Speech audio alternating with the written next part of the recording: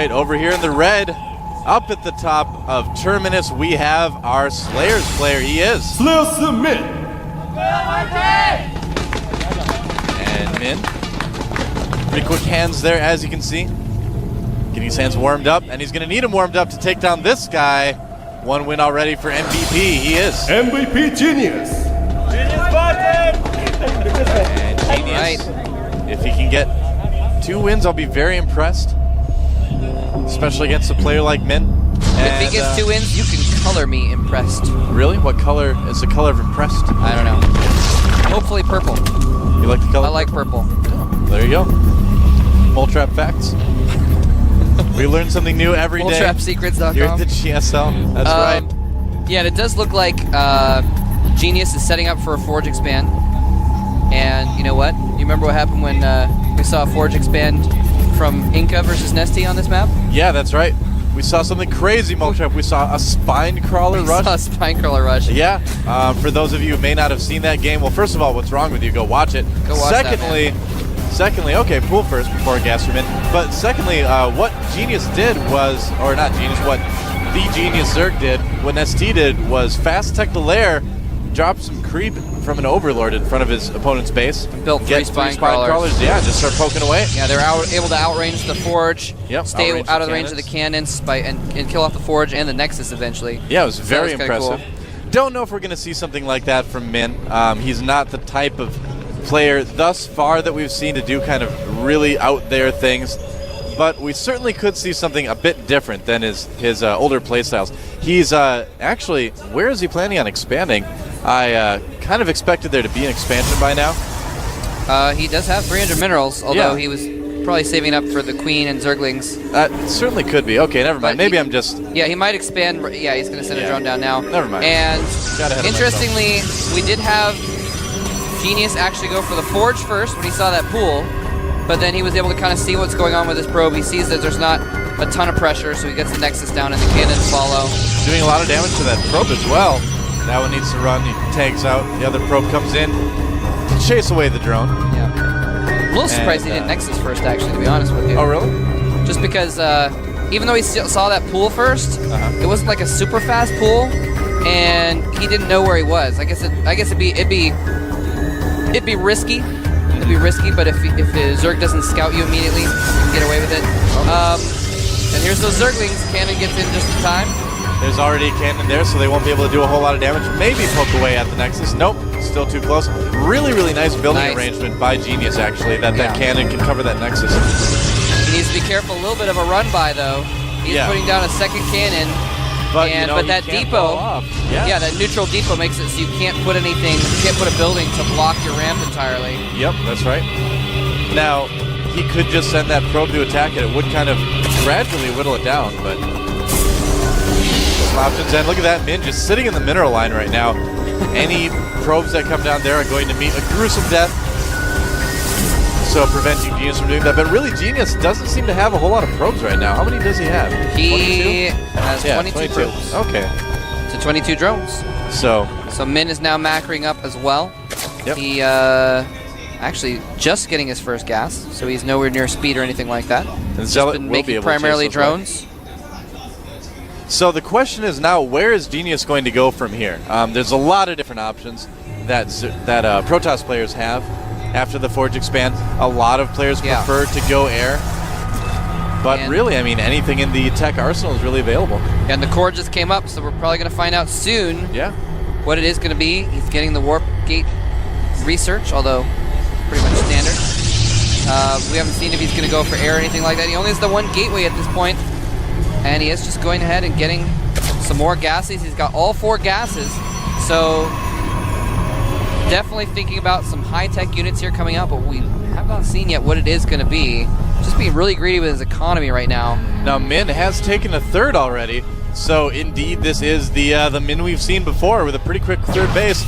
Although a lot of Zerg players would be taking a third at that point after seeing an expand like that, where you know you're not going to be under a lot of pressure.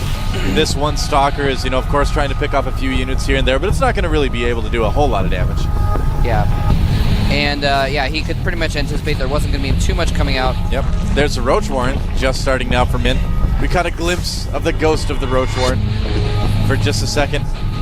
Evo No ghost. chamber as well. Huh. That's a good call. Get that Evo chamber Oh, just look in at this case. though. But there's more gateways. Bunch of gateways coming up for Genius. It is not going to be. Yeah. And now this is actually something that, in my experience anyway, is a little bit less common after Forge Expand is to go mass gateway. Normally it's something a little bit higher tech from what I've seen in that. And this Overlord wanted to see, but yeah, Min going ahead and continuing to power up. Yep. He's now getting +1 attacks and roach speed and burrow, so he's definitely going to be going very roach heavy at this point. He's getting a lot of upgrades for the roaches. Run, probe, or rather float more quickly. It's like a lion chasing a gazelle across the Serengeti. Only it's metal, Terminus Re. and it's in space. But other than that, very similar to the Serengeti. Yeah, other than that. Look at this probe. It's going to get all the way in here. I like what Min is doing right now, getting roach speed, getting burrow. Probably going to see burrow movement for the roaches after that. And that Overlord's going to get taken out. Yeah, he's definitely going heavy on the roaches. Now, on the other side of things, Genius getting a Twilight Council and ground weapons. Ground weapons first, very interesting. Well, Blink Stalkers are very, very good against Yeah. roaches. You can basically Blink Micro all day, keep all your Stalkers alive. He's also getting Hallucinate as well, just to make sure that he can scout the map. It's a big map, he can look for other bases. If he knows anything about Min, he knows that Min's probably going to try to take quite a few. Yeah, it's if you don't go for the Robo, which he has not, he's just gone for the Twilight Council tech, you almost have to get Hallucinate, so you have some way of scouting the Zerg and finding out what's going on, seeing what tech buildings they have, seeing if they have the Roach Warren or the Spire or whatever, and you are indeed right. Tunneling Claws coming up right after the speed finishes, and a dozen roaches popping out. Yeah, so basically what he's going to try to do is engage the Army of Genius head on and get around force fields just by burrowing underneath them. And that's something that we saw Zergs doing for a couple weeks, maybe about a month ago or so, and it never really caught on too much. I mean, we've seen a lot of Zerg players, like Moonblade is an example of one who likes to get the burrowed roach movement quite a bit. Oh, wow. But it hasn't been Look at that. Got Overlords all the way across the middle map, forming a creep highway. He is just massing roaches. He basically got exactly enough drones to fully saturate all three of his bases, and now he's just massing high-tech roaches with speed. He's getting Tunneling Claws. He's getting +2 attacks. Yeah, is it going to work, though? And I don't know exactly what Genius has to deal with this. Blink just finished, but he does not have a ton of Stalkers yet, and there are currently 44 roaches. Look at the supply count right now. Oh my goodness, 165 to 103. So Min, talk about a macro Zerg. He may just be able to overpower Genius right here just for the simple fact that Genius does not have a lot of stuff. He does not have a lot of anything, and there's the Tunneling Claws finishing as well. Yep. And he is going in. Genius is not going to be able to get a third. He's going to have to hide up here. Force field's going up, but he burrows underneath them, and there's no Robo. No detection. He's able to get right in underneath. He's going to pop up. Now. Oh! He's going to burrow right underneath the army. That's right. Oh, there's the cannon. There's just so many roaches. Doesn't even matter. So many roaches. Genius forced back again, and if Min can pick off these cannons, there's going to be no way that he can see or stop these roaches. Right now, Min producing 14 more of them. The last cannon going down, and now Genius, there's nothing he can do to stop this. Yeah, and he's just picking off whatever he wants right now. He can just power up so much with those roaches. He has dozens more roaches routed along that creep highway to join in this battle. He is going all in here with mass roaches, and he is winning. Genius forced back into his mineral line. Genius was Blink a great Micro doing nothing. Yeah, it's good, but with this sheer volume of roaches, it's just not going to be enough. There's just too many roaches. They can get so close. Look at all that. Blink the swarm Stalkers has arrived. Blink Stalkers forced up against the wall, and they're going down so quickly. Producing 14 roaches, 16 roaches at a time, and I don't think Genius can catch up. Yeah, he just does not have the production. He's only got 6 warp gates right now. I gotta say, Genius is doing an absolutely wonderful job of holding this right now, but, I just can't see this lasting in a longer game. Min does pull back, so Genius only for a moment. Amazing micro. Only for a moment. Now more roaches coming in. He's able to produce so many more roaches than Stalkers. the Stalkers can blink around, but once they're all damaged, this doesn't really do much good to blink away. And all those creeping probes all dying, over too. the front as well. Yeah. Here comes more of the probes dying is to ensure that Genius can't replenish those Stalkers as fast. And Creep is going to make sure he can't put down any more cannons. And Overlord's even spotting the high ground so he can hit the Stalkers on top. Yep. And he doesn't want to charge up that ramp yet. First, he's going to kill every single thing at the bottom of the ramp. Dancing the Overlords on top of Genius. Wow. And GG, the dance of death, forces MVP Genius out of the game. All right, we have had some fun in the early rounds, but now it's time to get serious. This is the finals, and here's our Slayers Protoss player. He is Slayers Project. It's a good thing Street Fighter voice guy reminded me. Yeah, there you go. He's a new face. You get used to it. Probably see him a lot in the future. And here's our Zerg player, War 3 Pro and StarCraft 2 Pro at the same time. He is MVP Violet. Violet, another one of Mole Traps and my Code 8 kids. We're so proud of him. One of our Code 8lets. Yep, getting through Code A, getting into Code S, showing the world that he is a great Zerg player. Now, the one time we did see a PvZ on this map before, we saw that the Protoss was able to just get a wall with just a pylon and a gateway in that little choke. And it looks as if Golden, I don't know why I say Golden. I keep getting his name wrong. Frozen. Gosh. The Protoss player is going to go ahead and do something similar. During the break, Mole Trap got hit in the head with a clown hammer, and he's having a little bit of trouble. Yeah, I've got these birds it's okay, guys. Don't worry though. Circles around my head. Yep. It's just he's just dazed. Won't last very long. And there's that gateway in that choke point now. That's right. Oh, it looks like he wants to block the hatchery for a little while. Pretty normal thing, and it looks like it's going to be a speedling opening for Violet. He may have something completely different planned, but that Roach speedling push is so good against Protoss. We've been seeing it so much. I would have to imagine that's probably what he's going to do. Depending on what they do. Yeah, and Frozen has got to mention that too. What? We are real Slayers. All right. Whoa. Set in the lower right. He just put down 2 gas before his core, man. Really? He is going super gas heavy right now. Now, a Protoss that gets that much gas that early, normally, in a lot of cases, that means DTs. It often does. And, like I said, we saw sort of a gimmicky kind of play in him from Frozen the first time. He may just be thinking, all right, you know what, this guy's Code S Zerg. Let me just try and cheese him out and see if I can get an extra win for my team. Yeah, if not, we'll snipe him with someone else. Drone walks right in. Not a care in the world, and he will see the Cyber Core hidden a little bit behind there. It's going to get cleaned up by the Zerglings. And Violet probably going to expand pretty soon. He's getting Zergling speed on the way right now. And, in the most recent GSL finals, we saw Inca try DT openings versus Zerg quite a bit. Oh, but forget that. Forget DTs. It is a Stargate. Gosh. That's right. So we've got a very, very fast Stargate, and the drone sees it right away. That was a little bit newbie by Frozen. That drone just hid in the corner of his base, and he's like, oh, it's gone. I don't see it. It must have disappeared or burrowed or something. And this is something we mentioned about this map before. It just comes back in and scouts everything. Yeah, there's a lot of places you can hide units on this map. The bushes sticking up everywhere can hide worker units very, very easily. And he's going to try to pull the Zealot out of position. That Stalker's going to end those dreams for that Zergling and his friends. Yep, does 36 health off that pylon, though. Yeah, chipping it down bit by bit. Not too bad.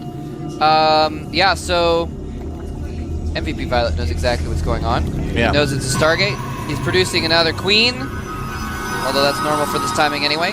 And a Void Ray, indeed, on the way for Frozen. Now, Violet did see this. Oh, and actually, he wants to kill that pylon, man. And he might get the pylon. He is going to get it and surround the Zealot. He says, oh my gosh, he might even kill the Stalker. He is all in, producing the tunnelings right now. He knows that there's not going to be a lot of gateway units out. They certainly won't be with that gateway unpowered. Look at that. Frozen having to reproduce a lot of pylons to keep Lynx from getting in. He's going to keep doing it. Oh, the Lynx can get in, though! Get in. They're going to kill the Sentry and the Probe. And this is going to be very, very annoying.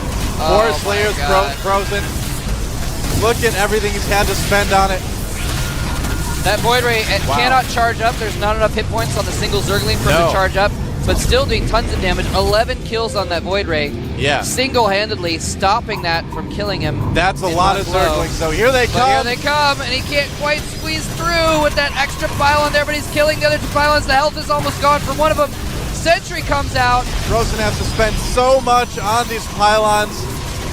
Really being a bit of a money drain right now for Slayers Frozen, but Violet needs to be careful. This is giving him time to prepare for that Void Ray eventually. I don't know if he's going to be able to kill Frozen right now. I kind of doubt it. Yeah, he's actually lost over 24 Zerglings at this point. Although he did kill a Zealot, Stalker, a couple pylons, a couple sentries. So Forge being produced by Frozen, probably going to put a couple cannons to help at the front there. But Violet has done a very good job of making Frozen spend a lot of money. 2 Void Rays coming across the map, though. What does Violet have to prepare for this? Only a couple Queens. Yeah, he actually was kind of depending on that break working before the Void Rays came out. He only has 2 Queens, and his bases are not connected by creep. Yeah, so this Void Ray, these 2 are going to be able to take out that Queen pretty easily if he doesn't get back to the other side of the creep. There's a Phoenix there, too. Oh, the Phoenix cancels any idea of a retreat, and that Queen goes down. I got to say, I'm a bit surprised that Violet wasn't better prepared for this. This is actually really bad. I mean, it's really, really hard to kill Protoss with just Lings. And now look at this. Violet is in huge trouble. He's getting some Spore Crawlers, 2 at each base. Yeah, I don't know if the Spore Crawlers are the natural are going to go up, though. Dying so fast. Forced to cancel those 2 charged up Void Rays there at level 3. And he is going to take out the natural expansion. Queen's going to pop out and immediately die. Yep. And only barely prolong the life of that hatchery. Yep. And wow, Violet thought he had a chance. He got too aggressive, though. Wow. Made too many Zerglings, did not prepare at all for the Void Rays. I'm so surprised. That is really surprising that he didn't do anything for the Void Rays. Yeah. And now that's actually really shocking. Yeah, all Frozen really has to do is micro a little bit. Can he keep the charge? He doesn't. But there's only 1 Queen there. Couple Spore Crawlers, they're not going to be able to do it. You know, now the Spore Crawlers do burrow in 6 seconds, though. Oh, yeah, well, it faster. Might die in 6 seconds, too. Oh, yeah, that's the thing. Gets a couple shots off and dies. And the Queen gets picked up. None of the Spores are burrowed right now. He is doing so much damage. This might be the end. We might see Frozen take out MVP Violet, the Code S player for the MVP team. Yeah. And Slayers has a history of their no-name players really taking the gold, and it might happen here again.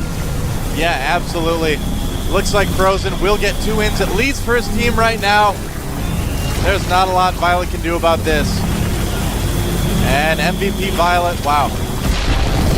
Really making a very surprising, I gotta say, a little bit disappointing choice here on this map. And he's trying to get some Zerglings out to just do a last-ditch counter all-in, but there's a cannon and sentries back at the main base of Frozen, and he's actually supply blocked. That's kind of funny. Putting up a ton of pylons. Is he just walling off his mineral line with pylons? He's just making extra pylons just because he's supply blocked himself. Trying to micro quite a bit. The Zergling counter probably not going to work. All right, so Violet does more or less hold it. He is getting Hydras, so I suppose he's still got a chance. He's so far behind, though, 30 supply behind. Good old 1 gas Hydras. Yeah. Which is nearly impossible to do, actually. Hydras take so much gas to pump out a lot of them. Here's the thing, all right? So Violet, way too aggressive with those Lings early on. Frozen did a good job of holding that. So hard to kill Protoss with just Lings. I'm really surprised he pursued it that much. Then, on the other hand, Frozen came back, didn't macro really at all while that attack was going on. Thought he had the game won right there, so he gave up macroing, and that's a terrible idea. So now that he couldn't end the game, Violet has a chance to come back, but he is pretty far behind. Yeah, he's definitely far behind, but Frozen Lings getting into the natural, but letting him get back into the game a little bit. He's getting his natural back up again. Yep. But yeah, this is, and the thing is he's actually, Never mind, that ground army's too big. I was going to say, with just air units, a few Hydras can hold off for a while, but with this ground army moving across as well, I don't think he quite has enough to deal with that and the air. He's got enough Phoenixes to lift half the Hydras right now. Well, I think Frozen just kind of went a little while ago. You kind of realize, hey, you know, I mean, I'm so far ahead, I don't need to kill my opponent right now. I can just sit back and macro a little bit. There's 4 Void Rays, man. Yeah, that's a lot of Void Rays. That hatchery's going to have to be canceled. It is canceled. He's falling back into his natural, trying to get the spores. There's a lot of Hydras, though, I gotta say, but the ground army is just going to be too much, I think. Yeah. Yeah, this is going to be tough. And even if he doesn't go in and attack right now, a lot of Lings on the way. He can just contain Violet to 1 base and just take his second base. He is taking his second base right now. And he can just macro up a ton of units and keep him contained with force fields even if he wanted. Yep, MVP Violet definitely on his back foot right now. If he's able to win this, it would be pretty much a miracle. That would be a miracle. There's some high ground right there. And there are no incredible miracles in this team league. Not in this team league. Nope. Just kind of posturing, taunting Violet, saying, come on, I dare you to come out and play. And there's not going to be a chance of a link counter this time. Force fields him off. Keep him from coming in and sniping the air units. He's just got enough force fields, it doesn't even matter at this point. Yep, I mean, it's still 30 supply ahead, so Violet's been keeping up at least, but on 1 base, there's only so much a Zerg can do. Oh my gosh. Oh, he's cannon. He's cannoning him in as well. That's just insult to injury a little bit there. Hydra's on the high ground. And they might be able to hit that cannon. And there's a lot of Zerglings there. When those force fields fall, they're going to stream out for one last counterattack. The force fields stop them, though, from the Hydras joining in. Nope. That is not going to work. The Void Ray is doing some damage. Yep. And the cannons are warped in as well. Yep. Violet basically done for here. Not a whole lot he can do against that. He doesn't even have he needs a creep tumor there also, so those Hydras can actually micro a little bit. Just started a Nidus network. But he doesn't have any overlords out on the map, so yeah, that's the thing. That's going to be tough for them to actually accomplish anything with that. Yep, he doesn't have any overlords at all by the opponent's base. I don't know how he's really planning on using the Nidus. He can, you know, kind of, well, he can only really Nidus into his own base right now. I mean, there's no yeah, he can Nidus over the ridge. He's sending out a slow overlord to the north to try and Nidus get something outside so he can do a counter, basically. If he can possibly take, like, a hidden base or something like that. But here's the thing. Frozen is getting a 3rd base and Colossus with Thermal Lance. Yeah. So I'm a little surprised Frozen isn't trying to end the game right now, but he's going to be able to in the long run. He's actually retreating his army and just leaving those cannons there. That Overlord is heading all the way across the map. It's going to take forever to get there. That Void Ray may find it. Looks like Violet is going to break out. Maybe take a second.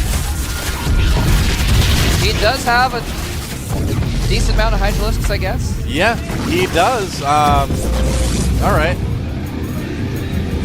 Something getting taken out there. Wow. Nidus Worm is up. This is such a weird game. Yeah, it's very strange. So bizarre. And you know, it's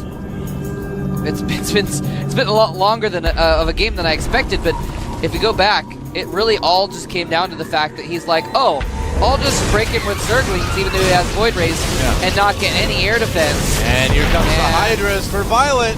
Does he have enough? This may not have been the best decision. There is a Colossus out, and that army is going to get ripped to shreds. Zerglings or no Zerglings. Wow, the Hydra's actually doing a decent job. Yeah, well, killing off some units. The last Void Ray goes down too. Wow.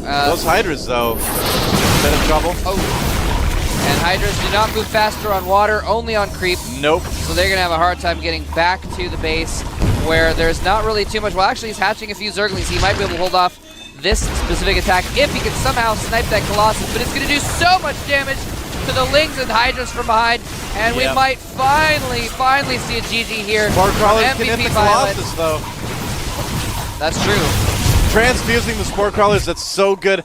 Wow. Violet manages to hold. I mean, Frozen, he's being very, very cautious, but... And that's okay. I mean, he's so far ahead right now. It is 110 to supply to 31. Yeah, he's 80 supply ahead right now. He's going to have a second Colossus out in a moment. So Frozen just taking things very slow. And wants to make sure they doesn't give Violet a chance at all. Uh-oh, Queen caught off guard. Gets a transfuse off before it dies, but there's no more transfuses left. Spine crawler's starting to go down. Drones having to be pulled, but if they get pulled off, they're just going to die to those Colossi. And, wow. As you that can see, hatchery's going to go down again. 50 more harvesters for our Protoss player. I mean, this is it. It was GG a while ago. Wow. GG now.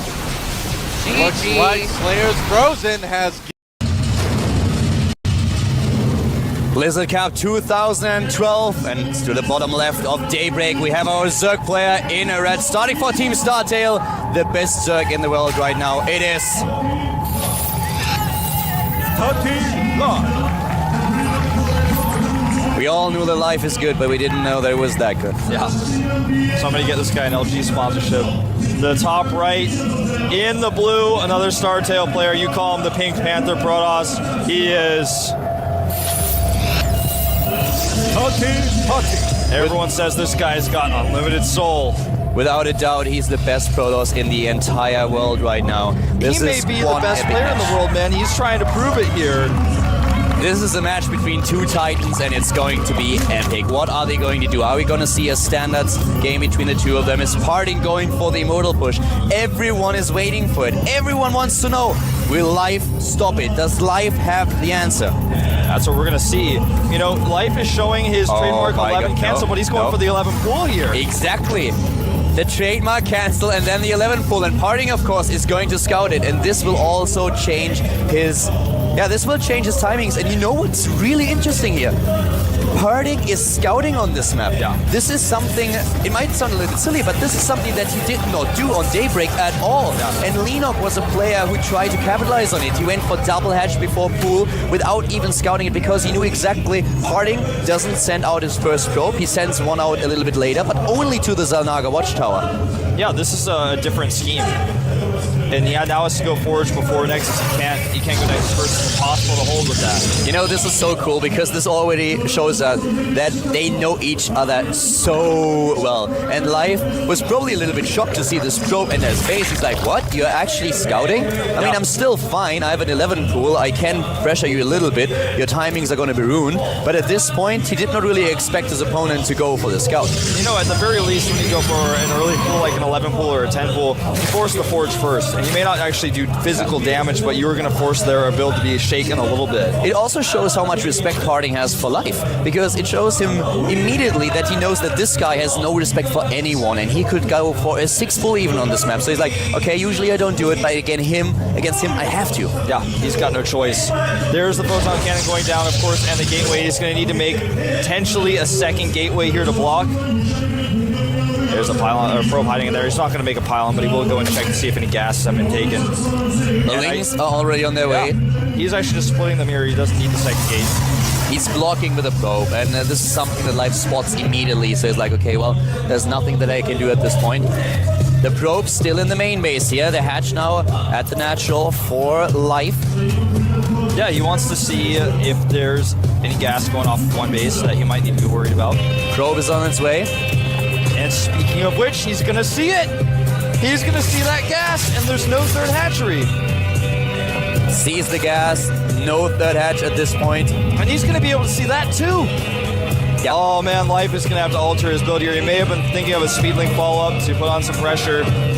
You know, the Zerglings were just not in a position where they could intercept the probe, so all the scouting information that the Parting has, it's all there. All the pieces to the puzzle, he has them, he knows no third base, but you go for gas. Look at that. Yeah, he wants to be very, very careful here. There are different styles that you can play. Life could go into mirrorless play. We'll see very soon when he starts his tech, if he adds the additional gas, if he even builds a few spine crawlers to just wait. If he goes into a faster build because he wants to be safe against an immortal push and decides to take the third base with the safety of the infestors. He could just go into speed and then play it safe. These Lings have an opportunity to run in here, but he doesn't realize it. Stargate. Stargate is the choice. No immortals on game number 1. And here comes the lair tech for his opponent. No scout on the Stargate. He doesn't know about it. So at this point, Life is really in the dark. He doesn't know what's going on. But with how fast he techs, he should be able to be completely prepared for this. Yeah. With a third gas going up, it looks like we are going to see Phoenix's 4th gas goes down as well. Probably not Void Ray into Phoenix, but just straight hidden Phoenixes because he knows Life is not seeing a Stargate at all. There comes the additional gas for Life now, and he has he's up to 4 extractors at this point. We don't see a third base for him just yet. Oh, that's Sentry. Interesting to see what exactly his tech transition is. That was a scary moment for that Sentry, but he pulls back in time. Now, what's it going to be? Phoenix first, I assume? And yeah, Phoenix first, he's going to hide him. I want to see what Life is going to do, because it could go into Spire, but the Infestors are the much safer option. Spire is something that you can make work on this map. We always reference Merchio against Creator, which was a really interesting series that we saw at BWC in Shanghai.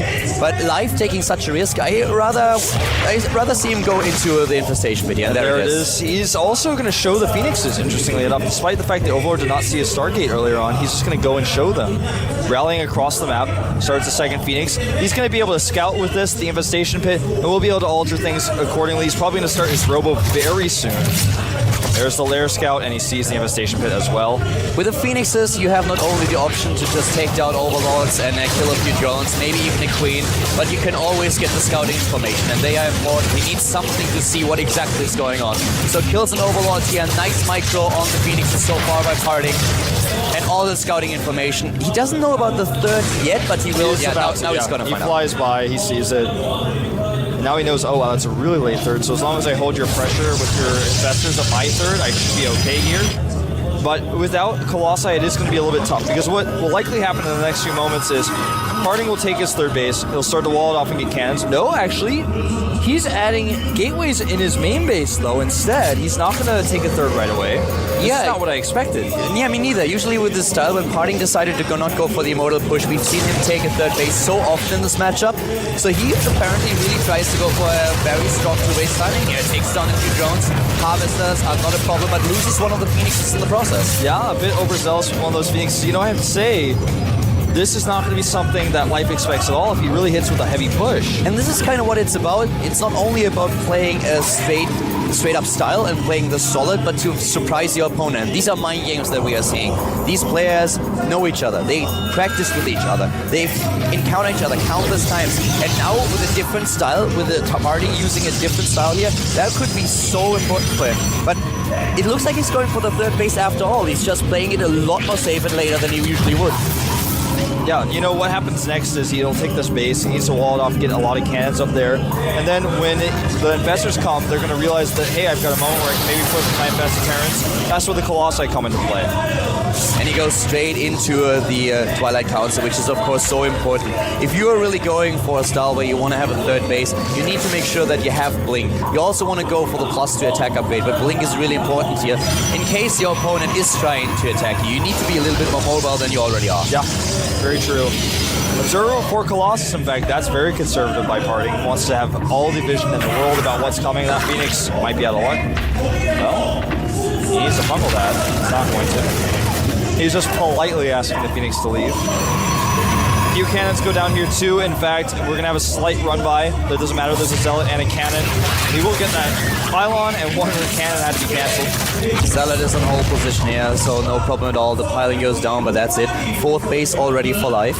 And you know, Life at this point will be pretty confident in what happens here. We talked to him after Parting was able to win against Sniper, and I asked him, what exactly do you think about the Immortal push? And he said, oh wow, it's really, really strong. I actually think it's too strong. So that was the one thing that he was really worried about. I feel, even though Parting is like a boss in the end game as well, in the late game, this is a scenario that Life is much more happy to encounter. You know, it feels like, to be perfectly frank here, it feels like when you face Parting's Immortal push, it's in the hands of Parting's sentries, whether you live or you die. Yeah, and this is why we saw this different opening for Life. So now we have this wall that you already talked about, Wolf. We have the wall at the fourth base, at the third base, he's trying to go for it. At the same time now, the Spire to get the Corruptors out, and of course also to get the Brood Lords later on. This is the composition that you try to head into. Yeah, and these are the Infestors that are moving across the map that I was talking about earlier as well. He wants to trade Infested Terran Energy for some really good, not fungals. He may get a fungal or two if he gets lucky, but he wants to try to take out units. Yeah, this is the risk that you run. It's so risky if you actually do it. And he's going to pick it up. This is really smart. He sends one across, but he has to retreat with the rest of them. Wow. He's going to lose 4 here potentially if the chase is good. Blink is almost done. Yeah, those needs to have to be really careful, but here come the rest of the army, and the infestors are dying. At least 2 additional ones. He will be able to take them out, no problem at all. This attack by Life did not work. Yeah, a Phoenix for an Infestor is actually a pretty good trade in this type of situation.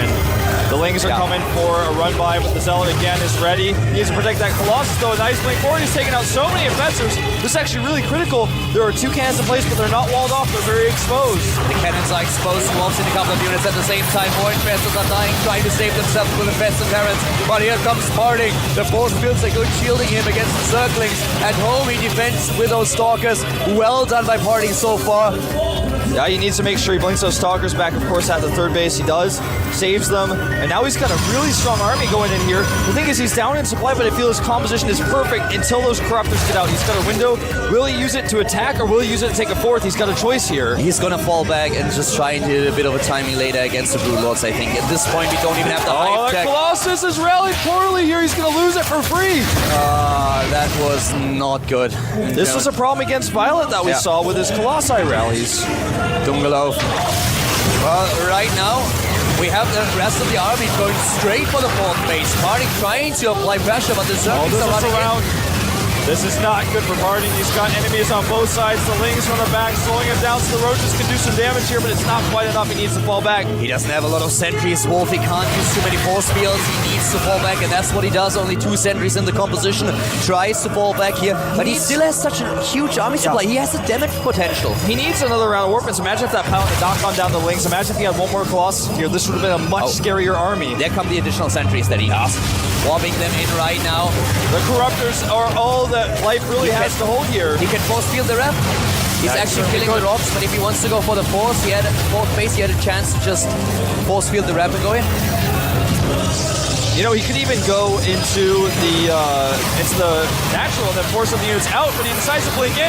This is actually a really good angle for Life, but does he have enough units? That's the question. Parting is fungal, but he's fighting like a lion here against those Corruptors. It's not easy. Being fungal, he can't use his Smite to save the Colossi, but a lot of Life's units are already dead, and Life is dropping in supply. Parting taking a supply lead. He's got that forward pylon as well. He's got a great position here. He needs more Stalkers. He warps them, and he needs to protect that pylon. He blinks back.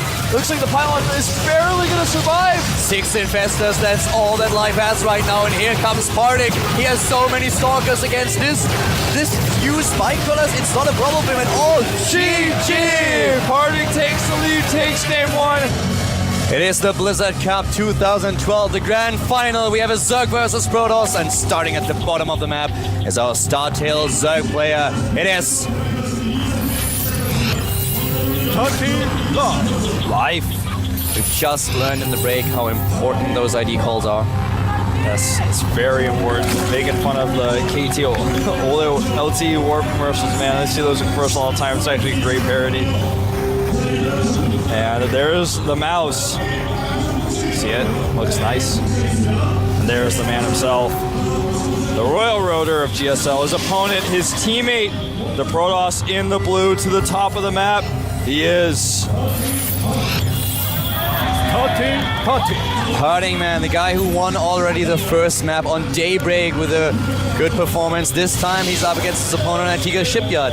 A map that kind of symbolizes what Zerg versus Protoss is all about these days. Oh, absolutely, man. We talked about it earlier. In the early game, Zerg with an early advantage, Protoss with an early advantage, and then later on it's the Zerg who has a high win ratio if he gets those Brood Lords out. And no other map has, I feel, split Zergs and Protoss as Antigua Shipyard. In the early game, so strong, an immortal push, a 2-base time against the 3rd base of a Zerg player if he goes for this double expand, and then later on, really, really difficult for Protoss to take his 3rd base and defend it. Parting has done it in the past, might do it again, but maybe he shows us his trademark style in game number 2. I actually completely agree. You know, Antigua Shipyard shows like the rawest, most extreme version of what our metagame is like in this matchup in 2012. We have a hatchery first, by the way, for Life, and you know, Parting doesn't seem to be scouting, so he's not going to be able to punish this in any way. Parting learned his lesson against Lenok on Daybreak. But on this map in particular, he's like, well, I don't have to send out my probe right away. You're not going to do anything fancy. I don't see you opening with an early push here.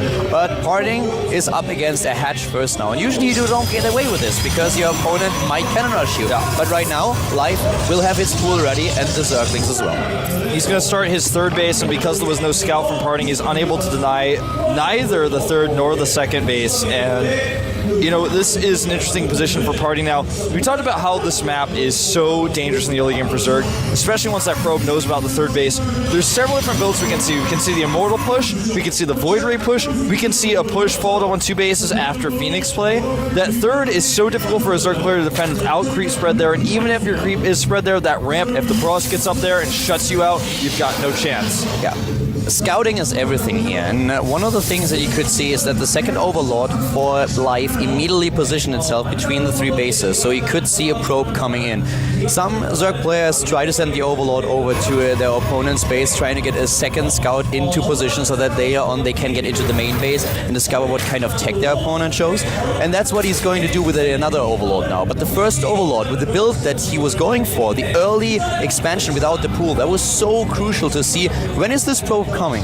What can the probe do? And do I have to send out a drone to stop it? Exactly.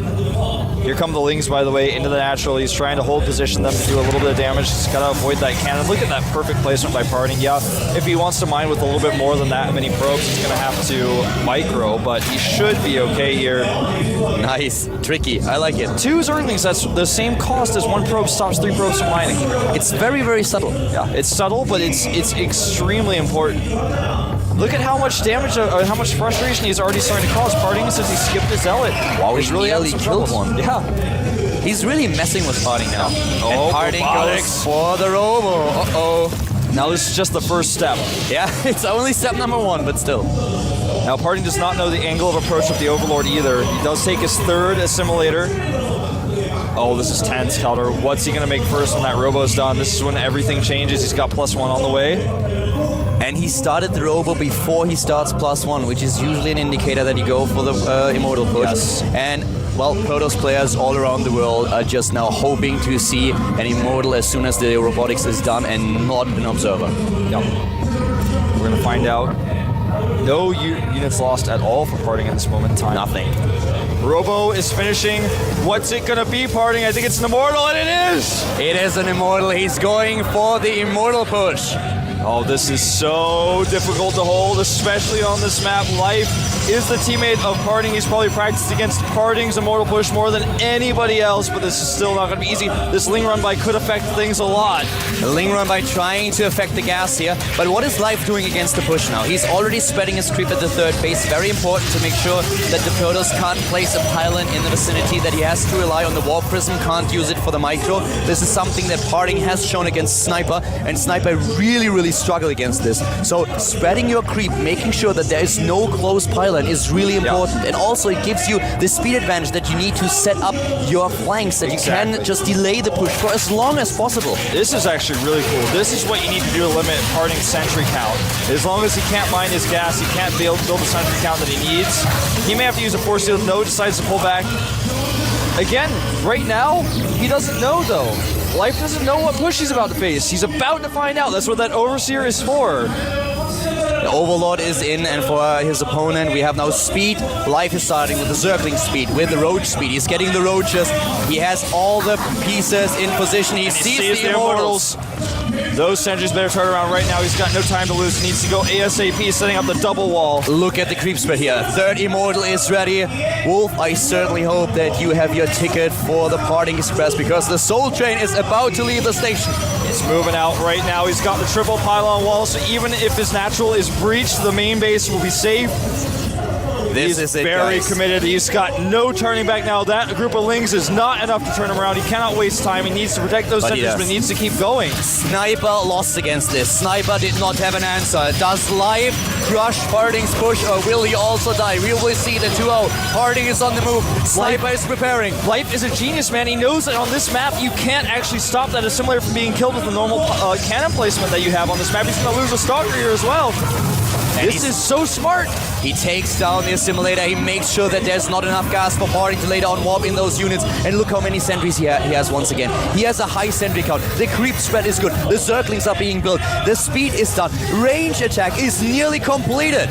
He's got everything in his favor, but can he stop those force fields that have been such a problem for every Zerg player that Parting has run up against? He did not really spread his creep at the third, and here come the force fields. The pylon is already being built. He needs to pull those sentries back. He's going in, he's trying to force additional force fields, and here we go, and there is the gap. We immediately have the trapped roaches, and they are taken apart, but on the other hand, the reinforcements for life are streaming in.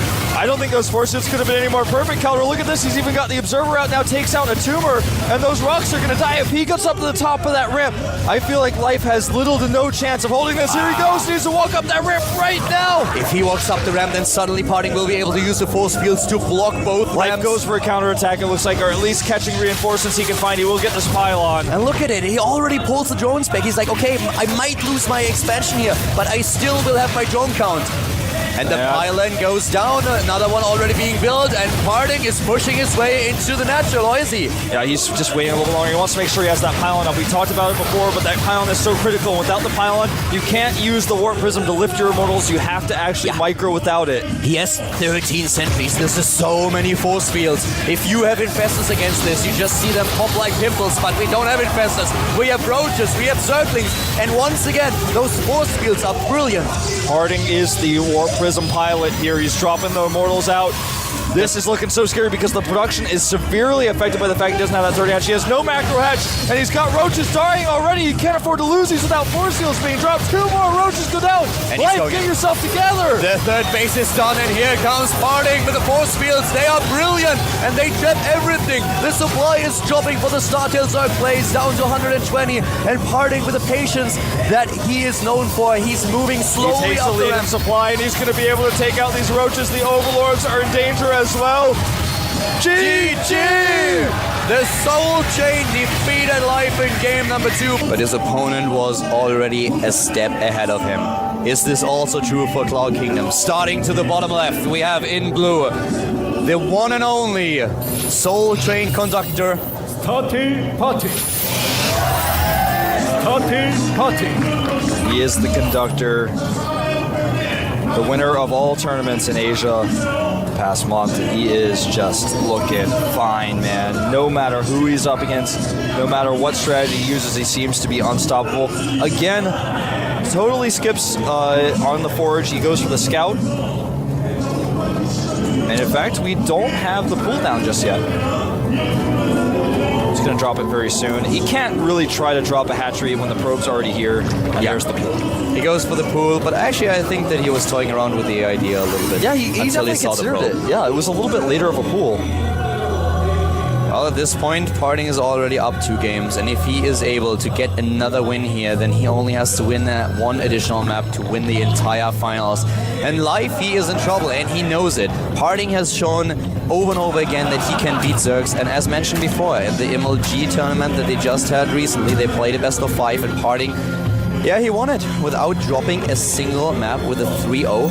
So Life, I hope that his nerves are actually holding, that he's not in a position where he feels like he can't beat this guy. Look at the average playtime for Parting versus Zerg, 17 minutes and 12 seconds. That goes to show you that even though he does this push a lot, that kind of shows that a lot of his games are also really long. 17 minutes and 12 seconds, there's probably like 2 games that Parting has ever played at that length. He plays a lot of games with the Immortal Push and a lot of games in the super late game with 4, sometimes 5 bases with the Mothership. So both extremes are possible, and that's something that Life knows. Their teammates, he's got a lot of experience with this, but it doesn't make it any easier. And Life now, he has to come up with a solution, and maybe on this map he is going to find one, but it's a decent map for Protoss. This is a map that Hero would choose every single time he's down against a Protoss player. In the Blizzard Cup, we've witnessed him picking this map, I think, 3 or 4 times even. So right now, what is Parting going to do? It's a good map for the Immortal Push, it's a good map for the late game. He has so many options here. You know, sometimes you see Stargate play here too. I feel like it's the least likely strategy. Most of the time you either see an Immortal push 4 and Immortal take the 3rd. Nice block here, waiting for that cannon. He wants to save the probe, not quite able to do so. That means he's not going to be able to do a follow-up scout. Yeah. So he does not really know about the 3rd base. He can of course assume that it... Oh, well, actually there was a probe. Yeah, he's got a probe there. That was just the probe that was the block, I suppose. Yeah. Consider, though, only MC really goes Stargate on this map. I don't think we're going to see Phoenixes here. We have seen it before. He actually played it as well. Yeah. We've seen Parting use the strategy too. It's more common to go into the robotics here, but we could see a Stargate for him. I feel, you know, so far his strategy I think is not going to evolve around going into an immortal push right away again. So I could see a Stargate. If I personally was him, I was just, in this situation, being had 2 games, I would just immortal push for as long as I possibly could. Up to the point where Relive defeats me once, and then I would probably Exactly. See, it's just about that one time, because later on we do have Abyssal City, we do have Belcher Vestige. That's a map you might want to use the immortal push on later. That pylon is probably... true, actually. That's probably where we're going to see our tech. Here comes the probe. What's it going to be? Robotics! He's going for the Robo again before the +1 attack upgrade. This is intense. I feel like he's just going to do the immortal push again, like you said, until it fails now. And now it's, of course, the ball is once again in Live's court. What exactly are we going to see from Parting? We will see in a second what he decides to do with the robotics. We've seen him go into a play where he tries to take the 3rd base with the additional Templar Archive. Sorry, of course, the Twilight Council. Right. But Live knows that it's an option, that there might be an immortal push coming, and there's the +1 attack upgrade. So what is he going to do? Is he changing things? Will we at some point maybe see a very fast tech for him? That's entirely possible. I would not be surprised. You know, there have been several ways how you can approach this. We had a lot of Zerg players trying to... There's the Immortal, so we will see the choo-choo train again. A lot of Zerg players try to hit Mutalisk timings, Infestor timings. You can go for a job play with force fields to just make sure that force fields don't matter.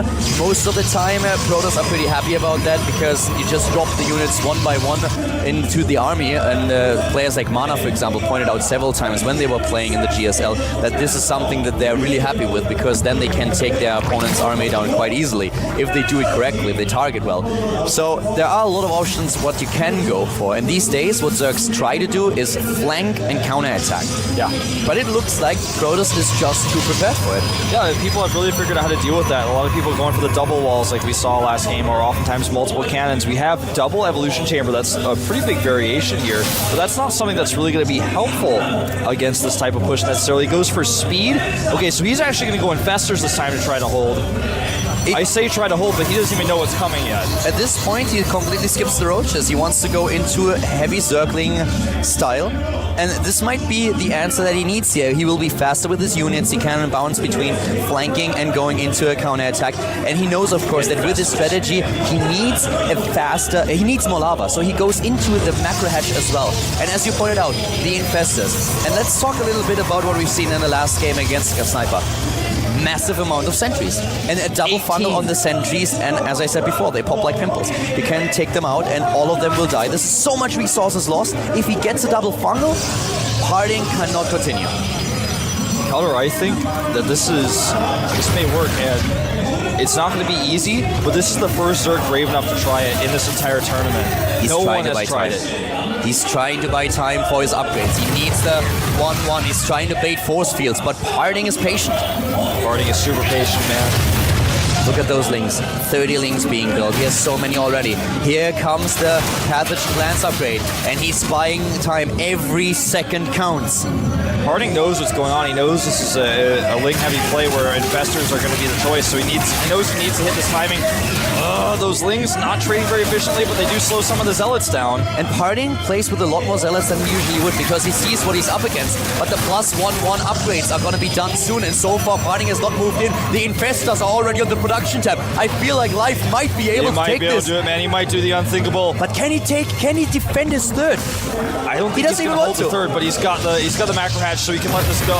He doesn't even want to take save the 3rd. He already built all those spine crawlers at his natural.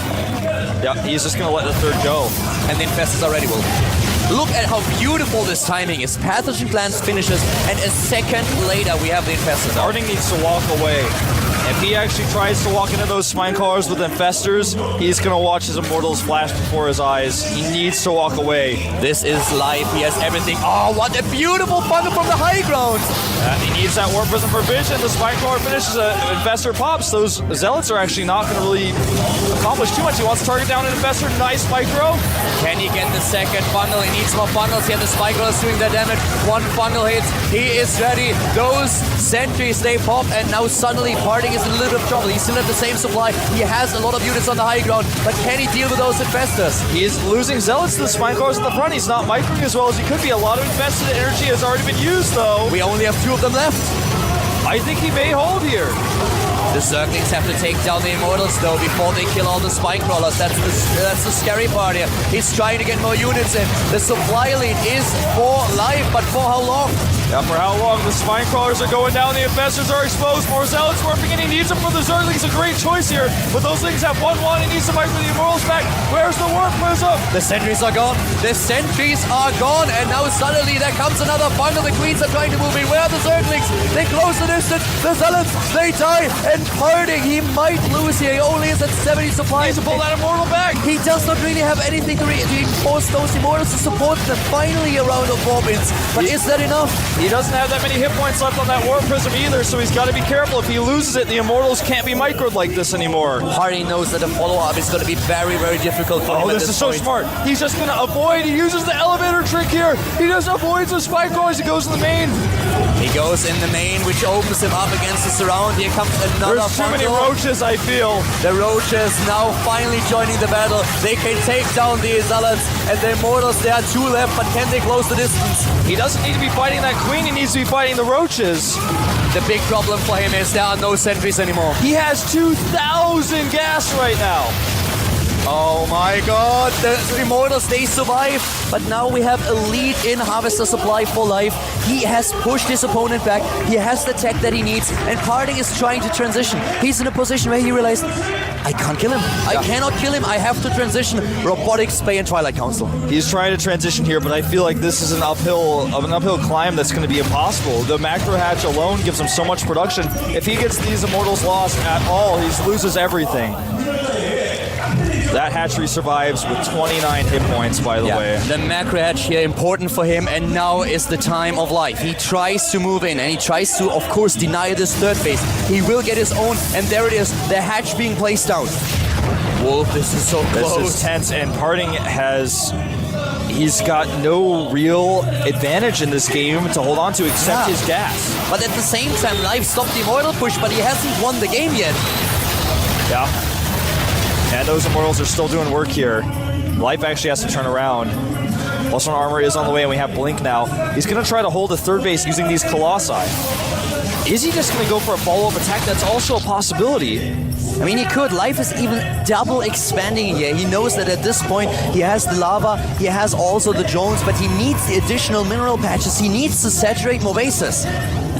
That's so many sentries, but he's got the gas to afford it. He actually warped in so many zealots in that fight to fight the Zerglings. He built up the gas. The big problem for Parting is, let's say for Life, is that he does not have a Spire. He doesn't have an answer to Colossi just yet. He needs to rely on those roaches and then on the fungals. So if Parting decides to push, he needs to be careful that he doesn't get fungled, especially with the sentries. But the big advantage for him are the Colossi. On the other hand, this is also true for him just defending the third base, which he tries to do here.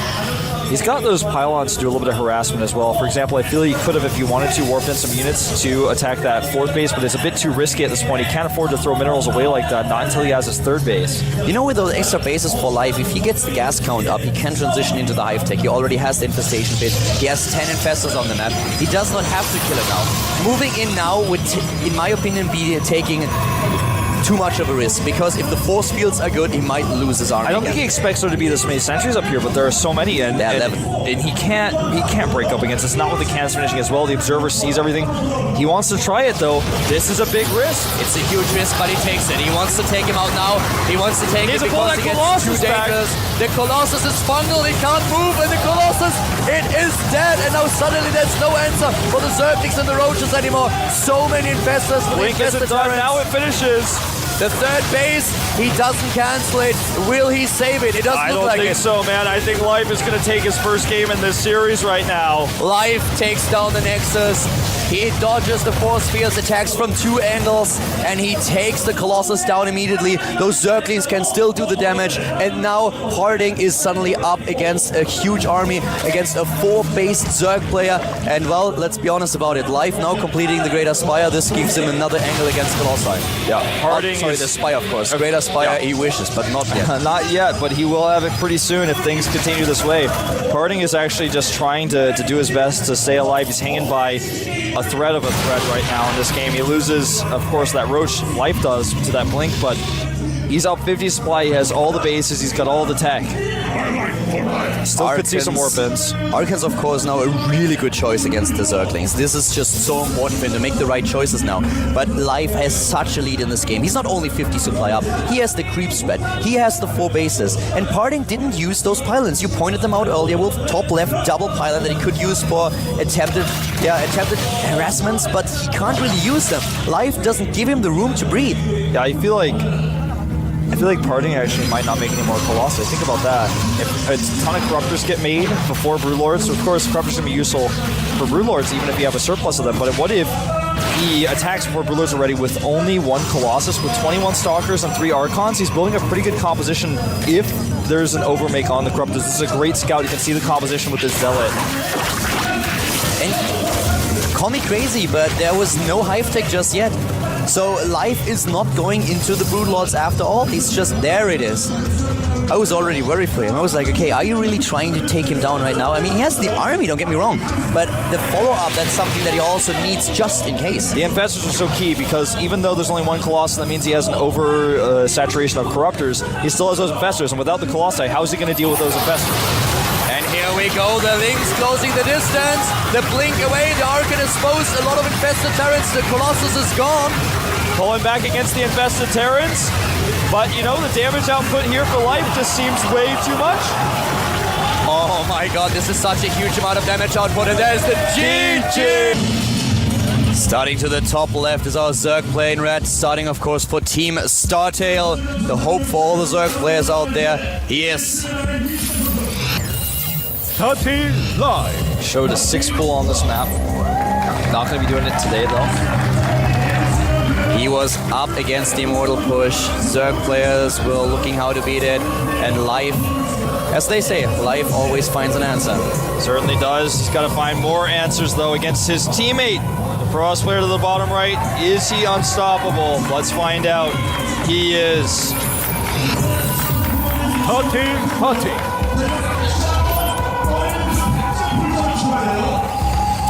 Not invincible as shown in last game. Not invincible, but still in the lead. Still in a position where he is ahead, 2-1.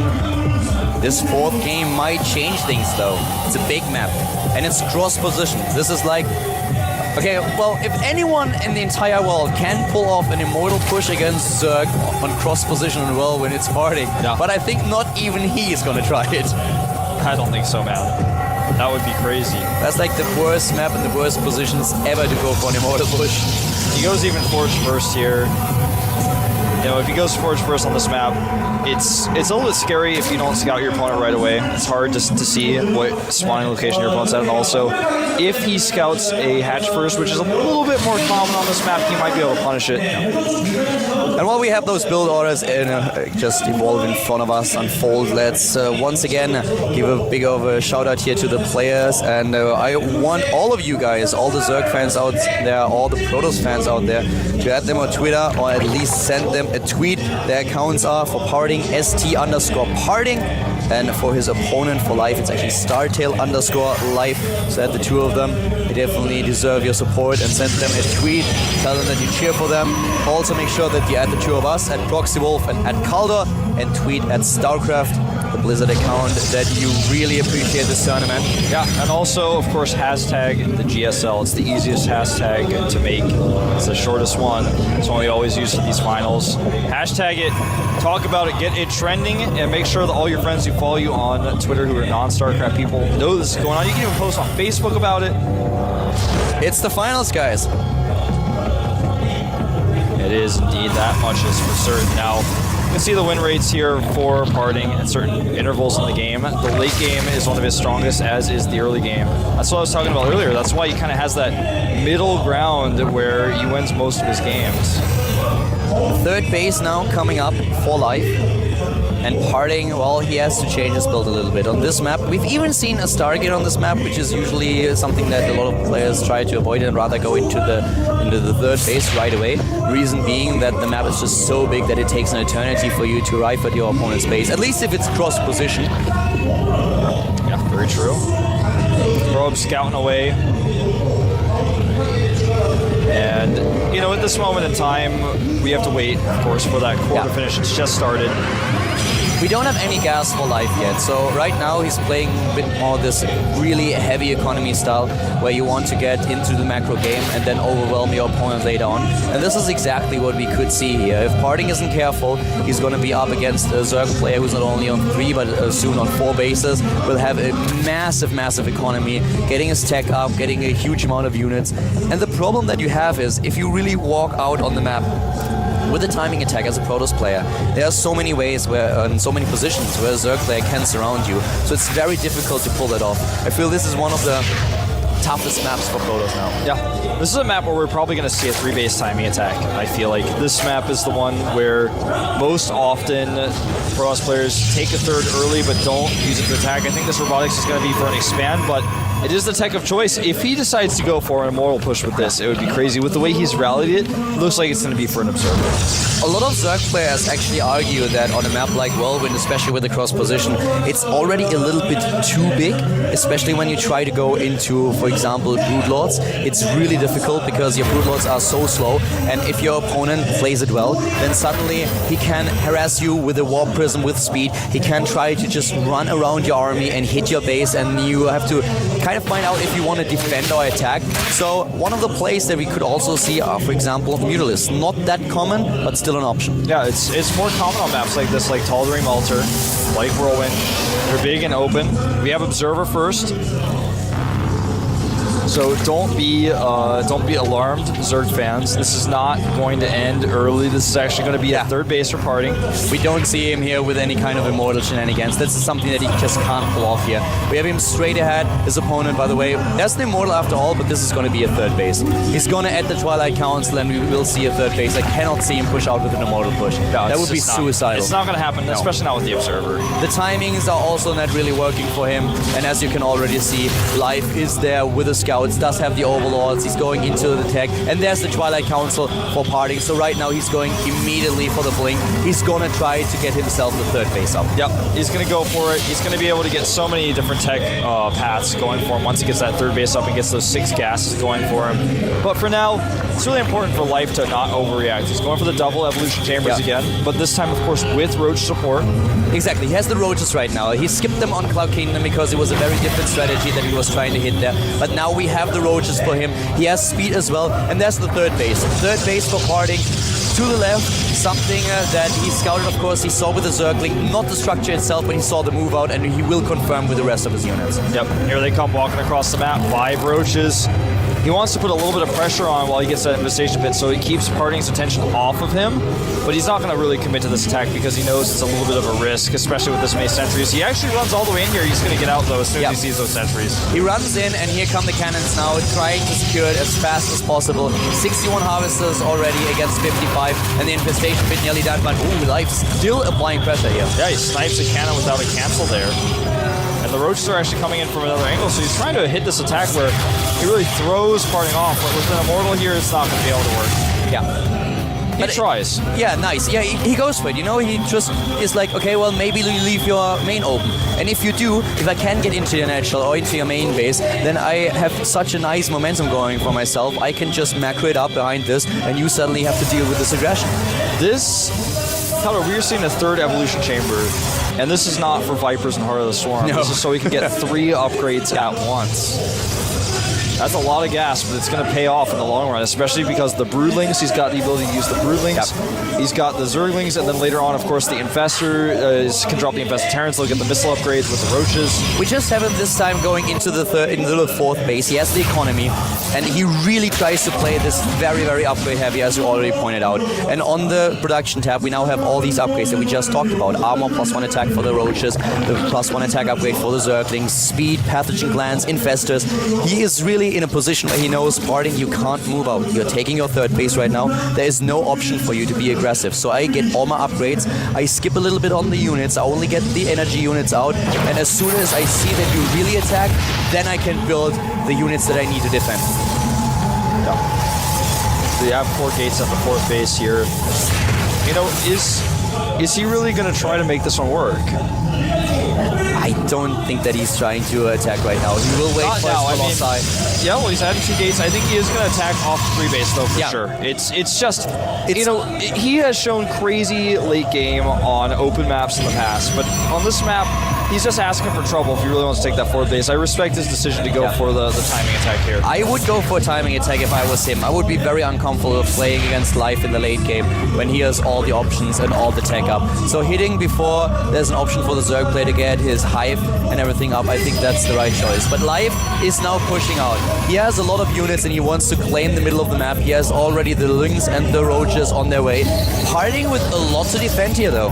Yeah, and I feel like with that Fleet Beacon, well, he starts Stargate first, of course.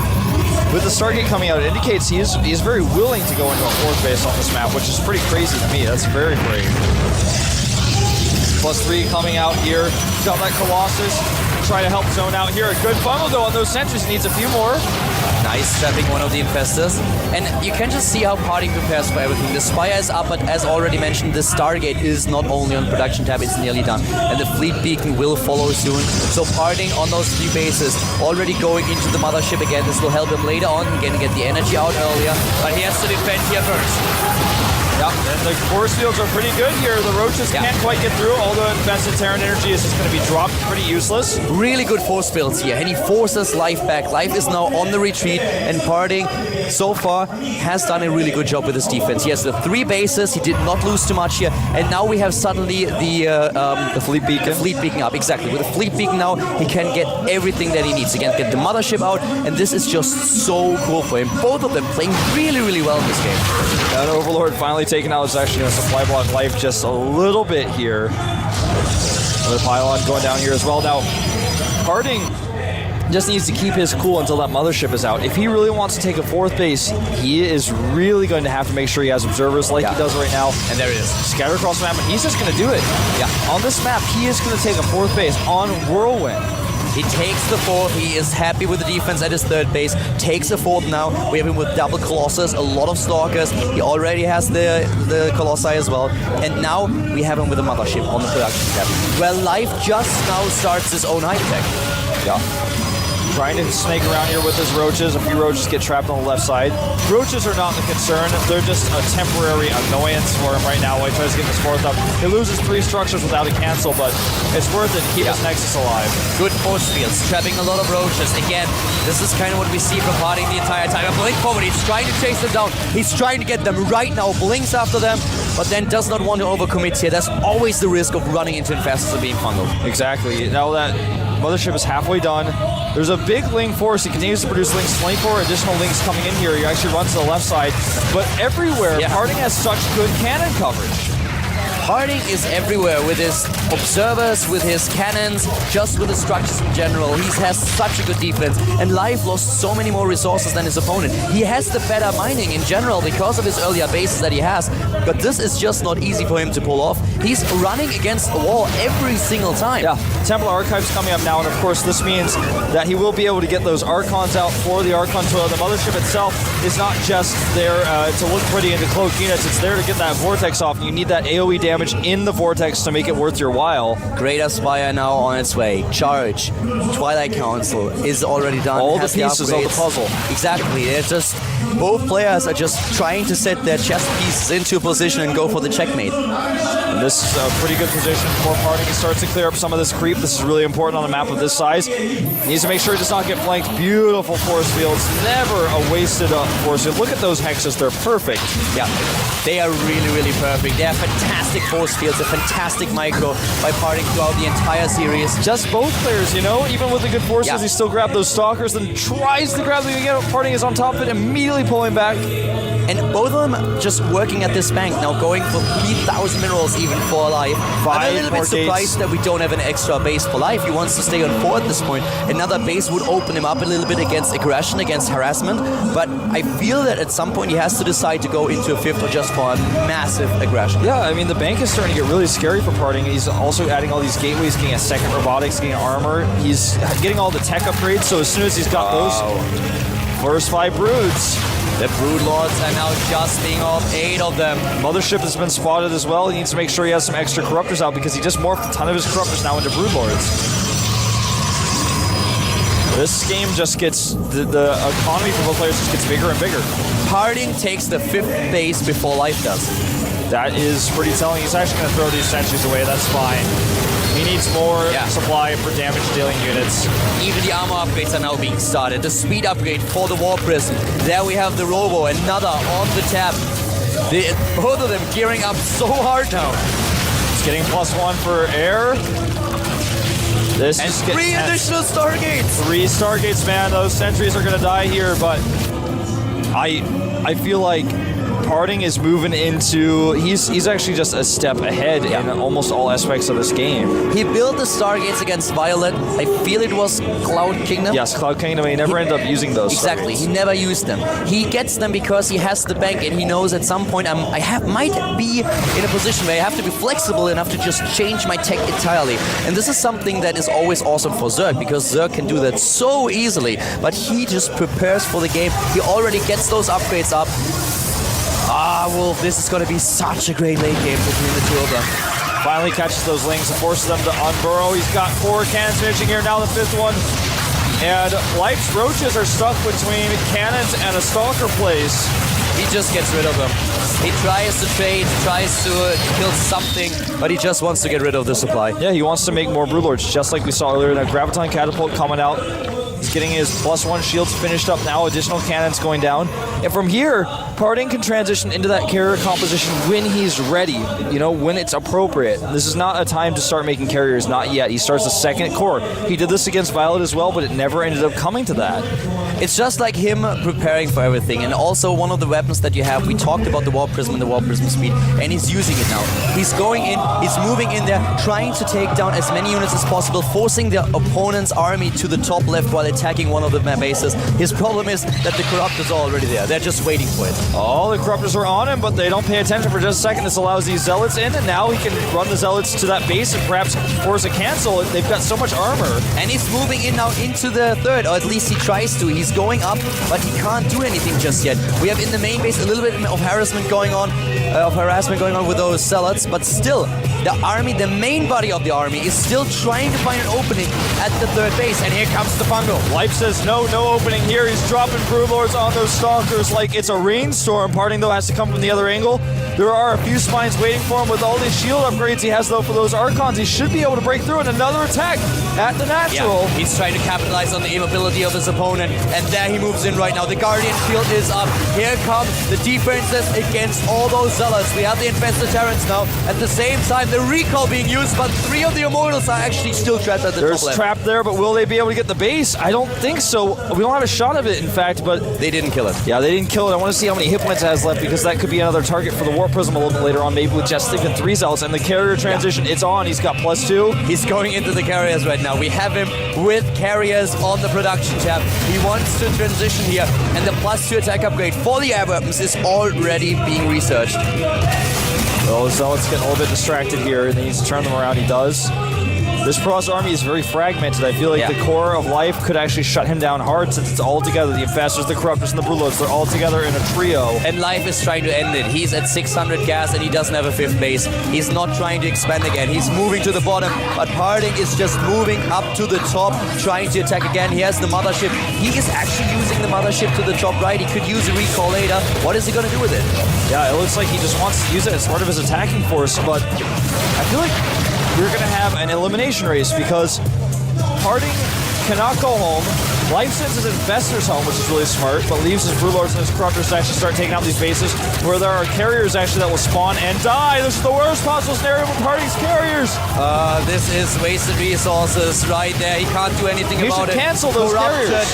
He can't really do anything about it right now. And at the same time, the third base is gone and Parting is now moving in. He's moving into the natural. He's trying to take down the tech. It's an elimination race. You said it best earlier. Yeah, I really feel he should have canceled those carriers, but he wants to buy as much time as possible, so he actually has them out there as beat shields. The Archon's shields are getting really low, but they have +2. He could always try to recall the carriers to the mothership, but only if there are 4 of them at the same time. Yeah, and now it's of course too late with the Stargates already gone. They are dead. Now he's trying to break it up through here, but there's too many spines, there's too many infested Terrans. The Stalkers come for a flank. Will he be able to break through? The Corruptors are nowhere to be seen. Now if they come out, it's really scary. All those Infestors, they have too much energy, and now suddenly the Spine Burst can't even attack the Colossi. 3 of them are dead, and look at the main base at the bottom right. The army for life is incredible. It looks like he may actually do it. He may tie it up. Life looking unstoppable here. The Spine Crawlers remain alive. He's still got the better army. He needs a little bit more economy, though. Uh-oh, Infestors dying left to right here. Gotta be very careful those Infestors. The Observer is nearby. This play by Life is just crazy. But Life has to think about if he needs to hide some buildings at some point. Yeah, he will. Something to consider, though, is even with the mothership here, he needs Archons, and there they are. He had enough resources to make those Archons. He needs to keep those Archons with his mothership so that he can eventually kill those Broodlords. There's no other way to fight, though. You know how many Archons that is? This would be such a 6 Archon toilet. Yeah. If he actually gets those Broodlords into the Archon toilet, they're going to be not long for this world. A little bit of a cancel there. All these probes are not going to be found. The probes escape. Oh, does he see them? It's too late. They're going to get away. The resources for both of them, the bank is gone. They are at very similar supply account numbers now. Where is the bundle? No, it doesn't even go for it. He's just going to blink away. He should blink away. He could, but he doesn't. More and more bases being eliminated, but the drones have been pulled away. And with the numbers of harvesters and drones, just in general, that we have 18 to 51, Life has ended on this army. He can't reproduce anything. He's gonna make 1 Overseer right now. That's actually the 6th Overseer he'll have. He's gonna make sure he needs to keep those alive, because if he doesn't have those Overseers, then suddenly the mothership has cloaked units underneath that he can't deal with. He's taking down those last few bases that we have for Parting. And Parting is, of course, now in a little bit of trouble, but the army supply, that's what it's all about. He needs to pull these Archons back. He cannot afford to lose them. And here come the Corruptors. I don't feel like there's enough anti-air. He just needs to target down that mothership. Do we have Neural Parasite? I don't think so. I don't think so either. I didn't double check. And right now we can. But I don't think there's Neural Parasite. And with Neural Parasite, he has to dart in with those Corruptors and take down the mothership. He has 16, so he should be able to do it. Needs a Vortex here! Double Vortex to save the mothership. Well worth it. The Archon toilets are going in. If I was a Corrupt, I would feel pretty shitty now. Yes, I would if too. If he's flushing, then this might be the end of the anti-air for Life. And he gets away with most of the Corruptors. For a second. But still 11 left. The Broodlords are still something he has to kill, and now he finds himself on no mining and also no vortexes. He's starting to be a little bit low in buildings. He's getting the hatch now. That probe is so valuable, actually. He needs to make sure he keeps that alive. 106 supply for our Zerg player. 98 for Parting. He's just going to turtle here because he knows at this moment in time, how can he approach that location with so few units? I mean, yeah, he's got a big army, but the composition is not going to really let him go up there against Infestors and Broodlords. He can't lose those Corruptors. If he cannot take down the mothership and the mothership gets a good fungal against the Broodlords, it's over. Yeah, you're so right. That's why he's got to make sure he knows exactly where it is at all times so he can't get that angle. And he's taking down spine crawler after spine crawler. They're hidden everywhere on the map. And this also opens up a weird scenario for Life, because if Life really has to defend like one point on the map, can he really move out with those Broodlords? They are so slow, it's such an immobile army, that if Parting is able to get past him, he will never be able to be back in time to save them. Yeah. He can't move with the Broodlords, I feel. I feel he has to hold that base. He knows Parting is not really mining. Parting has a base up to the top left, but it's not mining at all. He doesn't even have probes trying for that. It's not even close to mineral line. Yeah, look at those probes. They're all just sad and shy. He's going to start working on this extractor, which is pretty smart considering that that's one of the structures that's away from Life's normal army, and he's not going to bleed out. Extractors don't bleed out over time. Look at that army. 1 Ling, 10 Infestors. That's so many Infestors. But 21. The mothership, he needs to protect it. Oh, he goes in. He's trying. He's trying. Oh, he's got a few energy left, and then he'll have that vortex available. Both of them are so patient here. This is awesome. It's all about the positioning, and here comes the vortex again. Yeah, but I don't know if he can stick around with the Broodlords here. I think he has to leave. He can't actually fight here.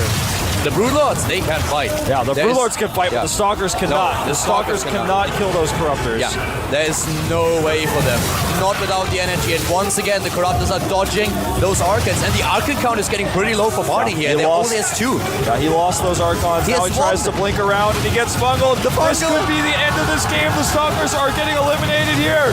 Oh my god, the anti-air is about to be done. He's moving in. He's trying to kill the hatch. He's targeting it. That's still an extractor. He is still an extractor. Yeah, there's the extractor that's being targeted. There's another extractor there.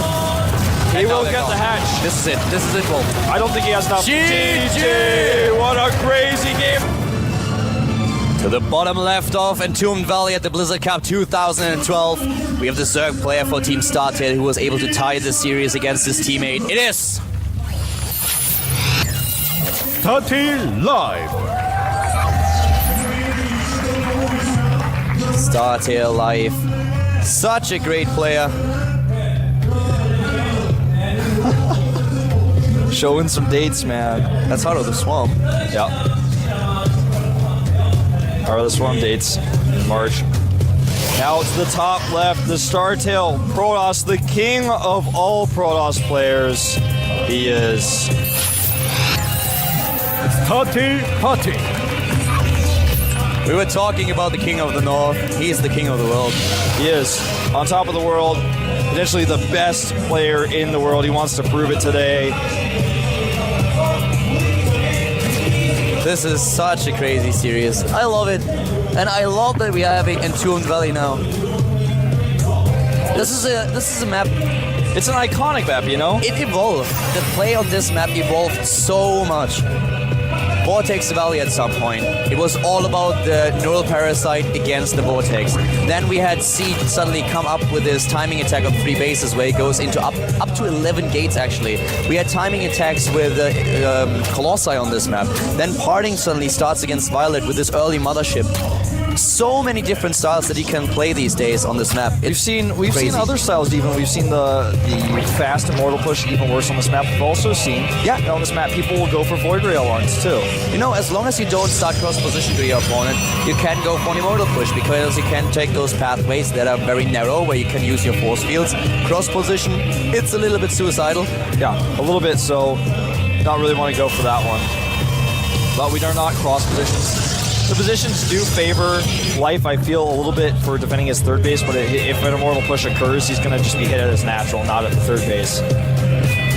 This is tense, man, and I don't know what Parting is going to do here. The one thing I can almost be certain of is that he's not going to go for Stargate on this map. I feel after the 4th game, all the predictions have gone out through the window. It's just game after game for these guys. They take it one game at a time, and this is what we are doing as well. It is a really, really crazy series, and I hope that it goes all 7 maps. Starts to look more and more likely that it will, but we'll see. Only time can tell us that. And again, I really want to stress the importance of this map. This map is so important for Life. If he takes it, he's got all the momentum. It's the best map for Parting at this point. 3 bases, of course, scouted by the probe. No surprise for Life. He has an Overlord in position. He sends the Zerglings straight after the probe, wants to take it down. Yeah. Probe hides, tries to hide. There's the core. When that finishes, that's the parting tech timer. When that finishes, we're gonna find out what happens here. Just taking a glimpse into the main base. He doesn't have a pylon planted at his ramp, which is normally where you see him put his immortals. It's possible he just makes it at his natural in vision of the Overlord. If he goes for Stargate, that's something that we'll likely see. Core is finishing. He's got 200 gas already. What's it gonna be, parting? Everyone is silent right now. Everybody is waiting. The Korean casters don't say a word. The Korean casters are silent as well. And robotics. It's the robotics. Right away. No third base just yet. What is he gonna do? Stick with what works, man. I think he's gonna go for the immortal push on this map. But Last third one base, attack. You know, the thing is, on this map, you can take a third base with immortals, but it's actually just not even really necessary. Most people will go for the faster third with gateway units. Oh, he sees the third base with that probe. That was so close. Nice attempt of a denial. Yeah, well, he saw it earlier that it was building, but now he has the confirmation that it's actually there. And we are close to getting this one robotics done, and then we'll find out what's going on. He's got enough resources for the immortal. Everything lines up. Immortal. He's going for the push. And it's totally hidden. Life has no idea. Yeah, so far he doesn't. And Life is going for the tech at the same time that the first immortal has been started. Here come the additional gates. It is the Soul Train once again. This time, Life trying to defend against it with Evolution Chamber and also with the Roach Run. On Cloud Kingdom where he won, he went into double upgrade circlings and into Fast and Fastest. Yep. Here comes that Overlord Shred Scout. That's what that probe's going to check. He's going to kill the Overlord first. He wants the Overlord, though, to see that he's killing the rocks. That kind of lets him know, oh, you're probably going to take a third. He's going to see the gateways, but that's not enough to tell.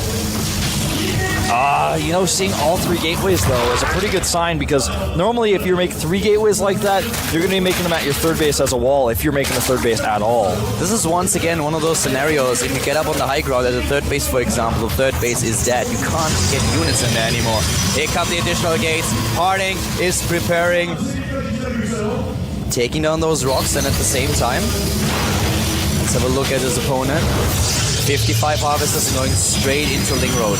He wants to make it look like there's a third base with that pylon again. He's attacking the rocks with his sentries. But he's not going to take a third. No way. Great scout denial. Oh, this is so tense, Scouter. Life Can't take a third base yet. No way. Life is very aware, I feel, of what's happening. He's not taking the bait. He starts his lings now. He's already got enough lings on the map to slow this down. The Parting Express is on the move, but it has been scouted. Yep. One day there'll be children's books written called The Parting Express, and if you don't believe in him, he will blow you to bits. That phase disruptor. The Warp Prism is on its way. Life knows what's going on. Oh, wow, this pylon will never happen. Nope. Oh, wow. This is brilliant for him.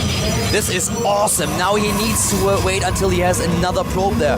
This is so crucial. And the probe can be intercepted by the Zerglings. Exactly, and he's going to lose that pylon as well. Ouch, and now he can't use the Warp Prism for Warpins anymore. I think he may actually just give up. He may give up the push here. I think he can't. It's so Against late. 3 bases, you can't give it up. You have to go through it. He has to, and you know, he stepped back for a second, but he's got his wits together now. He's going to hug the wall so the Lings can't get us around. He doesn't need force fields on that side. But he needs now the Warp Prism to warp units, and he can't use it to micro. And there we go. Everywhere, Zerglings, Roaches trying to go in. The force fields, of course, once again, brilliant. What else would you expect? But still, is it enough? They are splendid force fields, but they're about to fade. He needs a few more sentries. The high ground vision is not there. Well, he has it with the Warp Now Prism. he's got it, yeah, and he's... Whoa, that was a sick pickup on that Immortal. And he takes down the sentries. He's pushing his opponent But back. he's lost so much already. He's lost a lot of ground here, losing another sentry. Oh, yeah, Parting. Yeah, of course. Life is doing a great Yeah, job Life here. has a sick position here. He's even got that high ground, continuing to pester and poke. He's getting even another flank out. He wants to attack from a different angle. He's setting 3 different attacks up against his opponent. Force fields. Decent force fields, trapping a lot of units.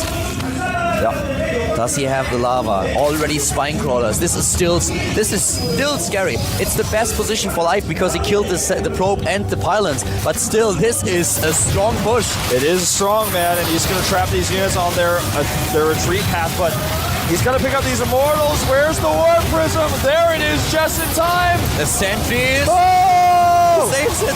He saves all the immortals, but the sentries, they are running out of sentries energy. left. That's it. This is about as threatening as a light show at this point. And the Warp Prism is not able to save the immortal. One immortal down, 2 to go. And here now comes the floodgates. He comes around the right side. There's nowhere to run anymore. 22 Zerglings, and of course he has the roaches, and he's rebuilding them. He really has +1 attack upgrade. He's going for the second one. Even on the high ground, takes out the immortal. Boom! This is it. The sentries can do nothing but sit and die. GG! He starts to the top left of Belgian Vestige here in the 6th game of the Blizzard Cup 2012. The Zerg player with 3 wins in a row against his teammate. It is Starting live. 3 games, 1 in a row. 1 more to go to take out his teammate. To the bottom right, started off great here, but now finds himself on 2 tough maps. He is Party. all eyes on him now. What's it gonna be? 2 base timing, 3 base. What will we see? He has all the options. It's a tough map for him. He has to make a choice, and it's not going to be an easy one. Not at all. He's probably been thinking about it. He had that 5-minute break, you know, and that 5-minute break seems like an eternity when all you can do is sit in your booth and just think over your build orders in your head. And even though the 5-minute break ended, he may not have even been able to accomplish something. He may have to improvise here. Sees the pool first, of course, is something you want to force with his scout. He knows he's now in a position where he could die to anything, so he had to scout with a probe. There's no way an early pool is going to put an end to his finals life. You are so right. Life is a player that just has no respect for no one. He could start with an early pool here. He could do anything, and this is something that Parting knows, so Parting will play it very safe here.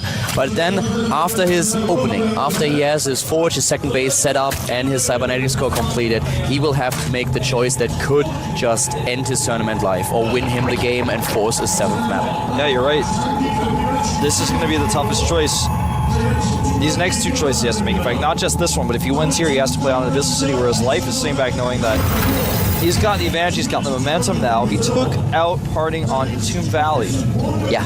It's like, it should be smooth sailing from here on out. Well, things went just south for Parting on Entomb Valley. His big problem was that he was scouted. He tried to fake this 3rd base, but Life never really fell for it. Life was in a spot where he saw with the Overlord, okay, the Immortals are coming out, we have the sentries, and then immediately, what did he do? Position those roaches on the cliff. High ground, yeah. And the problem for Parting was that this was exactly the position where he wanted to build his pylon. Not only the pylon died, the sentry too, sorry, not the sentry, but of course the probe. Yep. And then the Zerglings ran in, took out the 2nd pylon, and suddenly Parting was looking at it and was like, well, I don't have a warp-in pylon anymore. I have to use my warp prism. It seemed like a lose-lose situation from there because, you know, falling back and taking that 3rd base is something he could do, but he would be so behind to do that. Yeah. It's basically impossible. You spend so many resources on gateways, then you have to wait for a 3rd to finish. Then he could have tried to force it through, but his opponent had all the odds stacked against him. He decided to fall through, which I think was the better choice, but it still wasn't enough. Yeah, he tried, but he couldn't make it work, and now this might be his last map, and he has to make the choice what kind of tech he wants to show us. Is he going to go into another Immortal push? Will we see the 3rd base attempt? A Stargate opening, also possible here. A tough map to take the 3rd, but doable. Parting can make it happen. I think he's going to have to. He can't do the Immortal push again. You know, against Violet, I said that before we started the series, what impressed me the most was his patience with the Colossus play on 3 bases when he over and over again just waited a little bit, just a tiny little bit before, until the Corruptors were damaged, until they were down, and then he used those Colossi, and he took those fights so well. This is a style that we have not seen him do in the series. Yeah. It might be something that will be good against Life. Maybe he shows it. Fast +1, no 3rd or 4th gas counter. Yeah. This is unique. This is special. This is very, very different. This is not the immortal push that he shows. This is a different timing that we see from Parting here. And he has now, of course, the warp gate already on the tap. There comes the robo, but this time I feel we are more likely going to see a warp prism and gateway. Yep. We're going to see a warp prism. We're going to see potentially some warp prism harass, and then a third base. We could also see the observer first. This is a long rush distance from the map. It's really hard to get information about what your opponent's doing otherwise. Overlord needs to stay away, stay where you belong. Stays put, and Parting knows exactly where he's positioned. He's on the map with a Stalker. Oh, nice trap attempt by Life, but Parting is also on top of things. The Overlord sees the timing of +1, by the way, which is something that's really important. Yeah. Sees the +1 timing here. Top right, we have the third, of course. Twilight Council very soon. Tries to get in here, just waiting for that observer, of course. It is the Warp Prism. Yep, Warp Prism first. And there's the Twilight Council. Nope, that's actually another gateway. Yep, he wants to go for the gateways with a +1 attack, pretend the Warp Prism and do damage. He has 3 additional ones, really gearing up here, going into 4 gates, trying to do some damage, and then we'll find out what his plan is. We might even see him to attempt to block the ramp with a force field. It's fallen a little bit out of the grid. It's not really in fashion anymore, but it was a strategy that was very, very popular for some time. Double evolution chamber going down for Life. No Roach Warren. I think he's going to attempt the block if he gets away with it. That's the Roach Warren. If he gets in the main and unscouted, he might try it, but I think there's too many Overlords. He goes for the third. Yeah, he's going for the third, you're right. This is what most players will do, go for the third base instead, and it makes a lot of sense. You follow this up with Observers to pick off tumors as well. He added more gates. He's not at 4, he's actually right now at 5. He might even be at 6. And he can actually warp in units here and try to go for an attack on the hatchery. This is a very fast timing. Yeah, he's going in right now. The Queen assassinated. Great micro by Parting. That was really well done. He's forced so many units out, and now he doesn't actually need to warp in any additional units to actually make the attack worth it. Immortal is being built. We will see a third base, most likely. I would expect the Twilight Council to be dropped very soon to get into the blink upgrade. Yeah, +2 is also really important. But with all these lings that he made for the defense, Life can now use them on the aggressive at the third base, which is so exposed. This is the reason why so many players dislike this map, because it's so exposed. Now he's supply blocked after losing those 2 pylons. Yeah, he killed his own pylon. There's the Twilight Council, as expected. He's trying to do it. And Life, on the other hand, has the infestation He's got nearly ready. And he's not going to let that Nexus up for free. He's actually going to force these units into the natural. This is a very aggressive timing of Life, and he has 1-1. He will have 1-1. He's going to have 1-1, and he's just got... He made a lot of these links defensively because he saw that Warp Prism coming. He knew he needed some units. Now he has 60 links on the map. How is he going to take a third base? He's going to take perfect force field. Oh, this is not going to be easy, Wolf. Oh! Close. That was so scary. Oh. He's going to need to use some force fields. Nice baiting by Life, but Parting also not really taking the bait, being very calm and collected. 1 force field, that's all that he pulled down here. He has enough energy still. He's going for the Immortals. Roaches won't do the trick here. Even the robotic space now already on its way. He needs the cannons at the third, and that's what he's getting now. Remember, this is a lot of gas spin on these sentries, which will not be used offensively, only defensively. A great trap on these links. That's what you need. That's worth 4 force fields any day.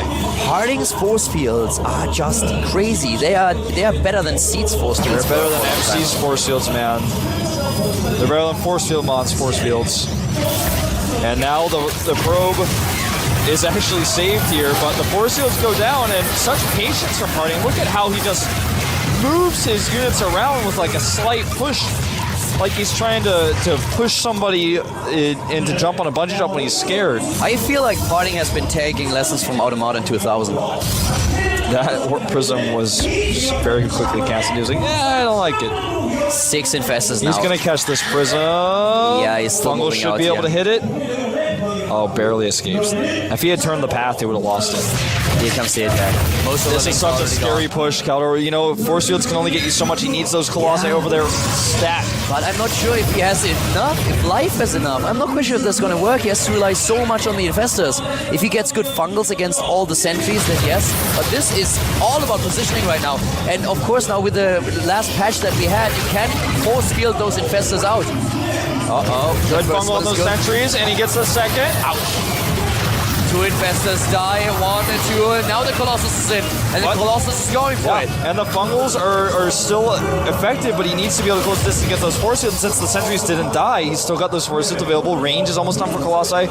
Very fast weapon upgrades coming out for Parting. Parting has 137 supply. He's nearly on the same supply count as his opponent. Another Infestor that dies. These are units that life just can't waste. I think Parting actually, there's a brain split challenge. I think Parting might have made a secret force field challenge. The way he force fields units is actually just art.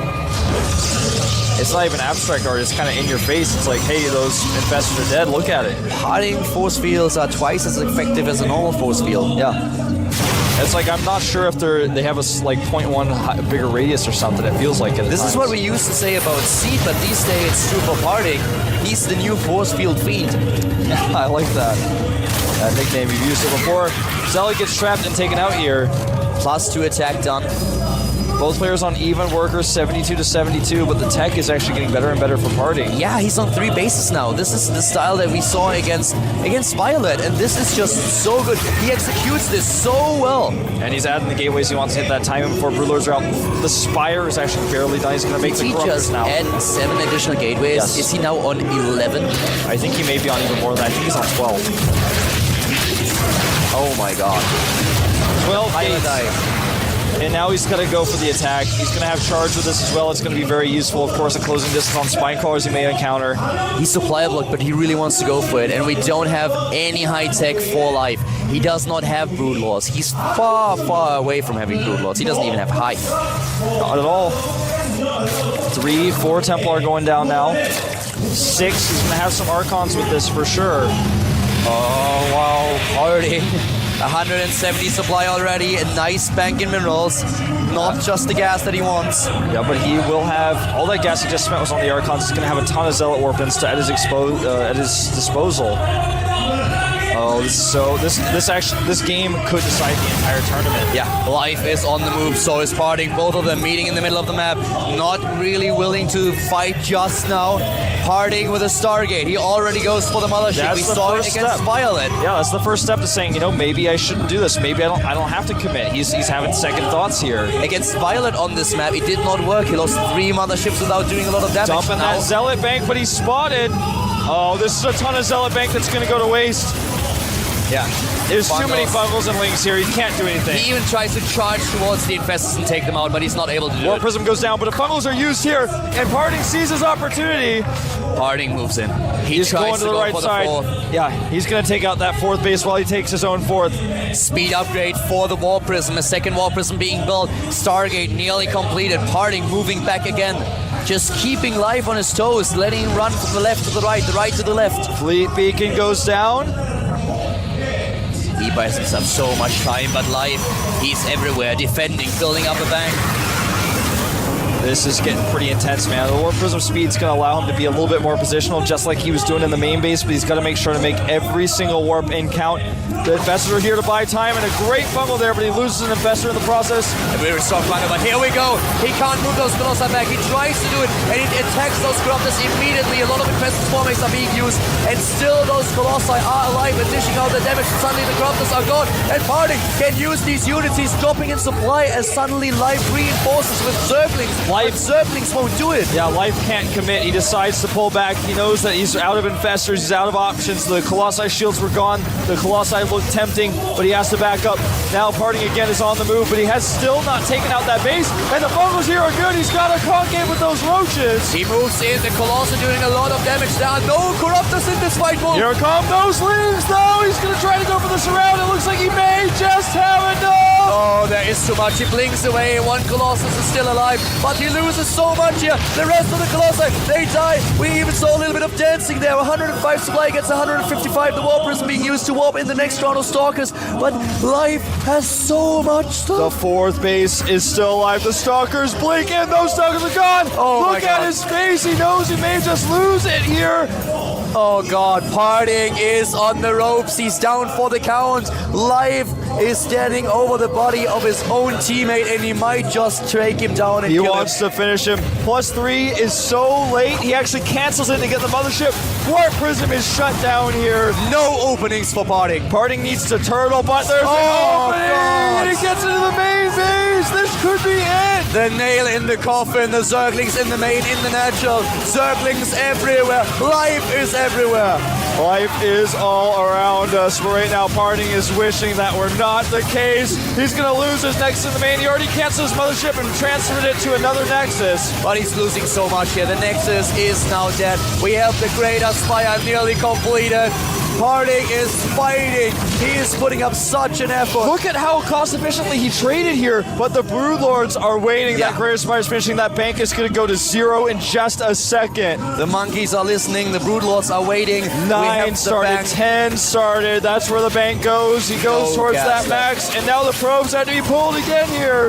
Parting is trying. He's everywhere, defending, trying to shut down Live's aggression, and he still has 133 supply. he's not waiting giving up. for the mothership, and why would he give up? He does not want to give up. This is his It's last Parting. chance. It's Parting. He needs those Archons. He's low on gas, though. He needs all the pieces. He needs the Archons, he needs the Mothership, and he needs the Vortex. It's the Protoss trifecta of late game PvZ, and that's what he's waiting for right now. This game is going to decide who is going to be the Blizzard Champion 2012, who gets this big check, and probably also deciding who has to wash the dishes today at the Startel House. That's probably true, man. I think that no matter who wins, they may go out to eat, but I think there's probably a stack of dishes at home with all the players that have had to be practicing, preparing for this tournament. The Mothership is out, but again, that's only one piece of the triangle. He needs the Vortex, and he needs the Archons, and with these roaches denying his gas mining, it gets a little bit harder. Archons are now being morphed in. The big problem, the Mothership does not have the energy yet. He needs more time, but Look the at this Broodlords aren't going to army. give it to him. Oh, the Mothership is a little bit exposed here, but he does not have the Neural Parasite. He could fungal. Does he have the Corruptors? No, only No 2. Corruptors here. He's extending himself a little bit far out here. He's gonna sector space. He is not gonna defend this 4th base. I think he can't. He can't defend it. He needs more Archons. He needs more time. He needs more Archons. Only 2 Archons is not going to cut it. He won't even be able to get into the Vortex with that many Infestors. He needs more soul. He needs it. Give him your Soul Pros players. He needs your support. The Life. Nexus will fall. Life is going for it. He knows that he has this game in his grasp. It is so close. He's one map win away from being His the Blizzard Broodlords are champion. exposed, though. Life is playing such a good game here, but he can't let those Broodlords go down. And once again, the defense at the bottom left. This gives Life the time to move back with his Broodlords. This gives him the He opportunity. needs to remax with those Corruptors so he can take out the Mothership. Look at the bank for a Zerg player. Nearly 3,000 Probes minerals, being so taken much out. gas. Parting for the first time this month has looked shaken in the booth. Parting is trying. He's trying so hard. He's doing everything that he can. He's waiting for a mistake, and he's patient. He's waiting for a mistake. If Life makes one mistake, then Parting He might has take the it. army advantage. And Parting is second his space. He is ignoring the Lings at the bottom right. He's ignoring the Roaches at the bottom left. He is moving in. He needs that Vortex. Can he make this happen? Warp Prism goes in to get some of his scouting information. This is not for a counterattack. This is not for a warp in. This is actually just his desperation scout. He's losing bases. He actually needs to pull some probes. He's only got 60 minerals. He tries Is to it possible? get the momentum. Can I'm he not make sure. this work? It's 140 supply against Spine's 200. going down. Life is actually pulling back. He says, come at me. And Parting says, I'll do just that. He comes forward. The Corruptors, are there enough? Not Vortex. yet. There's the fungal, and he tries to make it up. There's the The Vortex. It is not Vortex good is enough. good, but not good enough. He needs to close the distance. He needs a blink. There's just too much. Those Broodlords are in the sweet spot, right on The top of those spine spines are crawlers. finishing, and look at Parting's face. This is it. He stopped there. Look at Live at the bottom left. He actually stopped playing for a second. Oh my god, that smile. And Parting at the bottom right. He's done. Parting knows it's over. He knows this is it. Live is the champion. Blizzard Cup 2012. The first Zerg to take 2 GSL champions, the first one being Des-T. He was the first one to do it. He's the second one now. And Live again with this smirk that he's known for. And that is GG, congratulations. It's on over here in the red at the bottom left. Our Terran player. Starting tournament. He was was looking very confident. Before the game started, he looks just as confident. Now that we're in there. Over here at the upper right in the blue, we have our Zerg. I am Johnny. Now remember, as I said before, cross spots is going to be much more preferable for Zerg players. So Junwei, and that means I am, are already off to a good start. That is right. Now, there is an interesting way you can play in these positions as Terran. If you want to actually take your third base being and go into a macro game as the bottom spot, it's going to be hard for Zerg to take like a fifth base, or no, rather a fourth base, I'm sorry, because obviously they have three that are right near them, and then everything else will be near the Terran. So that's a really good point. It's a good way to play it on this map. You don't have to play it that way, but it's just an interesting thing that may come into play if this Terran actually wants to go for a very long macro game. Yeah, you know, now that you say that, I'm looking at the mini-map, and there really are only four expansions, excuse me, that are pretty accessible to the Zerg. And then after that, I mean, you're basically in the Terran's territory, or within the range of, like, you know, what he could fire at you with the siege tanks. Yeah. So we could see a pretty long game if the Terran elects to go that path. Yeah, but will he go that path? We just don't know, because we haven't seen this guy yet, hasn't made it into the GSL yet. Again, it's so unbelievably hard to actually get into Code A. Some of it's luck, some of it's just, there are so many good players, Tasteless. The tournament's normally about 200 players to get into Code A, and these are literally the top 200 players that aren't already in the GSL. Oh, we have a bunker on the way over here. Yeah, that's definitely a fake bunker. As we see on the minimap, there's no proxy barracks. He's trying to feign, proxy barracks rush. No, Junwei's pretty smart. He only sends 3 drones. He had more on the way. He says, no, this isn't for real. Yeah, this is total fakeage. Does make him lose some mine time. We'll cancel that at the last second. And he does. And note the Terran's Wallen, which we don't have a shot of right now, but it's at the bottom of the ramp. And it is, whoa, that is weird. He does a double, fakes one bunker rush, then, you know, kind of moves into possible real bunker rush. I don't know how worth it this is for the Terran. What do you think? Well, he's trying to make him lose a lot of mine time, and bam, there you go. The second Marine comes up. He does lose a drone. So, yeah, it did turn out to be worth it, I would say. Slowed down his command center ever so slightly, but slowed the mining of the Zerg, killed a drone. You know, only lost 50 minerals through canceling bunkers. Also forced more Zerglings than Junwei wanted to make, as you see there. You normally only want, you know, maybe 4 or 6 Zerglings normally when you go hatchery first, unless they're 2 barracksing, of course. But now he has 8, so that, I would say, yeah, that was definitely worth it. Nice moves. More barracks on the way. Yeah. And with that at the bottom of the ramp, by the way, it's hard to say exactly what the Terran's doing. Oftentimes it's a 2 barracks play. Can be an expansion, which it is this time. And the reason why that's such a good wall in there, because it looks like, well, wait a minute, how could there be anything good about that? It could be surrounded more easily by Zerglings. Well, actually, you know, that's true, but of course, they can't get up into your base no matter what, because you get that wall in before the drone gets there, and then they're in the dark. They have no clue what's going on. Exactly. And you that's just, scary. You stop scouting. That's it. And realistically, the Marine's behind. Ooh. Oops. Little misclick there by Junwei. Dealing some big damage to these Marines. Beautiful. Going in between the minerals. Gotta be able to get rid of all of these Zerglings, but Junwei's still going to be okay with that. You know, he killed off a few Marines, but losing the Overlord is too much. No. Junwei. That is not a good move to lose that Overlord. He's not going to be happy with that at all. And now he is supply block tasteless. 36 of 28. Yeah, this is bad for the Zerg. You know what the Terran seems to be doing is having so many little skirmishes at the start, it's going to throw the Zerg's tempo off. Yeah. And, you know, I think it's already done that a little bit. Obviously, he had an Overlord floating in there when he absolutely should not have. And now he doesn't even know. Well, he will now that Zergling's seeing it, but he did not know what the Terran was doing still. So now he knows it's going to be a fast mass command center. Yeah. What he doesn't know is it going to be mass factory, mass barracks? Yeah, he's going to have to get that information as soon as possible. But right now, he's doing a great job of powering up Tasteless. He's already got 40 drones. And in fact, as you see on the production tab, he is making a third base and a Baneling nest with outgoing layer. So we might see some high economy Baneling aggression, or we might just see really high economy with Banelings just being there as a safeguard for if the Terran attacks, which is what it is looking a little bit more like because of the third hatchery. It's probably going to be the case. Zerg's kind of being put on guard here, and you can see even once again Terran moves out in the middle of the map, and that's going to intimidate the Zerg, rightfully so. You should be reacting properly to this, and he is going to make more Zerglings than he would have wanted to. Yeah. It's always good to try to force as many Zerglings as possible. But now that they have speed, they're going to be a lot more useful. He's going to be able to keep some map control, scout around everywhere. And a good opening for a Terran as well, but he is behind economically. Junwei still getting a ton of drones. In fact, right now he's up to 50 drones this quick into the game. Really, really great play. You know, when Zerg gets a ton of drones early, then they just start to get ahead.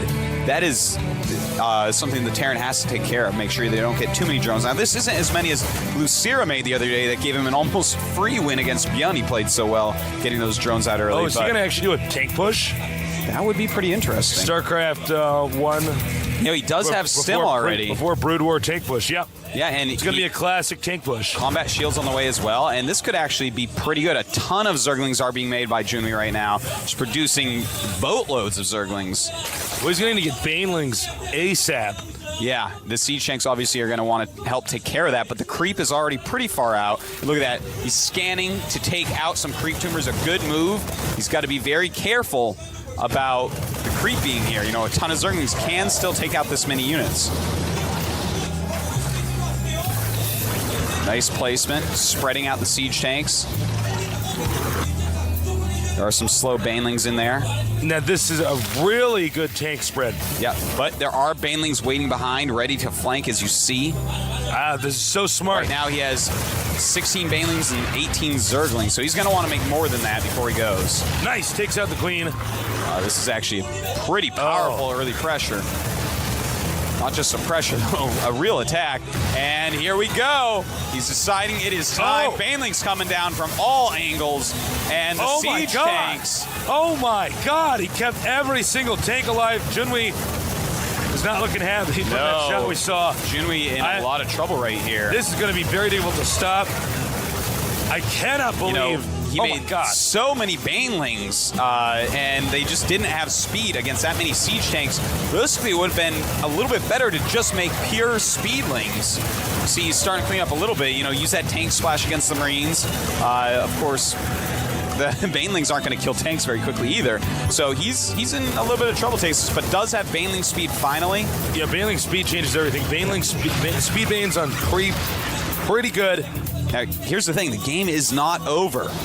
This is a bad location for our Zerg to be in, but he still has 51 drones, so his economy is still pretty strong. Yeah, he's got to crush his units, though. Yeah. He's also pretty contained at that range. Terran doesn't have a medevac. So every time we see the Marines stim, these Marines are eventually going to be, you know, not lasting very long. That is right. They're not going to be lasting very long, and he's just got to wear them down. Losing another Queen is not good. No Queens on the map for Junwei anymore. That is not good at all, but he's done a great job of stopping reinforcements, Tasteless, so I think he will be able to eventually clean this all up. The supplies are getting pretty similar. Those Marines very, very red, and once those are all gone, obviously the Siege Tanks are not going to be able to be supported in any way. No Queens on the map. Right now, the Zerg colony is not a monarchy. We are waiting to see if he can recover here. The Terran knows that if he can just push in there, he can take out those critical tech structures, and then what are you going to do? You can't make Zerglings, Banelings, anything. Yeah. So more Marines just keep on trying to come through the center of the map. They have got to back up those Siege Tanks, because eventually Junwei's just going to run in there with a ton of Zerglings and take them out. So he has to keep these Marines from those Siege Tanks. It's very important. He doesn't have enough right now, though. Well, if you don't micro the Marines, maybe you do. But yeah, that was clearly an attack move moment. By the way, guys, attack move almost always better to use when moving across the map than the right-click move. That's right. Almost always better. Uh-oh. Banelings aren't finished yet.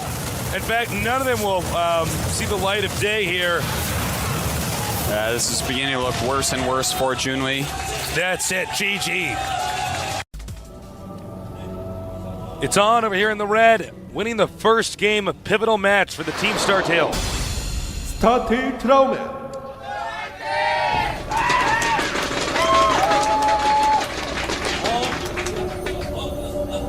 Trauman probably feeling very confident going into this, despite how difficult this opponent is. We're getting a shot of now in the blue. We have I am Yonghwa. Younghwa, Korean word for movie. Yep. There's Seed going crazy. Now, Tasteless, this map is a very interesting map. You can your natural expansion is basically inside of your base, so you can take it and it's not going to be attacked. It's very easy to defend. But your ramp is what really interests me here. You know, it's got the small ramp, but next to it are destructible rocks. And once you take those down, it becomes like a scrap station ramp. So, for instance, force fields would be good early on, but if your opponent actually goes a dedicated Marine Marauder, eventually they're going to break down those rocks.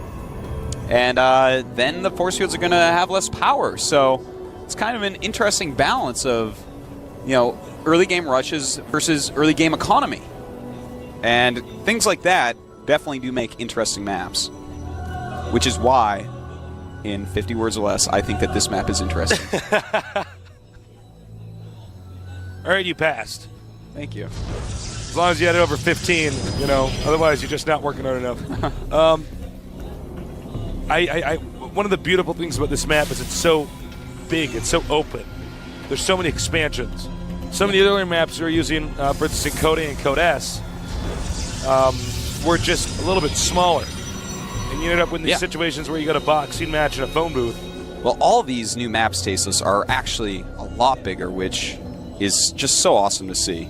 You know, we just see more quality games the bigger the map is. In fact, maps that weren't even balanced, really, that got taken out very early and fixed several times. For instance, Desert Oasis. It was a huge map, though, so a lot of our most interesting games actually took place on that map. A lot of people noticed that and were like, hey, players may hate the map, but it gives us awesome games. And I think that's true. You know, Shakura's Plateau and Metalopolis, Lost Temple, these maps give us great games. Scrap Station, great games. Steps of War, not so much. I mean, the games are good, but the guys just die. Well, any StarCraft game is good. Yeah, I mean, it's just the players can be killed off so quickly that we don't get to see some of the more bizarre situations that people can get into. Yeah, exactly. SCV coming in there. And once he's taken out, it will be time for Okay. Younghwa to show us his tech path. Show me your build, Younghwa. I need a ladder this weekend.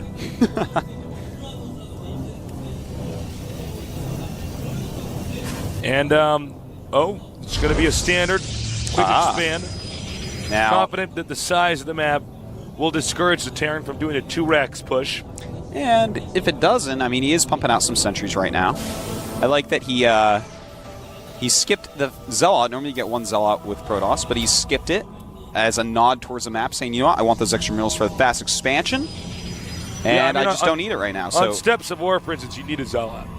You're like, okay, let's get a Zealot out here. Yeah, no, you need it just in case, you know, they come too quick. This is a much longer map, so I love the small intricacies of how they have changed playing this map.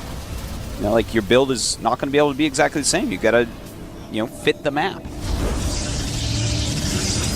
I really like this opening, Tasteless. He's getting his Nexus and then going right to Robotics to play a nice safe game, pumping out enough sentries so that he can block off any rushes. He's stockpiling Chrono Boosts. Yes, in fact, he has stockpiled a lot of Chrono And that's Boosts. Younghwa, so that's not like he just forgot about the Chrono Boost thing. Yeah, oh, absolutely not. You know, he might be saving them to pump out some observers very fast. In fact, that is what he's doing.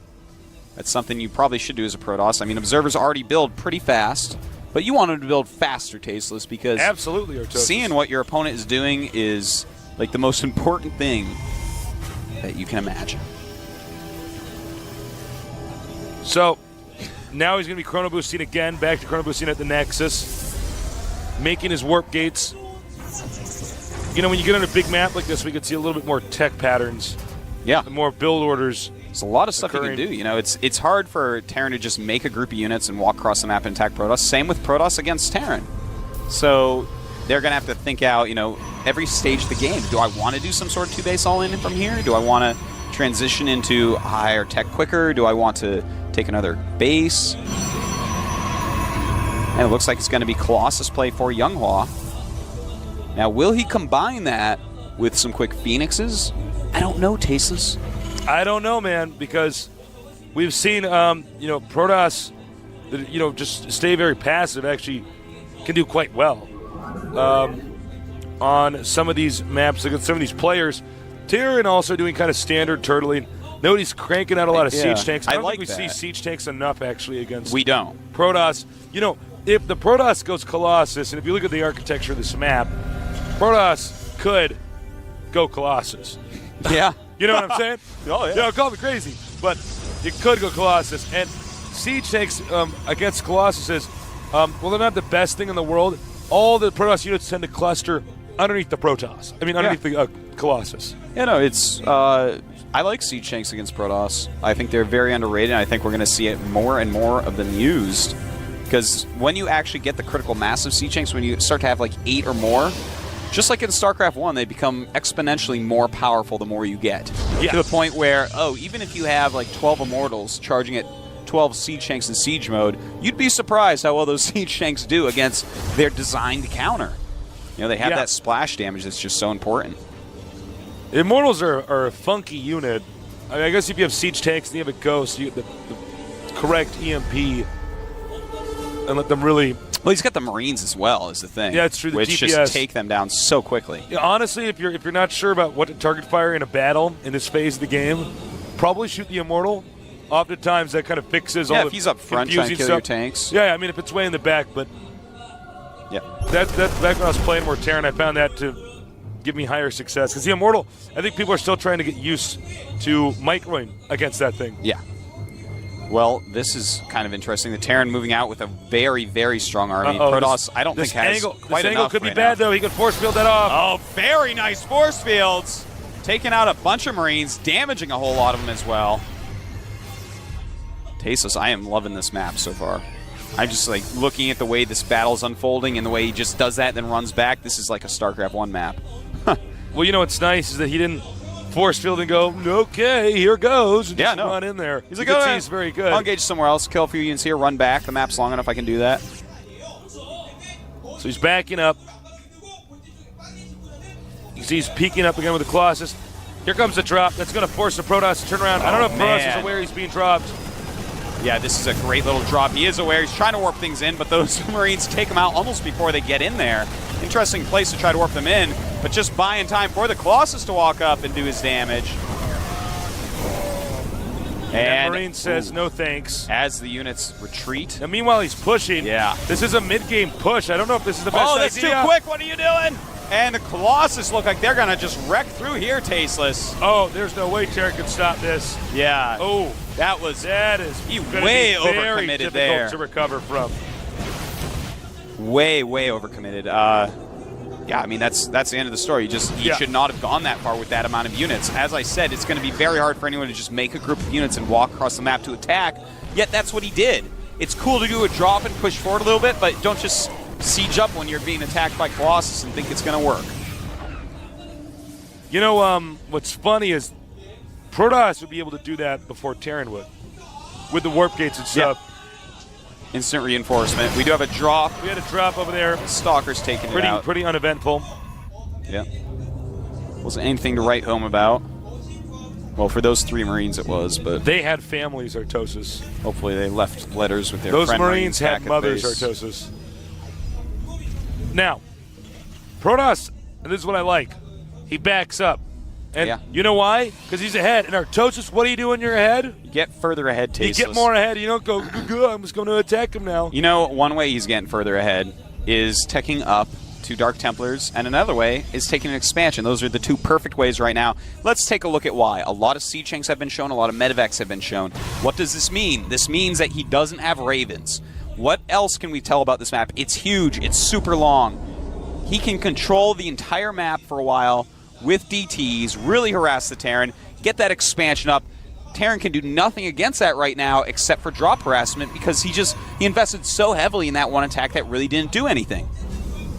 So right now, Supply's 95 against 134. Younghwa really showing that he is a top-class Protoss. You know, another thing you can always do, if you win a big battle like that and you're Protoss, you're not going to have the need to chrono boost warp gates constantly anymore. You're not in a race. So what you might want to do is get 2 forges and start chrono boosting. Here we go. That. Oh, hold that thought. Excuse 3 me. DTs going to 3 different locations. A scan being used. But guess what? You don't have enough scans for everything. Oh, man. Just now laying down some missile turrets. That is not the situation you want to be in as our Terran player. Trauman. Taking out another DT, but this is going to be very difficult to recover yeah, from. there's 10 kills on that DT already. His economy is being slaughtered. What is his rank now? He's an instructor. Well, he's not going to live long enough to teach any other DTs. He died as a master at 15 kills. We have a drop coming now towards the Protoss expansion. Stalker's still waiting. He's that far ahead. He can leave those Stalkers sitting there. Blink is now being upgraded. Oh, and that's how you do it. That's how you do it, Tasteless. You use the phase prism. Phase prism harassment just so good against Terran. All right, drop over here. There's actually some key tech structures as well as probes you can take out. You got 4 Marauders. Those destroy buildings pretty quick. I got to say, although Younghwa's play is brilliant, I don't agree with him warping in units next to the Marauders. Yeah. Like this. Watch this. See what happens? Well, it does buy time from his tech structures dying if they target it. So that's actually a good point. That's the only... Maybe I shouldn't be so hard on him. It's okay, Tasteless. That's what you're paid to do. Well, that was one lucky medevac. Yeah. You know, right now, Trauman is very, very far behind. He's making a lot of Vikings to deal with the Colossus, but there's just so many units out. +2 attack is on the way for our Protoss player. Blink just about to finish. And supply-wise, we have 161 against 117. Command center coming. Yeah. Well, that's good, but right now it's SCV count 30 against 70. Yeah, that's true. He's so far ahead at this point, he can attack, but I'd like for him to get further ahead even. Yeah, you could wait do that for too. I love to just wait for Terrans to leave the game, man. You know, I played so much PvT in StarCraft 1. I get scared if I let the Terrans sit for too long. I'm just like, I don't know. No one's really using those compositions that get that's super true cost because effective. it's mostly Marauder heavy now. It's not Siege Tank heavy. Yeah. Where I'm If like, it well, was Siege Tank he's heavy. got 20 Siege Tanks. I'm Yeah. like, well, I don't know what to do. Yeah, wait. Hold that thought. We got some more DTs being warped in. 3 Just DTs. Awesome play. I'm sure he'll send those in all sorts of different places. Well, or just kill all the SCVs there. That works too.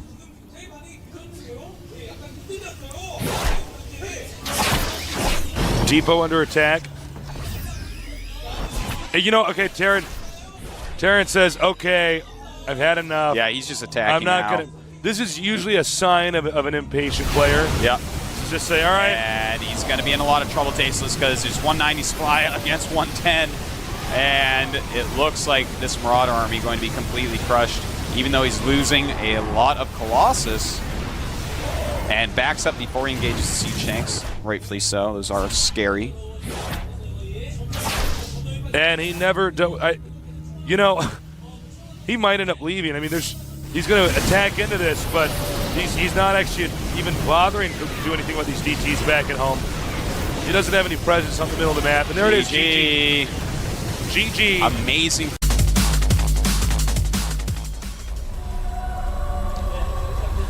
Over here in the red, we have our Terran. storied virus.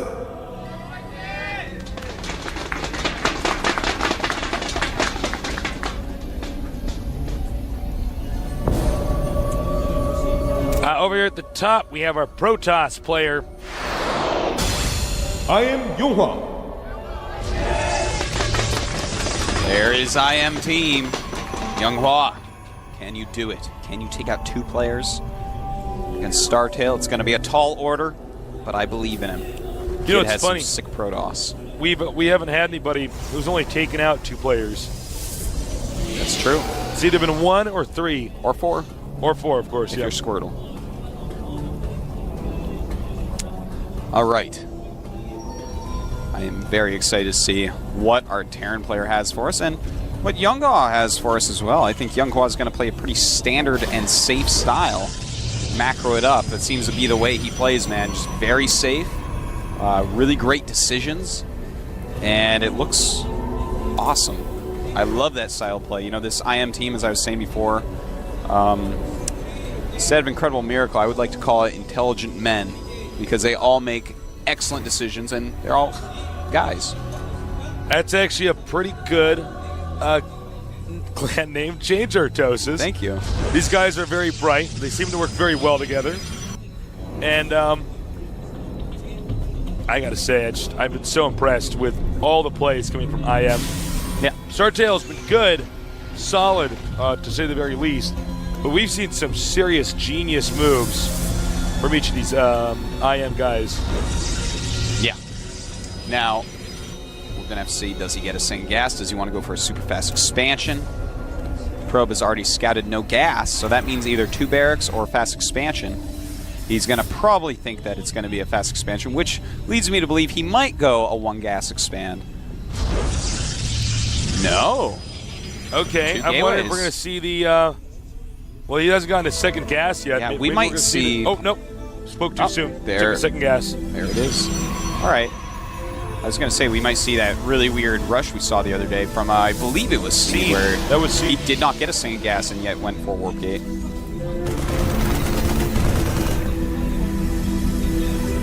Probe chase up in the Zelnanga Watchtower. All right. Stalker being made. I'm really wondering what Younghwa is going to do. I think he might even expand off this. You know, sometimes you can't tell if it's 2 barracks or it's going to be the barracks expansion. And if it's the 2 barracks and you don't have 2 gateways, then suddenly you are in a lot of trouble. So, I guess we'll just have to wait and see, Tasis. Only time will tell. It's really going to depend on, if we can see more gateways come out here or what the Protoss attempts to do. We haven't seen him expand yet, so he could do a pretty aggressive build. We'll show you his tech in a minute here. A little bit of a skirmish here in the center of the map. They probably see on the production tab. There Stargate, it is. there it is. And, well, we imagine that we're going to see a Void Ray from that. If he goes 1 base Mothership Rush, I'll clap my hands and do a dance. Oh, that if for would some be the reason sexiest Younghwa thing knows a ever. Mothership dance, I mean a Mothership dance. If for some reason he knows a Mothership build that works, that would be so exciting. We will eventually be seeing more of the Mothership. Oh, The yeah. game progresses. Oh, the It's more actually a macro games good- you get, the more, I mean, it is happening. Eventually the Mothership will actually be a unit that's used. Oh, this is interesting. The SCV might actually get in there and see what's going on. Yeah, he actually just managed to slip through. And there's also an expansion going up, so it looks like it's just going to be a Void Ray harassment with an expansion. And Younghwa, once again, pooling a lot of his Chrono Boosts. So most of it was for the Void Ray.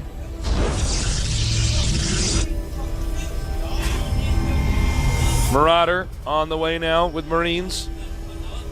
Now, the big question is, will he get a second Void Ray, or is this just 1 Void Ray to sort of keep the Terran from being unable to move out of his base? Yeah, you definitely scare him. You force more Marines.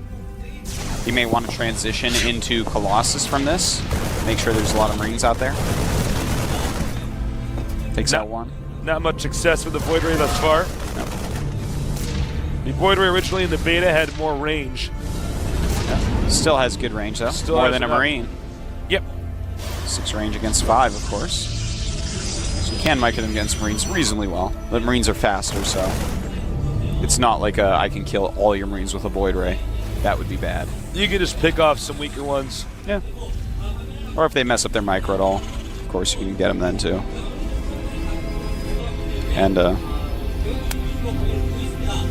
yeah, before anyone calls me on it, I know they have the same exact speed number, but Marines turn quicker than Void Rays.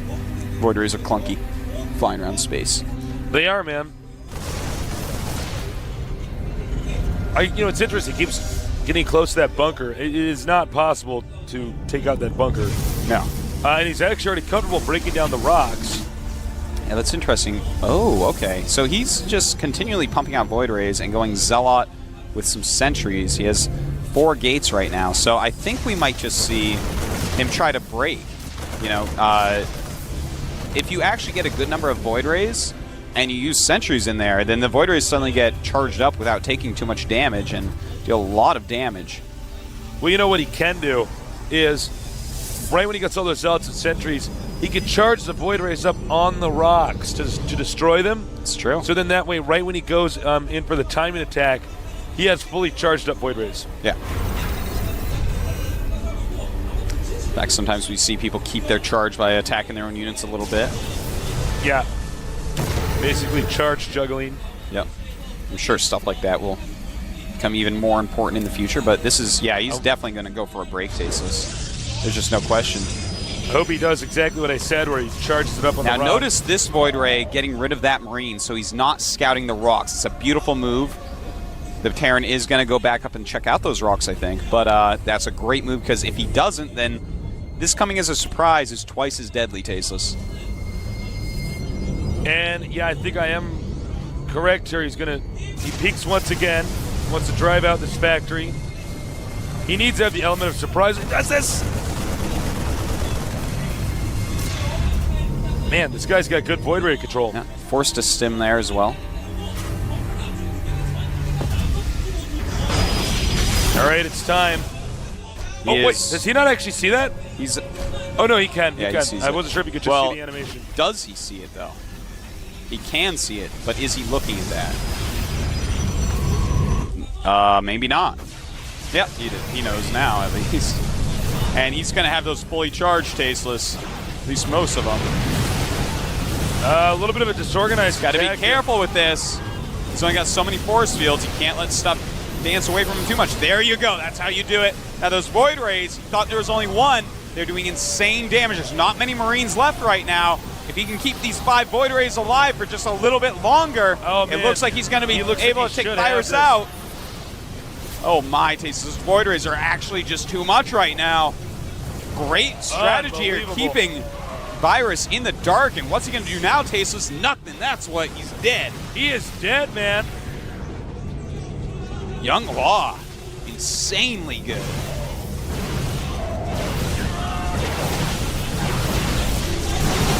This is an epic strat here. Unique and different from our other Stalker Sentry, strats we've seen. Yeah. In fact, it's just GG. stockpiling Void Rays. GG. At the left, in the red, our Zerg player, July Zerg. A legend of gaming.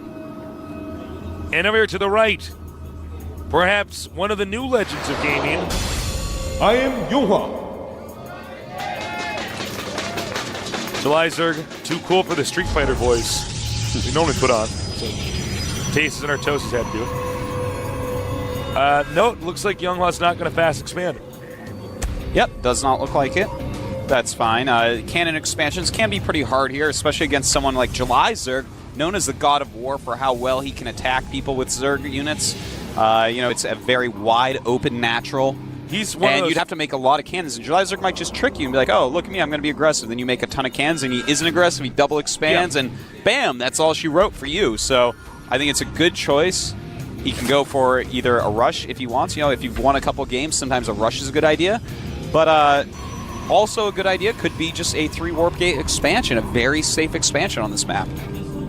Yeah, that's a good point, Artosis. I think you're dead on when you say basically July Zerg has a great way of sort of surgically opening up your defenses if he wants to, but he doesn't always have to do that. He's so well known for that. Some people end up overcompensating for defense, and it's actually not the case at all for what July Zerg's intentions were. He's actually just going to play a passive game. Yep.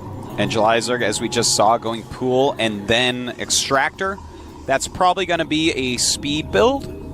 Just a slightly better economy speed build than the one where you get your Extractor first. So don't worry, guys. Don't fret. It's okay. Settle down.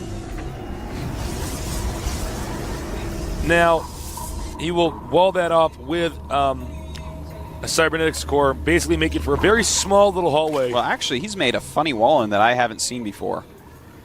Huh. Yeah, that is an interesting wall-in, actually. We'll get a shot of that in a minute, guys. Yeah, that's really weird.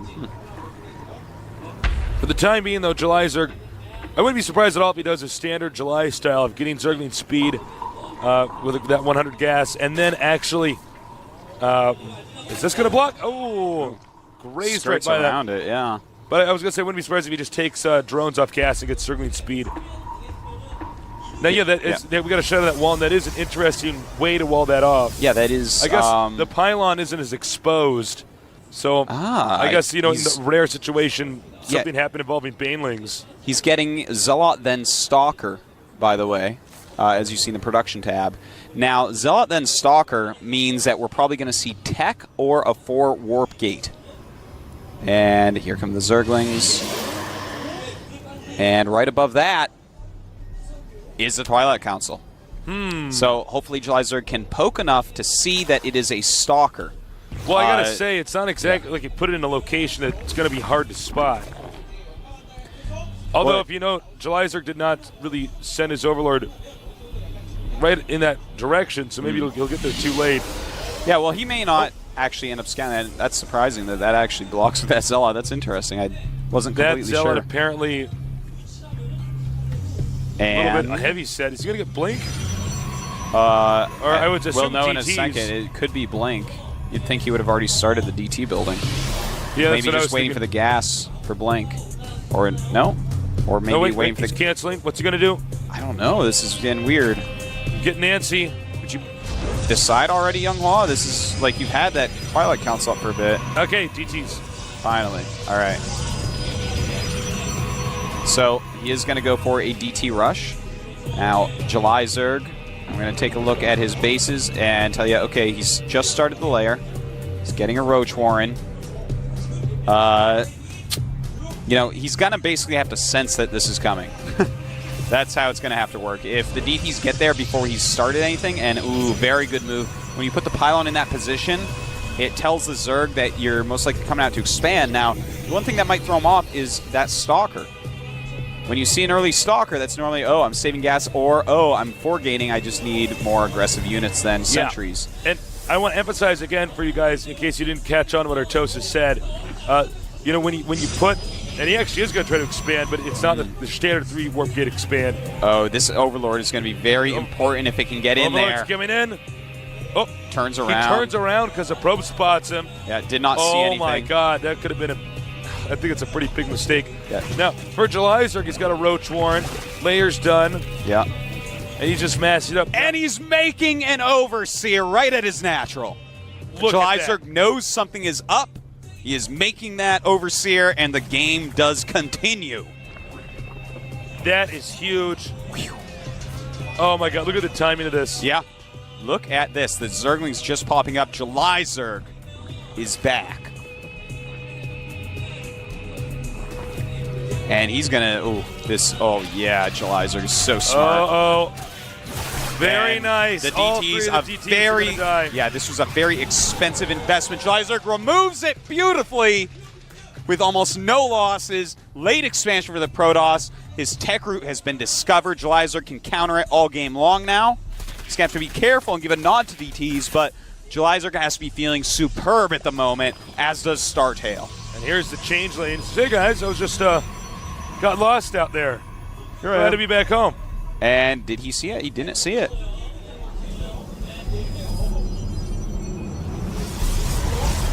He says, and up the ramp it goes. I think I left my wallet up here in the, is it here? No? Beautiful change lane. There's tech over here.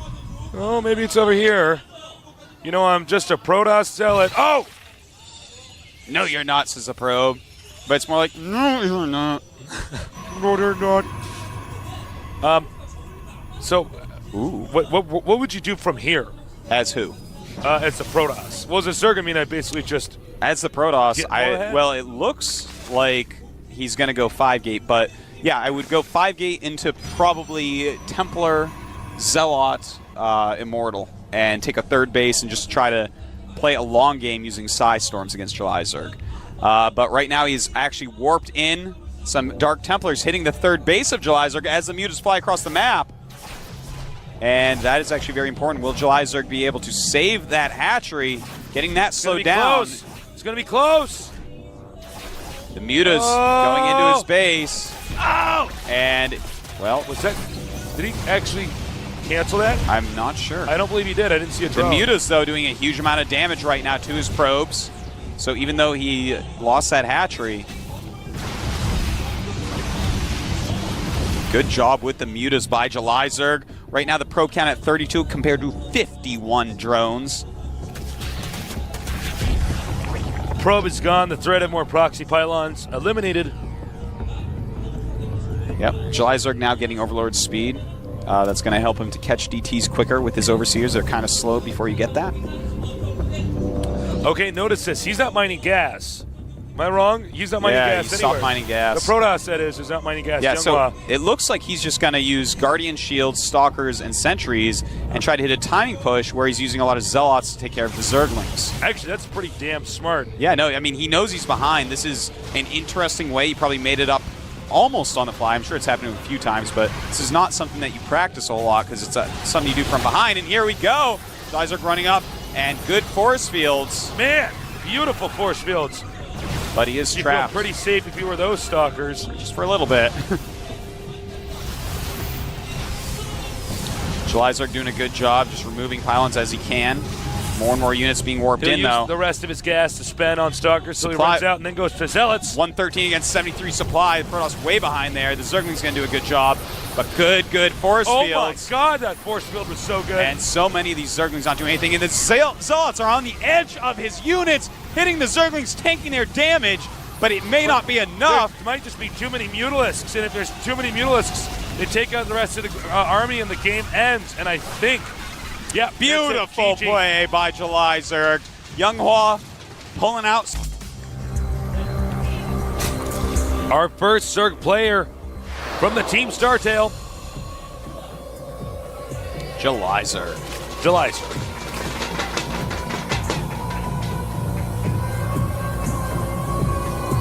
And in the blue at the bottom left, our other Zerg player.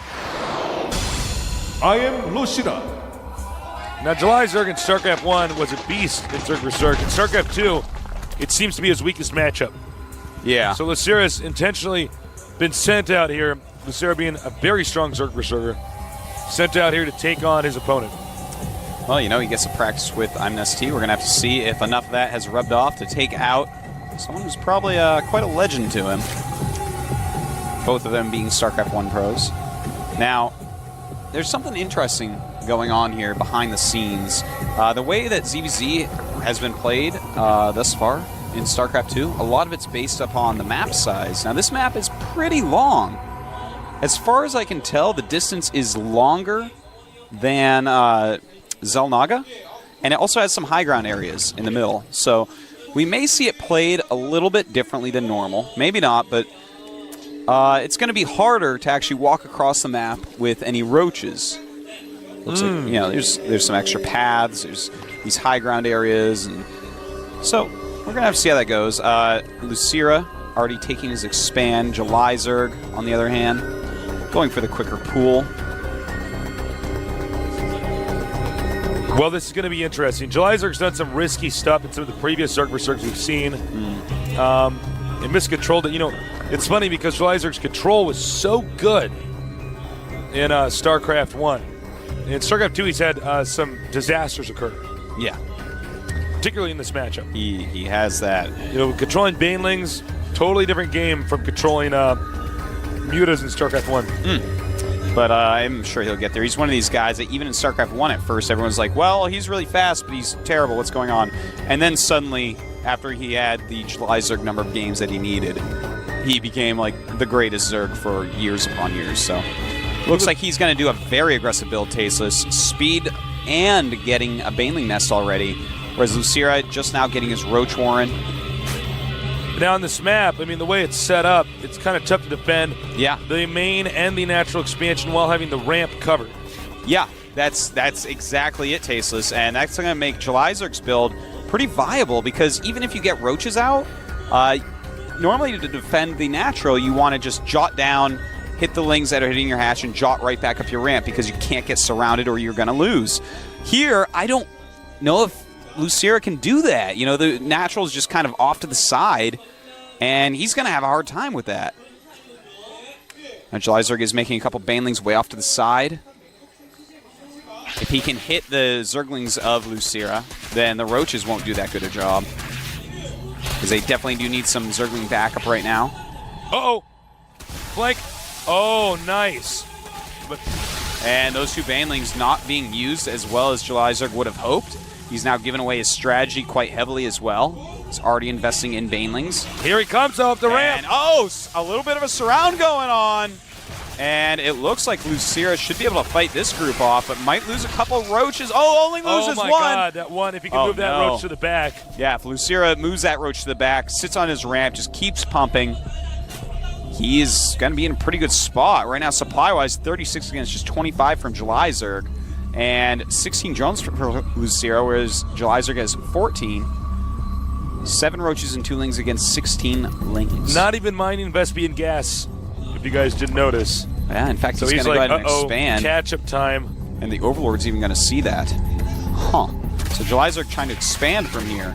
Lucira obviously with a big advantage. You know, what's funny is Jelizerg seems almost at times unable to play conservatively in Zerg vs. Zerg because of his StarCraft 1 history. He's entirely too aggressive at times. I mean, Zerg vs. Zerg at StarCraft 1 was like Warcraft 3 on crack on the fast forward. It was just all micro. With no hit points. With no hit points. Jelizerg. And in this case, StarCraft 2, it's not really the case. No, it's actually changed. It's changed matchup. You can't just kill someone with better micro in Zerg vs. Zerg in this game. You have to use a lot of strategy in it. You have to really be very careful with how you do it. Now, Lucira, what's he going to do? He's made more drones, so he's up to 20 drones against 13 from Jelizerg. Jelizerg has shown the expansion, but sent off the Overlord that was scouting it with his queen, and he just continues to make Zerglings. So it looks like Jelizerg's simply going to all in again.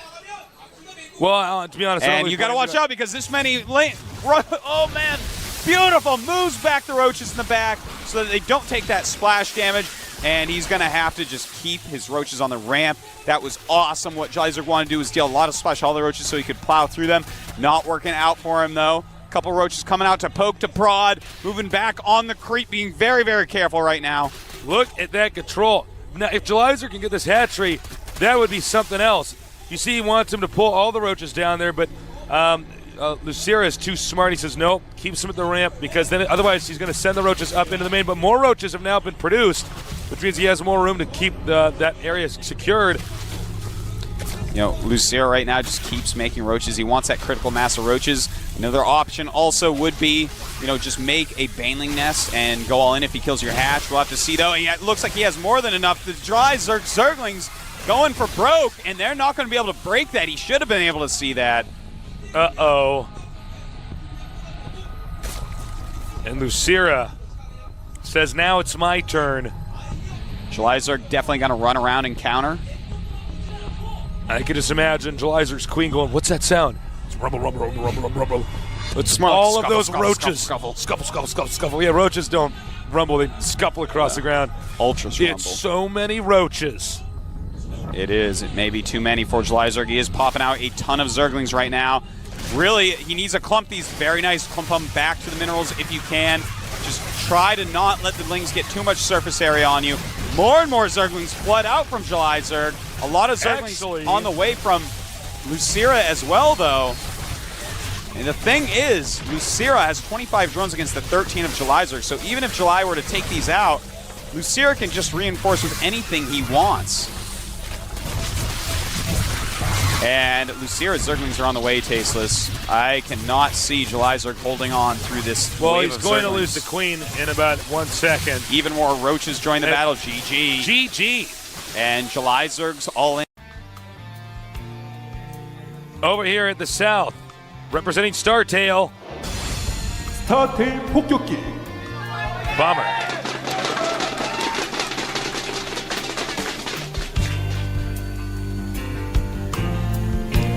And now to the far right, our Zerg. I am Lushira. And there's his team looking on. Nesty is drawing squares for our MVP. So this is a square. MVP was like, oh, okay. That's how I click my mutas so they don't die to your Thors. Like, that's how you do it. Oh my God, now I've spilled my coffee. We are messy guys. Why are we spilling stuff on our desk today? All right, so I want to point out right now that Bomber has excellent positions for 2 barracks play. Yes. So if that is what he's chosen to do, well, really for any play, this is the best positions you can hope for in Terran Resurg on this map. So that is an actually great thing for Bomber. Now, oh, the placement of that makes me think it's not going to be 2 barracks. He would have put it up to the right or down and to the left, I think. Could we see Thor and or Tank drop to take out the hatchery of Lucira? I don't know, Tasteless. We'll see if you just hold your horses. I just got to settle on. Whoa! Look at those fingers go. Yeah, actually, that was pretty. I've watched him play standing behind him, and he actually there's spamming, and then there's spamming. Looked like he was playing Beatmania. Yeah, this guy is a clickety clacker on his keyboard, man. If I've ever seen a If you're a good clickety-clacker. StarCraft player, and when you hit those keys, that ought to sound like a horse running on marble. That's right. Unless you have one of those silent touch keyboards. That's not what real men use. Uh-oh. I want people in the room to know some serious APM is going down. Yep. You know, this build is just so odd by Bomber. It really looks like he's just going to go 1 barracks expansion now. He's just not done anything except made... He screwed up, actually. Should have been able to kill that drone. Lucira is going to just dance to know that he's seen all this. He knows what's going on. He's like, oh, no gases? Okay, so my cliff ain't getting dropped? Okay, so you either have a hidden barracks or you're making a command center? That's all I needed to know. And the drone then checks himself out, man. Says peace. Yeah, he says, all right, that's it. There it is. But Lucira already knows. Now he is making some good amount of Zerglings right now. This is kind of cool. He's already got 6. He might wait for speed and try to break through. Well, you know, he might want to do something risky because he says, well, it's Bomber. This is the only real major threat to our team. Yeah. If Lucira takes out Bomber, man. Oh, wow. Bomber. It's looking like he's in some trouble, Tasteless. Oh, no. Losing that many Marines right now is huge. Is Zerg continuing to make Zerglings? No. Making drones. No, he's switched over to drones completely at this point, which is awesome as well. He's not just going to all in it. Because, you know, obviously right now we see Bomber is panicking a little bit and walling that all in. Now, I want to explain to you guys exactly what just happened because this makes a huge difference on the whole game. He's scouted everything again. He's killed off a bunch of the early Marines. It's going to push back any pressure that can possibly happen.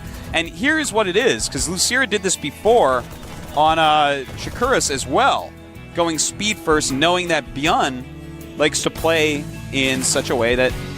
And a Baneling Nest. Ooh, we might see some high economy Baneling aggression. That's interesting.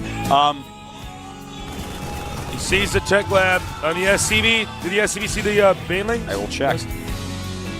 It did not see the Baneling Nest. All right, so I want to go back and just discuss that a little bit more. Bomber's build, you might be like, well, that's just so open. Every top-level Zerg in Korea goes hatchery first on this map. It's a metagame build to just go 1 barracks expand, knowing that your opponent knows how to hold a 2 barracks push. So it was a very metagamey thing, and basically Lucira outthought him. He went a level up, and it looks like it's going to just be an all-in from here. Oh my. You know, there is just a tech lab there. Stim is not done. There's not a lot of Marines. This may end up working, Tasteless. Oh my. Oh man. What is going on, man?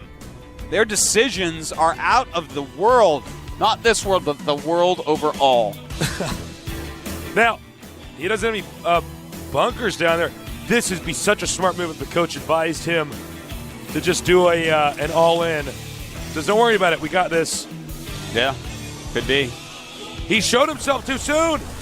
He has shown his Banelings, but what can his opponent do? Oh, man. Those Marines do not have stim yet. It's only half done. The Buell's coming up. Siege Tank doing a great job. Oh my God, Bomber's More there's Zerglings more. and Banes. And he's going to tear down that depot. Oh man, this is a very difficult position. Bomber, maybe there was too much pressure on him. Oh, nice. Target fire that. Uh-oh. Oh man, I think a Bomber is going to get cheesed out. Oh, Wow. Oh, he's going This to is actually, I don't know if he can hold on to Yeah, this. I think it might have actually spiraled out of control. Yeah, he's lost too many SCVs. Right now, his SCV count down at 11 compared to 16 drones. And of course, He's making the Lynx dance. oh man. He may have actually made those Lynx dance for too long. But he's so confident at this point. You know, he has 2 queens, he has more drones. He should not have made those Lynx dance. It's true. Uh-oh. He should not have, but he I can is just see very the coach fired. face palming right now. Well, tasteless. Will Lucira continue to all in, or will he switch over? He's actually starting to drone now. So, and siege mode is up, so yeah, that's going to conclude the rush. You know, I'm completely serious. Had he torn down the tech lab, he could have possibly gotten the depot, gotten in there. Yeah, that's a possibility. You know, he would have dealt a little bit more damage, and of course, that's more important than dancing. But the dancing's important as well. Dancing is important. Sometimes you just got to dance to express yourself, and Lucira told him they're going down with his thumb, and he's got to back up his thumb, man. His thumb's been with him since he was born. They're You gotta tight. dance. You know, sometimes, I've been playing StarCraft all night. I'm tired. I'm like, I just need to dance.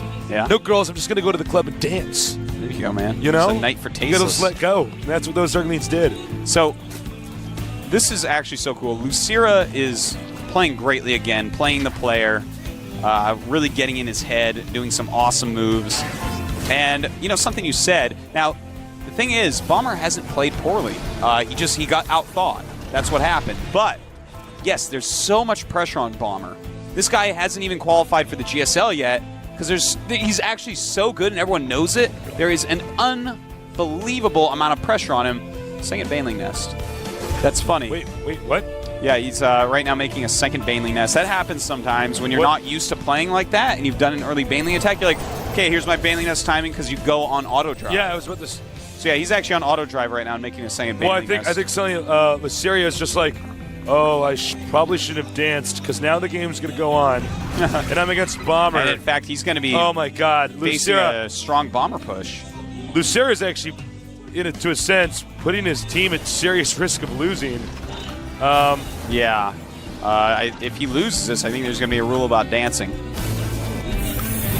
And Counterattack. this is actually really quite interesting because this push is deadly. He has stim.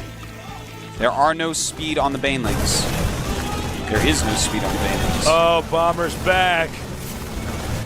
Kid is pretty good, Tasteless. Uh-oh. Yeah, I don't know. Uh-oh. He's killed the hatchery, and suddenly... What did you do, Lucira? Why did Wow. you dance, Lucira? You should have danced when you were in his main. Oh!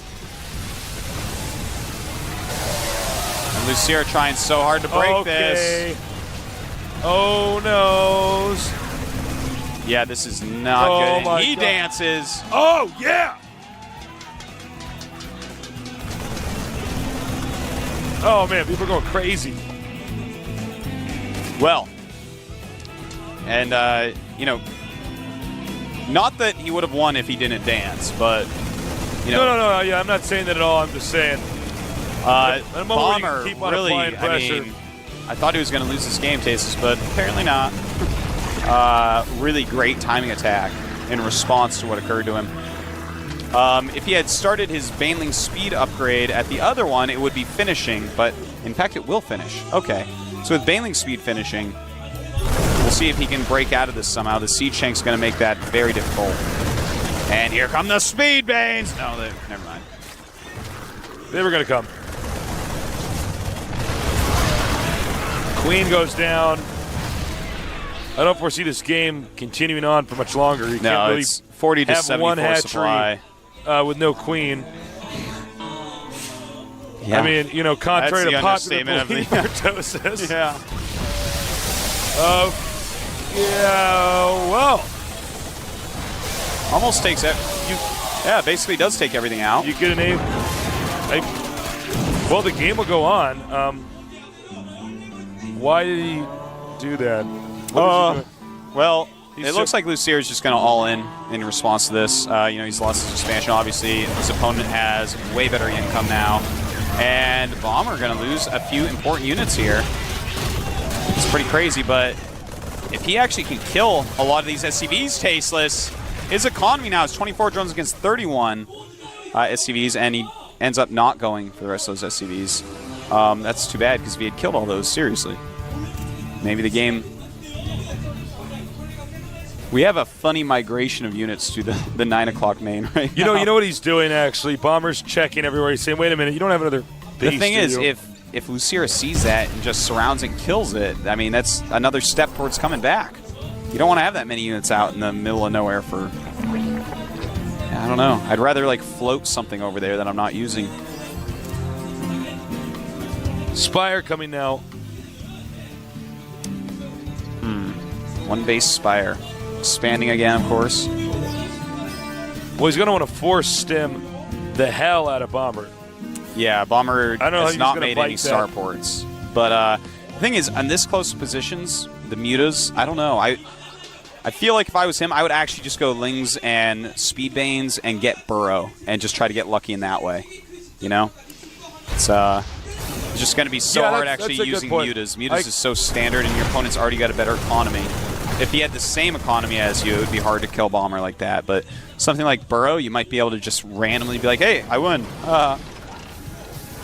Well, considering the way that we've seen all the Terrans pushing today, it wouldn't shock me to see somebody do something like that. Spire just about to finish. He does have enough for 7 mutas. So that's actually going to be quite a surprise, I think, for Bomber. I don't think he's expecting 7 mutas to fly in his base in a minute or so. Problem is that he doesn't have really Banelings like he did before, so yeah, he can actually just be like, well, I don't actually care about your mutas attacking my base. I'm just going to go kill your main. Look at the spread there. Very beautiful spread.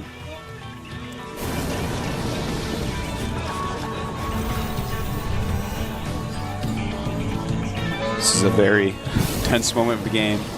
What will the mutas end up doing? Oh. Mule, this has, I think, been the most I think he's trash talk I've ever seen in a game. He's like, all right, get out. This. Now, if the mutas... he's even going to make him run around like that. This is out of control. So much dancing. The mutas, though, hitting his natural.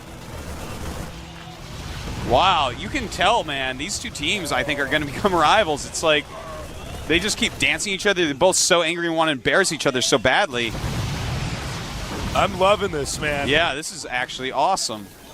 This is like actually two of the best players in the world dancing each other and making mistakes. And they're so good at StarCraft and dancing. Yeah, they're really excellent at it. I'm serious, these guys got to be careful, man, because there's so many moments where I'm like, they're dancing, they're like, oh, wait. Lucier has to be very careful right now. There are a lot of Banelings out. But the siege tanks, oh man. This angle should be pretty good for him to take out those Banes. He'll be all right. Yeah, and that looks like that's going to be it. Let's land another mule just to make it more clear. And more mules. GG. Bomber living up to his reputation. Oh my God. This is actually happening. At the bottom left, the most hyped player in the world. 스타트 폭격기. It means Bomber.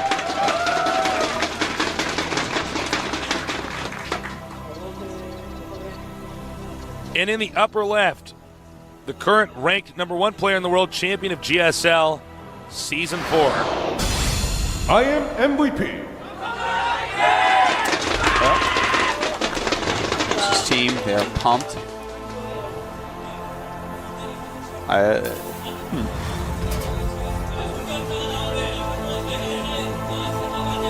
Well, this is going to be very interesting.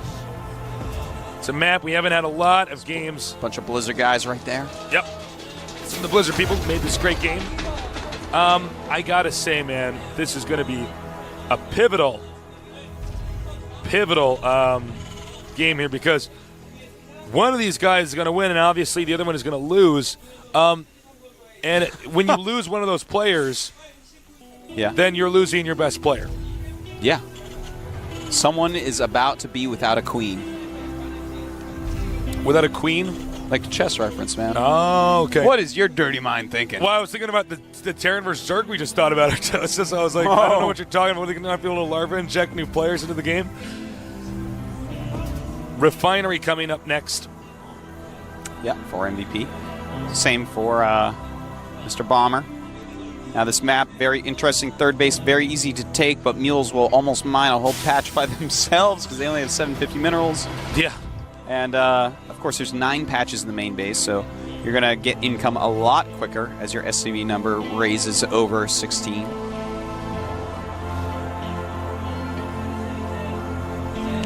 Marines coming out. Going to be scouting each other at the same time. Oh, did not manage to fire at that SCV first. And Bomber turned around by MVP's Marine. And MVP's SCV not being turned around by Bombers sees a second refinery going up. So more information for MVP, the world's greatest player. And this will be intercepted.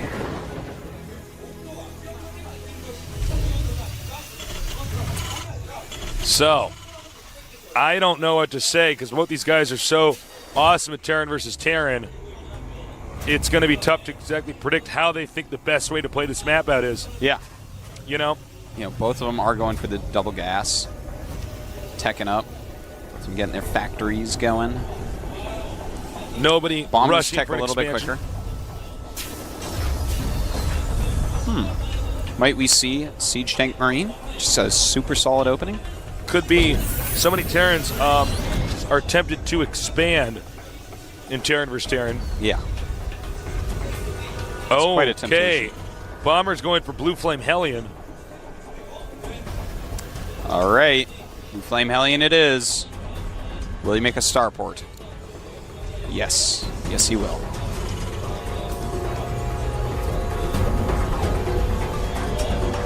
Marines moving out again. Starport coming. Reactor. Both these guys sticking with Hellion Marine emphasis. I wonder. MVP just threw up his tech lab. He might be going for a Siege Tank Viking build, which we don't see very often, but is very, very strong against... no, it doesn't look like that. Okay. So actually, as he starts yet another tech lab on that production tab. Oh, and look at this. Nice little pressure here, and messes up a little bit. That angle was pretty bad. Ouch. This MVP messed up is his micro a huge. little bit, but taking out... Oh! Snaps that Hellion right out of there. And MVP, very smart, cutting his losses. Bomber losing 2 SCVs, 24 to 22 SCVs right now. MVP in the lead. And he is going Siege Tank Banshee, which just gets scanned against a Blue Flame Hellion drop. So I got to tell you, I like the Siege Tank Banshee opening. Well, he's definitely going to be in better shape. Yeah. The Siege Tank can take out Hellions quite quickly, and Banshee as well, of course.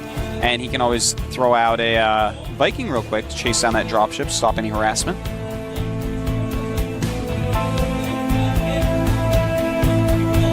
Here comes the drop, but as far as I can tell, MVP senses it. He knows. Yeah. Saw those Hellions? You have more than one Hellion?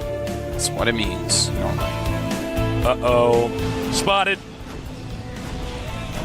But those are Blue Flame Hellions. That's right.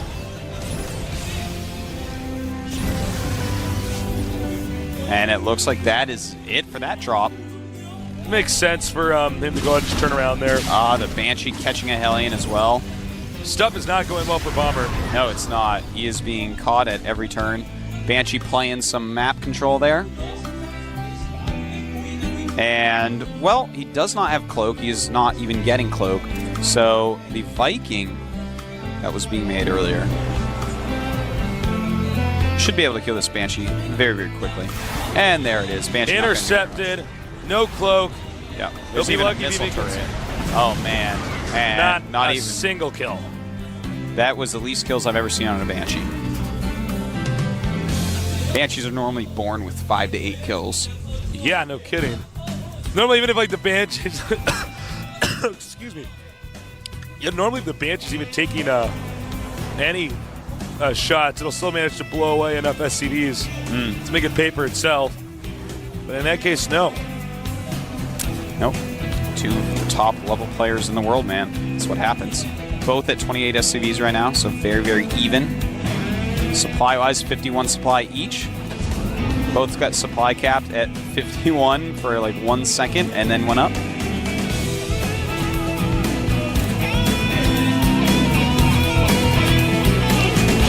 Viking out. MVP has started his command center quicker. He wasn't forced into making any turrets, so he had more minerals. Now here comes the drop. He has a Viking to spot, but I believe that's actually out of his range of vision.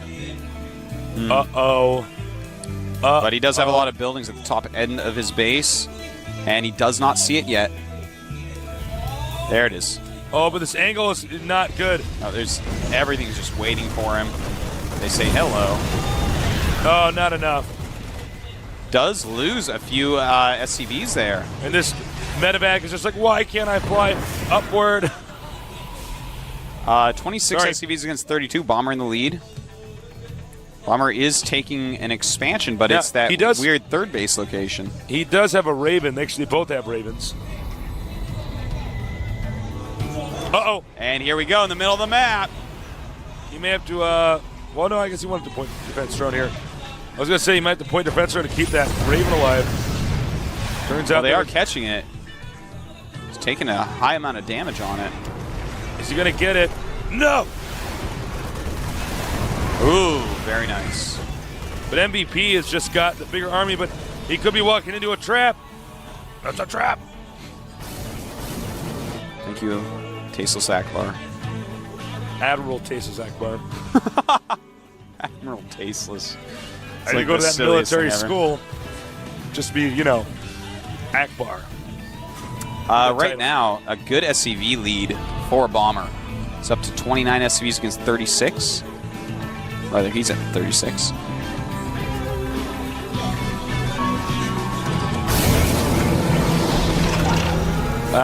Well, it's been a little bit back and forth, but I feel like Bomber's been a little bit up against the ropes for most of this match. At least from the start. You know, the drops he's done, they've killed SCVs, but not enough SCVs. Yeah, I like MVP's position, and it looks like, what will we be seeing here? I couple auto find turrets. that questionable, that move. I don't know. I kind of like it. I don't feel like there's going to be a use for point defense drone for at least a little bit, and that's way slowing down his mining. I guess he does. I was thinking it doesn't really kill that many SCVs, but you know what? It's killed like one SCV to move or so. him. Yeah. I guess to do that for free. And he has to bring his entire army back and deal with it, you know? These things last a while. And in fact, he ends up killing, he has 4 kills on that Raven now, so.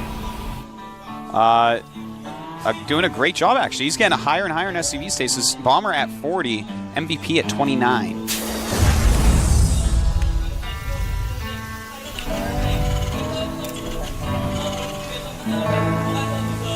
All right. Once again, MVP moving out. MVP with a little bit more army dominance. 18 Marines from... But yeah, MVP has 101 supply against 97, yet 12 less SCVs. So his army is going to be superior, but Bomber is going up to 3 base now. 18. So he's just got to turtle up for a little bit. 18 Marines from him for 32 for MVP. That's a lot of stimmed damage. But take a look here. No, not here. We just lost a shot of it. Viking Bomber's flower. defensive position is pretty good. And MVP snaps the Raven out of the Viking Flower. Bomber cannot be happy with that. That's a very expensive unit. That was pretty impressive. He's going to do another drop back here into his opponent's main. MVP also moving down the map. Might be hitting that 3rd base. And he knows he's coming. He runs away. Nice evacuation. No loss is taken there. Find out a good amount of that expansion. And right now the Hellion drop is about to occur. 1 SCV down. He's not exactly using it as quick as he could. Oh, and back we have a battle going on. A lot of Marines dying. MVP deciding it's time to start pushing. I believe he does have the Viking advantage. Am I incorrect? No. Right now, 1 Viking against 2. No, Bomber has the advantage at 2 Vikings. All right, he's going to do this, though.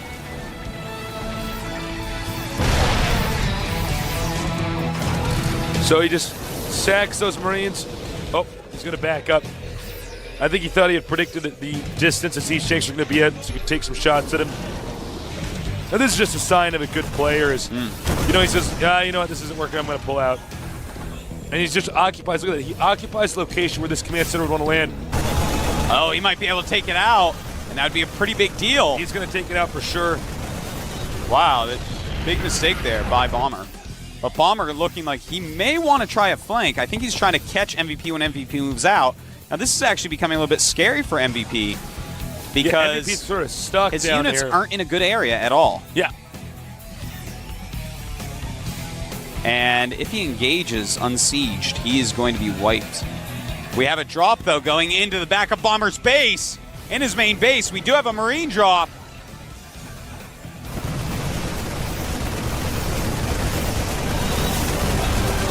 And Bomber counterattacking. Bomber's going to counter. Oh, my.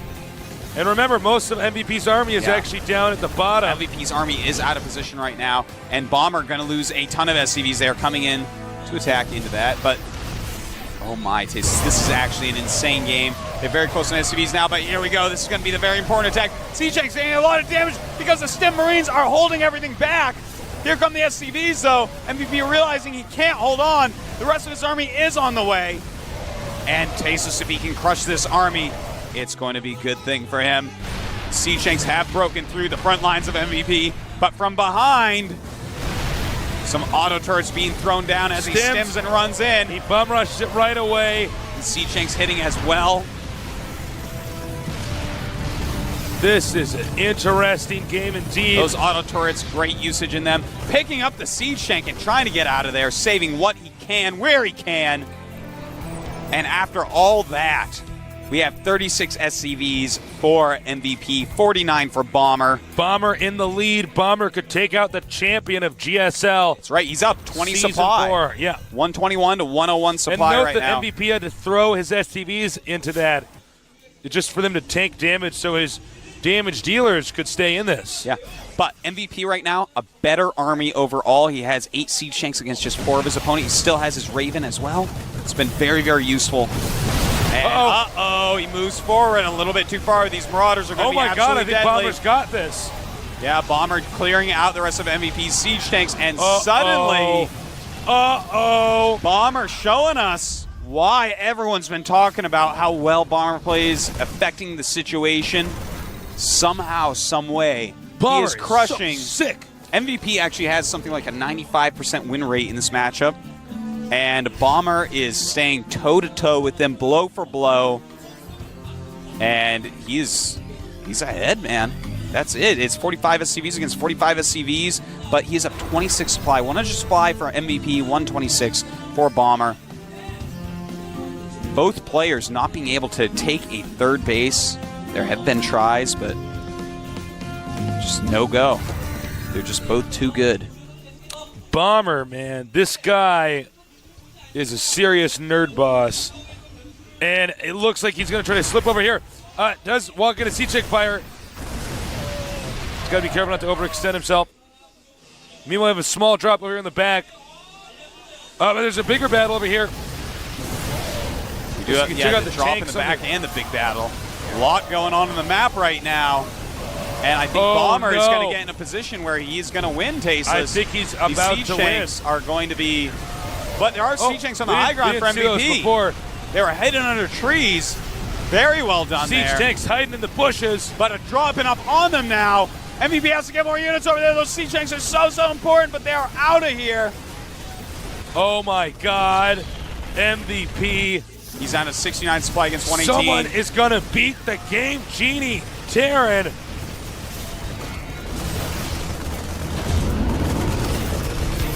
Oh my God. This is a tense atmosphere in here. MVP does have a drop going around. Yeah, we have an expansion going up as well for Bomber. But MVP is just, he's so hurt right now. MVP is pretty solid, though. I mean, for even staying alive this long, I just did not expect Bomber to be so good that he'd get away with this. It's pretty insane, but a 4-Marine drop. Going to try to even up the odds a little bit. Bomber's army is way out of position. So hopefully these Marines in the base of Bomber can do something. Well, they're just killing supply depots. I guess we're not going to look at that. And gets chased away. Escapes. It's that smoking spot. That was a depot. That's all. No biggie. Not anymore. Not anymore. Not anymore. It's in depot heaven. Okay. Stim coming up here. Oh, we have man, a drop. Very good move. Trying to snipe siege tanks, get his own siege tanks into a good position, but he doesn't have a lot. It's MVP with more siege tanks right now. And Bomber getting a little bit over anxious. MVP going to clear out the rest of the siege tanks at Bomber. This is one of the most impressive Terran vs. Terrans I've ever seen. Yeah, it's pretty crazy. MVP saving that last Marine. Every single unit on the map matters for MVP. He's closing the supply gap a little bit, surprisingly. I thought he was going to have to just leave the game, but he is closing it a little bit. And Pace, he can clean up this little army in the middle that he's attacking into. MVP coming down, and he's going to want to take out all those medevacs if possible. Huge move by MVP. Keeping the supplies in check a little bit. 106 to 127. MVP, can he close the gap?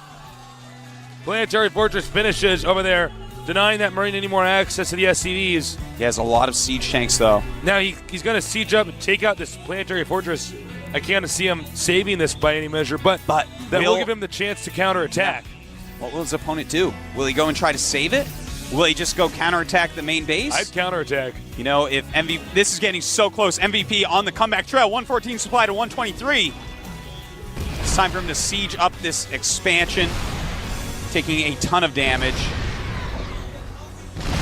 And it looks like his plan may be to just lose that, I guess. And now MVP's got to turn around. He's got to hightail it home. Tasteless. He might be able to take this game. He's got more siege tanks. His opponent, Bomber, relying more on Marauders, trying to get into a good position. But MVP can flank this. He's got a huge amount of units out on the map, a good amount of units up on the high ground. The supply is very, very close right now, and he's going to move up, stimming from both directions, running in, flanking the siege tanks. This is absolutely huge. An amazing comeback by MVP. I cannot believe what I'm seeing. I cannot even comprehend how good MVP's Terran vs. How Terran is this happening? It's unreal. He was behind for like 8 minutes or something? I got really nerd bumps all over my body, Tasteless. Chills, serious geek chills down my spine. Bomber I don't think he has enough left, Tasteless. It's tied supply at this point, but 5 siege tanks against 8. Most of his supply is in. Oh my God! I'll tell you later. It's a bunch of siege tanks coming in, and it looks like I'm MVP. Down here in the center bottom, our Protoss player, the last hope for Team Startail, 스타테일 꼬부기, which is Kareem for Squirtle from Pokemon. Over here in the top center, our player who just played one of the best Terran vs. Terrans I've ever seen. I am MVP. Wow. My voice hurts, Tasteless. That game was too exciting. I used up all the happiness in my brain. It emptied out all your serotonin. That's it, man. That game did it. That was so This week good. of the GSTL, I don't know if I can ever be happy again. Don't worry, by the time you recover, you'll be ready for the Codas. All right. You'll be happy Yeah, again. just a week of moping around. So, it's all up to Squirtle. But if anybody can do it, it's probably Squirtle. He all killed a team. We never get to see anybody who could beat him in this tournament yet. MVP, the champion of the GSL, Code S, excuse me. Ooh. I believe that we may be seeing a fast Nexus, Tasteless. Oh, yeah. That Looks like makes it's going to be a sense. 15 or a 16 Nexus, and no that gateway. is an extremely good build in PvT. We haven't seen a whole lot of it yet, but it's really, really good. Even quick Terran rushes, and let's say proxy barracks, you can hold anything with it if you do it right. Well, and the other thing is this map is so big. Yeah. That's going to minimize the power of any rush a Terran can do.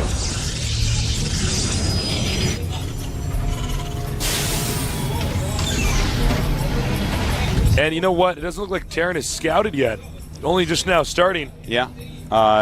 Interesting the way that Squirtle's doing it. There's a few different ways you can do it. Sometimes you get the second pylon before the gate. This time he's opting for the quicker gate just to be super duper safe, I guess. And he's probably going to get out a Zealot pretty quickly, but he's going to want to rush to a couple Stalkers as quickly as possible as well.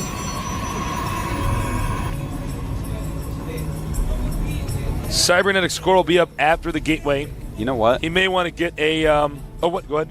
No, please. Go right ahead. Whoa! Quick command center. Yeah, that's about the econ game. Quickest, best command center you can get. You've got to get those mules out before the command. Funny as that is.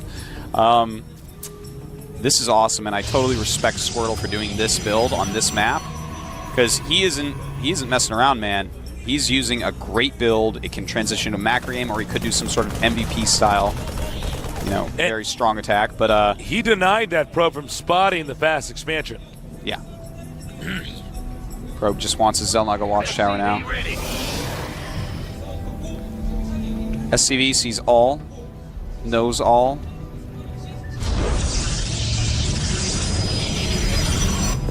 And MVP adding a second barracks. No gases yet. I love the fact. Whoa. Did he just get a... Oh, he's going to get a third command center? It's MVP, man. It's the way this kid rolls. He's like, you know what's better than 2 orbital commands? Is 3 orbital commands. That's actually quite true, yeah. 4 is better as well. 5, no. That's a joke, everybody. Some nerd at home's like, no. No, it's better. I have the math. Look at this chart. He's opening up his calculator on his computer. He's going to prove you wrong. All right, so this is awesome, and who knows when Squirtle will know what's going on, because he doesn't even know about the first expansion. He doesn't know anything except there's at least 2 Marines on the map. You know what's funny about this is that if he had spotted, if Squirtle had spotted the quick command center, then Squirtle would say, okay, all right, I can tech a little bit more. But now Squirrel's saying, I might be attacked any second. This guy might be one basing. Yeah. He might have 3 barracks making Marauders and Marines, upgrading STEM, and he's going to rush me and try to kill me. Well, we have 4 gates going up for Squirtle, and he has 3 gases already. So it's an interesting amount of things. And okay, we do see on the production tab a Twilight Council going up. So I was going to say, if he goes for the MC style, he'll surely break through because of all the extra minerals spent on the command center. But anyways, it's going to be a Twilight Council. If he goes for Dark Templars, that's not going to go well. No. If he goes for High Templars, that's going to go amazingly well. So we're going to have to wait and see, Tasteless. I know you want me to tell you exactly what he's going to do right now, but I can't do it because I don't know. He's upgrading Hallucinate here. It's smart. Yeah. He says, I need to figure out what's going on. I can make a fake Phoenix. Yeah. And it's a Dark Shrine. Yeah, see on the production tab, Dark Shrine being made. So, the thing is, with 3 orbitals, obviously you're going to be able to work up scans way faster. And MVP's even actually making an engineering bay as well. He scans and sees a Dark Shrine. So that's actually, believe it or not, you're like, oh, look at that, the 3rd nail in the coffin for the Dark Shrine. No, that's actually really good for Squirtle. He's going to probably cancel that now. Yeah, I would cancel that. I'd be like, all right. Now, if he lets it build, that's just to get map dominance. He'll probably take another expansion after he scouts. And Tasteless, he just made an Immortal with his hallucination. What is all this Immortal shenanigans? I know, right? This is really weird because he got scanned, and his opponent knows his tech, yet he's made a fake Immortal. We may want to make it look like he has more tech than he actually has. Maybe. Well, I mean, I just can't imagine any other reason. Yeah, no,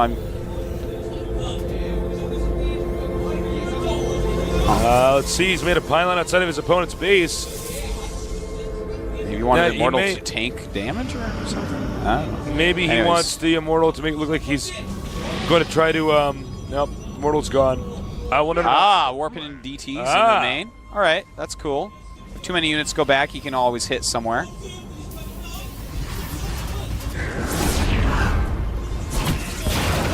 Pretty good damage being done by these DTs right now. I really do like using the hallucination to get DTs in somewhere. It's so cool. Yeah, that's smart. Now the DT in the main base has 5 kills. Nice. Doesn't want to lose both those. He does split out of there.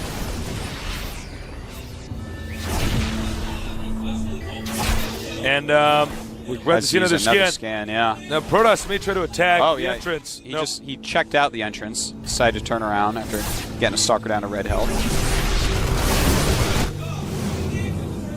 All right, so SCV count down to 36 right now, and he's going to lose the engineering bay perhaps, which has a +1 upgrade as well, which is actually a huge deal to kill specifically that +1 upgrade. Not just the engineering bay, but that upgrade right now. It looks like he's going to take out the DT because Squirtle just added 2 forges, and now he's chrono boosting out upgrades. So he wants to get as far ahead upgrade-wise as possible. That's how his late game is going to develop. He wants to go ahead and just get insane upgrades, be able to actually win battles, army versus army. And at the same time, he's taking a 3rd base. Squirtle's play unbelievably good. This guy has improved so much. He will be in Code S soon. No, he's got to, man. He's so deadly. Yeah, he's getting charge as well. And, you know, that stopping that +1 on MVP is actually just so good. Because MVP is just going to have 0-0 Marines and Marauders. And that against 1-1 and then against 2-2 is not going to be a favorable situation. Now he could get inside the main here with these Marauders, do a ton of damage, take out key critical structures. Yeah, take out tech buildings, stuff like that. But the Stalkers are waiting for them. Uh-oh. Hope he doesn't lose his medevac for MVP's sake. They've been peeking in through those Marauder windows for a long time, Tasteless. They don't call them Stalkers for nothing. You say my opponent's going Stalkers, then you close the blinds a little bit. Oh, sees it, goes away. Good use of the smoke screen. Smoke screen. We got a fake Phoenix flying in here. 1-1 is done, by the way. Yeah, good scouting with the Phoenix. He saw the starport with no Banshee add-on, which is a tech lab, so that means that he doesn't need observers still.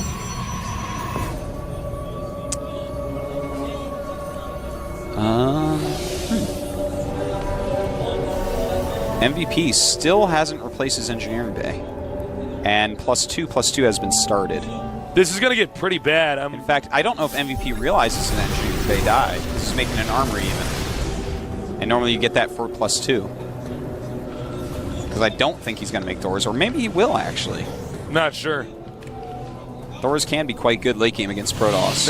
Now, he has spotted that that 3rd base was taken, and I'm sure when he flew over that, he probably clicked on the minerals. Said, wait a minute. Oh, okay. He's probably had that for a while. We might have an engagement here. Yeah, MVP, Special Task Force, seeing all the Zells backing up smartly. MVP still no upgrades. So +2/+2 is probably going to finish before we even see a battle. So 2-2 against nothing. A nice little drop looks like it's going to happen. The Stalkers are coming back to deal with this as quickly as possible. Good move sending the Stalkers. They are pretty quick and can blink over and stop that medevac. Blink is almost done. He's a blink in there, man. What's he doing? There we go. He made it look like he was going to retreat. Yeah. Kept that around. Nice play by Squirtle. Very, very good. Right now, supply 130 against 144. That is MVP in the lead. But do not fret because right now 3 base versus 3 base. But a big drop is coming for Squirtle's 3rd base. Warping in some Zealots immediately. And he's got to get in there, man. Saving the vast majority of his probes. Surprised he's actually attacking that. I was going to say attack the Nexus or that. Beautiful to take that out. Psystorm not going to finish. Oh! And he gets it. 2 upgrades in there. Does not get to finish either. And, oh man, this is actually all beautiful. Okay, MVP right now realizing, okay, I need more mech. He's getting Blue Flame. He's gotten those additional factories. He's getting the plus attack. He is going to switch over, start making more Siege Tanks, more Blue Flame Hellions to deal with this really gateway-heavy mix. 3-3 on the way for Squirtle. Geek chills all over Artosis' body. Fourth base for Squirtle, fourth base for MVP at basically the same exact times. Right now we have 66 probes against 54 SCVs. Of course, he has mules as well, so their economies are going to be extremely and he's similar. actually double expanding here. Oh, man. This game is actually too good. I love StarCraft II too much. I think I have to go home. I know. I'm getting on play right now. Oh, man. He's making planetary fortresses, too. That's going to be very tough smart for him to attack into. Normally, you can't double expand like this, but if you're going to double expand and make planetaries, I mean, you can hold them. Yeah. Templar Tech doesn't like planetaries. Robotech doesn't care as much. Flying Tech obviously doesn't care at all. But the Templar Tech routes don't really care for it. You can't really... I mean, the only thing you can do with Templar Techs is if you have way more than them and they just have the planetary going for them, you stim and just kill the SCVs. Excuse me, storm and just kill the SCVs preparing the planetary. Yeah. Right now, we do have 180 supply for MVP, 153 for Squirtle. MVP has got his upgrade going again for his +1 attack, but +3 about to finish for Squirtle. Kadarin Amulet is on the way as well as a starport. It's always good to get that starport going. We have a drop. It's going to... Oh. He does not see it. That drop could be pretty deadly. There are some units waiting for it. MVP has a huge amount of units right now. Some High Templars being warped in right before Kadarin Amulet finishes. Oh, he's making Archons because he has a ton of gas. Interesting. MVP looking to do some damage. He wants to get the Templars, I believe. Nice Guardian Shield there. +2 weapons on factory units is being upgraded for MVP. The drop is incoming. There are some units there to greet it. High drop. It's like, whatever, we're Marauders, we're going anyways. More units being warped in by Squirtle. Can he deal with it? Well, he's got 3 units, so yeah, absolutely. I was going to say, the upgrades are making a huge difference right I think now. normally we'd see that and we'd say, oh, okay, Charge Zealots will win. I mean, we'll do okay. We have another drop over here at the bottom right. Yes, we do. The third base of Squirtle. Bottom right drop. Good size storms going off. The probes are dying. But guess what, everybody? A fleet beacon is being made right there on screen. Oh, yeah. I'm thinking Mothership. Maybe even carriers. Carriers are actually extremely good. If you had size storm tech in the game already, you have Kadarin Amulet, carriers are awesome against Terran in that situation. Especially when there's no Colossus, because there aren't going to be any Vikings out. Oh, we have a Mothership making. Mothership on the way.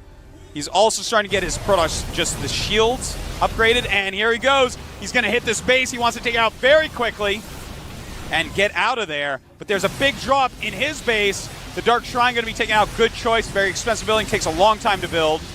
The planetary does die. The thing is, Squirtle is maxed out. He has to walk all the way home with all his units to take care of this drop because he can't warp anything in.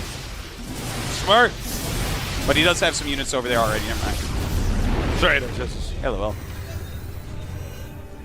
Squirtle taking another base on the left side of the map. This is such an epic game. This map is awesome, by the way. This is so fun to watch. It's a great map. I'm having a great time. My life is perfect. Another drop over here at the bottom right. That guy loves to drop. MVP is all over the place, man. Supplies right now, both of them maxed out. And the Mothership is going to complete relatively soon. Drop not going to do anything. Oh, very nice. He gets the dropship that has something on it. MVP decides it's time to move out. He's got +2 attack on his siege tanks and Hellions. He's got +1 on everything else. 3-3 for Squirtle. The Mothership, he may want to wait for it. He may want to try to counterattack if the Terran really pushes too hard. You know, a lot of this is going to be Squirtle warping in High Templars during the battle, but the Siege Tanks don't care about High Templars all that much. Those Blue Flame Hellions don't care about Zealots all too much. This is going to be an epic battle. See, oh, I just saw some game lag.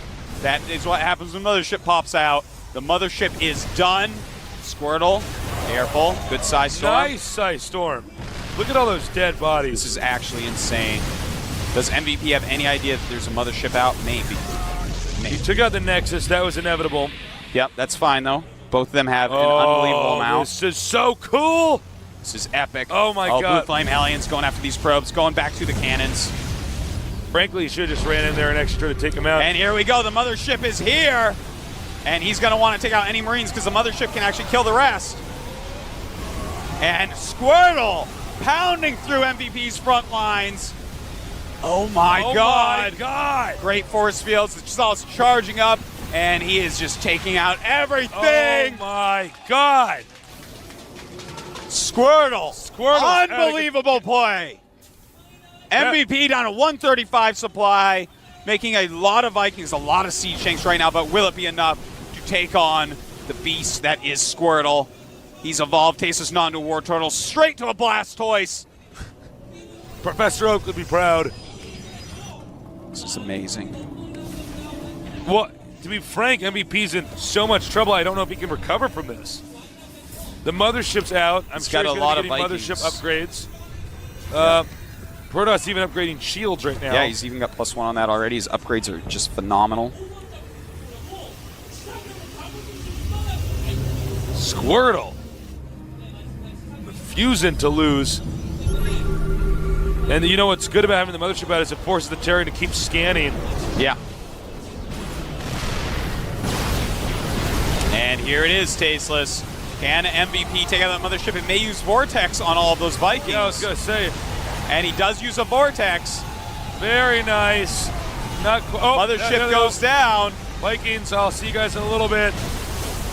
This is so awesome. Unbelievably good play by both players. MVP still has a lot of siege tanks. They do have their +3 attack. Good size storms as everything pops out. Squirtle may end up losing all these units, but I mean, his economy is pretty solid, and their supplies getting equalized quite a bit. They're actually MVP's catching up in supply. It's 134 for 103 MVP. For Squirtle. For MVP has more supply. By the way, MVP, look at that. He has a bunch of orbitals. Oh, yeah, the top left. 5 orbitals there. 6 orbitals right now for MVP. 7 orbitals. So he's actually, what up? He has 7 orbitals. And right now, MVP going a lot of siege tanks, a lot of Vikings. And that is a hard unit combination for Protoss to deal with. More command centers are being set up. Protoss maybe overextended himself a little bit. Yeah, in fact, he's staying all ground units, so I'm a little bit weary about that. I felt like Squirtle was going to take it, Tasteless, but MVP seems so invincible. At this point, against this unit combination, little does Squirtle know, but there's really the Marine production has stopped. MVP does not have a whole lot of money. Well, Squirtle walking around the map. I would love to see Squirtle throw up some more starports, perhaps. Maybe some Immortals mixed in as well for those siege tanks. Nice Blink Micro there. The upgrade's just killing MVP. That's one of the big reasons why MVP going mech at this point. By the way, a lot of people feel like late game Protoss is so hard as Terran, but look at this. If you switch over to mech, it is doable. MVP showing us that, not even upgrading his infantry. We thought it might be a mistake earlier. Obviously, he was preparing for the late stages of the game where he needed mech upgrades. Nice Blake. Getting in the way. Man. Yeah. MVP, by the way, God, has a base in the top right that he's saturating with mules. You know what's funny is he made all those orbitals to keep landing mules, but he doesn't ever worry about remaking command centers. He can just keep floating to places. MVP, however, is running out of places to expand to. Squirtle still can expand to the bottoms. Yeah, right now, left and the center right. MVP's army, I don't know how you beat that. It's like, well, I do, but it's so big, it's so scary. And, oh, Squirtle. Squirtle taking a lot of hits there. Supply 190 for MVP, 177 for Squirtle. MVP just creeping across the map using the unbelievably strong siege tanks with 3-1. No upgrades on those Vikings. At this point, some Phoenixes might help out a little bit. You can always lift up siege tanks, don't forget. And he wants to catch them. Almost did. Almost.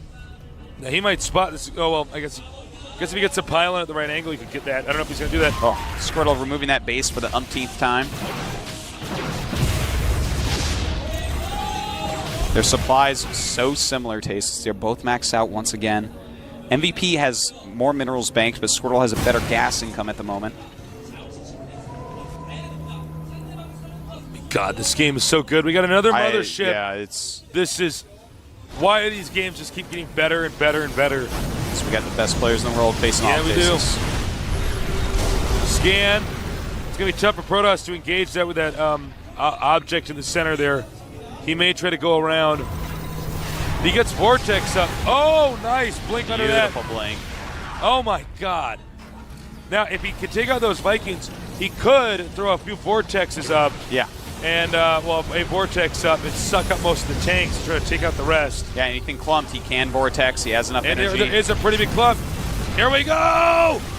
Another ship coming in. What's he going to do with it? Vortexes some tanks.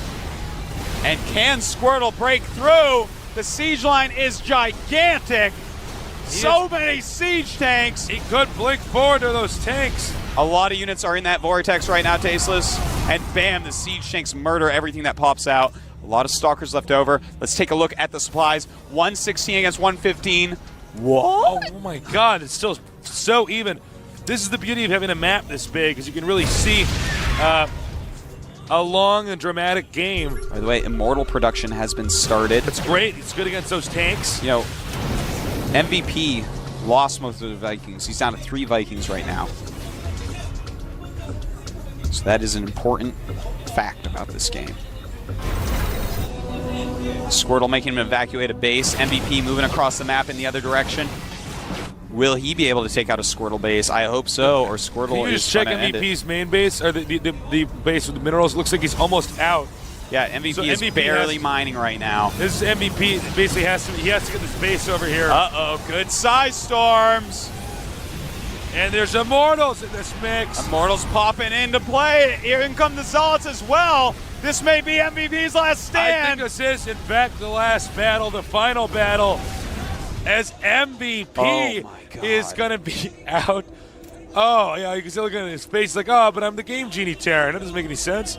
Tasteless. They have to pick an MVP of this match. It's impossible. Yeah, I don't actually know if they're going to interview him. Oh, my God. Taking out that base. That's it. That's again. actually it, yeah. Yeah, right now supplies 108 against 144. MVP is almost not mining anymore. So he's got to be very careful about what he makes. He's making a lot of Hellions, making some Siege Tanks still as well. He does not have any money saved up. He's at about 64 minerals. Still mining just a little bit. There's a little bit more he could gather up. You know, he still does have a lot of orbitals. For the time being, Squirtle has one base with a ton of minerals. two. Actually, 2 bases, excuse me. Yep. And a third on the way. Squirtle still has a good income. Income numbers right now, Squirtle is a little over twice as good income as MVP, but MVP's patches are almost gone, so that's going to change to MVP at like nothing momentarily. Great usage of Blink there. Just Blink on top of something you know you can kill. Blink's such an amazing ability. So many uses all game long.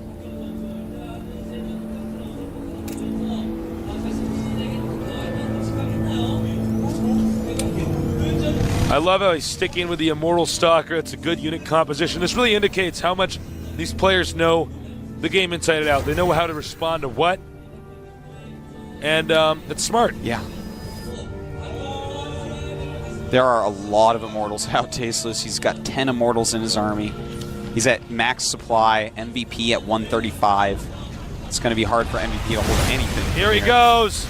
Not sure if MVP can stop this. A lot of Stalkers in the front taking a lot of hits. And Squirtle! Oh, that's that. Oh, man. Oh, man. He is a Pokemon master, Tasteless. He is the highest level Pokemon I have ever seen. Forget Squirtle. Mewtwo. It's all about Squirtle. Sorry, Mewtwo. 20 supply against 152. It is over. Squirtle has taken out MVP, and we are going to go to the final match. And he drops his mules. That's it. You know, I was smacking our toast's arms. I they was so heard excited. it. In the red, we have 스타트 꼬부기. that stands for Squirtle, the guy who hasn't lost a single game in the team league.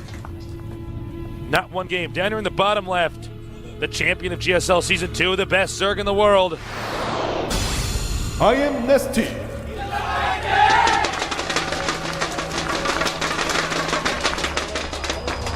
Not even doesn't even have his hands on the mouse and keyboard. This is actually how good Nesty is. He's just controlling the game with You his show mind. anyone else on their thing, and they are spamming away. Nesty actually puts his hands in his lap. Yeah. Just checking his text messages. Not cheating, really checking his text messages. Seeing all the girls that are messaging him up, all the guys that are messaging him up, all the magazine companies, the television stations. This guy is a baller, sickest Zerg in the world, going up against someone who we have no proof he might be the best player in the whole world, Tasteless. Well, at this point in time, Doesn't lose games. I mean, I don't keep saying this like, whoa, this guy might be the best I've ever seen, but I've never seen two teams in any match in my StarCraft 1 career or in my StarCraft 2 career that have been this close, this epic, this strong, this back and forth. Now, remember, it's a one-on-one map. Protoss knows the Zerg starting location. Usually the Protoss tries to do several different techniques to delay the expansion, which is why we always see the Zerg get a spawning pool first and a extractor first. Some good harassment. Stalling out drone mining as much as possible. Every little bit actually does count when you have two players of this caliber. By the way, guys, you need to go tell everybody you know that they need to watch this series from start to finish. It's Seriously. worth the ticket. It is so worth the ticket. Oh, Even if Oh, they're impatient, they just oh, want to watch you- the finals. It Tasteless. is so worth the ticket. I would pay any amount of money to see these matches. Good thing you work here, you get it for free. It's true. Now the question is, will he get the second gas? Yes, he will. Yeah, if he actually did the Choya Warp Gate Rush, I would pause the game. I go up, unplug, go over, and be Now like, goes "Oh, listen, question. I'm actually about to tell Nesty what you're about to do. Play a real game. You're too good to do the Choya build." I think it's it's going to be just really, really rough for NST. If he does do the 4 Warp Gate Rush, it's such a strong build on this map because the surface area around your expansion is so huge. They can get stalkers in a certain angle That and is hit true. your hatchery. They can also run up your ramp. We But- could see the usage of Void Rays here. Yeah. We could see standard 3 Warp Gate push out onto your low ground and expand. Yeah, I think that's what we're going to see from Squirtle. If I had to guess, it's going to be 3 Warp Gate expand into the solidest PvZ you've ever seen. But, you know, I don't think we're going to see a 4 Warp Gate because just remember back to Nesty versus Choya. And remember how he had one Zergling when Void Ray and 4 Warp Gate got to his base. He had one Zergling and he held it. So you actually don't want to mess with Nesty in that way. Stargate. Interesting. Now, will it be a Void Ray build or a Phoenix build? We have seen so many different things you can do. Not so much with the Void Ray as much as when you have a Void Ray in your army, how that can change the chemistry of the game. Yeah. Now, an interesting thing to note is that Squirtle still has a probe out on the map, so he's going to hopefully try to scout Nesty, but Nesty is keen to that, knows that that probe is not gone. He has Speedlings waiting for it. Squirtle seeing the hatch, seeing the drones transferring down, the Queen walking down very slowly. Void Ray on the way. Zergling's peeking. He knows he can't get in there. He wants to see what unit composition he has. Now, Nesty knows that there's a Stalker out, and that's going to tell him that, okay, he needed extra gas early. That may have been for any number of tech builds, and it could also possibly mean a Warp Gate Rush. Now, what I want to know is he going to expand after he gets the Void Ray? Is he just going to use this Void Ray to bully Overlords? Well, it looks like off he the map? is. Yeah, I think he is going to expand. Look at all these sentries. Looks like that's going to be the case. And that Overlord trying to get away. But that Void Ray, that floating chandelier Tasteless, has something to say about it. Oh, and his carcass will fill the caverns. The Zelnaga caverns. I was going to say the caverns on It's not going to fill it Zelnaga. up all the way. It wasn't that big. Now, he's going in spores. What do you think about this?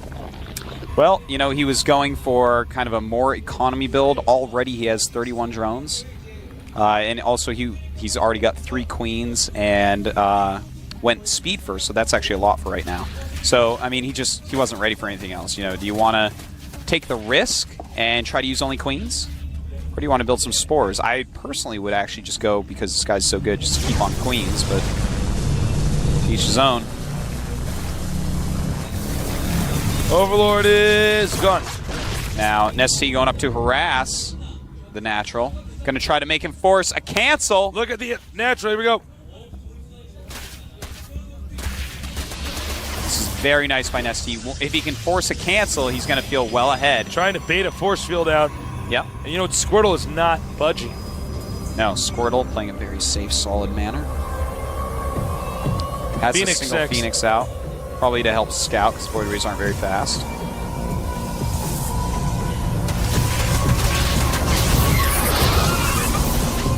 Nice. Doesn't let him want to go around there. Got some delayed, stops the probes.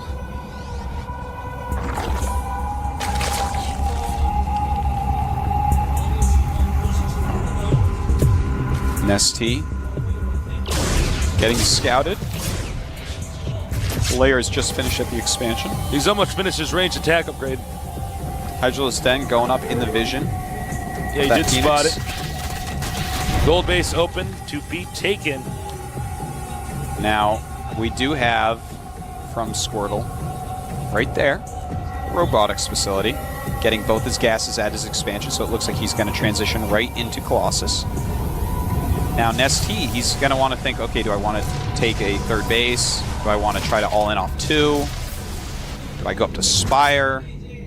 He's getting Hydralisk range.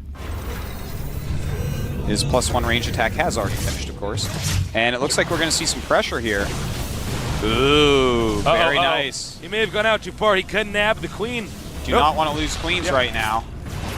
He's got to be careful. This is a tense moment. He gets the larva checked off. ST is making a bunch of Hydras and some Zerglings as well. I don't know. He can force field the ramp.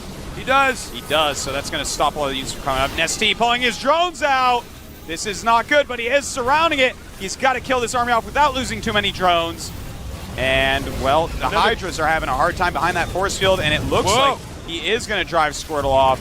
Squirtle really pushing quite hard, but did kill a good amount of drones. He got 12 drones out that time.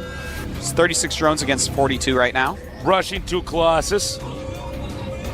Looks like he's debating counterattacking. Yep, it looks like he is at least going to poke and prod. There's no cannon up, so there's not a lot of units. I was about to say, I mean, and he's getting an immortal that's not particularly useful in the situation. Yeah, especially with some Hydras coming to Aces. This actually might be enough from Nesty. He kills some probes. Those Hydras are going to be a huge deal. Not those, but the other ones that are behind. He needs to get rid of the Void Ray and the Phoenix. He does. does. Man, Nesty! Huge push here with these Hydras. He needs to deal the damage that needs to be dealt before a Colossus can come out. The Immortal's out. Stalker's coming in from behind. Losing a lot of probes. Now, you need to have the Zerglings to tank the damage. I think Nesty overextended himself there. He did, but killed a lot of probes off. And as he sees Colossuses are going to be made, losing the Hydras, not a huge deal. They were going to die to Colossus pretty soon. He has taken out the flying units, but the attack continues. There's more Zealots being warped in to deal with those. Colossus has not been started yet. Now remember, Hydras, they deal damage really fast, but they take damage even faster. So you need to have something in front of them to actually take the damage, such as these Zerglings that we see here. This is looking very hard for Squirtle. Nesty just rallying in. Hydras and Zerglings. Oh my god, GG! Nesty has just won it for an incredible miracle. They are the Season 1 GSL Team League champions. Will be remembered for the rest of the time. And here we go. The grand finals of BlizzCon is upon us.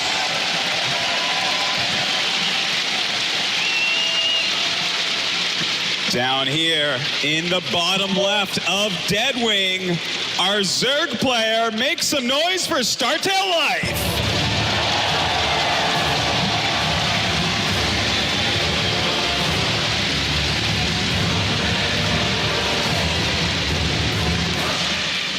And his opponent to the north in the top left from Team Acer, it's MMA!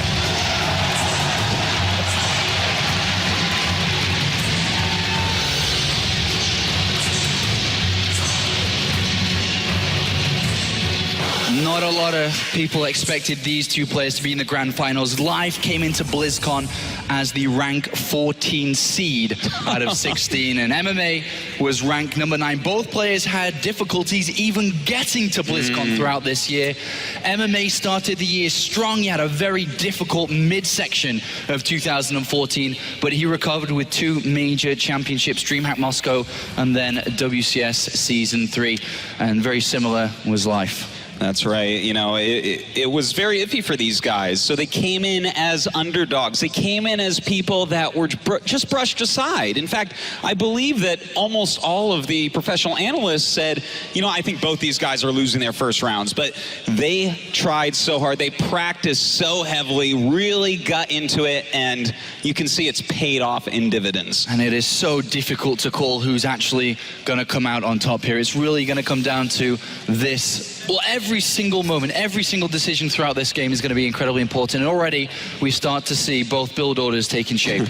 Well, this is exactly what I want to see throughout the series. A pretty quick Zergling speed for Life. I mean, that's his unit, right? The speed Zergling. This is what he gets all of his success off of. The scouting, the aggression, the defense. This is his key unit. Whereas MMA, on the other hand, a more reactive Terran player, going to open with the Reaper so he can scout what's going on. And he will need to do that, considering the way that Live just played against Tasia. Incredibly aggressive and very unorthodox. That wasn't really typical Zerg play that we saw from Live. MMA, very similar to Tasia. Probably in a straight-up fight is the favorite, but tricks are probably going to be the way that Life is going to edge through. Well, one of the tricks is to play completely different from how you've played before. He was very cheesy, very aggressive and sneaky in his match against Tasia, and Life is a really smart guy. He realizes MMA was watching and studying, so I think he's going to go for some macro play here. On Deadwing, it would be the smart choice here. A nice, large 4-player map. And the Reaper does get a Zergling kill here already, and that is a good start here for MMA to get a single Zergling kill, and he's going to try and get a second one here. This one's going to be a little bit more difficult to get. He does not want to lose a drone here. Well, it looks like you should get another Zergling, I think. Oh, yeah. There you go. He does get a second. This is actually very nice by MMA. A lot of the times you don't even kill one Zergling with this, but some very strong micro coming out from our Terran. And MMA here, he's moving 2 Marines south of his main base. As he's scouting at the same time with the Reaper, he's going to try and catch a drone, transferring from the main base to the natural, and it looks like he's going to get one here. And MMA, a great start here. 2 Zerglings down, a drone as well. And he does have the option to poke in and scout. 2 Marines inside his main base here. Going to deny any Overlord scout as well. So he really keeps what he's doing in this game. Well, he could away from Life here, but he has chosen to throw down this starport. Maybe a little bit worried about potential Zerglings coming towards the front here. Yeah, he definitely could be. He realizes speed could be finishing up pretty soon, and he is right about that. It is just about finishing right now, so Life will go out and scout, but you're right, Apollo. So far, MMA taking a little bit of an advantage, and this could get into Life's head a little bit. To lose 2 Zerglings and a drone to a Reaper, it's pretty uncommon for Life. That is pretty uncommon here, but the game continues on here as we have Life at 46 applied, MMA to 39. The first couple of Hellions are coming out now, and this is where MMA is going to be able to continue his pressure with that first Reaper. Well, he is pushing forward right now. Going to see that, in fact, this third base is making right now. The Queen's going to come out and kind of deny any harassment. Not an easy place for MMA to really harass, being on the high ground. With MMA taking a second gas here, it really opens up his options, because you normally see the third command center come in to really push your production, your economy, and just play for the longer stages of the game here. Life's hiding Zerglings, which could give him more information on this game if he's able to get in there. But I think we may see an armory come in. He could try to use Hellbats here for a frontal attack. There is the armory coming in, so it looks like we are going to see that, but there is an Overlord very, very close here for Life. And that's right. If he pokes up and sees the armory, he's going to know all he needs to know to be able to stop this. But still, it is a very tricky push to stop. Right. You know, you have a couple Medivacs, a whole bunch of Hellbats, and some Marines with stim behind that. That's a scary force indeed. And Life is playing pretty safe overall. He's got 5 Queens. He's built a Spine Crawler in the dark here. He has no idea what MMA is doing behind this. For all he knows, this could be a third command center, a double engineering bay, and just a very long game here. Baliness coming in at a regular time here, maybe a little bit earlier than normal, should I say, actually. But And this push is going to come out. He is making some Zerglings as well. It doesn't look like he's actually checked this yet, but, you know, he does know the gas is there, so he knows this is within the range of possibilities of what could occur. Well, this push is going to happen here, Autosis. There's a lot of Hellions, and Hellions still being made here. Overlord's kind of slowing down and hopefully supply capping life here as MMA sets up for his first decisive push of the final. That's right, but we do have a spine crawler, we do have some queens, and 20 speedlings. So, do you think this will be enough, Apollo? Can he hold on right here? I'm not too sure he can. The Baneling Nest is going to complete. Banelings are going to be incredibly important. MMA transform his Hellions into Hellbats, and here we go. Uh-oh, the Hellbat's going to start walking up this ramp right now. He is morphing some Banelings, but they may be too late. Moving forward right now is MMA into this spine crawler. The Queen's trying to hold their ground, but he really needs these Banelings. Hey, the Baneling's going to connect. They need to connect here. If they do morph, he's going to have to split and well. Pretty decent connections, but not enough. There's still 3 Hellbats. There's still a lot of Marines, and this Medivac is healing these as well. A great move from MMA. It certainly is, but he hasn't lost drones yet, so if he can kill this army off still without hurting his economy too badly, life is still in this game. He is still working on nice transfuse on that Queen, pulling the Queen back now, still a single Hellbat pushing forward, and it looks like MMA will pick up and retreat. Only a single drone killed there, 39 Zerglings, 5 Queens. Damage was dealt, and damage will continue, but life has pushed the majority of this off. Actually, this drop here equals the drones from the original push, Autosis. That's right. But things to keep in consideration. No third command center, no engineering base. 1-1 is done. We're going to see a lot of drones coming in from life. He is going to take a lead in this game.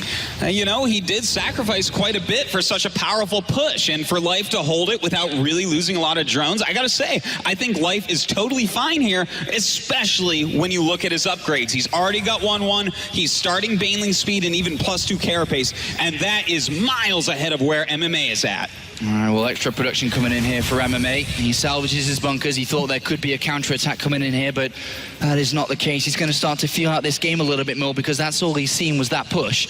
Doesn't really know exactly where he is in this game, but as we can see as observers, there is a 20 supply difference here for Life, who does see that third command center about to be taken.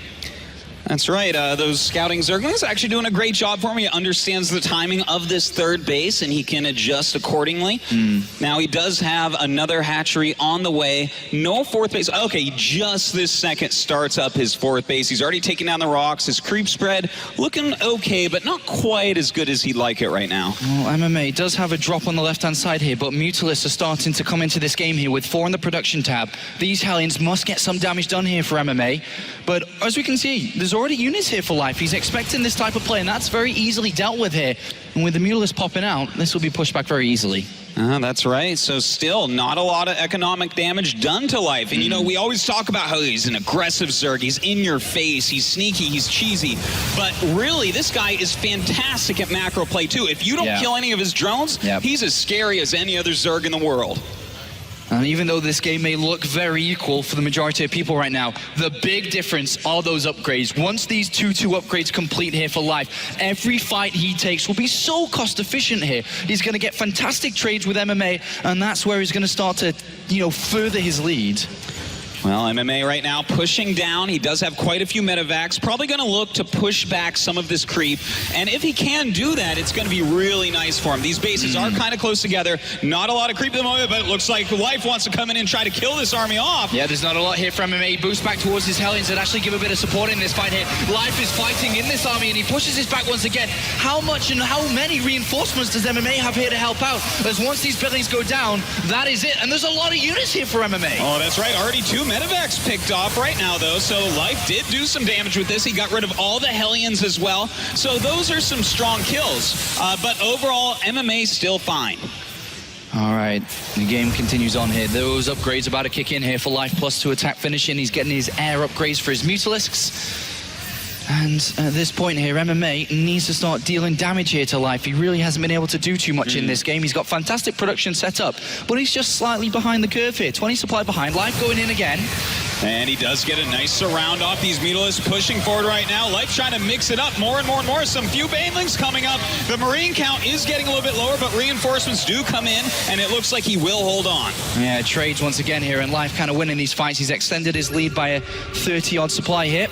Scan from MMA, having a quick look in between the bases here. What kind of units do we have? How kind of saturated is that fourth base? And he sees there's no gases on that fourth base. A pretty big tell here for MMA to slow down the aggression a lot. Knowing that Life's Zerg count could be a little bit low, that there isn't full saturation on that base. He doesn't need to keep on being hyper-aggressive. He maybe feels that he's a little bit closer in this game than he was first anticipating. Yeah, I think you are definitely right about that. He's got to watch out for the mass amounts of Zerglings, but hold on, we do have the Mutas going into the main base, multiple turrets going up, but they're a little bit too late. He will get right into this main mineral line and be able to, not quite take out the turret.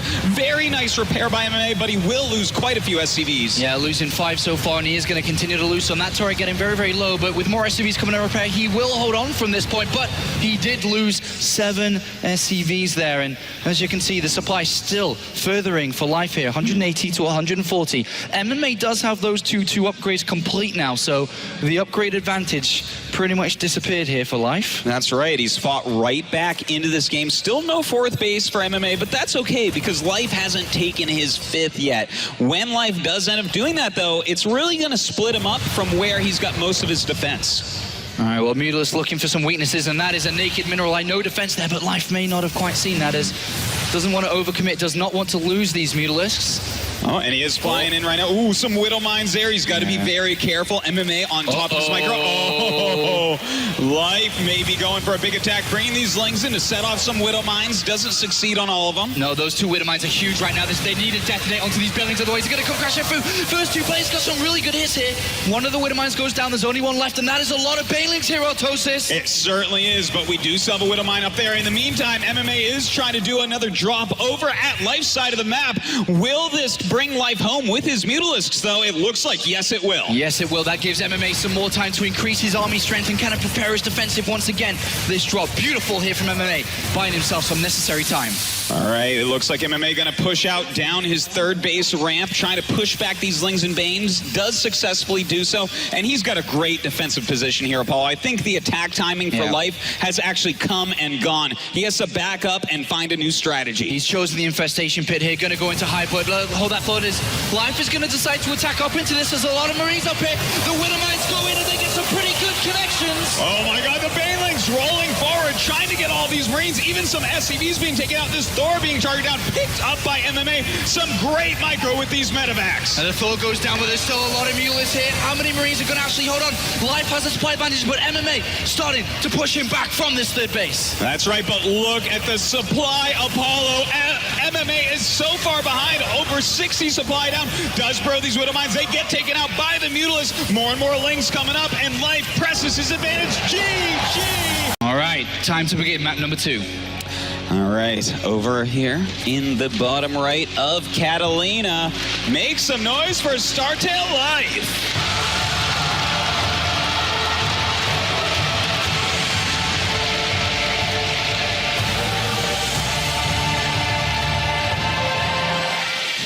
And his opponent over on the left-hand side of the map, the Terran player from Team Acer, it's MMA!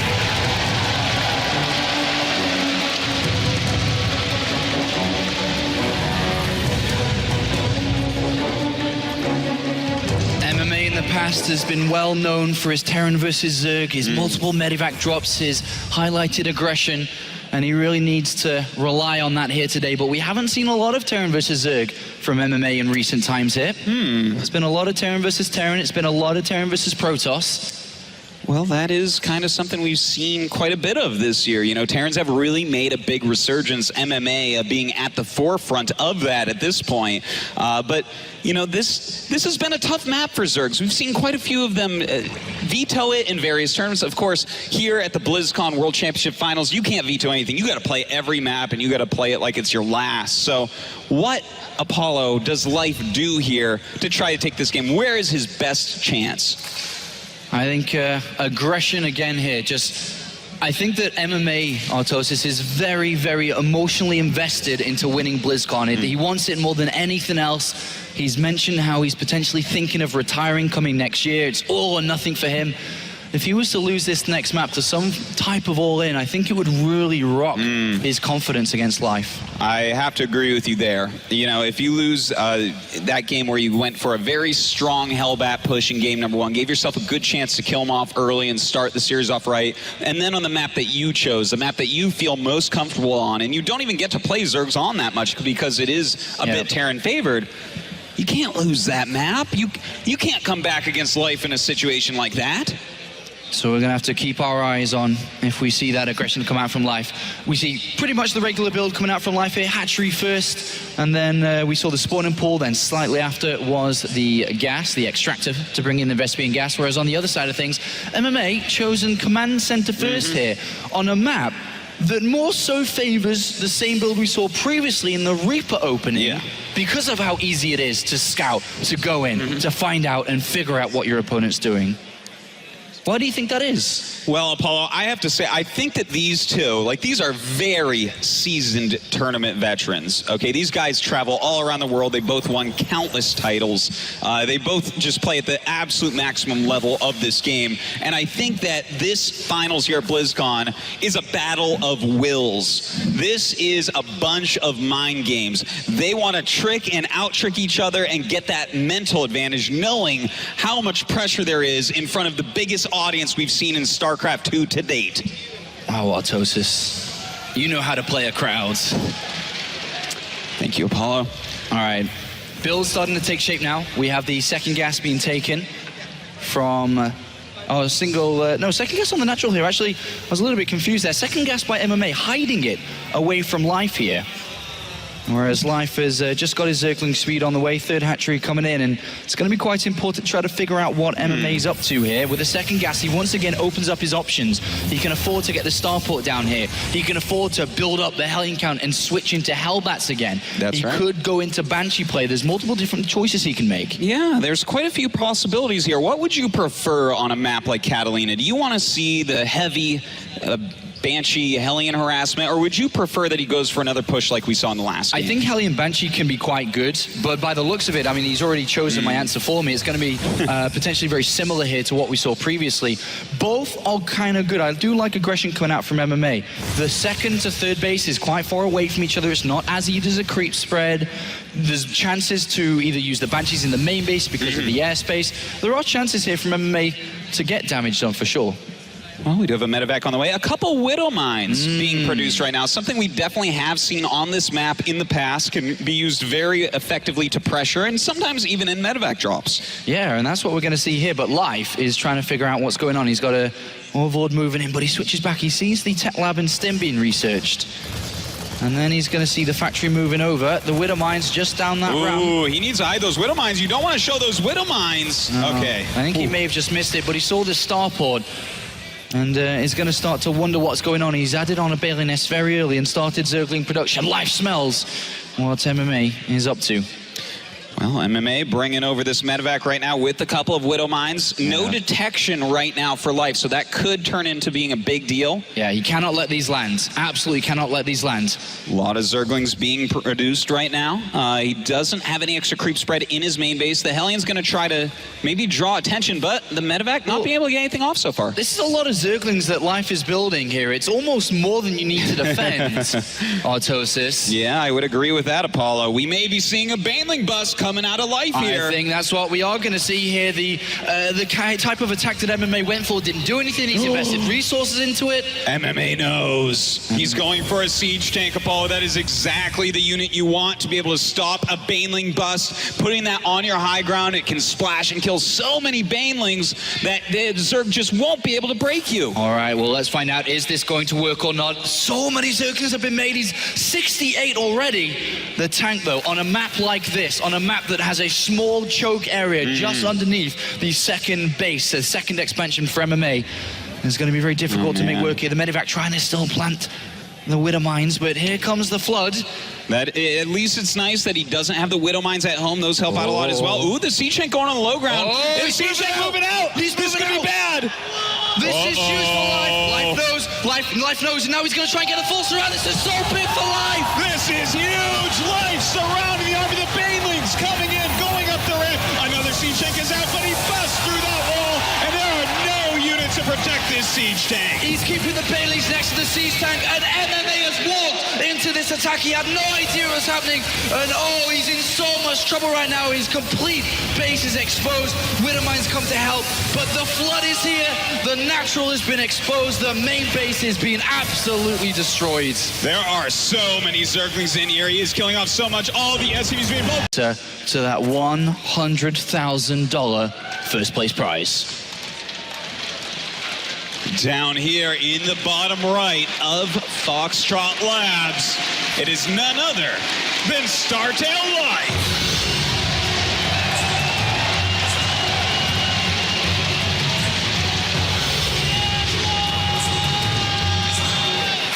And his opponent in the top left, our Terran player yet to put a victory on the board. Make some noise for Acer MMA.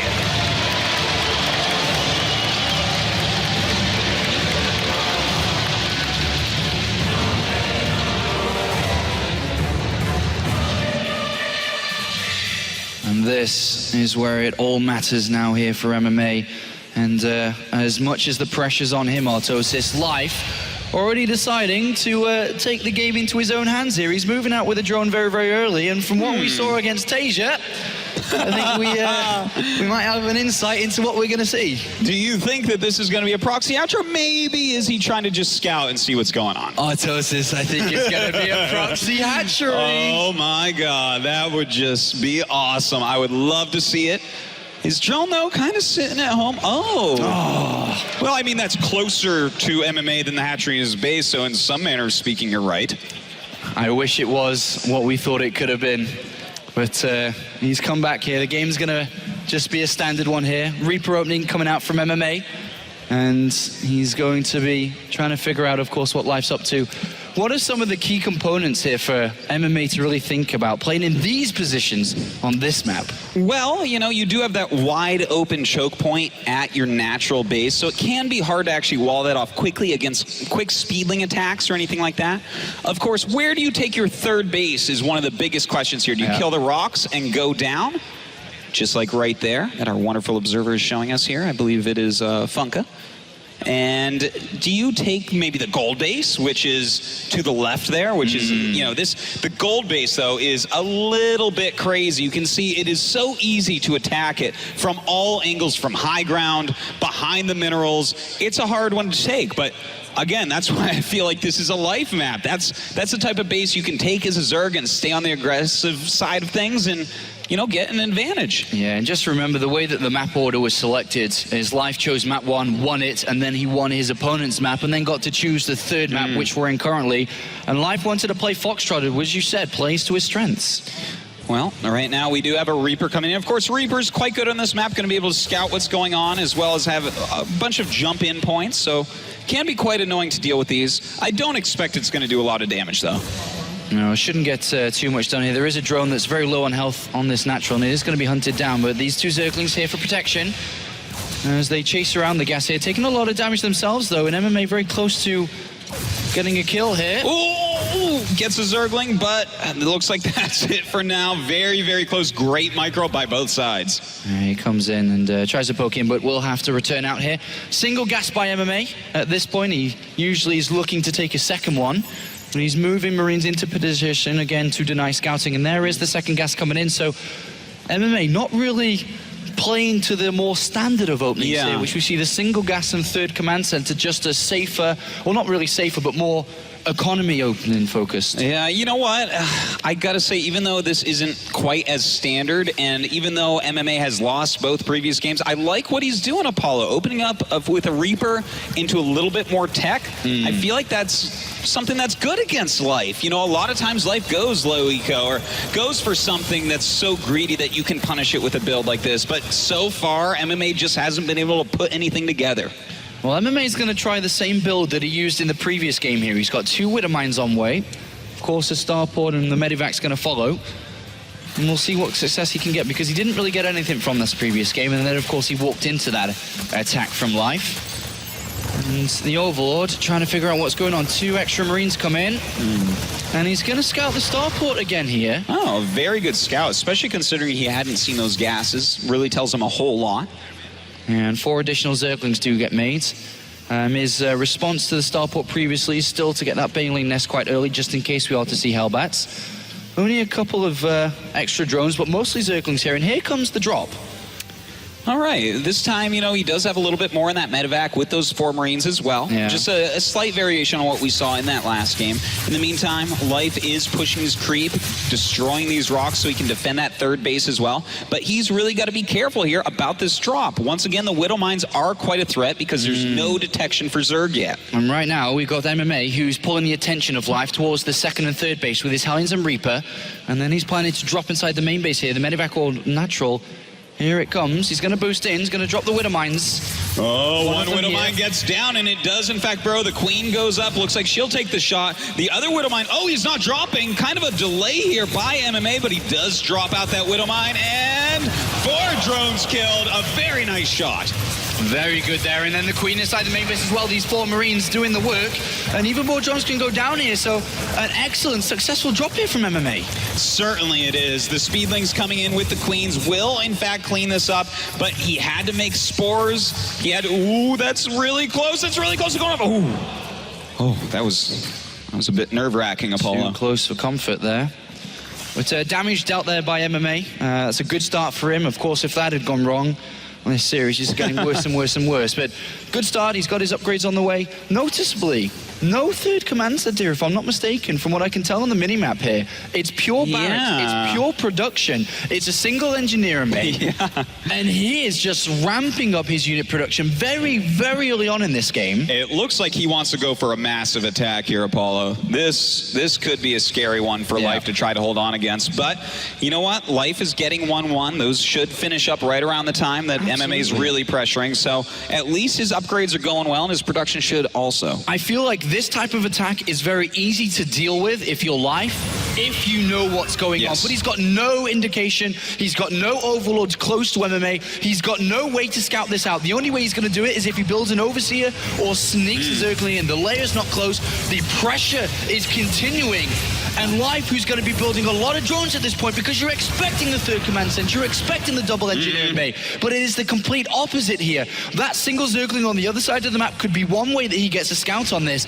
But if he doesn't, he will get stung by this. You are so right, Apollo. We see drone after drone after drone created here by Life, just kind of refilling, getting his army, his economy going. But where is his army? He doesn't have much to speak of. He is starting Baneling speed. He is getting a Spire, and even taking a 4th base. But I got to tell you, that 4th base is never going to live against a build like this from MMA. Absolutely not. The armory's coming in, so we can build Hellbats with this mix as well. But here comes another drop that's going to continue the pressure here. Any kill, any way to slow down Life is going to increase the value of this next push that's going to come out here. And look at that position of these Marines here. That Marauder just being in the way for everything. Oh my God, he takes out so many Lings and the Banelings. This is a super powerful attack by MMA, and is dealing critical damage to Life. And the armory's about to finish, so these units can turn into Hellbats too. There's a lot of reinforcements coming away here for MMA as well. Oh, Life is up against it right now. This is a very difficult attack.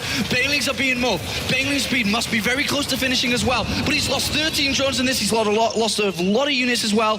Here is the main attack. Look at this supply, Apollo. Right now, MMA in the lead by 50 supply. He's done a ton of damage to Life. His army is so scary with these Hellbats, with this +1 attack. He's pushing forward, and I don't know that Life can stop him. If MMA does not make this work, he's got not a lot left in this game. He needs to make it work, and it looks like he can. He's got so many units here. Baneling speed is finished. Can they get the detonations? Link's coming from right to try to help out. A beautiful flank there by Life, but will it be enough? Still Hellbats left. A beautiful micro here by MMA, picking up those Hellbats, redriving them. Ling's coming up, but MMA just has too much. He has way too much, and he's going to take out the Baneling nest, and that is the only way to deal with Marines at this point. Mules are coming out, but they're not going to be too helpful here. Marines here without combat shields are still going to do the work. Choices to defend. Well, here we are on map 4. in the top right, leading 2-1. Our Zerg player makes some noise for StarTale Life.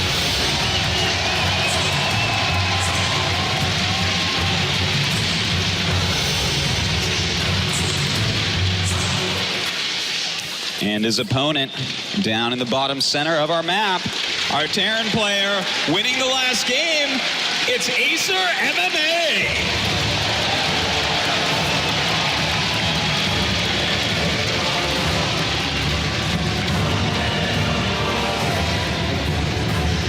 And of course, the further we go into this series, the more intense it gets for both players here. MMA winning this one will equalize the series after losing the first 2 games, and Life, of course, winning puts him just 1 map away from being the 2014 world champion. What strategies are we going to see? Because we haven't seen anything too crazy yet in this series. We haven't seen any double barracks play from MMA, which he has been known to do. We haven't seen anything too wild from Life in terms of the early game either. Yeah, that is true, Apollo. I want to venture a guess and say I think it might be time for like a Roach Baneling all-in here. I think it's a good map for it. You know, you're close enough that you can get across the map quite quickly, and the ramp leading up to the natural, it's pretty big. Yeah, I completely agree with you. I think that is a very powerful strategy to use on this map. And as much as Life could be thinking about using that, I think MMA is also thinking that is a very, good possibility to see this come through here. So definitely both players going to be thinking about these possible options here. As MMA can take 2 gases very early on and could play a Hellion Banshee opening, which is quite good against that, but he is just taking a single gas, which would push him away from that. But look at this. On a map that is known for its type of aggression, it's known for its even 2 barracks play. We see 3 hatcheries, then the extractor, then the spawning pool coming out from Life.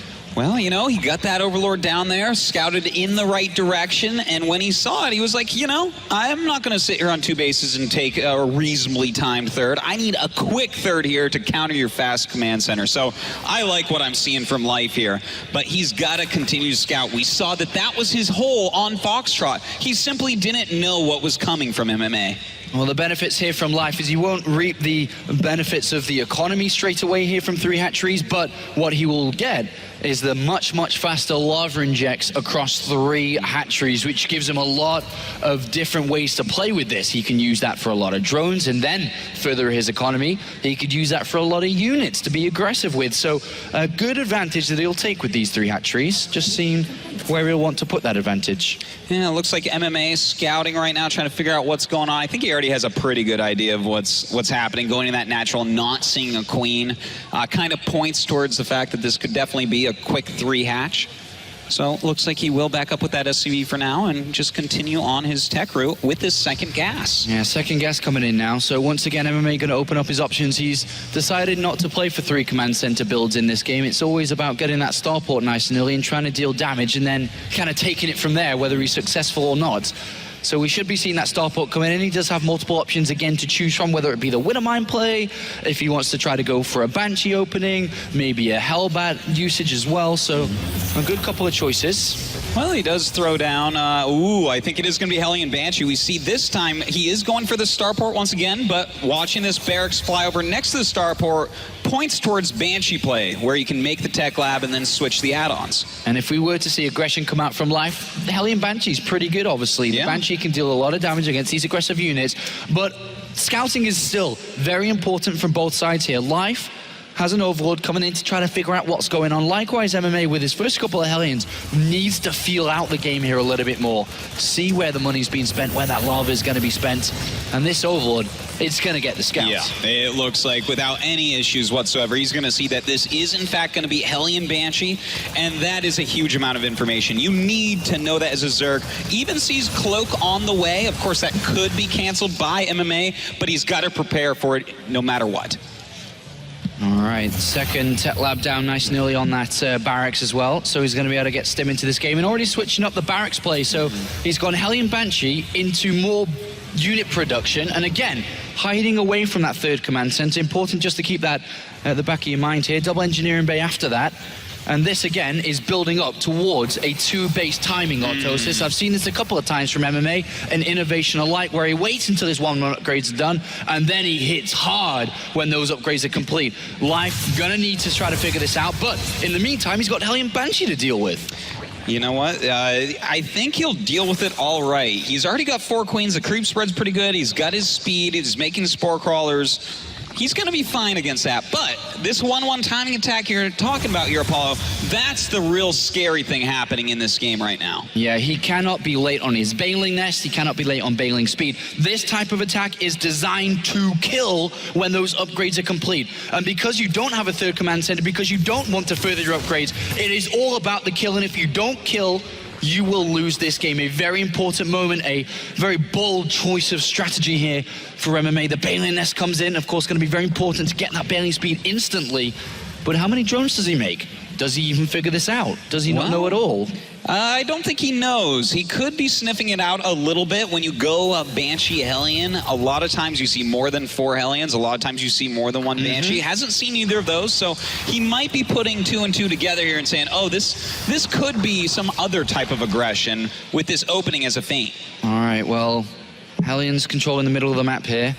The regular timing, by the way, of a third base is around, it can be as early as 9 minutes 30, it can be as late as 11 minutes, so that is kind of the timing where his strategy becomes exposed because there is no third base. Another overload goes down, another way to be eliminated in choosing and finding out what's going on and what to do.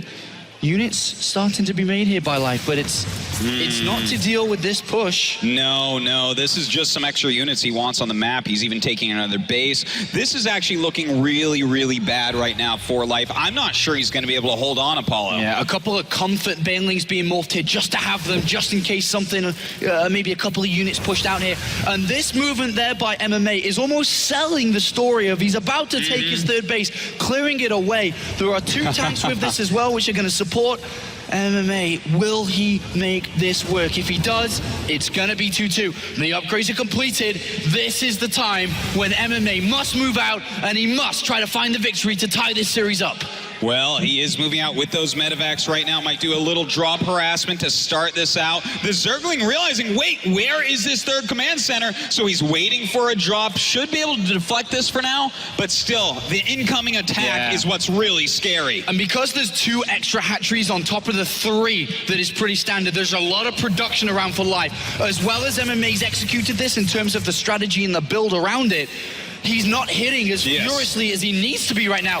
Well, his 1-1 upgrades, the advantage is gone. Life will have 1-1. Life has bailing speed. Life has a lot of bailings. This is getting a little bit scary. And those tanks that MMA is building, they have to hit the bailings. They absolutely must. You're supposed to push out the second you hit your 1-1, but MMA is a bit slow. We have this great creep spread.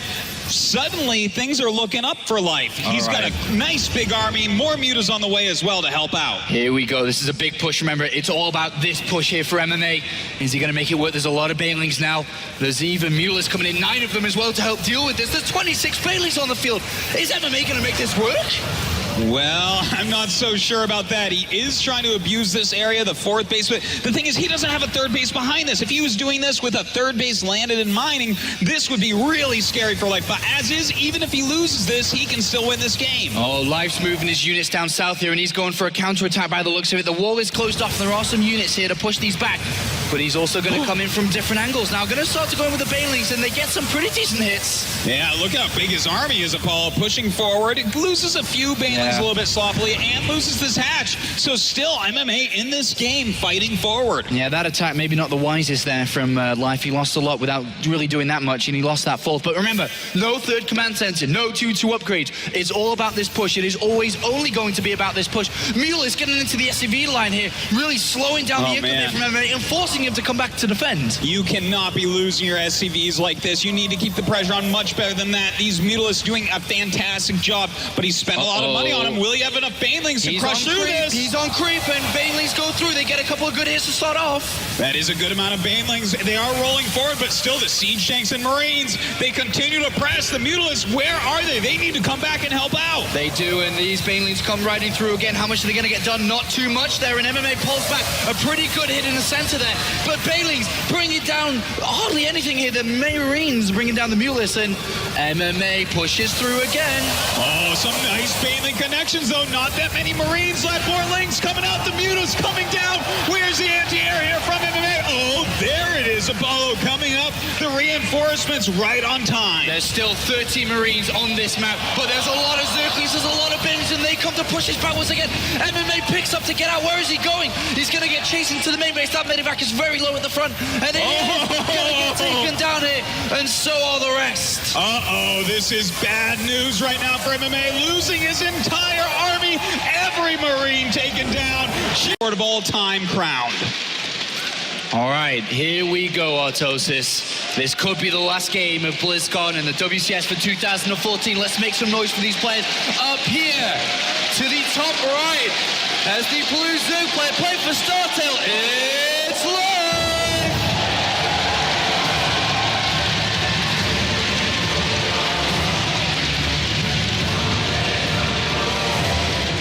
And his opponent in the bottom left for Acer. If he loses this, he is out. He needs your support, so make some noise. It is MMA.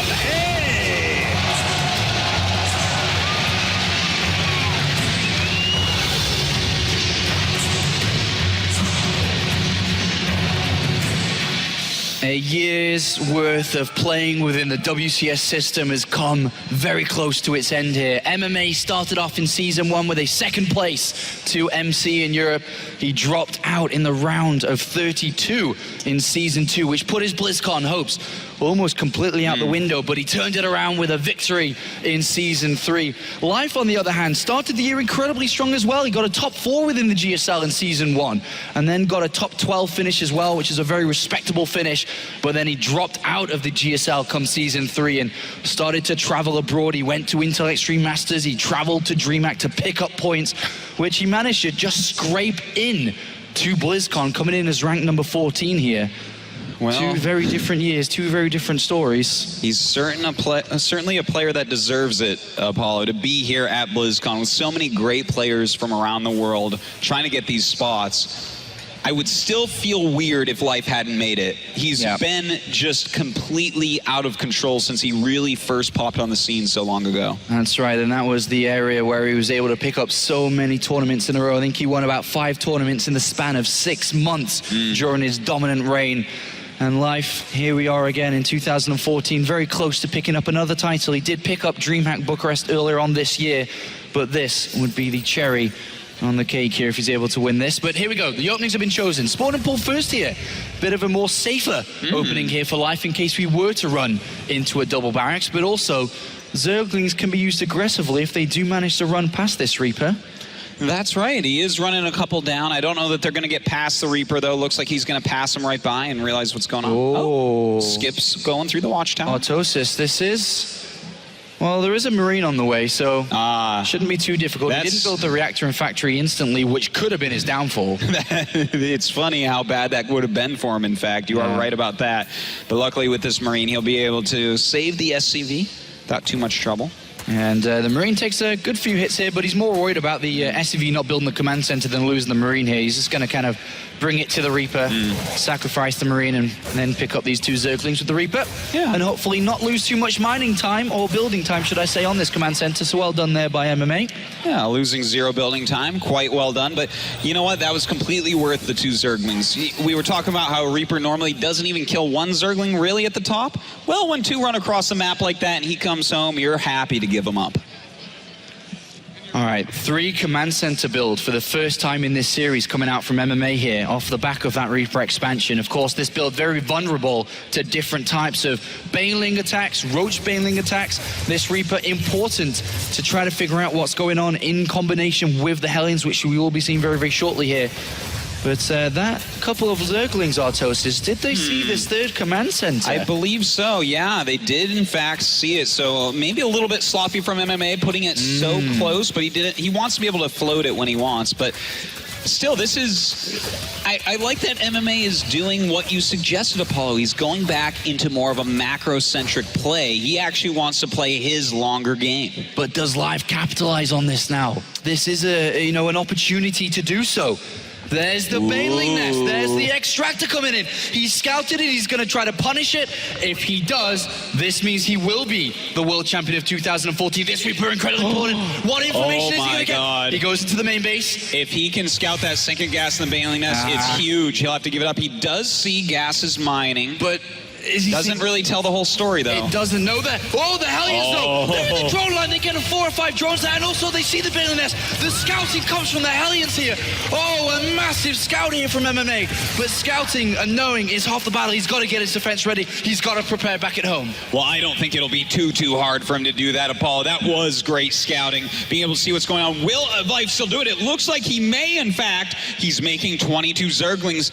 He may just go all in. Does MMA know exactly what he's playing against? He saw the Baneling Nest, but he's added on double engineering bay. There are no bunkers coming in. He's seen the structure there. Oh no. He knows he's been scouted. He knows he's been exposed from the third command center, but he's not preparing his defenses. Maybe he's not exactly sure what this is. MMA absolutely must start bunkers right now, or Life has a great chance of breaking through and winning the World Championships. 22 more lings on the way. Oh, he is not, he's not pulling any punches here. Here comes a bunker, but a little bit too late here. There's only one, and that is not going to be enough. There's no really late production. He's playing so greedy. The Hellions, they see one circle, but they don't see the rest. He really doesn't know what's going on.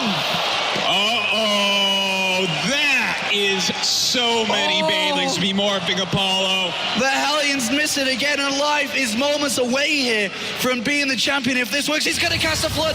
Oh, he sees the Zerglings here, but the Banelings, MMA now knows what's going on, but does he have the defense ready? He's got hardly any units. Apollo, here he comes. That's a lot of Banelings, and it looks like he's going to be able to crash through this wall in a matter of seconds. The Hellions coming from behind, trying to surround these Marines. The Banelings going up this ramp, but there's so little defense from MMA. The SCVs are running away, but there's Banelings chasing them here. He's going to try and break through into the main base. There's a good detonation to the north here. Life is bringing it to MMA right now. He's going to push through here, and once the rest of these Zerglings come through, can MMA make the hole? This is an incredibly tense moment right now. 3 Banelings about to morph. Those 3 Banelings could be huge. They go up on 1 SCV, so that's not so good yet, but look at this. There's nothing all here. MMA's SCVs going down. He's about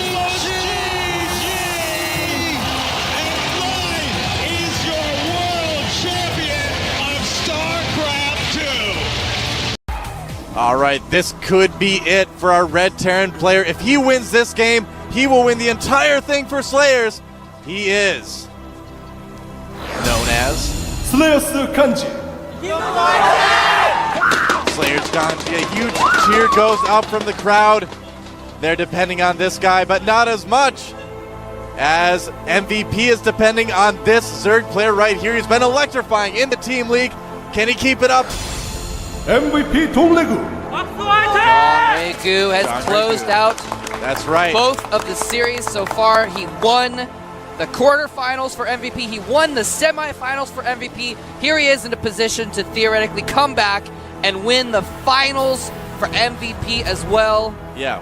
Wow, that's a really about great to get drawing heavy. Marauder, I gotta say. That is actually really good. That's really good. Props to them. Props to whoever wins our match here on Dual Site. Of course, it is a 2-player map. One side is green and grassy and beautiful waterfalls, things like that. The other side is lava. That's and more right. lava. Mordor versus There's another command center Rivendell. on fire.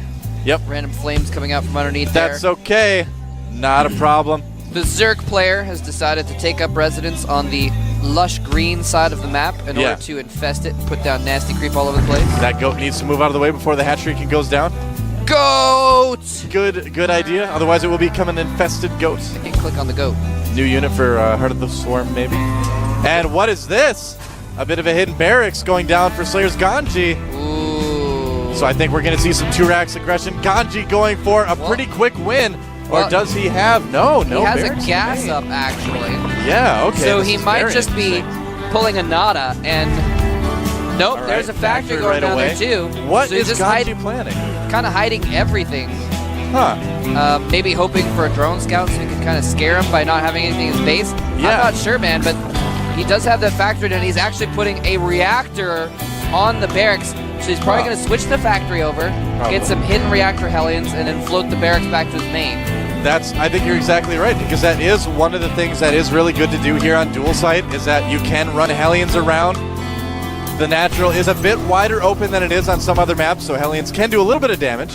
Yep. Now Don Regu just scouted with the drone, went in there in the base. Yeah, he knows saw something absolutely going on. nothing. Probably squealed with fear for a moment, and instead produced 6 Zerglings instead of panicking. And indeed, he is switching. Hellions on the way, and he is going to go ahead and not produce a Marine. I guess not. See what happens there. Dong Regu not scouting yet, but really, Dong Regu has shown himself to be such a solid player.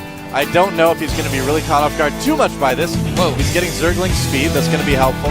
There is a starport going down now inside Ganji's base. Oh, all right. And yeah, he didn't produce a Marine, so he actually could be vulnerable to a counterattack, but these Hellions are what Don Regu has to worry about first. The Spinecrawler is not going to be up in time. He's going to have to be very, very quick with his Zerglings and his Queen. And this could do some damage. Drones fleeing to the main base. Queen trying to block the ramp. Oh, nice. And he does a pretty good job of that, actually. Blocks with the Zerglings as well, and actually doesn't lose a drone or a Zergling yet. All right. So Dong Regu reacting very, very nicely to seeing that, but it looks like we're going to have Banshees coming in afterwards. Tech Lab going down on that starport. Good follow-up. If you get your opponent as a Zerg to go for roaches to hold off the Hellions or something like that, they're not going to have a lot of anti-air. But as you can see right now, Dong Regu already producing 2 more Queens, deciding that he wants to try to handle the Hellions with Lings and Queens, and that is also going to work so well against the Banshees. And does that Zergling actually see the starport? I wonder. Does not. No, it does not. Okay. No, barely does not see that starport. Right. And Very yeah, close, Banshee's coming out. So you're right. He's kind of put a lot of pressure on with these Hellions, hoping to spur him into at least being caught off guard by the Banshee later on. But he's going to have a lot of Queens out, so he's probably going to be okay. Now, if he gets cloaked, though. Supply drop coming down for Ganji. Some people do work that into their builds, but usually it's just something that happens when you kind of forget to build the depot. Whoops. So we got a little bit of a look at Ganji's stuff down below his base, and he did switch the factory back over, got a tech lab on it, and now he is going to be pumping out some tanks as well. Yeah, he's like randomly building all of his army down at the bottom right. Yeah, that's so weird. I mean, I'm really actually a bit surprised that Dong Regu hasn't done some scouting. Oh, he's going to find it right now, though. Zerglings know where it is, and that is actually going to be a bit hard to defend. And really, if Dong Regu can get in there and kill those production buildings, that's going to put Ganji in a very, very difficult spot. Yeah, he could. That's kind of bad. His tech lab, which is researching siege tech, is kind of out in the open. Hold that thought. It's Banshee time. One drone going down. Banshee time. Stop. Banshee time. Can't touch this. There's a Spore Crawler about to pop up there, and a couple Queens are going to help out as well. So that Banshee's going to do virtually nothing. Only 2 kills. SCV is hanging out in the middle of the map. And what is this? This is kind of a big, crazy all-in push from Slayer's. Ganji's going to try to repair the tanks, keep them alive. Siege mode's about to complete. Yeah, he's got 8 SCVs there to repair tanks and Hellions, and he's not repairing his Hellions for some reason. He's going for the timing on one base here. That's a lot of speedlings out right now for Dong Regu, but is it going to be enough? Is this going to be it for MVP? He has a total of 31 Zerglings, but there are a lot of Marines there. It could all come down to this right now. Hellions are so good at protecting those tanks from Zerglings as they shell away at those spine crawlers. Ganji could break Don Regu right here and take the series for Slayers. What is Don Regu going to do? Respond to this. Across. And a Baneling Nest being produced. Ganji staying back, wants to make sure he has enough. Here he comes. Queen soaking damage isn't enough. Everything going in. It might be. Hellions doing damage, but the Lings succeeded, taking out almost everything. Drones coming up to help the Queen finish up. The last tank goes down. The Banshee doing tons of damage, though. And now you know where Dong Regu's going to go. He's going to go right for those production buildings. That is correct. That is correct. Right. And Ganzi cannot protect those right now. If he can take those down, that is absolutely huge for Dong Regu. He did a wonderful job defending against that, hardly losing any drones at all. I'm so impressed. Oh, and he's actually attacking the front as well. Taking and down some supply Ganji doesn't even have a Marine in his base behind that. He can just repair with SCVs. And that's going to cost some minerals. Here come the Lings at the production buildings. There's not a lot there, and the tanks are not sieged up. If he can get in there before the tanks siege up, that could be huge. Oh, he should go right now. The tank does siege up, but it's in the middle of the siege. And he gets there just in time. Splits the Lings to hit both the tanks. Beautiful play by Donregu. So good. More Lings coming in right now. It's not going to be enough to take out those buildings, but is the supply depot down at the main? Not yet. He sent the Banshee up there to take care of that supply depot. Taking out those 2 tanks was so big. That was huge. Yeah, that's going to really force Ganji to play defensive, and it's going to force him to play that without 2 more siege tanks. Ganji getting his lair right away. Ganji has 2 Marines and 1 tank and 3 Banshees. Yeah. He's got nothing right now. Only 37 supply. Look at that. Lings going after the production buildings, and there's nothing that can defend. Banshees pulling back. Tech Lab taken out. No more tanks. And that reactor might go down for the barracks. No, pulling the Lings back. No need to waste those. Yeah, tank production is completely stopped now. Yep. Lair almost finished for Donregu too. I think we're going to see Mutas pretty soon. He's got Spore Crawlers back to his main, which is good because there are 3 Banshees out, which is pretty substantial. Now the only thing right now saving Slayer's Ganji from certain death is the fact that those Banshees are out on the field. That is it. Yeah, here's the thing though, is Donregu currently has about double the income. He has 42 drones to the 17 harvesters and 1 base mules of Ganji. So he has a huge economy, and as long as he, like you said, avoids taking damage from these Banshees, he's going to be pretty good in what you could, I don't know if you could call it the mid-game. This game is kind of nuts. Yeah. Here he comes. Oh, he had to cancel the Spire. Oh, wow. Has to restart it. That's going to slow things down ever so slightly, but the Lings get in. Baneling busts the main. Front down, and Baneling's going to work. If he catches those SCVs, hardly any left. And Donregu may bring MVP back into the series one more time. He did it in the round of 8. He did it in the semifinals. Here in the finals, Donregu looks as if he's about to take them into Game 9 of the finals, unless this push succeeds for Ganji. He's got a tank there and some Banshees. That's right, the Banshees are still a cause for concern for Donregu. He does have a good amount of queens, though, if he can transfuse, but here's a big push from Donregu. This is actually a little bit scary. Whoa, he's got enough Baneleys to kill everything. Is he gonna land them? The tank goes down, the Marines go down. There's still some Hellions, but they cannot do much against the those last queens. Banshee going down, and that is it. GG! MVP Donregu. Whoa! He is. Hello, ladies and gentlemen. Welcome back. This is HD. And this is Pain User. And we're both back here for the grand finals of IPL Season 2.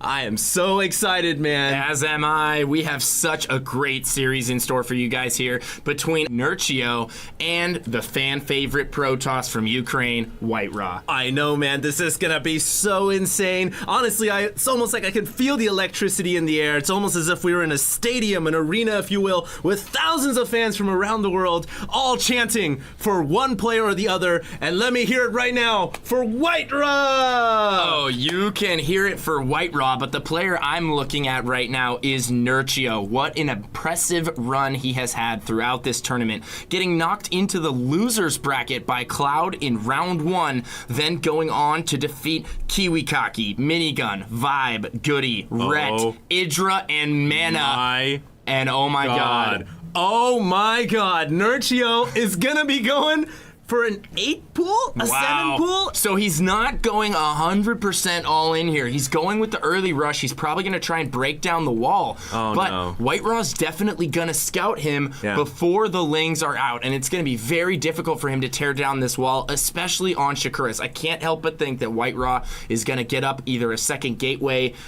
He's going to put up double gates and he's going to fully wall. And the question is will one of the gateways go down before the cannon gets up? Okay, well, White Raw comes in here with the latest scout possible. Of course, scouting to the north end first. He does see the spawning pool going down, and I wonder if Nurchio's 7 pool, I'm going to call it a 7 pool. It possibly was an 8 pool. It was an 8 pool. Is he going to get in time, man? He's produced 6 Zerglings right now. They are on the way. White Raw immediately responds by throwing down the gate and the forge, and he saved up 100.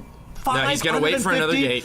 And he's going to throw out a second gateway, and he will wall this off. So there we go. The 8 pool here, it may not do enough damage, man. Before this happens, let's not take anything away from White Rock, going all the way through the winner's bracket, defeating Coco, Bratok, Select, Straylock, and Mana, winning the upper bracket finals, and he has earned his spot here, but now he is under pressure. Nurchio is threatening to take this first game very early. Nurchio showing what kind of grit and strength it takes, as well as balls, to play in the loser bracket. I mean, he's survived all these players all throughout, hanging on and fighting by tooth and nail, and he's showing right here he can do the 8 pool, and is he going to get the gateway down? I think it might go down. White Raw's going to have to wall off the left side here. His probe can't get around. It's stuck.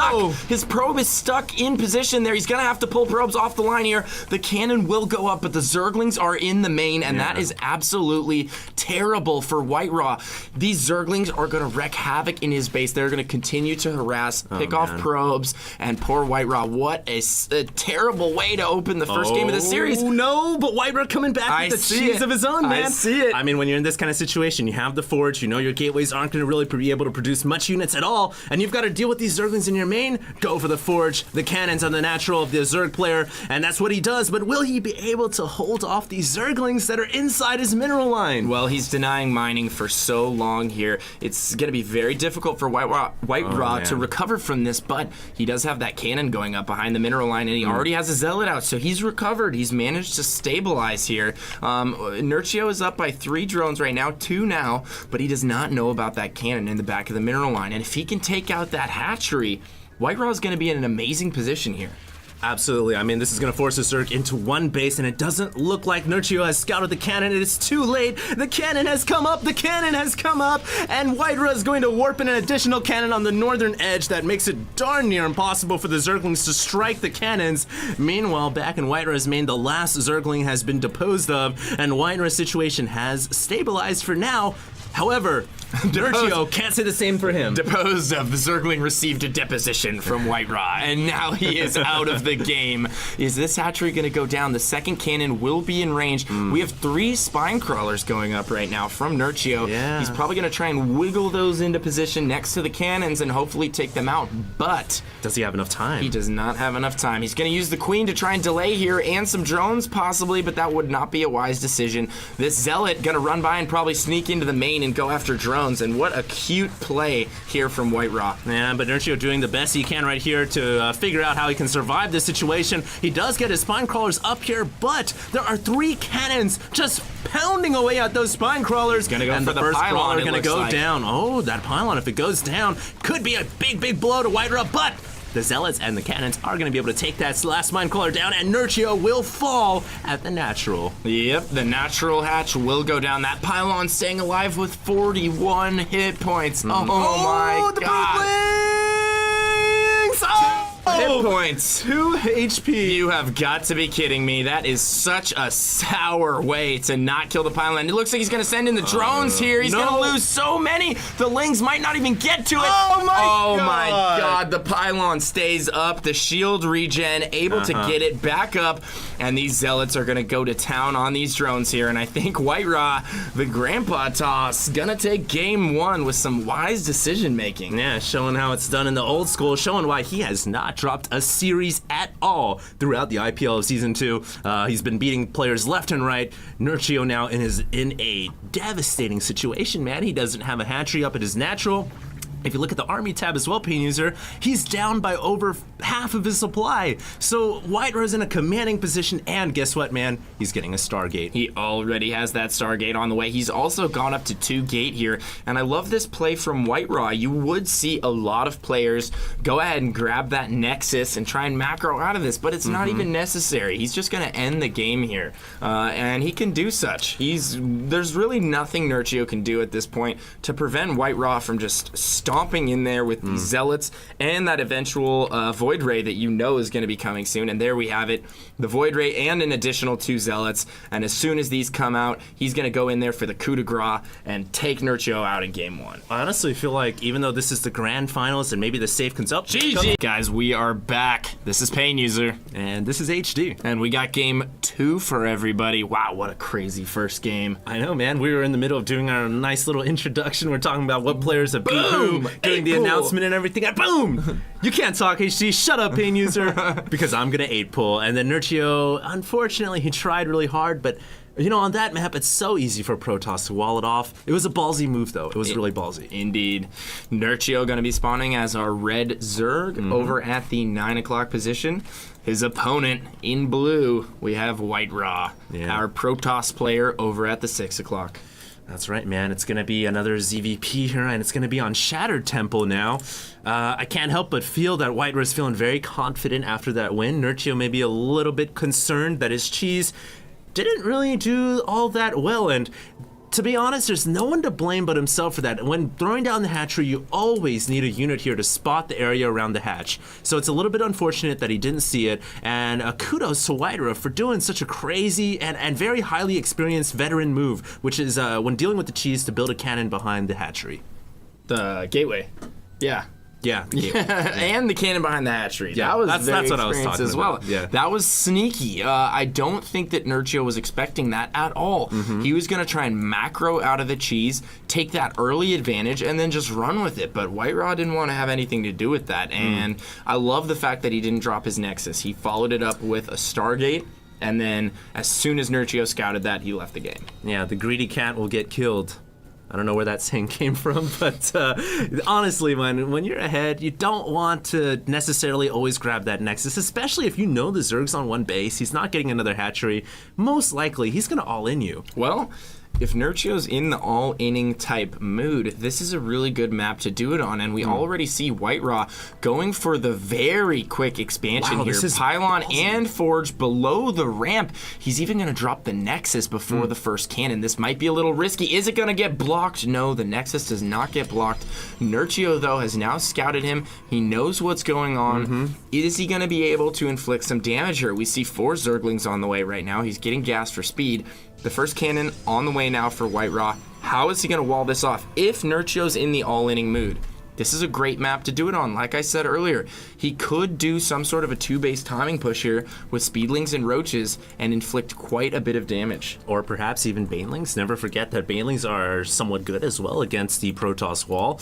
But Nurchio, for now, he's going to get his hatchery. Doesn't necessarily mean that he isn't going to all-in the Protoss player. There have been many different discussions on the ways that Zerg can do an eco attack, such as a Roachling all-in, Baneling bust, all those kinds of things. Looks like the Zerglings will get in Pain User, and they will be able to possibly make their way up the ramp and harass the Protoss mineral line once again. Well, White Raw has probes in position to deflect this, and what great moves from both players here. I mean, just so aware of what the other player is trying to do, and White Raw blocking that ramp perfectly. Gonna kill one of those Zerglings. No, great micro from Nurchio, and he's gonna try and sneak in up the ramp here. Oh, he gets two of the Zerglings will make it in, but that's not enough to make up for the fact that he went pool first and invested in these 4 Lings. The Lings will stay around for quite a bit, however, and they will get some vital scouting information in White Raw's base. Now, Nurchio getting his natural expansion up here, he has produced some additional Zerglings, and I really wonder what he is trying to accomplish here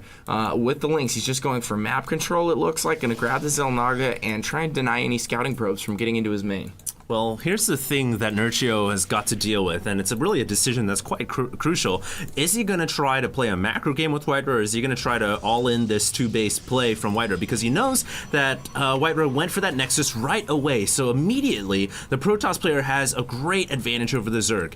Nurchio has to decide if he wants to hatch or if he wants to go and be aggressive, and that's quite a situation that he's got to decide what he wants to do. Now, we do have a Zealot coming in here. Good micro from Nurchio, keeps the drones away. It looks like he will lose 1 drone, make that possible. He's already lost 2. That Zealot has 2 kills. He will take out 2 drones right there. Just rallying his first Zealot in. I love that move from White Raw right there. Nurchio not really prepared, didn't have enough Zerglings to deal with that. Yeah. But he does have speed now, and he's trying to harass in the main with these 2 Zerglings that he has had alive virtually since the beginning of this game. Now, the wall at White Raw's natural is not complete. It's going to be difficult for him to plug all the holes there. He's going to have to add another building on the far right. which makes him vulnerable to some kind of a timing push here. And we have an early layer coming from Nurchio. Not just an early layer, man. It's also an early Stargate coming out. So we are going to see a quick take to the skies by Whiterose once again. Yeah, the Stargate I expected. The early layer like this, I didn't.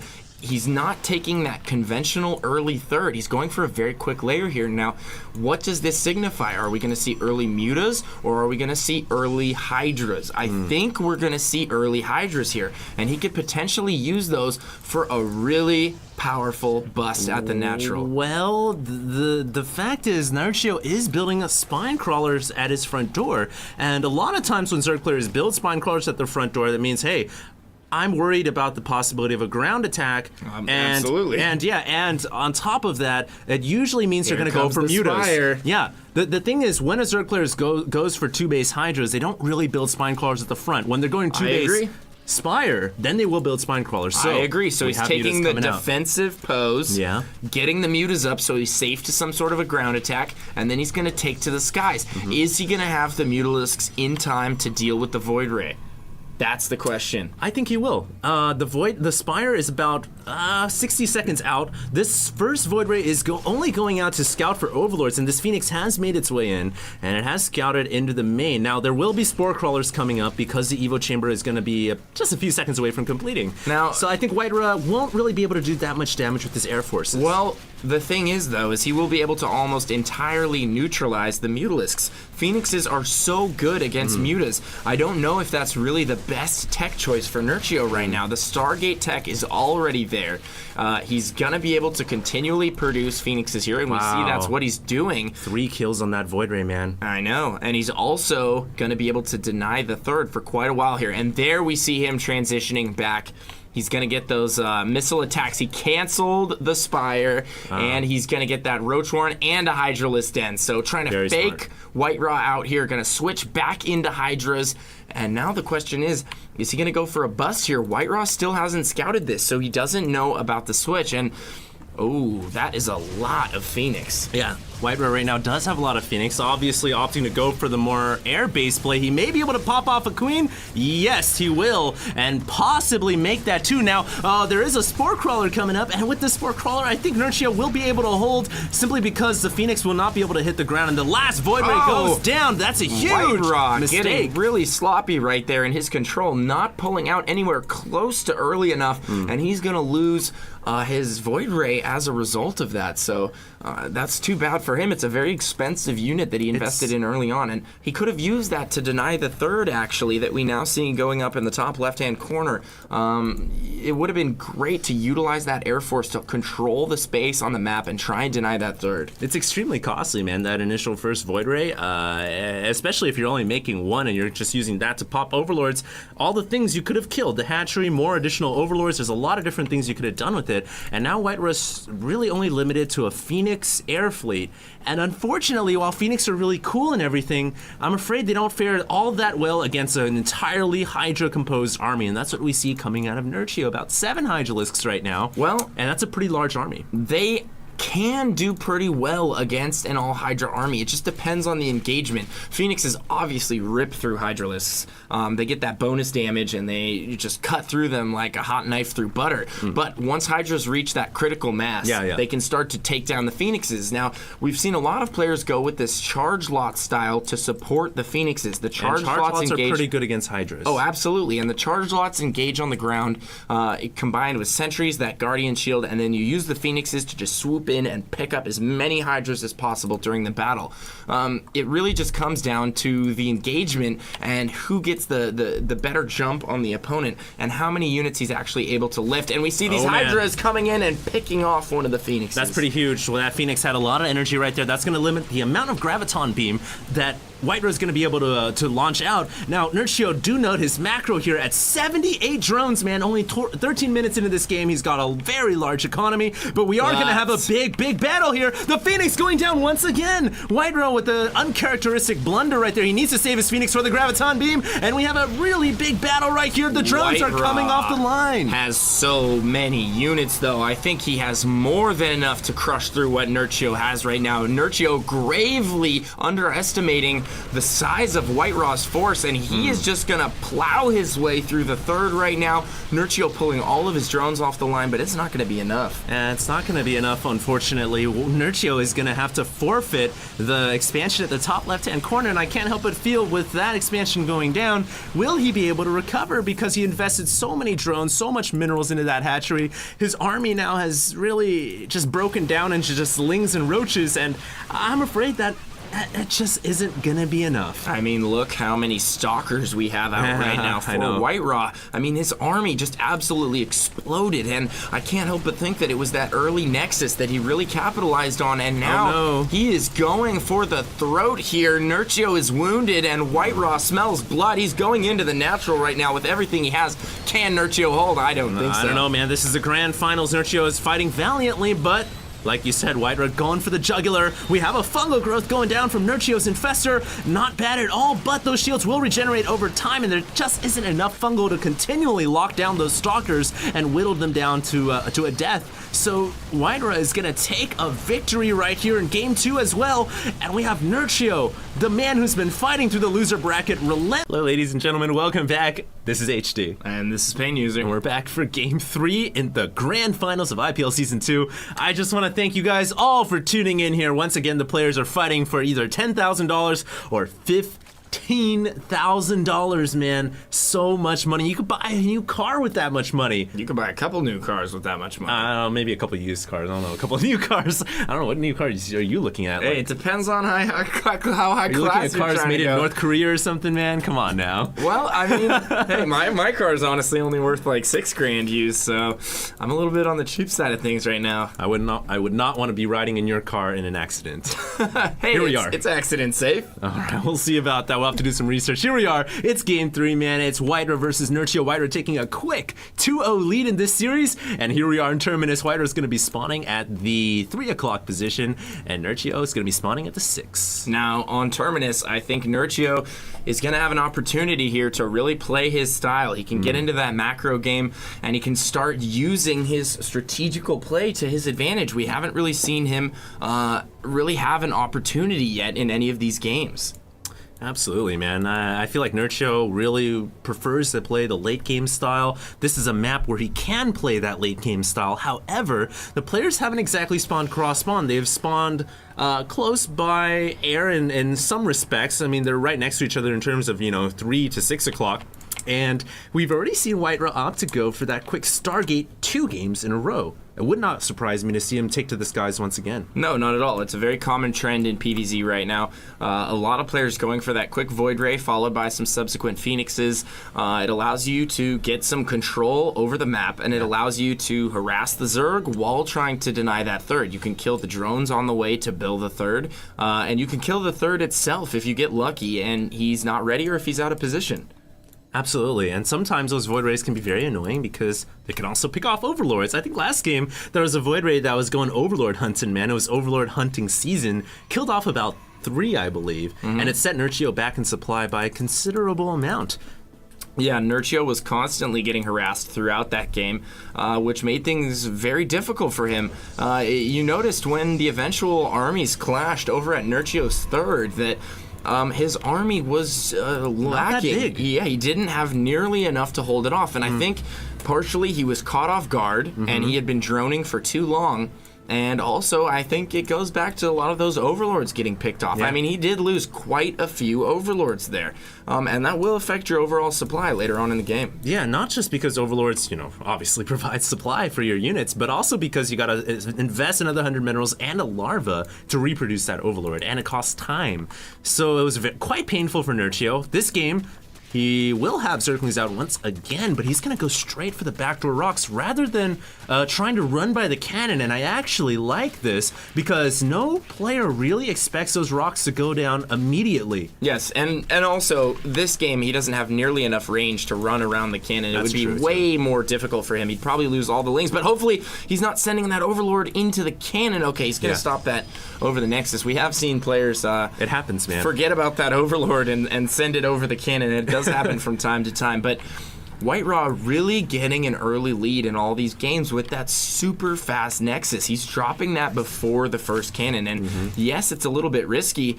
I'm surprised Nerchio hasn't actually tried to, perhaps metagame him a little bit and go for a super early pool. We did see that we saw in game that in first one, game. but that's on Shakuras. Yeah. The Protoss player has enough time to scout you, and he also has enough time to react if he sees the Lings coming. On a map like Terminus, it would be much more difficult for White Raw to do anything. If he saw those Zerglings coming, it might be too late. He might have already dropped the Nexus. Absolutely right. And it doesn't look like either player is going to go for that early rush you were mentioning. Maybe Nerchio will do it again. Haven't seen him do it quite yet. Also he's note, actually going for the early third this game. Yeah, he is going for the early third. I was going to say just out right now. He's going to play that eco game, and this is a game where you can hold on to that third hatch very easily. But I wanted to point out, guys, that the Zealot was able to push those Zerglings away earlier, and White Raw is so intuitive, man. He knows that, yes, there may be Zerglings hitting these rocks. It's a danger. So he brought the Zealot out, but now there's a lot more Zerglings, and White Raw cannot afford to pull this Zealot away because that forms the blockade for his wall. It does indeed, and he may indeed pull that Zealot as these rocks get closer to death. He needs to be careful, though. Yeah. Nerchio really staying active, and he will pull that Zealot out to come assist. Might be a little worried about a run by here, but I think he has enough units to prevent the Lynx from getting in there, and he will thwart that attempt at blocking. And wow, yeah, White so Raw already had the back entrance blocked off just in case those Lynx were able to take down the destructible rocks. And we once again see an early Stargate here from White Raw. He will be getting a Void Ray out now, and he's going to head across the map and try and clean up some of those Overlords, but this game, Nerchio's done a much better job spreading his Overlords around, so it's going to be difficult for White Raw to really to find all those Overlords. I only see about 2 that are in the immediate vicinity of Nerchio's base. It may be possible here that White Raw isn't going to reveal the Void Ray quite yet. We can see it's just parked right now on the cliff overhanging over outer space, but he's maybe waiting for a couple more Phoenix, and here we go. He's going to move in with 1 Void Ray, 1 Phoenix. This is enough to kill off a Queen, and that may be what he's looking to do. He's going to wait for the Void Ray to come in, look for the Graviton Beam, and the Void Ray begins doing its work, but 2 Queens are coming. We have 3 Queens in position. I don't know if he wants to stay here and continue to fight this Queen. He's going to lose that Void Ray. They are on creep, and they will get that last shot off. Yeah. And that's a 4th Queen joining the mix. So Nerchio having none of the air harass this game. He says, White Raw, I don't want to have anything to do with it. He's going to stop that right off the bat and not sustain that heavy damage that we saw him take last game. Yeah, last game, though, the Stargate just did so much work against Nerchio. It set him back in Overlords, it set him back in drones, it caused him to just frantically scramble around, trying to figure out what he would do to defend against that. This game, though, he held it down with his Queens. He suffered no damage at all. He even killed off the Void Ray outright. And I have to say, for the first time in this series, it looks like Nerchio has an advantage to start things off. He has 93 supply over 68 right now. Yeah, but White Raw ahead in probes right now, 49 to 48. And that just shows how great his macro has been throughout this series. He's really staying on par with the Zerg player and gets another Phoenix right there. He's done such a great job throughout this series picking off Phoenix, but still, White Raw finds a way to do damage with those Phoenix and the Void Ray. But he can't lose too many more of those. Phoenix are very expensive units, and now we see Nerchio moving out with a pretty big squad of roaches here. Speed is actually about to finish.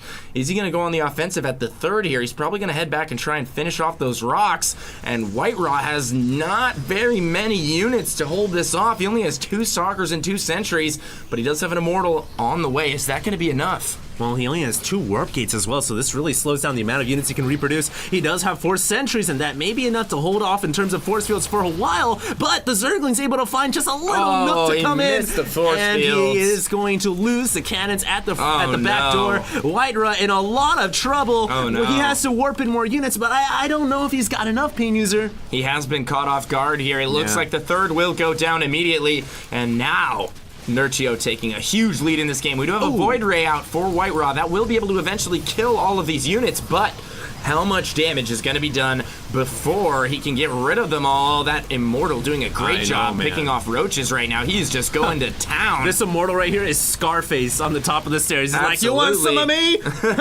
Say hello to my little friend. Yeah, he's taking out those Immortals along with the, taking out those roaches along with the Void Ray doing the same as well. Will the sentries force field? Yes, they will. A gateway goes down. Whitera is just barely hanging on right now, Pain User. Did you like that, HD? Huh? I like some of that. Did you like that? I like it.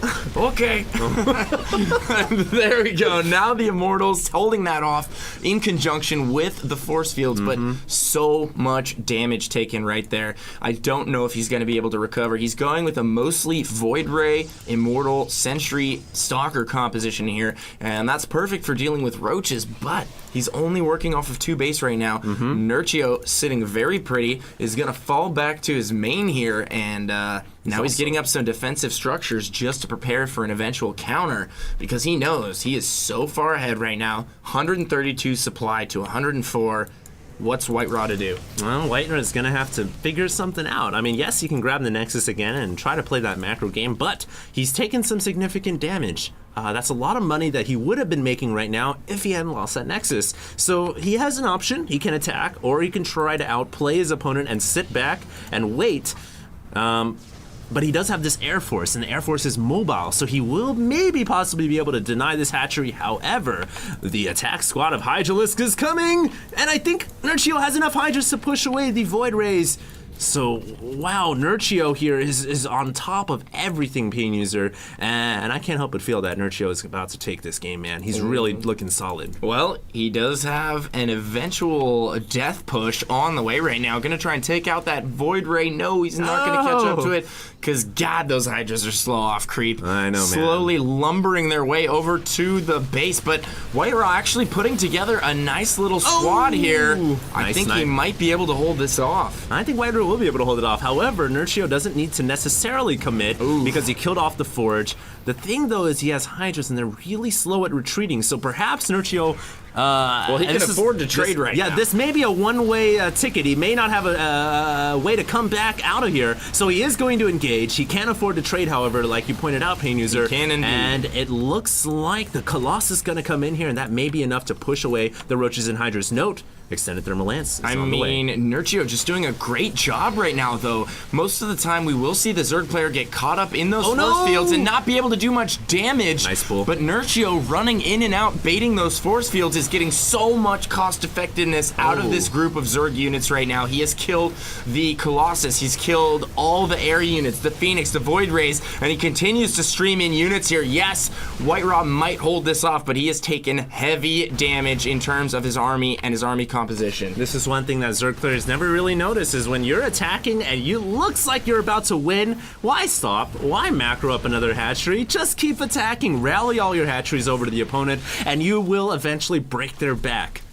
I agree. He is saturated on 4 bases right now. He has taken that middle 4th, so he's going to be relatively ahead in that regard. Well, he's way ahead in that regard. He is so far ahead, man. He has reestablished his 3rd, and he is holding on. He's back up to 129 supply, but Nurchio soaring at 168, and he's really just going into that Sauron Zerg mode right now. He has 4 hatches up. He's rallying to his reinforcement point, and then he's just sending wave after wave of attack. If we see him take a 5th base here, and things are going to go crazy. Things are going to go crazy. Absolutely nuts, man. And did you say he's soaring? Sauron. Oh, I said soaring in supply. Soaring like an eagle. He's up in the 189s right now. I want to fly like an eagle. What he's doing, man. Space Jam's up in here. He's going to come in with more roaches. And I think he's going to be able to take the Protoss army out. Whitera not even bothering to pull his 3 Colossus back. going down immediately. Yeah, I don't know there. why he didn't pull his Colossus back, man. Whitera being very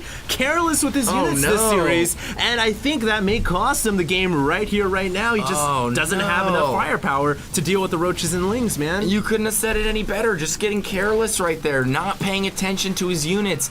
Those Colossus will go down, and those were his saving grace in this game. If he was going to come back into it, the holy beacons of light, man. I had visions of, 7, 8 Colossus stomping their way through Nurchio's base, and Nurchio not having made the Corruptor switch and being ready to deal with them. But all those Colossus go down. Looks like Nurchio's going to get the third again here. Ooh, that's disastrous. And that could spell doom for White Raw. I don't know how he's going to recover here, folks. Well, if the Nexus does indeed go down, yes, it will. And so does the GG. We're back. This is Pain User. And this is HD. And we got game 4 of this series in the grand finals of IPL 2 between White Raw and Nurchio. Nurchio going to be spawning in the top right-hand corner as our red Zerg. The map is Tal'Darim Altar. These two are set to go head-to-head.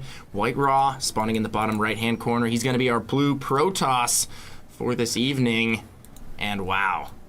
These past games have been intense. Nurchio taking that last game in a pretty intense display of macro where he just started pouring on the hurt with an attack and just didn't let up. He just kept going. I know, man. He never let it off. You even called it the Sauron Zerg, and then I started singing about Michael Jordan and Space Jam. I don't know how those two things are related, but sometimes the HD-isms come out, as you like to call it. I love the HD-isms, man. I'm going to write a list one of these days and compile all of them. Oh, yeah? Actually, well, we're going to do some work. Taylorisms then. There are Taylorisms. Oh, there are many Taylorisms. You just got to catch me, man. You got to catch me at the right time. I just don't want to put you on the spot, my friend. Oh, I would never do that to you, HD. I love you too much. I love you even more, man. Is he going to go for hatch first? I don't know. I don't think you can hatch first against Protoss. However, it is Tal'Darim Altar. You can if the Protoss scouts the wrong way first, and it looks like White Raw did. Ooh, but White Raw going down. is sending out that second probe that we see a lot of players doing this day and age, and he actually sent it around the drone to the left of the Xel'Naga, and what a brilliant move from White Raw there. He might be able to sneak this drone into the natural here, and he could potentially get a wall up, preventing Nurchio from getting out and drop a cannon behind, which will delay that natural expansion by quite a bit. Whether or not he goes for that is entirely up to him. It's really hard to do considering Nurchio's already got the pool up, and the Zerglings will probably be coming out along with the Queen in a couple moments. White Raw could, he could throw up some pylons and maybe even throw up some gateways here if he wanted to do the ultimate cheese. Doesn't look like he will, however. Nurchio flipping the script a little bit, gonna try to block the Nexus with his very own drone, and White Raw, on the meantime, just doing a little bit of scouting, and he's been a gangster, has stolen 5 minerals from the natural of Nurchio. Every little bit counts, especially at this level. It's just extra annoying. Oh, that probe getting down to 3 hit points. Is he gonna bring the other probe over? No, he's gonna get that Nexus down, not too worried about it. Had a small window of opportunity there to maybe kill that scouting drone, but not a big deal, doesn't really matter, and he's gonna keep that other probe on the far side of the map at that northern Xel'Naga tower, maybe to bring that back later, possibly build a pylon. Not only that, but it's really smart because in this early stage of the game, control of this tower gives you vision of all the units that may try to run up on the northern edge. And if you can control this tower as well, you get full vision of everything going on between the two players. It does indeed give you full vision of the map, and that's very important. Random fact 101. It's very important. Well, like you said, in the early portions of the game, it's super important because any potential rush or anything of that nature, some random pylons going up, proxy pylons, anything like that. And not just that, but also if the drone decides to take the short route to go for the third expansion, the probe will see it as well. However, wow, nice move by Nurchio. Nurchio was looking to grab the hatchery, and he just juked the probe by a hair right there, and he's going to get that hatchery down, man. Yeah, he's saving up right now for enough to eventually get that down, and taking a very, very quick third. I'm surprised he's actually not working those rocks down and going for the safe expansion. It's just a little bit risky to take that far expansion. You never know. White Raw might send out a probe, and wow, look at that brilliant move from White Raw right there. The probe getting chased back as he sends out another one over to the fourth. No! I don't think they'll get in. Nurchio gets one Zergling in here. That's actually really good. That is good. He can get some vital scouting info if he's able to sneak into the main. And I think he will be able to sneak into the main. Not a single gateway unit on the floor right now. And Nurchio gets a full scout off, sees a double gas going down, very indicative of a Stargate. And there's the Stargate. Oh my god, White Raw with that sneaky special tactics probe is going to get into the third and find out exactly what Nurchio is up to. And he pulls it away very, very quickly there. Did Nurchio see it? I think he did. He's going to send that to the back. So yeah, Nurchio also showing a very high level of awareness here, realizing there could be a second probe coming out. And he kills off the probe that that was constructing the pylon, Whitera's special tactics. Is he going to let it just? Is he just going to let it build here? Possibly. There is no. There we go. He doesn't have enough warp gates to support any kind of a push no, like that. Nurchio's gonna lose the Overlord here, Pain User. He really could have just scooted on over to this ledge. A lot of pro players have been using that position, and unfortunately, he's not. Yeah, well, he will lose that initial Overlord, but he gets a scout on the Stargate. He did see the Stargate, although the Stargate is very close to the front. He probably could have spotted that with a Ling at the front door or something along those lines. And no Void Ray or Phoenix yet from White Raw. He's going to open with a Phoenix, so now we do have that Phoenix on the way, and he's also following that up with a Robo, so getting much earlier Colossus this game. Yeah, and I kind of like that. All the games so far, we've seen him go for that really, really fast Stargate play. However, in this game, the map is very, very wide. On top of that, I just don't feel like Stargate units are as effective on this map. I mean, if you look here, the natural and the main are very close together, easily defendable with queens and spore crawlers, and I just feel like going for the faster Colossus play may be the right unit to go with, especially considering if you get Colossus up chilling right here, and you get a unit to spot the high ground, the laser beams can start hitting the drones as well. Well, it's a good thing that Colossus can see the high ground, so he can snipe the drones from behind the mineral line there. Sometimes we forget. But I couldn't agree with you more. That position below the natural is the sweet spot on this map. It's just absolutely essential in almost every matchup. Yeah. You see Terran players putting siege tanks there, bunkering it up, taking control of that area however possible, especially against Zerg, and, you know, Colossus can also get into that sweet spot and do some serious damage. What a crazy proxy position from Nurchio. I doubt that's going to get scouted, but if it does, he's going to have to run a queen all the way over there and drop a creep tumor. I highly doubt it is going to get scouted as well, Pain I'm User. surprised he didn't go for that sentry. Yeah, well, he's going to get a couple Zerglings in here, and he's going to see the robotic support base, so all suspicions confirmed. There are quick Colossus on the way, and I actually really like this because Nurchio went for the Spire first, and I think his Mutalisk may come as a huge surprise. And look how many probes are actually pulling off the line to deal with these Zerglings as well. Yeah, that's a lot of probes right there. And the Zergling's still harassing in the main right now. Gonna continue to, and that Stalker will clean them up. So White Raw now just scouring the map with those Phoenix, gonna take back control of those Xel'Nagas. Nope, he's just gonna fly right over those Zerglings and not worry about it too much. And if you see that Zergling, it's really well hidden right there, actually a little bit under the Xel'Naga almost, making it very difficult to spot. And we do have an Overseer down in the bottom left-hand corner, just kind of hanging out for now. And the Spire has now finished, however, not a single Mutalisk in production nor a Corruptor. There is +1 weapons on the way, and I was really curious if Nurchio was going to try to go for some kind of a 3-base Muta attack, and he will. He's making 7 Mutalisks right now, Pain User, and I really like this. This is going to give him the possibility to surprise Whitera, because, you know, Mutalisks are very, very unexpected, especially considering Whitera's gone Phoenix. However, when you look at the flip side of things, Phoenix are so good against Mutas. I can't help but feel that this may be a bit of a build order blunder. Yeah, they're phenomenal against Mutas, but he is sacrificing several of those Phoenix right now just to get a few drone kills. I don't know if that was worth it at all. Yeah. Gonna lose 2 Phoenix right there, you know, in lieu of taking out a couple drones, but what really matters is the fact that his Phoenix number was depleted when he's got to deal with Mutas. Absolutely. The Phoenix are gonna be so essential in holding off this Mutalisk attack here, and he's just going with some mass Mutalisk tactics here. Really surprising. White Raw now has a beautiful Sim City over at the 3rd. He has that almost completely walled off, and he does have some cannons there as well.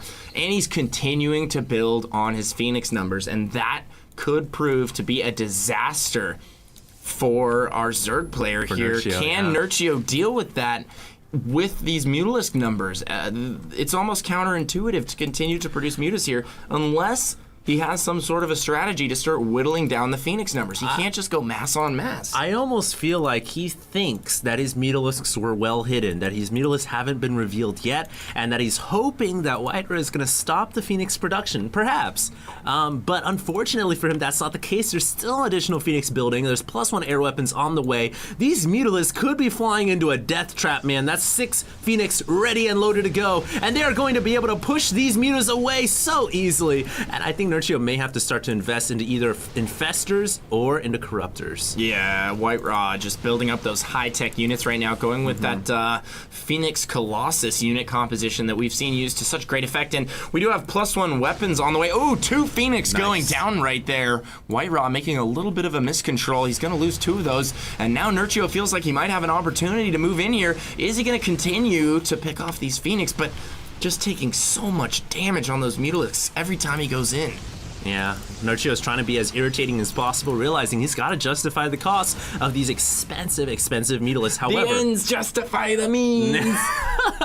However, he just doesn't quite have enough HP on these Mutalisks to continue attacking. A couple of them in the deep red, and if they go down, that's a pretty large hit. He's still producing Mutas and Lings Pain Yeah, and this is like the late Season 1 style that became somewhat predominant, the Muta Ling style against Protoss, but it never really became super popular because the Phoenix is such a hard counter. Yeah, the Phoenix is an amazing counter to Mutas, and White Raw knows this. He's going to continue to build up his Muta numbers, and he's committing all out here. Nurchio taking heavy losses, all the Zerglings going down, a ton of the Mutas going down, and that is so many minerals invested in all, minerals and gas invested in all those Mutalisks. And he just lost a ton of them, and he's virtually accomplished nothing here with these Mutas. Ooh, nice snipe. The Phoenix are going to be able to just overrun them at some point here, and as he builds up those Stalker numbers, his ground army is just such a force to be reckoned with here, and we always see this style from White Raw. Players always seem to be in a position where they feel forced to take the fight to White Raw. He's such a defensive, macro-style player, and he just waits for people to make mistakes, and it seems like they always hand it to him. Hey, and he played the race that plays it best. The Protoss race can sit on 3 bases and stay there for almost infinity, and they can wait and build up a very large army, and once it's maxed out, it becomes the death ball that every Zerg fears and dreads so much. Now, what you've got to start asking yourselves, ladies and gentlemen, is does Nurchio have enough forces to deal with that death ball when it moves out? He's only got Mutas and Lings are so fragile and flimsy. He really could use some more bulky units. He could use some infestors in this composition so much. I think even roaches would be somewhat helpful as well, and dear God, I hope he makes corruptors. I completely agree with you, and we've seen a lot of Zerg players transition into this late game hive style where they get either ultras and infestors with roaches, or they go roach infestor with broodlords, and I think either of those unit compositions would be great for him right now, but he's very hard-headed in this Mutalist composition right now, and he's going to get some of them picked off here by these Phoenixes, and he continues to take heavy losses on the Mutalisk pack, and I'm just worried that we have a massive run by Pain User. Look at all the Lings running in. Nurchio almost committing his entire ground army into White Raw's main and his natural. The Mutalisk also fighting the Phoenix as well. Ladies and gentlemen, do not forget this is Game 4 of the Grand Finals of IPL Season 2. If Nurchio does not accomplish enough damage with this attack, he could very well lose to White Raw, and White Raw could possibly take the first place prize. Well, here's the beauty of what he just did. The Lings are expendable for him right now. He kept the Mutas alive. The Mutas now over the natural, he was able to keep them alive, and he's already remaxed. So he's going with this strategy where he's going to try and just dump his Zerglings, get rid of them, and he has such a huge income right now off of his 5 bases, but White Raw is moving out with everything, and he has a ton right here. The Lings are going to get evaporated. The Mutas are coming in, trying to do some damage here, but there are so many Blink Stalkers. I know, all these Blink Stalkers have +2 weapons as well. Look at how fast the Mutalist evaporates, and this was the situation we were talking about before. The Colossus lasering everything down from below the natural. Nurchio throwing whatever he has left to try to hold on. This is the last game. If he loses, this is gonna be it, and White Raw could possibly be crowned the Season 2 champion of IPL. I don't know how Nurchio's gonna hold on here. He's trying his best. He has 28 Zerglings in production right now, trying to harass and kill as many of these Stalkers with the Mutas as he can, but I just don't think the upgrades are there. The upgraded Stalkers so good against the Mutas, and right now White Raw just on the warpath, continuing his trail of death throughout the Zerg base. He's cleared the entire natural, he's cleared the resupply lines, and Nurchio What's he gonna do here? His back is against the wall. He's got a knife against his throat, and I don't think he's got what it takes to pull it off. I don't know if he's gonna leave yet, man. He realizes this is for a difference from $10,000 to $15,000. He's gonna try to stick it in for as long as possible. Can't quite get the counterattack backstab, realizing his main is starting to go down, man. And the situation continues to get bleaker and bleaker. Look at these Lings and Mutas. They're running in. They're trying to do what they can for the swarm, but they're just gonna die outright. And Nurchio with the... All right. So here up at the top of the map, we have our red Terran player. Slayers has sent him out, thinks he can get a win. He is. 슬레이어스 간지.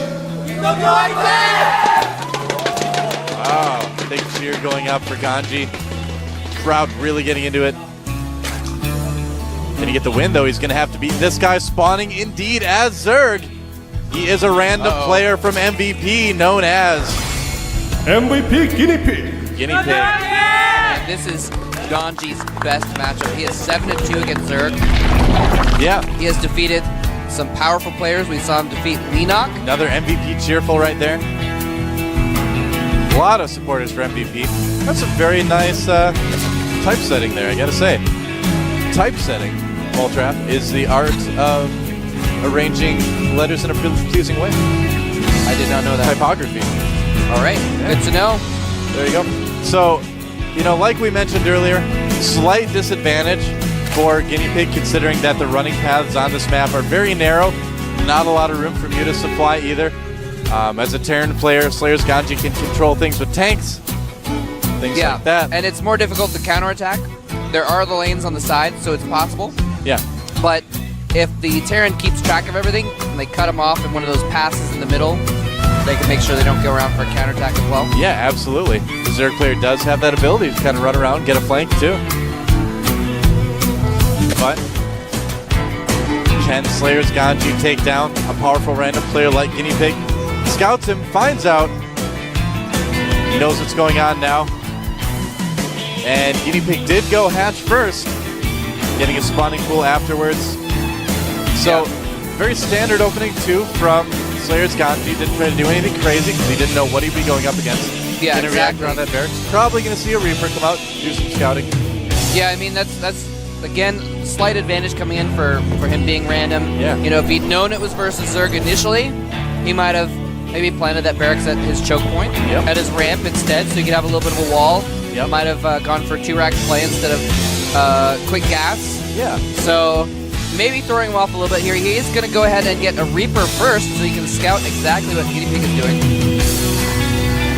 Now, what we've seen most Terran players do on this map, and a lot of maps against Zerg, is get 2 bases, get some Marines, tanks, and make sort of a strong push off 2 base involving tanks, Marines. A lot of times they'll include some medevacs as well. Looks like a bunker started by Guinea Pig, but not going to do anything with it. He does cancel. And that was the most uneventful bunker rush ever. Yeah, that's right. I was on the edge of my seat. You were before, though. I was back on the edge. Okay. Living on the edge. Here comes a Reaper. And he's going to be able to get in, at least do some scouting. Reaper. Maybe get a drone or 2. Reaper opting to save gas by taking the ramp, and almost gets caught by some Zerglings. Takes a hit. Yep. Needs to be careful of that queen, and it's probably going to go around, and there's Zerglings waiting for it on top of that ramp. Yeah, Guinea Pig doing a nice job of deflecting that Reaper. Oh, even having 2 Zerglings up there as well. He's going to jump up. He doesn't take the bait. Wow. I got to say, Guinea Pig doing a really impressive job keeping this Reaper from getting anything. This Reaper may not actually end up seeing a whole lot. Yeah, he is getting some kills, though. He's damaging that queen. He's taking out a couple Zerglings. Yeah. And he must psychically know there's 2 Zerglings waiting for him at the top there. I don't know. I mean, he wasn't jumping up. After your Reapers are on there for that long, you have to kind of assume, and it looks like Ganji is going Blue Flame Hellions. Nice. All right, so that could certainly cause some damage. Gets him set up for that push that I talked about a little bit earlier. Oh, look at that. We're getting taken out, and that Spine Crawler that was actually needs to be beautiful. canceled. In case you guys didn't know, Reapers actually have an attack that does a lot of damage to buildings. He's probably going to have to cancel that again if the Reaper comes watch out, Reaper. Reaper getting very low on health. Yeah, that was actually really cool. He just took out 2 creep tumors. Yeah. And forced to cancel on the Spine Crawler. That was pretty nice. Yeah, Ganji's doing really, really well. Both players actually playing very well right now. Guinea Pig doing a good job of denying any sort of information from the main base. And Zerglings, they're not going to get in, but they do see two Hellions. I think they saw both the Hellions. But the Blue Flame upgrade, as you can see, had not finished yet, so that doesn't tell Guinea Pig a whole lot. He did start a second Spine Crawler just in case. That is a good decision, getting an Evo Chamber right now. And it looks like a couple more barracks going up for Ganji, so he is going to follow this up with probably Marine Tank as he takes his expansion. Reaper going all the way around looking for that fast third, but he's not finding it. That's a good idea. Once that Reaper's that low in health, can't really do much more harassment. Yeah. So you might as well hang it back, try and watch for thirds, and he actually is going to try and go ahead and get a scout in. Oh, he and does the Zerglings get in. have left the vicinity. Overlord's He's going to like, get right hey. in here and see Oh, but here come the Hellions. This is so good. The Reaper's going to cause damage at the main base while the Hellions coming in from behind at the main, or the natural. And he does get a few drones, but is he going to couple. get into the main? Not a lot of Zerglings defending. He could just sneak past. Oh, but they drones. Drones trying to block. They do succeed in getting all but one of the Hellions. That Hellion is low on health, and it has 4 kills, but it's probably not going to get any more because that Queen is on the prowl. So managed pretty well by Guinea Pig. Here comes the Reaper again, trying to find a way out. But that Reaper, that Hellion is wait, trapped. actually, That's dangerous. Oh, gets one more drone kill. All right. Not too bad. That Hellion does have 5 kills. Yeah. A lot of those are probably Zerglings. That Hellion is like immortal, man. Yeah. Now finally dead. The irony. Yep. Finally gets taken out by a Speedling. That's right. So the Speedlings, by the way, are going to be actually, they're not speed upgraded yet. They're just on creep. Wow, speed that is Speed is almost done. Just finishes. +1 melee attacks is going to be done in a moment as well. There's a push coming down the map right now, and I'm really, really surprised about this. That is really the news of the hour. Here's the thing. The Hellions killed a good amount of Speedlings, but yeah, he is turning around. I don't think this would be the best time to push with that siege mode. I don't think it's been researched yet. Yeah, he only got 4 drones with those Hellions, so still about even in harvester count. All right. And siege mode is complete, actually. So Baneling Nest and Spire on the way. He did get a very fast lair. Wants to get those mutas out right away. Able to pick off some tanks, do a little bit of damage maybe. Here comes that 2-base push a little bit earlier than we've seen in the past. But it could potentially do some damage. Ling's coming into the natural though. Bunker and some Marines are going to deflect that pretty easily. +2 melee attacks already going for Guinea Pig. Going pretty fast on the upgrades. Yeah, really fast. We might see... I don't think it was Guinea Pig. I don't remember who it was, but on this map the other day, someone did... Why am I not remembering it? That Ultralist build. No, it was Lenok did an Ultralist build on a different map where he just went... Zelnaga Caverns. Yeah, a different map. He went for very, very fast upgrades, though, and just tried to control things. And actually, now that I think of it, this is not very similar to that build at all, but because of the Mutalist. But anyway, sometimes if they focus on those early upgrades, it is for later game units. But if not, those Zerglings are going to be able to do a lot of damage to those Marines. They do not have very much armor.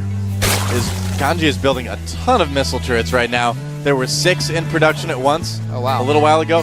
So he knows the timings for this type of build. He knows that mutas are on the way soon. And indeed, the first mutas for Guinea Pig have popped up. And with that many turrets around, it's pretty unlikely that they're going to be able to cause a lot of damage. Might be able to snipe off an extractor, maybe an SCV or 2. I should say refinery for Terrence. I like how Ganji checked the top left base just for an expansion, since certain sneaky Zergs that are named after Nesty That's true. have snuck expansions against Terrence on this map before, and he is now moving down the map with a sizable army. He's got 3 tanks, a bunch of Marines, a couple medevacs to support them, out.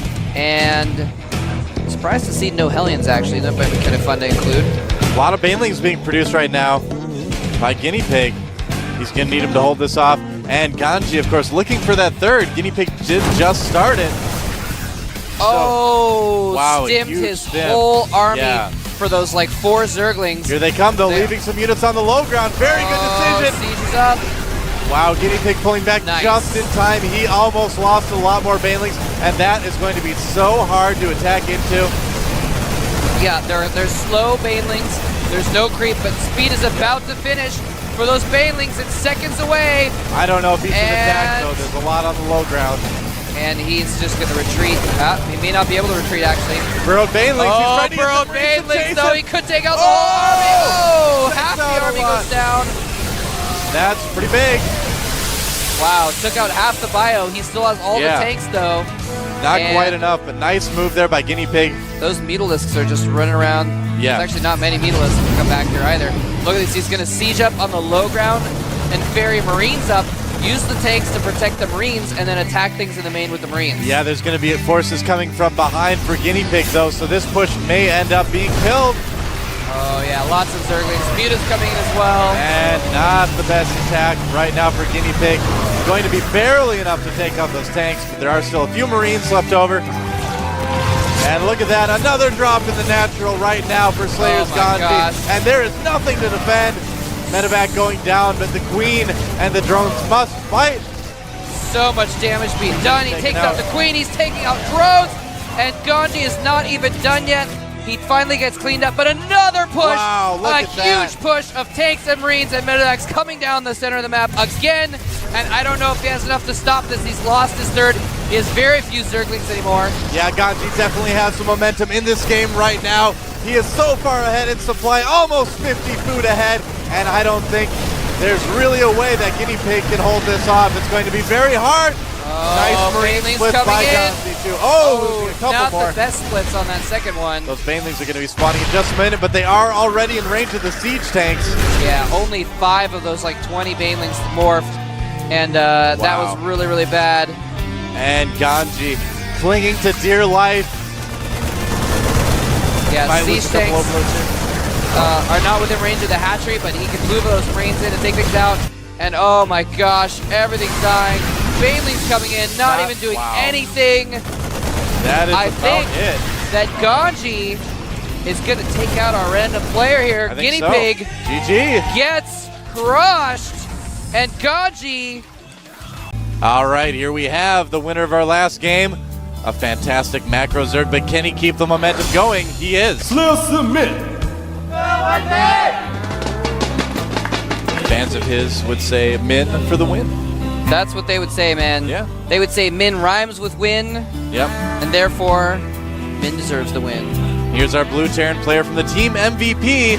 He's pretty... MVP King. He's pretty keen. And Keen, of course, rhymes with green. That's right. And green. So MVP should get the green. The green... Money's not green in Korea, actually. And, yeah. Mean Keen, we could call him. Although he's not a mean guy. Some of the money's green. They have different colors. Yeah, which is nice. It's easy to tell it apart. Yeah. So, Keen has shown to be a really, really stable Terran player. I mean, I would say out of Code A this last season, he is easily one of the best players. It definitely deserves to be in Code S. Could easily win this match. Yeah, man. And look at that. Oh, look. There's Day9. What do you know? Day9, you look a little bit different somehow. I can't quite place it. And there's his faithful pal Notepad. That's right. Who's a frequent guest on the daily. Yep. That's actually really funny. He's like one of the characters. Yep. Along with the logo. Not quite as annoying as the paperclip guy that like pops out all the time. No, hey, much less annoying. Do you need help finding the caps lock? Do you need help finding the enemy base? Let me scout that for you. That's right. Min has gone for a hatchery and then gas and then pool. So something we saw yesterday a little bit. Good for a fast expansion, but you still get that gas first, and you're able to get Zergling speed pretty quickly. Drone's like, excuse me, sir. MVP. Drones are so SCV polite. is like, yeah. The SCV is like, pardon me, do you have any Grey Poupon? He rolls up and like the visor slides down on the That's right. SCV suit. It's actually a limo SCV. Man, we are really dating ourselves if we make Grey Poupon references. Oh no, look at this though. That Overlord is getting very low. Is he going to lose it? I think he might. This could be bad for 30 Min. hit points. That Overlord. 19, 13, 7. One more hit. Oh, he gets away. Oh, but there's a Marine going down to the low ground. Is he needs going to turn to the right. Oh no, move it, Overlord. It's too late. Boom. Oh. And the guts and carapace of that Overlord fall in defeat into that crevasse, down onto the trees in the little cavern there. And that is actually pretty bad for Min early in the game. That definitely slows things down. Yeah. That drone taken out, no more scouting for him. Now, luckily, it took long enough because he saw it coming and he made an Overlord to replace it already. There's already a Roach Warren on the way for Min. Ooh. Very quick. Now, Min did see the reactor on the barracks. He can assume that Keen is going to do exactly what he's doing right now, which is switching in to make some Hellions. So, a nice read by Slayer's Min. Yes, indeed. He did not see the Roach Warren. Yep. So he does not know that's coming, and we could see a bust. Now, here's the thing: is Min might expect a fast expansion on this map because, well, it's crevasse. You have an easy expansion to take, so he might expect that. But instead, he's actually going for major attack, and there's some Hellions get trapped actually against their own wall a little bit, roasting the tree. Nice job minimizing the damage to the Hellions too there. Yeah. And it looks like we might see some Banshees here coming out in just a second as well. Yeah. Which is and there is indeed Cloak too. Which is going to be interesting. He's got these Hellions coming out. Speedlings are on the way, but he actually doesn't have any Speedlings. Yeah, just those 2 Roaches and a single Zergling. Now, wow, trees getting roasted all over. It's like the scene from Avatar. Where is Captain Planet when you need him? That's right. You will never be one of the people. My favorite Avatar line. Wow, so Hellions coming in here, doing some damage to these Roaches, and just soften them up a little bit. And what Keen is doing is so smart right now. He's getting Min to try to overreact to the Hellions by making 4 of them, making Min think there's more on the way. And Min, in regards to that, is probably not going to be too prepared for these Banshees. Now, he is getting a lair, he is getting an Evo chamber. If he kind of can tell something's up, we might see him put down a Spore Crawler. We're about to see just how perceptive Min is in this game. Min is on the way. Yeah, he has just enough Roaches to block things, and he's gone back to making drones. And he is making Spore Crawlers, 1 in each of his supply lines. That's right. I don't know if the Overlord saw that. He only has 2 Queens. There they both are. And the Hellions taking the opportunity to run in and pass the Queens into the supply lines. Spore Crawlers do nothing as that. They need a lot of kills. Roasting the drones at the natural, but really, Min doing a pretty good job of handling this. He did lose a lot of drones, but here comes the Banshee now. How far can it work in before the Spore Crawler is going to go after it? Min has to work against 2 very different kind of attacks right now, Banshees and Hellions. Yeah, and the Banshee, of course, with the Cloak, makes it much more difficult since he just got his lair. He gets it! Wow. You know, Min lost some drones, but all in all, did a pretty good job of handling that. But here comes the second Banshee. It's going to be impossible to hold that front with Roaches right now with the Banshee out. Yeah, he's lost a total of 11 drones from all this harassment. Yep. And an Overseer finally morphing. I'm surprised he didn't morph that earlier, just depending on his Spore Crawlers. For detection. Keen doing a good job of staying just outside of the Spore Crawler range as well. The vision range, of course, does extend farther than the Spore Crawler can shoot. Yep. So if you can lure your opponent into it, your Queens can clean things up. Now, Keen went for a little bit less of an Econ build by going for the tech first, but he did enough damage with all the Hellions and Banshees that he's actually even in Harvesters, and he's got his second base up as well, so their economies are about the same, although, of course, with the Mules, Keen's a little bit ahead as far as his mineral intake. Now, Min's getting a Spire. That's going to do quite well against Banshees, of course, but Keen is already producing a Thor. Ooh. So if Keen plays this right, those mutants may not be able to do a whole lot of damage. So far, Keen just doing a really, really good job of switching things up, keeping Min on his toes, making his opponent react to him instead of the other way around. Yeah, and that's the other great thing about doing Banshee Harass is you also end up scouting your enemy a lot. He's got 2 Banshees still floating around. They can, of course, come on the sides and try and pick off Queens or wayward drones. And Keen already getting +1 vehicle attacks too, so he's planning on going into the mech plate, looks like, in a big way. Banshee out, or rather Viking out right now, and it's going to do exactly what we see doing right now. Taking down some Overlords. Making sure that Min doesn't have quite as much advance notice if there is going to be anything flying across the map. Yep, very smart move. Viking pays for itself pretty easily. Yeah. And Min getting roach speed as well, so he may try to do something a little bit similar to what we saw in last game, only adding some mutas on as well to that. Now, the ramp is very, very wide. The rocks don't have a lot of health, so if Min can break those down, he can get into Keen's base pretty easily. Getting a Baneling nest as well. Banshees still causing damage. Yep. Total of 7 kills between the two of them. Yep. Not horrible. Not as much as we've seen other Banshees do, but yeah, mutas are now out, man. So they are heading over towards the base of MVP Keen, and he has turrets up. He's got that Thor in the background as well. These mutas aren't going to do a terrible amount of damage.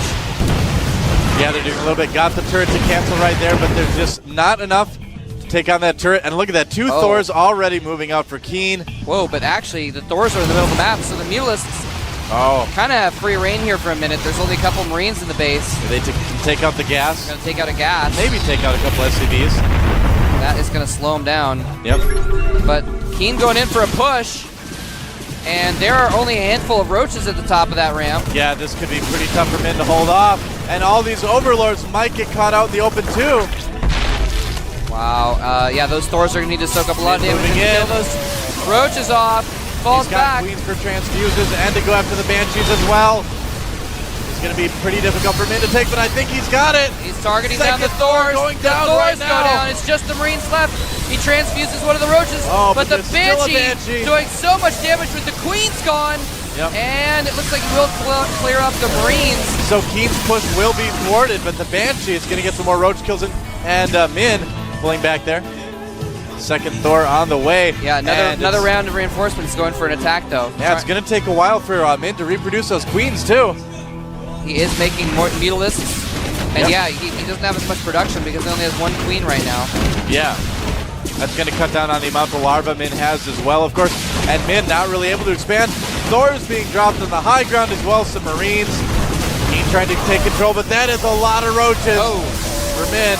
The Banshee goes down at least, and he's actually forcing him to fall back to the low ground. That Thor was not in the best place. Yep. He's going to get surrounded by roaches, so nice evacuation there, and he just does not actually have much to counter this, and that Thor is probably going to get picked off because there are no Marines here. Picking it up, trying to switch it between the medevac and the ground, but the medevac. Oh, there's another Thor there, and all the mutas get eventually taken out except for that one. He's the lucky muta. Wow. He's taken out so many units just by killing the medevacs while they're holding Marines. Yeah. And forced the Thor to drop out, killed off the roach as well. Keen is on the run. We could see Min push him all the way back into his base. And the Depot supply depot getting up just in time, although it only hold for a short time, and he doesn't really have much to put out damage to take out those roaches. He's gonna try to repair the Thor, but that's a lot of roaches. SCV's coming from behind. Does Keen have it what it takes to hold this? It's going to be so dangerous. He is only fighting with SCVs and a handful of Marauders. 1 Thor. He may be able to pick off these roaches slowly and steadily, but more Zerglings coming in to take out the SCVs as well. And Slayer's and Min. Wow. May just take over the base right now. The roach is doing so much damage, so buff. Yeah. Oh, the Thor at 20 hit points. Barely survives. Keen holding for now. Min able to push him all the way back to his base, and the supply count is not too different right now. Min ahead by about 10, but Keen holding okay. Harvesters definitely favoring Min though right now. Min's not done yet. Look at that. Banelings morphing. Zerglings rallied.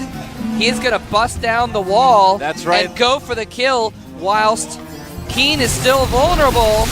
And there goes the wall. Both depots. And the Banelings are going to come in, and the Marines are going to have to fall back from that as long as he doesn't waste them on the Thor. And Zergling's streaming as well. He actually held that pretty well. That was actually really good by Keen. Yeah, Keen has some of the best micro I've seen come out of a lot of our newer Terran players in the GSL, and he's definitely showing it right here. And Min just can't make things happen. That was actually really close. Yeah. And amazingly held by Keen. His front door was gone. He only had a handful of units, but he microed them well enough. They killed off the Banelings without losing too much. Yeah, that's right. And if you know what, I'm really surprised actually that Min didn't wait for another like dozen Zerglings, because if he had, that would have been pretty different too. He could have taken out the Thor at least. Min taking his third now. Finally, that's probably the latest third base we've ever seen Min take. He does even have a macro hatch in his main. MVP Keen taking his third as well, so the players may decide to sit back a little bit.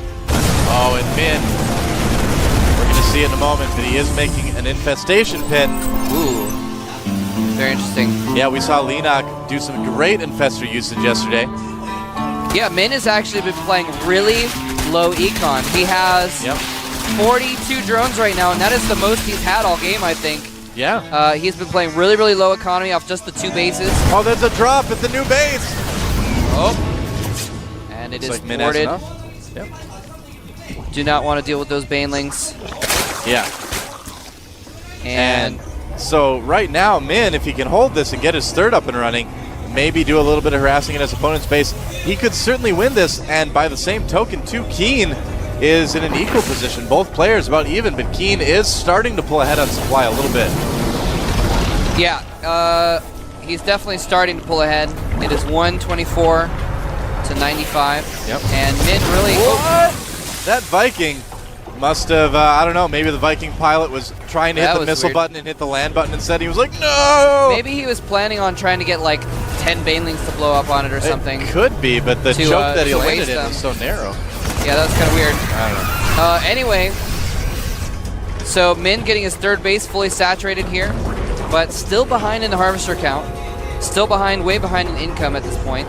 Actually, he hasn't even made any new harvesters. Min is just powering units right now. Yep. And getting his tech up. Yeah, Infester's coming out now. Well, his main is mined out, so he can just transfer those drones over to the third base. Yeah, that's what he did. So that's what he did. Okay. Doesn't really need as many, but, you know, he's going to wish. Oh, I guess he isn't out of gas quite yet. Getting that Spire, and a bit of a drop.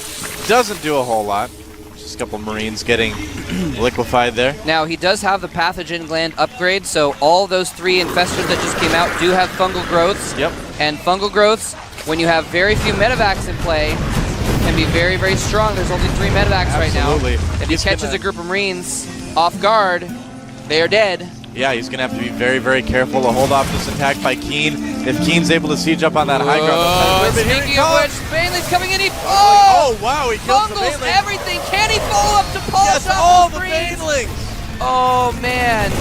That was so close. He almost lost all of his Marines, but those Marines are so badly damaged right now. But he does have 4 tanks coming in from behind. This could be pretty bad for Slayer's Min.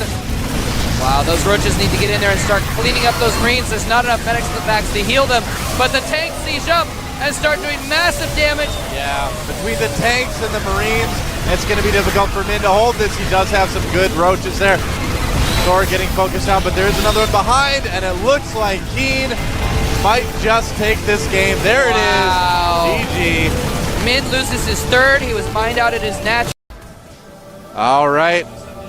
He frolicked over from the Slayer's bench, but can he get the win? He is. Slayer's frozen. Slayer's frozen. You have the garden you always want to watch for when they say it might get down to freezing, so you can cover your vegetables. Don't want any frostbite on the pumpkins. And up here, the top of the map, it is our MVP player. MVP King. Keen, of course, has proven himself to be quite impressive in both Code A and the Team League already, but can he get another win? Good to see. Masters of Victory play. That's right. Clearly an MVP fan. Earlier, I don't think we got a shot of it here, but there are actually 3 girls with M, V, and P pasted on their foreheads with post-it notes. Wow. So some more MVP supporters in here. Yeah. This place is packed, man. Yeah, honestly, it's only a few times have I've seen so many people in here. One was for the Team League Finals last year, or last season. Seems like a year ago. Last year. So long. A little bit of pro brass going on from Slayer's Frozen. SCV number 2 says none of that. Yep. It's like, get out of here. Probe's like, give me your wallet. Now we do have Slayer's Frozen going for pretty standard build, and Keen is scouting the wrong direction. So even though Frozen got a really good scout in there pretty early, Keen's not going to find out what Frozen's doing for quite a while. Yep. Not going to be caught off guard by anything too sneaky, though. Yeah, so both players opening very, very standard. It's a map where cheese is, I would say, cheese is fairly easily found on this map. The places where you would hide a lot of things are, you know, not that out of the way to a lot of paths. Yeah, and it's really large. You're not guaranteed to scout your opponent very early true, either, too. so it's hard Yeah. to really target your cheese in the right place. Yep. There's Day 9 again. What's he doing that? I didn't know he knew how to write Korean. It's not the real Day 9. Really? No. Looks like it. I don't know. Probe hiding in the bushes. Eating some And shrubs. Looks like it's going to be a fast expand for Picking Keen. some vegetables. Yeah. Yeah, you know, this is a very large map, and larger maps tend to favor that economy style, getting fast expansions. And so I wouldn't be surprised if both players actually did some kind of effects expansion. Although, actually, Slayer's Frozen is chrono boosting out Warp Gate, and he's got 2 gas going already. Makes one wonder, doesn't it? It makes me wonder, and I am certainly one person. Now, Keen does, of course, see all this going on. He's got an SCV just kind of chilling out in the base, and Keen is also doing some searching for any sort of hidden tech or proxy pylons or anything like that. Yeah, when you see the 2 gas there and nothing in the base, you might think, uh-oh, hidden Stargate or something like that. Yeah. Now, I would imagine Frozen might be going for DTs. That's kind of thinking, oh, actually, production tab does show a Twilight Council, so there this you go. could be DTs. Then again, Blink Stalkers are quite good on this map. There is no ramp, so they can just walk up and hit whatever buildings are being used to kind of blockade things. Yeah, and a couple more gateways going down. Yeah. Could also be, you know, very Interesting. fast Zealot charge as well. I mean, a lot of different options. That'd be pretty fast. Most likely Blinker DTs, though. Yeah, he's definitely going for something really aggressive here because he still has not gotten an expansion. He's not saving up money for an expansion either. Looks like it will be Blink. And he's continuing to chrono boost out Blink. Yeah, and early Blink Stalker push like this can be pretty powerful. Yeah, Green's especially coming if you can somehow get sight of the high ground. You Yeah. can go in and blink on in the back or something like that if you want to. Yeah, just bypass the bunker altogether. I'm Yeah. sure that's probably what he's planning. I mean, it's a nice big ramp. Sometimes players will even actually like suicide a stalker, run it by, and blink it over just so they have vision of the high ground to get the rest of their stalkers in there. Yeah. And wow, he's expecting something. Keen Yeah. putting down 3 bunkers at the front. But they're not going to be too helpful if all those stalkers blink in like they're planning. Oh, he could actually that's blink interesting. across there. He would need some kind of way to get vision. That's probably just forward pylon, but it does get spotted by Keen, and now Keen knows that something's coming. I wonder if that pylon, even though the warp-in radius is not that big, I don't know if he can, I think he can maybe see the edge and blink. I don't think so. Well, I mean, there. he would need something to gain vision. That's the thing. And, well, let's see if he can get up there with a single stalker. How is he going to do this? Because he doesn't have any way to see up there. No, he does. He had vision of the edge like I thought, and now he gets all the stalkers in. He's going to actually target down the Tech Lab. Tech Lab goes down. Stim is canceled, and he can actually get away over here and Killed blink quite back. a few SCVs as well. Wow. Blinking out. And, wow, so I guess you can get just to the edge of that other side, and all the bunkers are empty. Bunkers going down. Wow, what a great build from Frozen. I'm so impressed. I had no idea that you could get vision across there with a unit. And some really nice blink micro, blinking back the damaged ones. That was actually really, really good blink micro. That's so interesting that you can get a unit right to the edge of there and see across. That blows my mind, man. All right, so that bunker, it's going to go down. Not enough repairing. Yep, and now Keen's definitely in a bit of trouble here. Nice blink micro. More stalkers are going to be on the way soon. And I think Keen might get taken out. We're going to see an even score again. Frozen might be able to use this special strategy to take him out. He's warping in more stalkers to join into the battle. The Marines are slowly going down, and he has nothing left. Keen with only a few units in production. More stalkers going all the way into his main, picking off the mules as they run for cover. And this is going to be it. Keen pulling his SCVs. And it can't save that bunker. Can't save Keen. More stalkers blinking across just to spite Keen. And wow, that is it. Wow. Hot 6. Up in the top, right of the map. KT Roaster Zest. I'm actually drinking a Hot 6 right now. You are. You guys I didn't get one, actually. I should have gotten one. You guys might hear me open a can every now and then. It means I'm drinking a hot 6. All right, over here at the bottom left, a red player. SK Telecom T1 Party. But yeah, I'm a hot 6 drinker. Yeah, as am I. Yesterday, I think we had like 3 cans of hot 6, actually. Yeah, that was a lot. SK Telecom fans. Yeah. Fans holding the papers that can be turned into fans. Yes. Just before, in the matchup between San and Parting on this map, San in the bottom left decided to go for Dark Templar in the bottom right of the corner of the map. And Parting was able to scout that so easily. And both these guys from the Korean server, they know that this kind of play is not... You're just not really going to get away with it against a good Protoss. You might be able to get away with something like that on Frost if you hide the pylon on like some other main base location or something like that, but yeah, or on Alterzim. But on a map that's this small, it's just not going to happen. You're not going to get away with it. Oh, I'm liking the hat still. I don't like it any less than I liked it before. Now we know whose side he's on. Yeah. Observer pointing out the fact that Parting is mining more gas right now. If you look at the, the plus sign and then the amount of gas that's being mined there every StarCraft minutes, you could see that the amount is greater for Parting as he does have more workers and gas. Yeah. Zest was getting a little bit of extra minerals.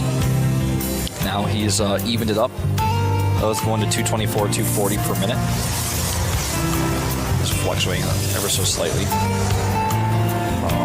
As you know, the pro mining is not perfect, it's not constant. I'm just going to rotate that way, but we'll see how these two players open against each other tech-wise in just a moment. Well, trap and a probe. Nice job. Catch there, Parting. Twilight Council goes down. And back at the base of Zest, he has this double gateway build coming up here. He's going to make 2 more stalkers out of those gateways. Or no, decides to put down the Twilight Council first. The thing is, he's got those extra minerals from only mining for 2 gases. So that gives him the ability to have this, which means he's going to have the stalkers out faster than Parting does in higher number, which gives him the ability to pressure and control Parting's early game pretty easily. But his blink will be slightly behind.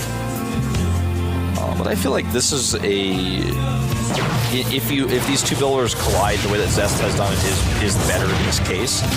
But it is actually a Dark Shrine from Parting. And this is not very Parting-like, but he didn't really show us this type of Dark Shrine play per se in the previous series. It was a counter Dark Shrine that we saw, but not an aggressive, like, this is my build order Dark Shrine. Oh my.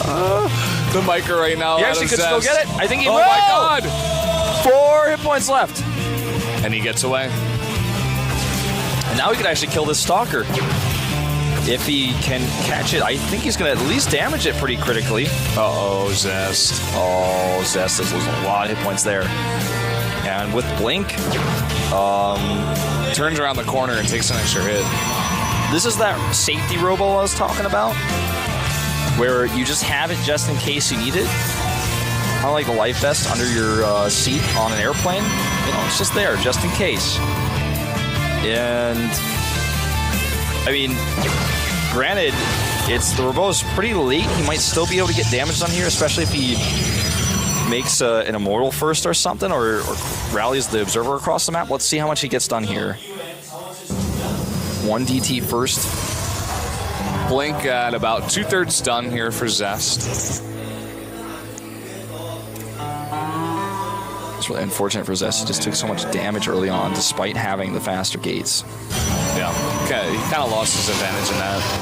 Just being a little bit too out on the map and not paying as much attention to the map as his buddy over there Parting. He knows, traps the DT inside, and the observer will come out here, and goodbye DT. Not even going to get that sentry. Great control here. And they are both just putting down their forges and saying, all right, it's time for late game PvP. This is what happens in PvP. We have a bunch of shenanigans in the beginning, both players putting down various techs, and then we transition. And it's going to be a while here before they get across the map and start to attack each other. Usually, you know, some players might get an advantage in upgrades for one reason or another and get the Chrono Boost out and get a +2. We saw Parting do something like that similarly to San. But both players getting their forges at very similar timings here. So there's not really going to be a timing in that. We're going to have to see mainly what kind of compositions these guys go for. They both have a Robo. And so far, Parting has made his first Immortal first. So he's going to have that as a small advantage. Yeah, 2 observers out for Zest, which means he's going to have a little bit more vision on the map. Tech-wise, there are Dark Templar for Parting, which could be used later on in a drop. It's some sort of late-game harassment. And also the Blink research for Zest is something that we need to mention as well. Probably not going to be too significant, but he does have that chase factor with those 4 Stalkers that he has right now. Probably won't be making any more Stalkers for a very long time, but say he sees this Observer, for example. If his Stalkers are there, a Blink would have actually been useful, or if a Warp Prism comes into the base later on, might be able to snipe that. It's not like he's going to be able to get some big harassment done. It looks like he's going to try for a little bit here. This is cute. It is cute. That's a good way to describe it. He's actually going to deny that scout, so that's what he decides to do instead. And with that, he'll get his own scout, so nicely done here by Zest, not committing too much to the attack he had in mind. Second scout goes out for Parting. He's going to see anyways what's happening, which is, at this point, both players going into basically the same comp. Or, okay, he's going to go into a +1 Blink Stalker. It looks like he's just going to go all in on the Blink. So it's starting to look like, ooh, loses a Stalker, making it a lot harder to actually commit to this now. Yeah. What else could this be for? I mean, he's not, okay, 5 more gates, and the Phoenix sees all of this. Phoenix has all the information, and I don't know, he's not really making the Stalkers. Yeah. Makes a cannon. He's going to need, you know, Immortals. Those are going to be necessary if he wants to play a longer game, okay? Takes a quick third base. The way he's playing this is, we saw this in one of our groups either yesterday or the day before, where you look at the situation in the game and you're like, okay, well, I'm in a weird place tech-wise, but I'm going to take a bunch of greedy decisions, like taking a third base and, you know, cutting Immortals temporarily, just so that I can catch up because the defender's advantage is so strong. It's going to be hard for Parting to actually commit to an attack. If Parting knew that, hey, wait a minute, this doesn't make any sense, what are you doing? He would come and punish. I think he does know, though. He's been scouting so many times, and look at that army. 3 Immortals right now, 4th one on the way, 1 Archon as well, and he has a probe with that army.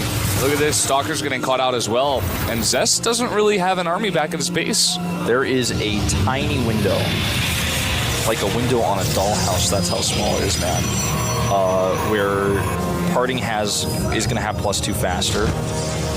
I don't think that's going to come into play here, but let's watch that closely.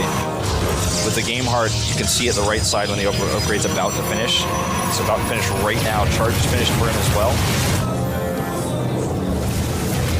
And he's going to break down those rocks. And during all this, you know, Zest is trying to take that third base. He's trying to get enough units out, but he doesn't have any Immortals. That's a problem. He has 0 Immortals to the 4 of Parting. We see army supplies 15 up for Parting. Very nice time warp right now. A second one goes down, but there is the overcharge. That Phoenix in the back taking a few shots here. The overcharge does go down, but Parting has way too many units. And Zest is going to roll over here and die. Great scouting by Parting. Really smart reaction to what he's seen. Dances the units. And we're going to go on to game 2 because there's nothing else to say here. GG. Up here in the top left in the teal for KT Roaster. Down 0-1, he is. KT Roaster, Zest. Zest saying that he doesn't consider SKT his rival anymore, winning 10 games in a row against SKT players. Parting here to break the streak. I said his name, but let's say it again. SK Telecom T1 Party. So we are cross spawns. Doesn't necessarily mean we're not going to see the islands. If you look at the map though, the island bases in these spawning locations are pretty far away comparatively to, say, you know, if you spawn right next to the island. That's like a scrap station island then. Yeah, I said that word. I know it's like, in most countries, like, it's actually banned to say scrap station on TV, but, like, we're okay here at Gomdu. We can mention that. We don't hide the past. Oh, boy. Both these players are doing a good job scouting. Zest scouting mostly at the bottom of his ramp, and Parting scouting this entire base, making sure there's no shenanigans, no forward gateways, nothing like that. Build we haven't seen, at least in this tournament, in a while, is actually a build like what Hero did, where he put a gateway and a cybernetics core at the bottom of the ramp, and just like got super fast, like right in your face Zealot Stalker, and just had too many units. Yeah, we don't really see that all too often, but it does happen sometimes. That's something we could see going forward in this best of 7. Yeah, I mean, when you go into a best of 7, like compared to something like Pro League, you know, where it's like a best of 1, you prepare for the matchup for so long and stuff like that. This is a best of 7 against a guy you weren't exactly sure. Like, Zest has a better idea of like the matchup he was going to play, but Parting, you know, has the practice, and it's very different in a long series like this. So many different strategies can come out. You know, even cannon rushing could happen. Counter rushing 2-gate proxies, the proxy you're talking about with the rushed stalkers. On this map, both players taking that second gateway, allowing a little bit more pressure on the map and also a little bit of extra safety. And they both scout, so no one unaware here. Now, Parting sent his probe not back, but to the third base. And that's something that Zest might notice. He actually leaves his probe on the watchtower, waiting for that to happen. So Parting sends out a unit here. He's going to send out his mothership core, as well as, I believe, a stalker there.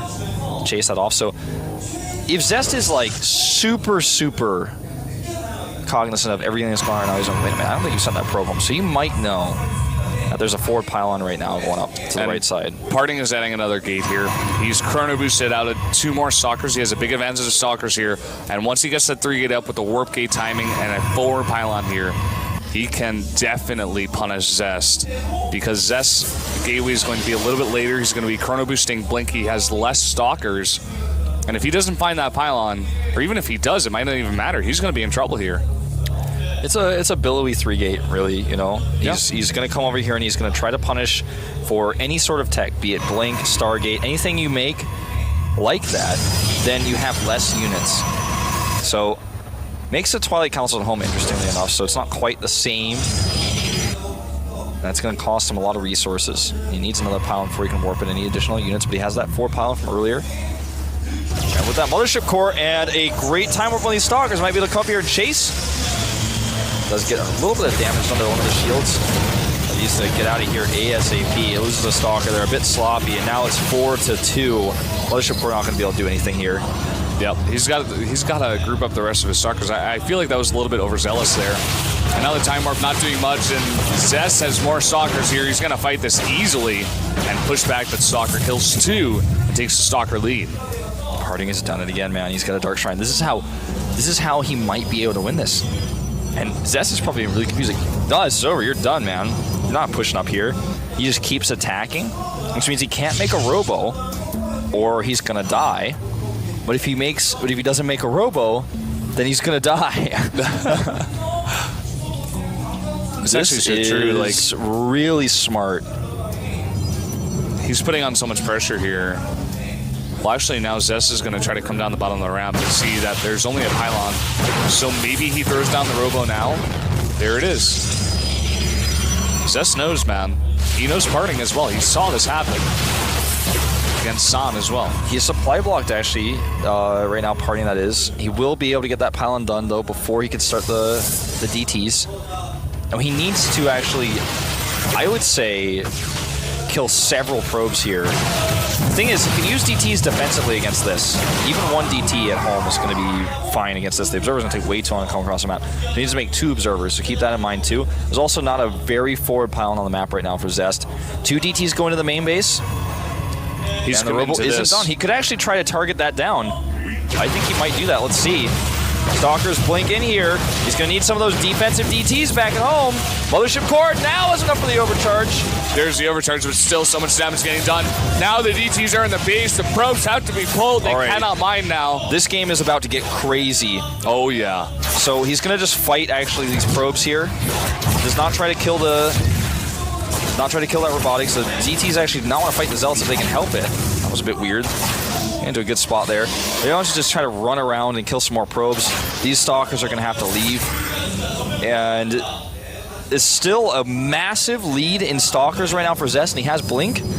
But Harding has the better economy, so he's going to have some time to try to even that up. And he's going to kill even more probes here. He gets 3 more, 28-13. So game is more even than it looks. It might look like, oh wow, Zest is dead here, but he has still this army to work with, and as soon as he has 2 observers, 1 at home and 1 with his army, that's when Parting needs to really defend, somehow hold that off.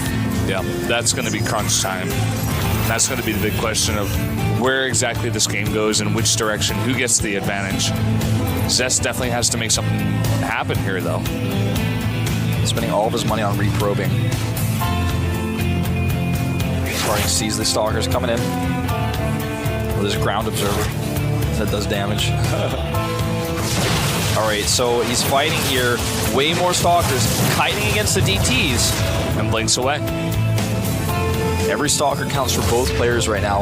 Love this. Love this. Forcing an overcharge. He's hoping to force units at home.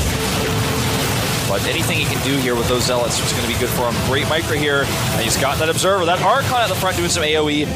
This is so intense. All right, another Stalker comes up to join. He's got double the Stalker, plus he has Blink. And Parting's already used his Overcharge. He has to pull probes. And Zest is finally just fighting and killing probes here. Starting to blink those Stalkers down the ramp. Nice targeting out of Harding right now. Gets a couple of them down at the bottom. Almost gets a 3rd one there. Very nice targeting out of Harding. Might actually just have enough to blink forward now, though. Let's see, he's blinking again away from that Archon. Now he's got an overwhelming number, 9-5. This is not a day job. This is Zest coming in here, killing the last of the Stalkers. And he's actually taken a probe lead. GG. We're going 1-1 here. Nice layering there. Up here in the top left, in the teal for KT Roaster, he is. KT Roaster, Zest. His eyes burn with the fire of crushed nerds. I thought you were going to say 1,000 Suns. To the bottom right in red. SK Telecom T1 Party. I'm like, now that I think about it, I'm like, that doesn't make any sense. The fire of 1,000 crushed nerds. Yeah, I don't know. Doesn't make any sense, actually. His eyes are fiery, though, as is his hair. So were Maru's yesterday. There's a lot of eye drops. His eyes were watery, man. That's the water element there. Now, let's see. This map, obviously, we've seen it a lot in Pro League. Just recently got adopted into the WCS pool. And it's a map with basic features. The most unique part about the map is it's natural, which faces the main base. So it's a little bit different. Some of the other bases, you have rocks there, so there's 2 attacking locations. Not usually important at all, or even a little bit. Not even slightly for us versus Protoss, but could come into play in super late game, harassment-oriented situations. So more gas mining here for Zest this time. Parting is actually going to be cutting down a little bit, getting some extra mineral mining. So you can see it at the top right just how much this affects things. Yeah. Parting just going for 2 in each gas. That's something you guys can do in the ladder as well, but it's kind of a little bit more technical. It's when you specifically want a little bit more minerals out here in a very short window of time. So if you don't really know what you're doing with it, don't just do it just to be like a pro player, because it's very specific to what they're trying to go for in the game. Just know that if you do it, you will have more minerals and less gas. The basic principle of it. About,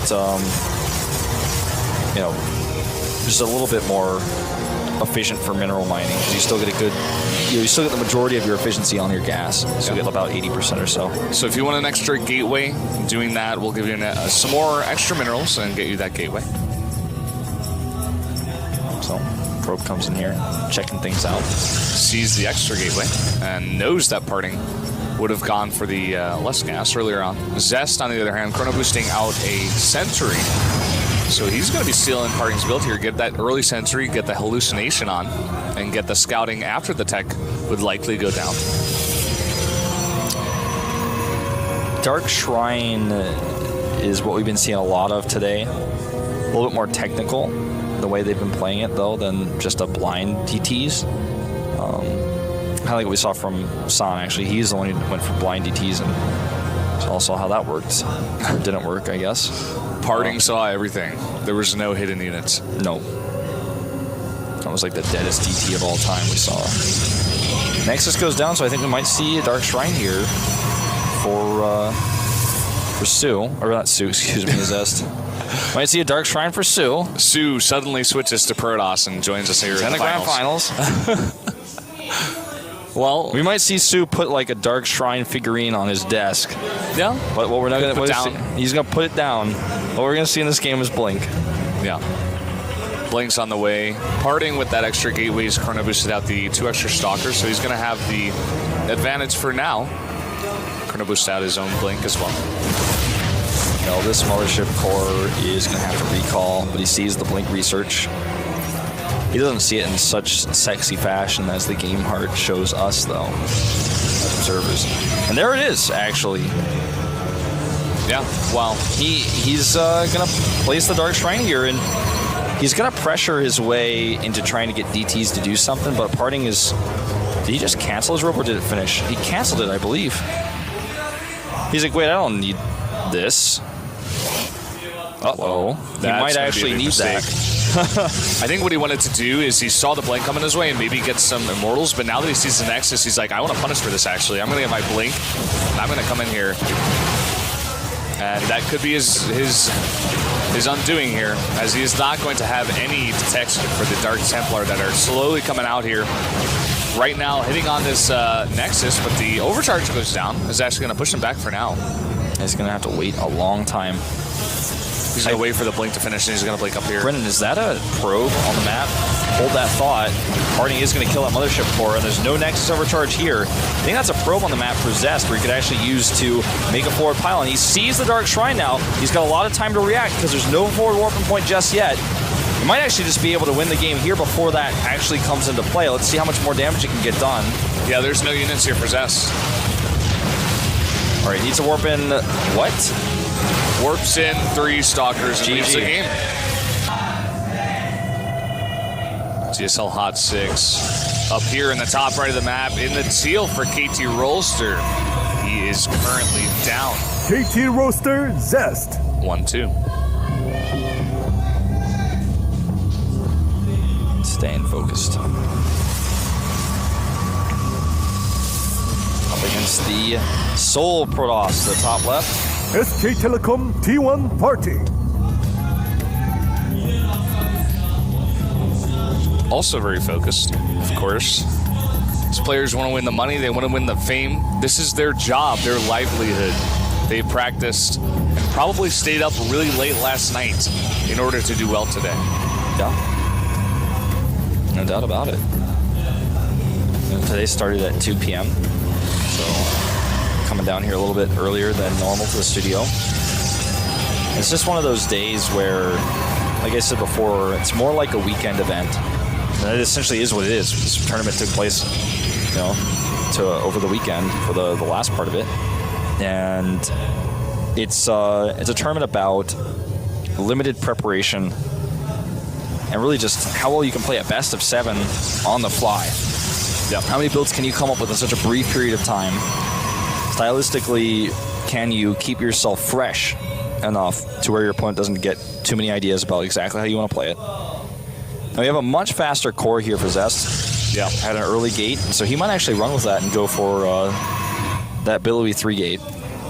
It could be very, very efficient on this map, very useful here because the rush distance is very small. Getting a pylon over there isn't too hard. And you can get the rest of your stalkers that you build at the gateway before it's a warp gate over there pretty fast. Parting is going to come over here and notice this. At least he should. But instead of that, it is going to be a very quick Stargate here before warp gate research.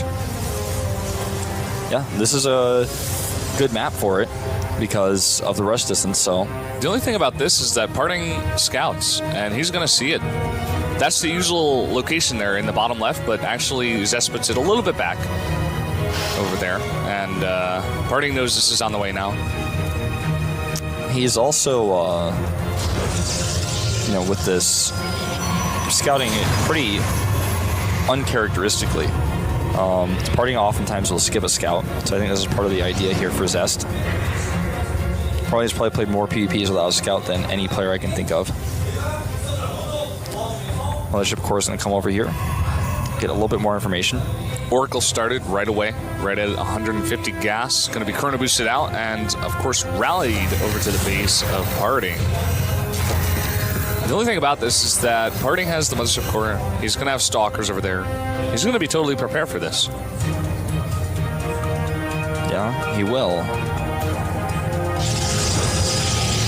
The question is, does this Oracle give him enough control to take a natural, though, and then transition out? Because that's the idea here. Yeah, adding 2 more gates at home. And a Twilight Council. Very interesting, as I scratch my chin. Well, this will kill a few probes. Nice micro so far. Gets 2 and stays alive. Wow. It doesn't use the overcharge. Yeah. So there's the drawback to this is he doesn't kill it, but he has that energy for later on for other things. Most notably the Blink Stalker timing attack that might have Time Warp assisting it. They're both going into Blink now. Nice scout over here. Knows that location, a very nice location to put down that pylon. You can warp down there on the low ground with that. Warp gates are done. And with that Oracle, he actually got a scout on the base of Parting as well. So he knows this is coming. He has to prepare for this now. He's just going to do it with his own defensive blink and a bunch of stalkers, but he's going to have less stalkers right now. He's down 4 to 6. Loses a probe. Well, that Oracle actually comes in here and he keeps the energy so that when he doesn't have the stalkers at home, he can do this. Oracle's still out there though. And we'll come back later. 50 energy. Ooh, sentries are coming over here. Looks like he may want to try to contain. The problem is his opponent's also going to have blinks pretty soon. Yeah, Parting doesn't know about the blink. That's very important. Yeah. Starts a Nexus here. Just going to get that base up faster. He has less stalkers right now, though, because of those sentries. He needs to be very careful. Doesn't even really want to poke. And this is that 50 energy Oracle I was talking about. Let's see what he gets done. Parting getting up the Nexus now. He's just backing off here. I would have liked to see him keep the map control, but he's bringing his entire army all the way back. Well, I think he realizes like something's not right here.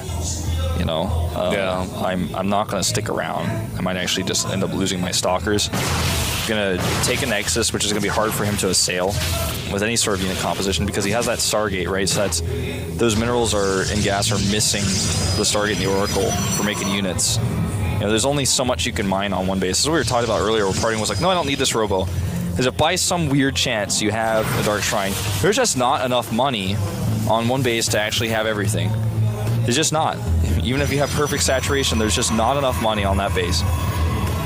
So at this point, he's like, something's not right here. I'm going to move back. I'm going to have the defender's advantage at home. Your opponent will be able to counterattack me or kill me on my Nexus, and he's able to contain you and pressure you a little bit.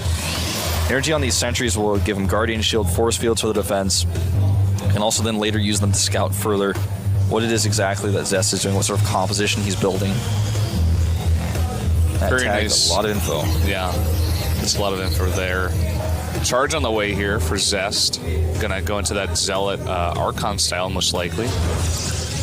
I don't think he has the Robo yet. No Robo yet, and that means no Immortals for now. I wonder if what Zest is going to try to do here is poke a little bit while he starts getting a charge on the +1. Then maybe with some sort of soft contain, try to take the gold base. No, he's going to double expand here. Okay. Double expanding on Protoss versus Protoss. A world first. We're watching right now. And now, if Parting has any inkling that this is even possible, he's going to send the Phoenix down here, but actually it gets denied by Zest. If Parting scouts that base, it'd be the most unlike Parting thing that we've ever seen Parting do. There's no reason to believe ever that anybody would be crazy enough to take a fast third base in Protoss versus Protoss, especially on a map like this where it's not so far away. And I mean, the thing is, if it's going to be a fast third, you're probably thinking, you're going to try to take a gold base because I'm ahead of you in income, and you're going to take that risk. But, no, there's no way he's going to scout that. Yeah. I wonder if part of the reason he put that down so early is because he knew that Parting wouldn't scout it. He's just saying, like, okay, I can take this risk. I got to get ahead in this way. And Parting isn't ever going to believe that I'm going to have a base there. What is interesting, though, that our observer just pointed out, is he scouted that there were no gases at the natural. At that time when the Phoenix came in, that's not too weird. But when he comes in here again, he sees that, that's when he's going to be like, wait a minute. Okay, so he comes over here. Phoenix is killed. He snipes the Phoenix because he's scared the Phoenix might actually see the third base. Yeah. But he could have maybe let it see that there were no gases as well, so he wants to deny that too. Because at this point, Parting is like, without that information, how can he even guess? Looks like he might even have Zest go for a timing attack off of his 3-base economy with all those extra minerals, with a few Archons maybe, and a ton of Zealots. Yeah. Does he even have actually a Temple Archive? I don't think he does yet. No, I don't think so. But he does have the +2 on the way for his attack. I think he might wait for that. He's going to deny this. Now he sees there's no gas, and he's like, all right, what's going on? Okay, now he knows. Now Parting is probably in panic mode now because there's nothing he can do to punish this base anymore. It's already gotten its use, and now he's got to be in defensive mode like, oh, you have so many extra minerals. Everything that I've accepted to be true about this matchup and everything that I know that I'm doing at home no longer is exactly accurate. Parting actually moves out to attack here. He's going to go out and attack, but look at Zest minerals. He warps in 4 Zealots, and he still has 1,200 minerals. He's going to have so many more Zealots when this hits. Yep. Parting doesn't have a massive Archon account. His 2 Immortals that he has in his army are pretty useless. Zest right now is supply blocked. He's about to get that pylon up. Thankfully for him, the charge up on the warp gates isn't really that far behind. So he's going to warp in a ton of Zealots here now with charge. This is the big fight. He's going to go over here and attack the 3rd base now. Doesn't matter if Parting kills his base if he loses his whole army. Alright, he's considering the attack. Parting does not actually commit to this. Not fully. There's so many warp-ins here for him to use. Oh, wow. Now starting to get his own Archons out here. Actually, he can break these force fields. Yeah, needs that Archon. And now he's going to come down. Nice time warp right at the bottom of the ramp. Even catches an Archon, and now it's being charged on by a bunch of this and even blinked. That's a big catch. Yeah, that's a big blink, though. He's going to be careful about this. He's about to have +2. Buying enough time for that. This Nexus should go down this time, but this could give Zest the engagement he needs. Let's find out. Here we go. That time warp is so clutch. Perfect placement there on the Mothership core. Probes are off the line here to fight on the right side. And does he have enough warp-ins here? It looks like he might. He's got so many more Zealots coming down. There's a lot of Blink Stalkers for Parting here left over, and his Archons look overwhelming. He's got to target those Immortals, and he does. It looks like Parting actually has enough. Parting is going to have enough. The Warpins also helping out so dearly now. A bunch more of these Zealots, and he has a ton of these gateways, but the army of Parting stands. I feel like a little bit of timidness and also the supply block that you talked about earlier is what cost Zest this game. GG. Not 6. Our teal Protoss player to the top left of the map for KT Roaster. KT Roaster Zest. The Kingslayer.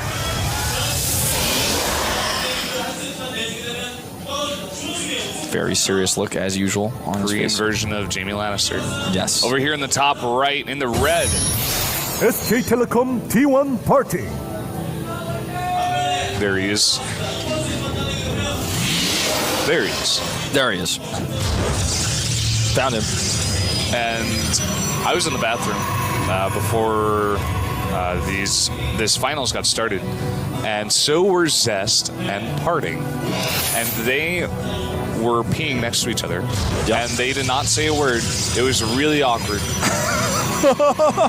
There's some obvious tension between these guys, like going into the finals. They don't seem too friendly. There's right at this moment in time, some tension is developing between me and you because you didn't invite me to your bathroom party with the GSL third finalists. floor or something. I don't know where you went. I was not invited to the bathroom party. I would have gone, but you know, bathroom party without me, that's fine. Next time I would like to be invited. I'll give you another chance. I'm not sure what that's supposed to be. Is that a banana? I think is it an umbrella?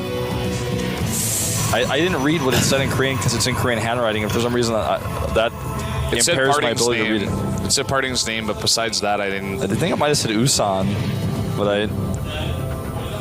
I don't know. Anyways, that was a weird drawing. Yeah, I'm not exactly sure what it was. It looked like it could have also been like women's underwear or banana. Any number of things, like a slightly oddly shaped melon. Yeah. Well, it's a mystery to us. Now this probe taking a almost ninja star shaped scouting pattern on the map. And the reason he goes from bottom right to top left is because the probe of Zest got to his base too fast. So he knows that it's not cross positions. Yep. So he's going to send it up to the top left now and get the scout down. Map is huge, and this map is not your normal PvP map. It's so big. Sometimes you can get away with a risky expansion that you wouldn't normally on a map like this. He tried to hide the sentry there. I don't know if you caught he put it up there in the top right, and I think the probe got a vision on it for a slight second there. I think he was considering blocking the Nexus with the pylon. Decided not to do it. He's going to go get his Nexus at home. Really similar timings here for these two players. Yeah. On the Nexus. Zest going for double sentry, whereas Parting was going for one sentry.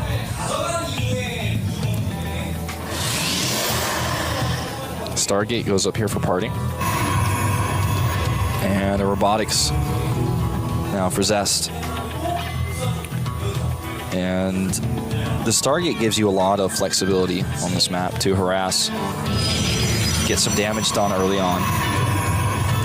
The robotics is Zest's way of saying, you are not going to kill me with anything. It's very obvious to Parting that Zest has an expansion, even though he lost his probe before it was made, because he showed the probe. Whether that was a mistake or not, Parting knows. So for him to make the robo here, I think it's kind of like, if you try to kill me, one of these timings that you've done so much in this series, I'm going to hold it.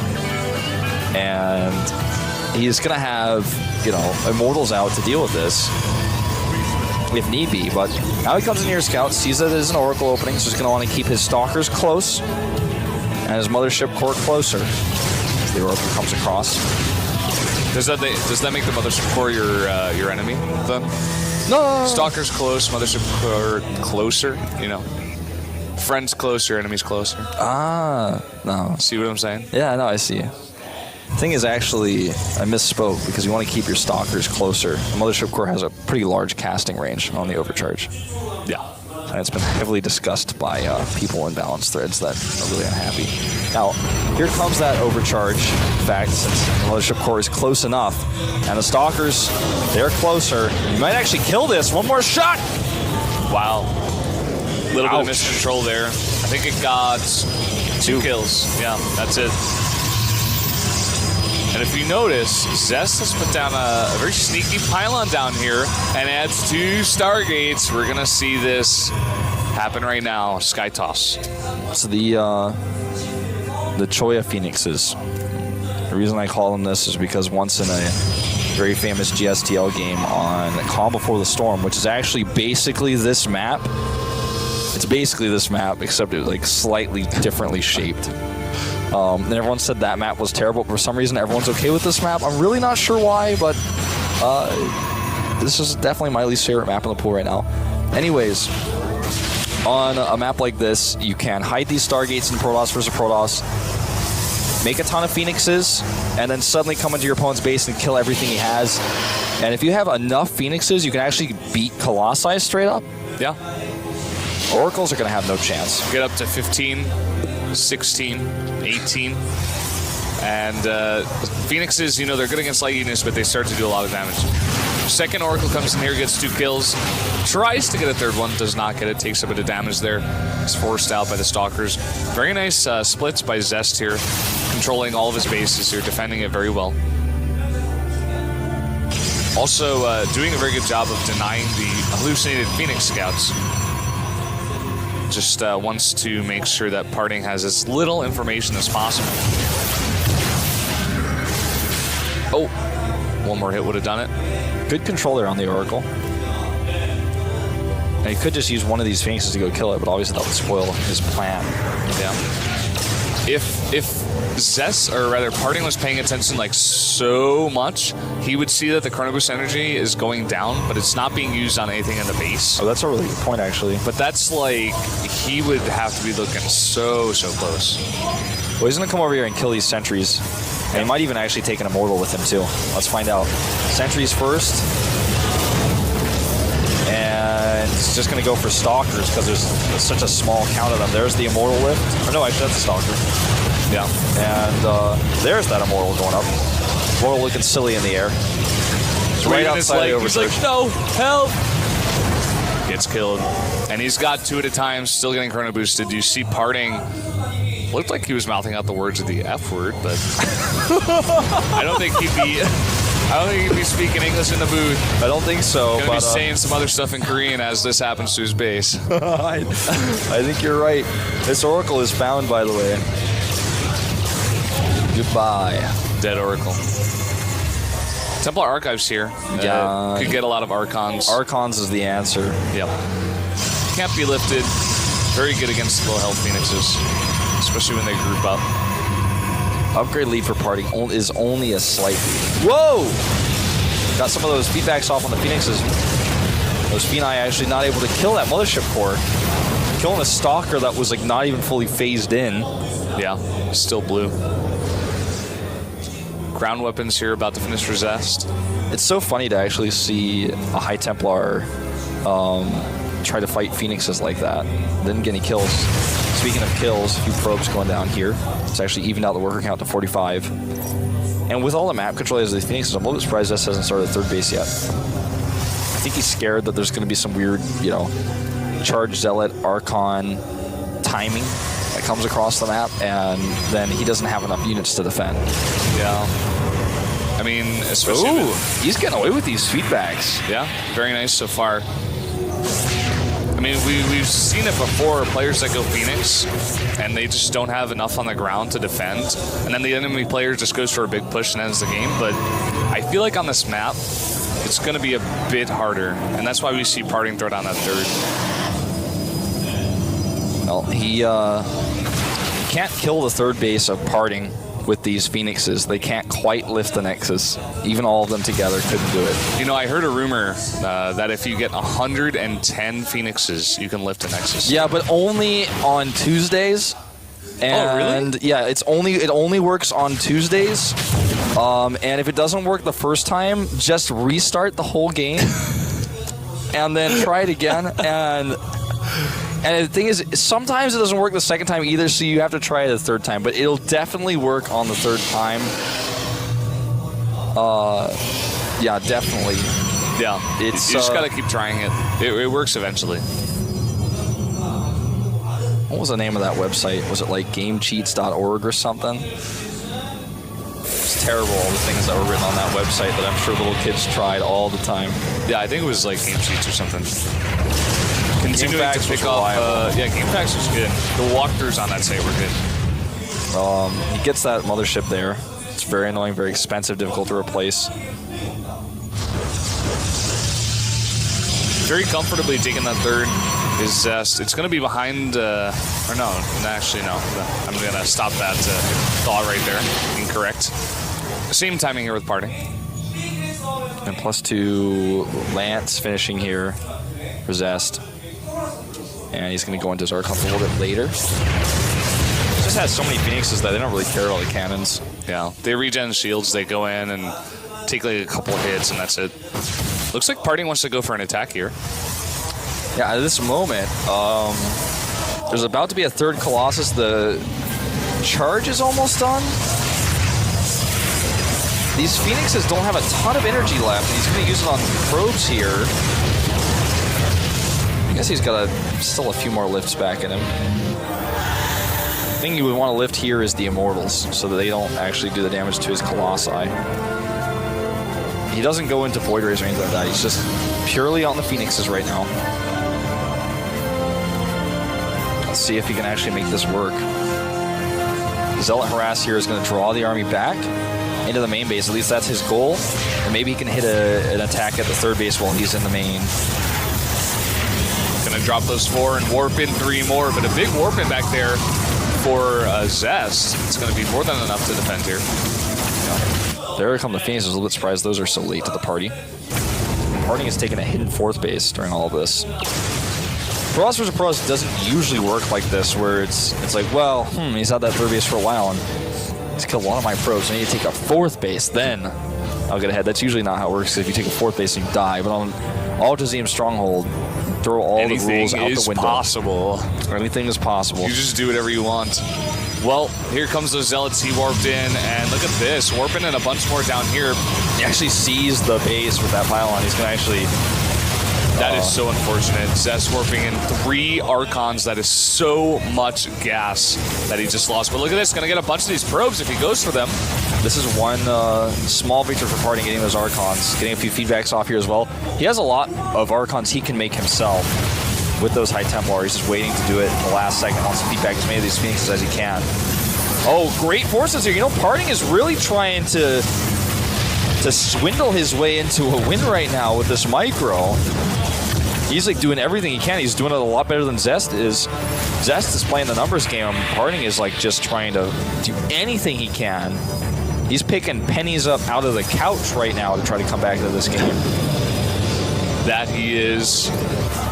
Warps in a couple more. High Templar going to make that into an Archon. He's not just looking for quarters, Brendan. Anything he can get. Nice well, here we go. For Zest. If he can connect with those Colossi, that's everything here. So many Archons ready to be made here. He wants to feed back the Phoenixes instead first. Now he starts those Archons.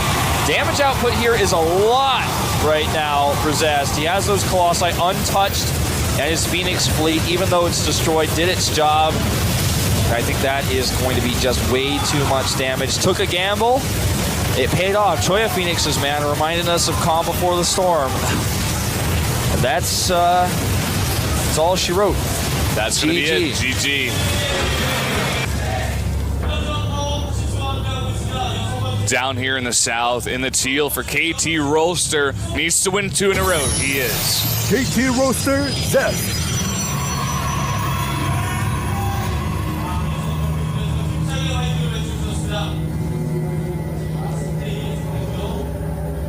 And his opponent to the top left in the red. SK Telecom T1 Party.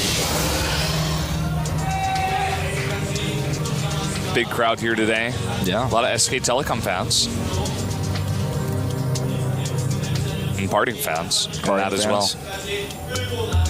Parting, a guy showing a lot of emotions, a lot of emotion at a lot of different times. Garners a lot of fans. He's a very fun guy. Always says hello if he sees us at any time. He knows we speak Korean, but he still just says hello in English. He's, yeah, he does do that. He's been a little bit cold to me since I once predicted against him in Pro League. Oh, God. But, that happened. You know, were you the only guy who voted against him there? Yeah, I think so. I think he won too, so it was a bit awkward, but no, we all just trying to put it behind us. So, Parting's won the game. That's what's important, right? Parting's just trying to forget, man. You traumatize him. He doesn't want to relive those past memories. I know he really looks up to me. But, he knows how good you are with the Void Ray All-Ins. Yeah, he knows.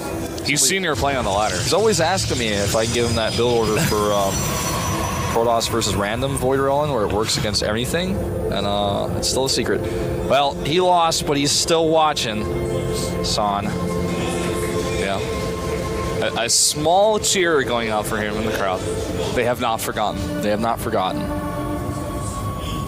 Second gateway goes up for Zest, whereas Parting keeps it singular. And Zest scouts correctly. Parting does not. Yeah. Zest going with the plural gateways here, not singular. Yes. Chrono Boost on the gateway for that sentry. We've seen this a lot in this series. Yeah, it's quite nice to actually get that super fast scout. Yeah. I mean, I guess you could use it for other things like I, mentioned earlier, but it seems to be much more scout oriented. It's not a creator sentry. Yeah.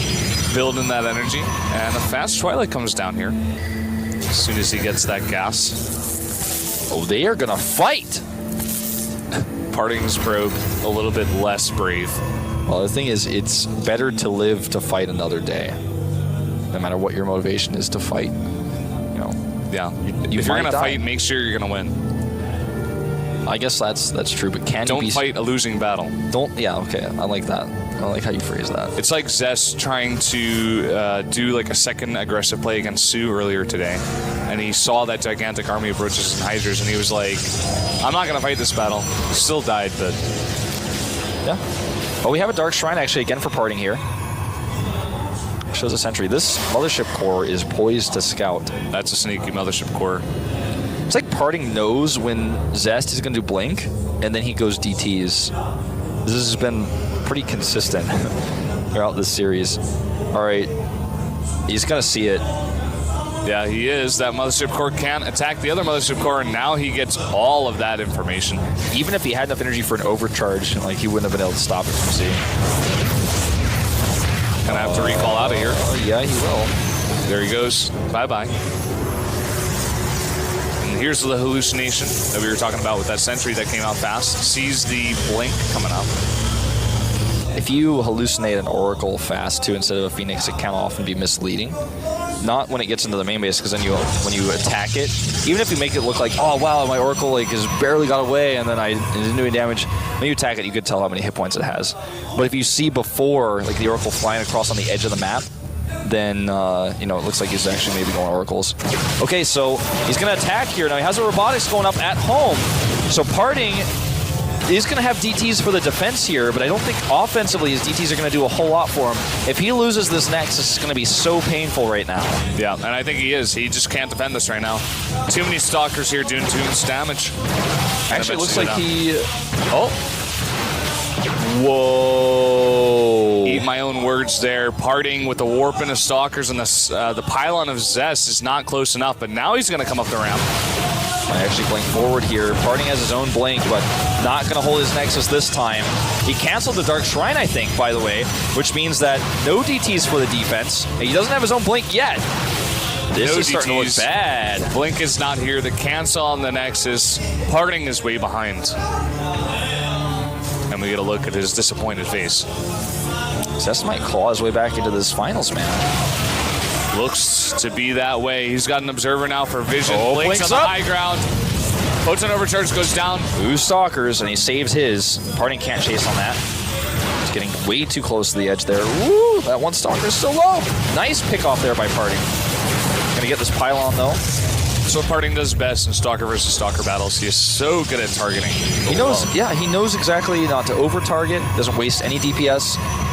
Just targets what he needs to get done. Robo goes up now. He also realizes himself, hey, well, what if he goes DTs? Because he has Blink. And also, if I can get some Immortals out, that's going to be how I secure this base. This Observer is so clutch, so important. And he can't kill it. Just going to follow his Stalkers. He knows it's there. Zest also knows he has the Nexus now up way ahead of Parting. Yeah. And he's just going to be content to back off here. May pressure, may blink in with 4, as he is actually doing over here right now. Going to get that Observer for the high ground vision and just blink into the back here, maybe. Try to pick off some probes. Here he comes. Yeah. Parting is not in his base fast enough. Does pull his probes away very quick and drops the overcharge, so only a few probes going to go down here. Ooh, he's actually going to lose a lot. Yeah, that's actually not worth it. Yeah, now he's going for another attack, though, at the natural. Nexus has too many hit points by now. It's at 600. Can't really get anything done there.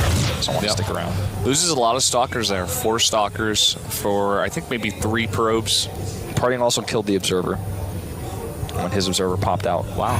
So that's something else of importance. That's a little pop sound you guys heard. The game resources lost at this point are pretty similar, but that faster mining for Zest means he's mined probably almost as many resources more as he's lost at this point. And the other thing here is that the Forge is a lot later here for Parting. The +1 for Zest is coming along. It's going to be about halfway done by the time that Forge is even completed for Parting. And he's going to have the +2 a lot faster than Parting does, which is very big. That's true. Possibly usually when we see a lot of timing attacks. Yeah. Those timings come down when you have the faster upgrades. Now, at this point, I mean, it's tough for Parting to actually accomplish anything. If he catches these 2 Stalkers, though, or rather these 2 Immortals, doesn't want to commit there, because if he does and there's anything else nearby that he just hasn't seen, then he loses everything. But getting those sentries is totally okay. Yeah, basically free. Took a little bit of damage. Now Parting going to come in for the scout, sees the Forge and just how far behind he is. Doesn't really know how far along that +1 is, though. Yeah. Lily's listening like, okay, you're getting +1, I'm getting +1. Yeah. Actually, he might think he's better off than he is right now. He might be thinking, oh, you started around the same time as me. Because he didn't get to click on the unit to see they already have +1. The next time he scouts, though, he will see that. In fact, with this Observer, he might be able to get that info. I like how he hallucination scouts even though he has an Observer, which might actually lead Zest to believe there's no Observer here. So he can keep it alive and then scout exactly how he pleases a little bit later. It's on the skirt here of the base, so that basically with this Observer he's going to be able to float around and get the information that he wants without being worried about being chased. Probably not going to be noticed this way. Yeah. Again, this ragtag group of stalkers out on the map wants the pressure at the front. Sees that there's not many units there. Most of them are back. If he could snipe a Colossus, oh my god, as I say that he goes for it, and he's gonna get it. Oh my god. For 1 stalker, maybe 2?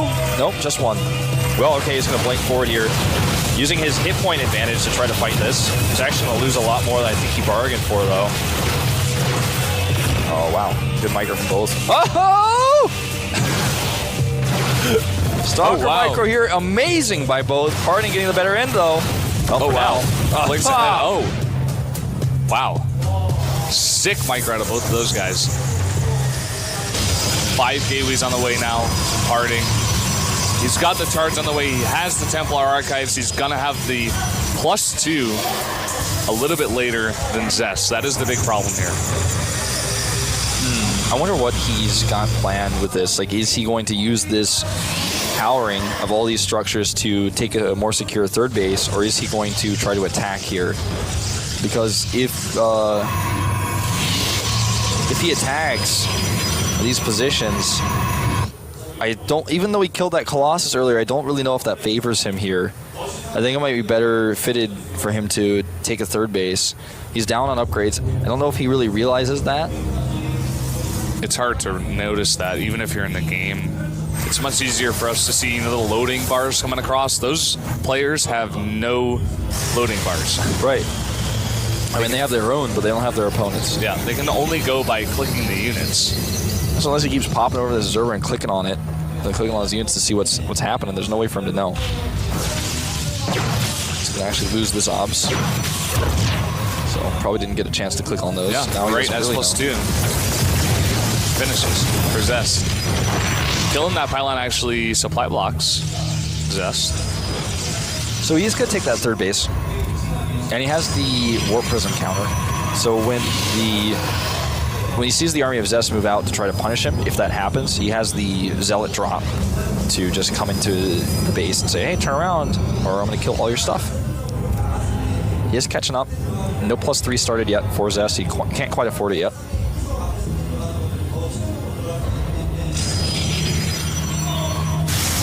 Zest making the Warp Prism, and he finishes +2.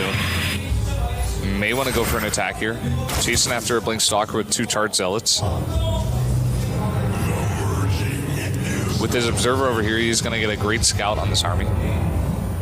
But he is actually going to lose it as I say that. Well, he sees the composition. And here comes the War Prism into the main. That's exactly what we were talking about earlier. 2 cannons, a Stalker, and a Zealot, though. Yeah, and a Blink forward gets the War Prism as well. Probes want to witness. Probes are like, we could take this chance to get out of here. Oh, whoa, that probe transfer gets caught here. And we're actually going to have a fight that might decide this entire tournament right now. He has 4 Archons here. A group of 4 Zealots come from the right side. And it looks like Zest just has way too much for parting here. Oh my god, he's actually going to take this to Game 7. Too many Zealots here for the Immortals. They cannot fight against this. GG. Hot 6. Up here in the teal, the top left. KT Roaster, Zest. Zest has a lot of fans in the audience. He's as focused as ever. Playing 6 games in a row, it's hard to keep your focus, but never seen a more focused player. Down here at the bottom right. SK Telecom T1 Party. Player most known for his immortal timings. Has a lot of fans coming down to support him today. Parting definitely looks a lot more stressed than Zest does. Yeah, he does. Going up 3-1 and losing twice in a row, you have the championship in your grasp. And you're like, okay, 1 more game and I got this. And you're talking to yourself so much in the booth. And then you lose 2 in a row. That is a huge hit to your confidence. You're playing against a guy like Zest, the most recent GSL Code S winner. And it is so hard to deal with those emotions when you're just trying to play a game of StarCraft. Yeah. No, you're so right. Well, let's see, because this is a 4-player map. It's hard to scout. It's hard to get information about what your opponent's doing until the Hallucination Scout comes out. And they're both going into identical builds here so far. Only is it still early, as the Cybernetics core hasn't even been planted yet. But let's find out, first of all, are they doing 3-3 or 2-3? Or 2-2, excuse me. Both? No. 5 here for parting. So just like a slightly better mineral income for a slightly reduced gas income here. Yeah, super slight. May still be able to get out that second gateway. No, adds another one to that gas. So now all equal up here in the gas. Of course, Blizzard Entertainment making this game. Yeah, thanks to them, or else Good company, we wouldn't be watching this right now, or casting it, enjoying it at all.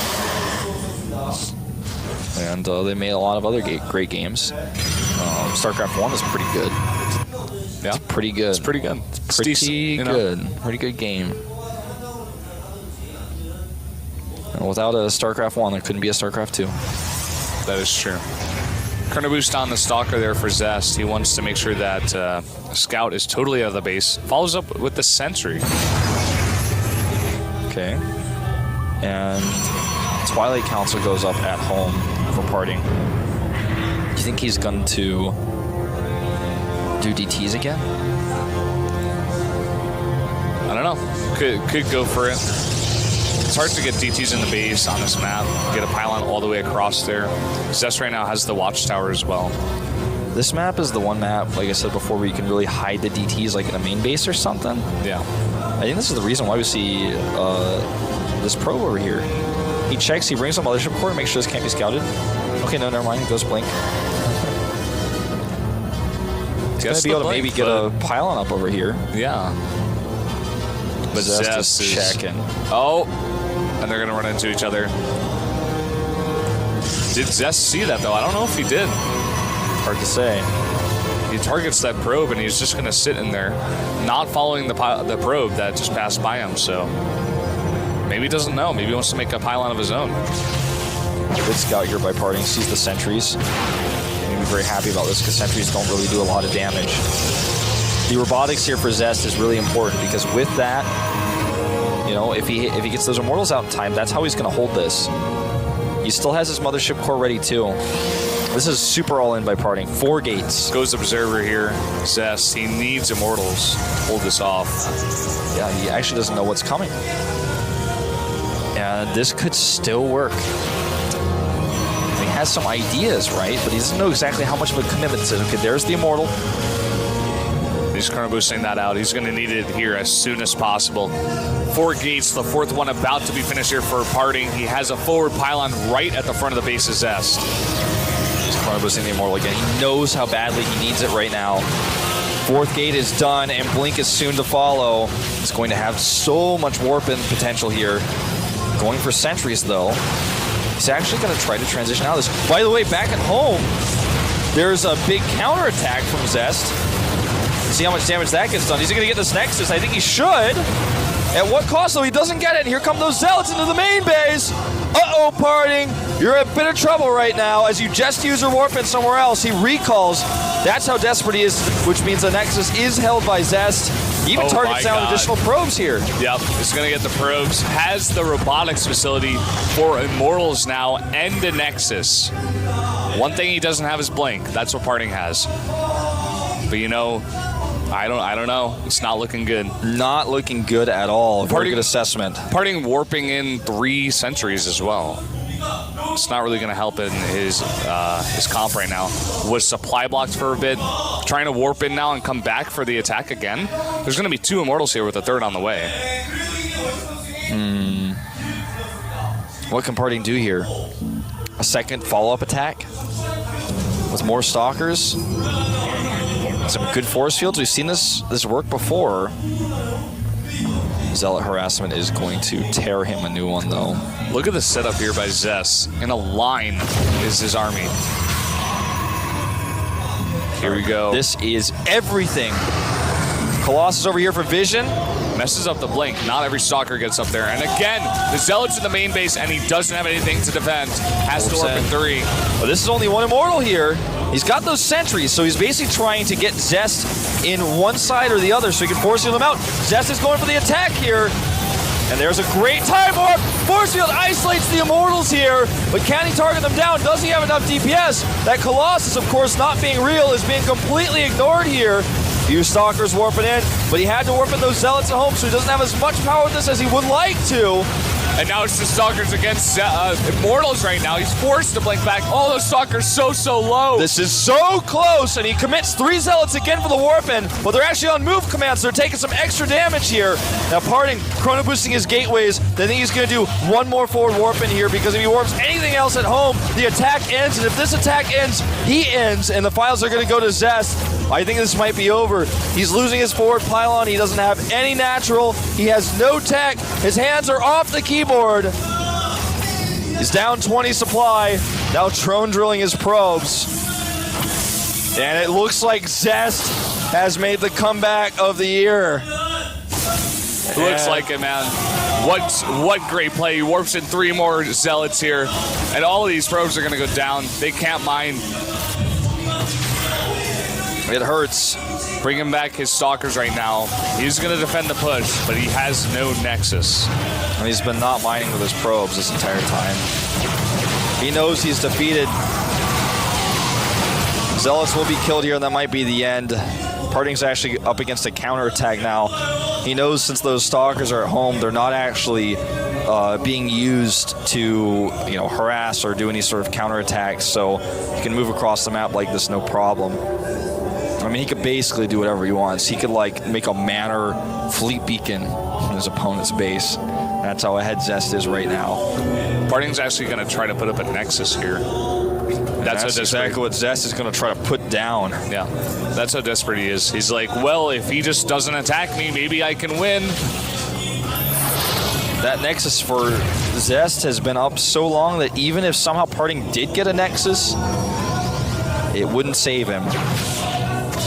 These 2 Stalkers not even interested in that one chasing them. No more force field energy. Zest is going to come up the ramp and could right-click the Nexus with this army. Probes off the line here. Parting showing us a pretty finish here with these nice colors. But that is going to be all she wrote. Targeting now with the Immortals. Well, not as good as he could be, but now he is. And and that is going to be game. Even if you press a button and kill every single one of Zest's units, it wouldn't be enough. Harding is crushed. He's defeated here. He's been defeated. That's the best word for it. Zest has come back and defeated him. Now Dance he's of the dancing Stalkers! Kill the last probe! Can't even make another probe. And he's so defeated he can't even manage to type those two letters. GG's. Aaron player at the 9 o'clock position on Metalopolis. The last hope for Slayers.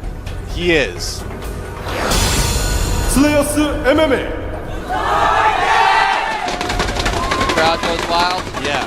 The Slayers' last hope. Going crazy. Standing room only here. A little bit of a cheerful. Wow.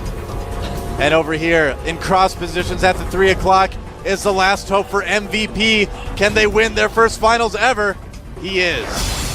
MVP 동래구. Dongrigu versus MMA. A true clash of the Titans. M to the V to the P. That's right. MVP, I guess. Everyone making MVP acronym jokes today. Wow, so MMA starting off with a barracks into gas. Yep. Going for early gas here. We're going to see a hatch first from Dongrigu, I'd imagine. Well, yes, it's looking like that actually. The first drone was to scout. Yep. That's second drone's going to go for the right. Checking for proxies with that drone down at the bottom. And Very MMA already getting a gas too, so we're probably already in store for a little bit longer game. He's not going to 2 racks in the finals. No. No way. No, this is going to be a game of epic proportions. That's Ladies right. and gentlemen, I hope you took that time during that break to use the restroom because you are not getting up for a while now. That drone goes right across the map. He must have something specific planned for cross positions or maybe for close positions because he did scout directly across instead of going for the closer corner first. And he's going to scout that tech lab. It's going to be a Reaper coming out for MMA. And we got to state again, every one of the actions this player makes in this game could be a $10,000 action. Yeah. A click of the mouse. So much is tap on the of line the keyboard. right now. And I think the teams probably value, even more than the prize money, I think they probably value the recognition, absolutely, the pride, the... I don't know what else to go with that, actually. Recognition and pride pretty much covered all. But the excitement. All the status that comes with being the champion. Yeah. And of course the party you get to have afterwards. Yeah, absolutely. You can bet both teams are pretty partying. Even the loser of this team has gotten to the finals again. I mean, that is impressive. The loser does get 5,000, I think. Yeah, that's true. 5 million won. Roughly, yeah. It's around that much, give or take the exchange rate. Reaper coming in right now for MMA. And looks like he's going to pick off at least one drone. He does. Drone kill goes down very easily. Hopping down. Queens are not out yet. And we might see a bunker here. Oh, if he could put that bunker on the edge. And nope, not going to do that. Just going to chase down the Zergling with the Reaper. Don't see bunkers and Reapers and bunkers too often. But how much damage will this Reaper be able to do? Now, there are 2 Reapers actually out on the field, which is a little bit unique. Most players just make 1 and then begin making Marines. Yep. He is just getting the 4 barracks, so he's not going to go for any Speed Reaper shenanigans that we've seen in recent days. And he's going to need to dodge that Queen. Getting up there without taking a hit. Nice job there. Dodge, and sneaking right back down. Oh, watch out for that Queen, though. Look out. Squeezing around it, getting a drone while he dodges the Queen. Nicely done. Dongrigu doing a great job controlling his Queens, making sure that those Reapers don't get any more kills than they absolutely can. They did get 4 kills total, though. That's right. 2 were Zerglings. Yep. But a couple drones. So not a huge deal this early in the game, but every little bit matters. Yeah. Now speed is upgraded for the Zerglings now, so the Reapers have to turn tail and run back home. Yep. Factory getting started now for MMA. And Dongrigu pushing a little bit at the top of the base. He's going to poke up and see what he can see with those Zerglings. He's only going to see the barracks with the tech labs, so at this point, Dongrigu still in the dark. Oh, a fast third base. Whoa. Going up for Dongrigu down at the bottom of the map. That is a bold move considering Reapers are still out on the field. Yeah. I think he just went in there and he saw just a few Marines and assumed because it's standard, that it was going to be an expansion build. Yeah. And it is, in fact, an expansion build. Said, all right, well, if you're not going to attack me for a while, you spent some money on those Reapers, which aren't that good against Speedlings. Maybe I can take a third and get away with it. But these Marines are moving out. They do not want that to happen. He's going to put some pressure on. Yeah. Round of drones going up right now for Dongregu. Baneling Nest as well. Probably going to want to produce some more Speedlings after that. But it is a little bit of a fake push by MMA. He does pull back. Yeah, he's upgrading +1 for his melee attacks. What's that? Yeah, he's kind of looking around for Overlords, I'm sure, too. Oh, yeah. If you send one over there, there's not a lot of places they can hide. Now, he's getting a reactor here on the factory. He's probably going to switch the starport over to that. Yep. And start producing medevacs, I imagine. Yeah, and MMA, I mean, you've heard it a million times before. They call him the son of Boxer. He definitely prefers drop play. Wow, a macro hatch going up for Dongregu.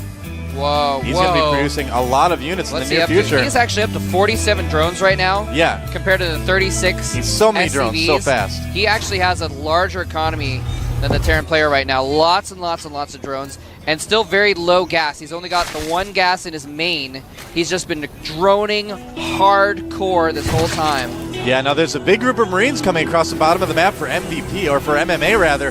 So that could be some cause for concern. Oh, some Zerglings hitting off. Zerglings running in there, that is dying. actually terrible. Oh no, that was huge. He just lost all of his Zerglings. That is he so has bad. 22 in production right now, but he needed those other 10 along with those to really hold this off. Banelings are morphing, which could help as well, And but they are jump loaded up in dropships. And Dongregu needs to be so careful. He's got some Banelings now, so he's probably going to be able to handle this fairly well. Yeah, the drone not really doing a lot of damage. Yeah, he needs to fall back from that, that's for sure. Yeah. And those Still. Zerglings and Banelings trying to give chase to make sure they're there wherever those medevacs land. Queens not able to get there in time, and the Marines dropping out. Oh, nice micro picking up most of the Marines, but dropping some to bait down the Banelings. And looks like he's going to heal up those Marines for a second there. Dongregu getting his lair, getting some gas. So far it's been just Speedlings, and that is actually a lot of Speedlings. Dongregu, he might catch a lot of these Marines. Whoa, the medevacs not picking them up. Loses all of his Marines, and actually MMA has 1 Marine one Marine in production. He has 10 Marines. They are falling back very, very quickly. They've actually stimmed to get back to his base because this counterattack could be deadly. What's he going to do? It looks like he's got a bunker. He's going to be okay. Managed to grab the Reaper from the Zelnaga Tower as well, so he does still have that. That was close. MMA is getting siege mode, getting +1 weapons, so he's still in good shape. And he's going to send out another drop to that third. Dongregu, though, almost 20 supply ahead right now. Yeah, he's at 60 drones, man. Wow, Dongregu. His economy is insane at the moment. Yeah. And so he really needs to do some damage with that drop going around the bottom. Talk about intense macro right now. Got that macro hatch so early. Knew he would be producing a ton of units. Zergling's getting a little bit overzealous right there. But looks like he may go for the counterattack. That bunker's not going to be enough. Oh, the siege tank's getting sieged up. No. Not in time. He's got no Marines back here to deal with this. The Zerglings surround the bunker. And everything trying to fall back. He needs to raise that depot. Oh, more Zerglings coming in for Dongregu. Is it going to be enough? Oh, my Pulling back goodness. for just a second. Whoa. He needs to be so careful. This is balanced on a knife edge right now. Yeah. Either player could really easily get taken out if they make the wrong move. This right now, Dongregu has the advantage. And that drop did virtually nothing down at the bottom. Yeah. Wow. So, Dongregu definitely ahead right now. MMA still keeping up, still at 100 supply. Dongregu is at 70. He's at 80 drones, and he's got a macro hatch. He's got 4 hatcheries with queens. Yeah. He is able to pump out so many units right now. Centrifugal hooks is almost done. Man, I thought Min was a macro Zerg. Look out, SCVs! Oh, why did you go out there? We told you it wasn't safe. Oh my gosh. MMA's gonna have to be so careful. He has to play defensively and protect this third and get that going somehow, or he's gonna just get rolled over by massive Zerglings. Not gonna get started today. No. Look at that. So, Spire just finished right now for Dongregu as well. Oh, look at that. Picking off a lot of Marines. He does get that down. Yep. Now, here's the thing. 4th base already for Dongregu. There's the drop. There are Banelings and Zerglings there. Spire's finished. 15 mutas on the way for Dongregu. As well as Flyer Carapace. Yeah, no more drops. I would imagine for MMA it's going to be so difficult. And Dongregu pulling back smartly, not getting the Banelings in. Here come more Lings right now. Wow. Nice micro by MMA. Yeah. Making sure those job. Marines don't die. And have to pick up those Marines, though. Picks off the Banelings, targets them down, and wow, then lifts that was up out of the way. good. But now the Mutalisks coming in are going to pick that off. Needs to turn around at least, do some damage. Loses that whole medevac. I gotta say, Dongregu is absolutely dominating MMA right now. I am blown away by how good Dongregu's been playing in this team league. This is insane. This is insane. Now, actually, oh my gosh. He actually has +2 weapons on his Zerglings already. Yeah. And only +1 armor just completed for, actually, let me double check that for the Marines. Now, Dongregu, the MMA main, I mean, did get up his third. Can Dongregu take it out, though? We're going to find out. Oh my gosh, he's right trying to get a bunker. No! His forces are out of position. He needs to get up to that third so quickly. He's losing so many SCVs. Not a lot. Is he going to siege up his tanks in time? That's not a very big army. Dongregu smartly only dedicating a couple Zerglings to this, flying the mutas away before they take hardly any hits from the Marine. His control is so good. Dongregu, man, if he gets into Code A next season, we are going to be seeing a lot more of him. Oh, losing a couple mutas here. This may not have been the best idea, though. Whoa, that +1 Carapace is not done yet, so those mutas are still pretty vulnerable. Yeah, that'll come in handy in a moment, though. They are getting some SCV kills, though. All right, drop coming in there. MMA picks it up. And a lot of mutas actually being lost by Dongregu right now. Doa. Dongregu has 100 Zerglings. Wow, that's a lot of Zerglings. He has 60 food ahead right now He's as well. got 10 Banelings and 20 Mutalisks to go along with it. Infestation Pit on the way. He's maxed. I wonder if we're going to see. He is maxed. He's maxed versus 137 supply for MMA. Yeah, this is MMA we're talking about too. Crush MMA's third and take the series for his team in his next attack if he executes it properly. He is morphing. We might see the a final ton more Banelings. Oh my god. Very good move there. That is an insane army. I do not know what MMA can do about that. He's got a lot of tanks. Marines getting picked off almost one by one. Baneling getting taken out. MMA is so good about killing Banelings.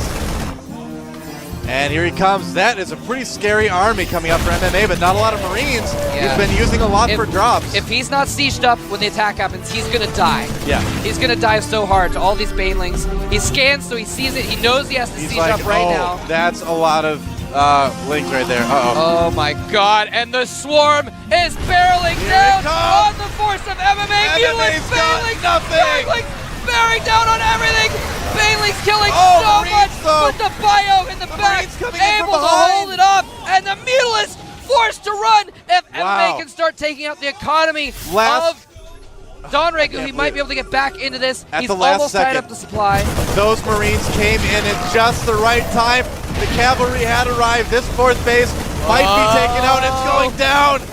The tables have turned, and if MMA can start taking out all these bases, he will instead secure the entire GSTL for Slayers. So much is on the line. This is so close. Either player could easily fold at a moment's notice. Dongregu down to 3 bases. MMA so smart, pulling back, not even bothering with the fourth hatchery. He knew that he would be a little bit overextended if he had continued pushing. Yeah, gathering up with the rest of his army. He's low on tanks now, though, and there are a lot of Mutalisks. Yeah, MMA, you got to give it to him. He's playing brilliantly.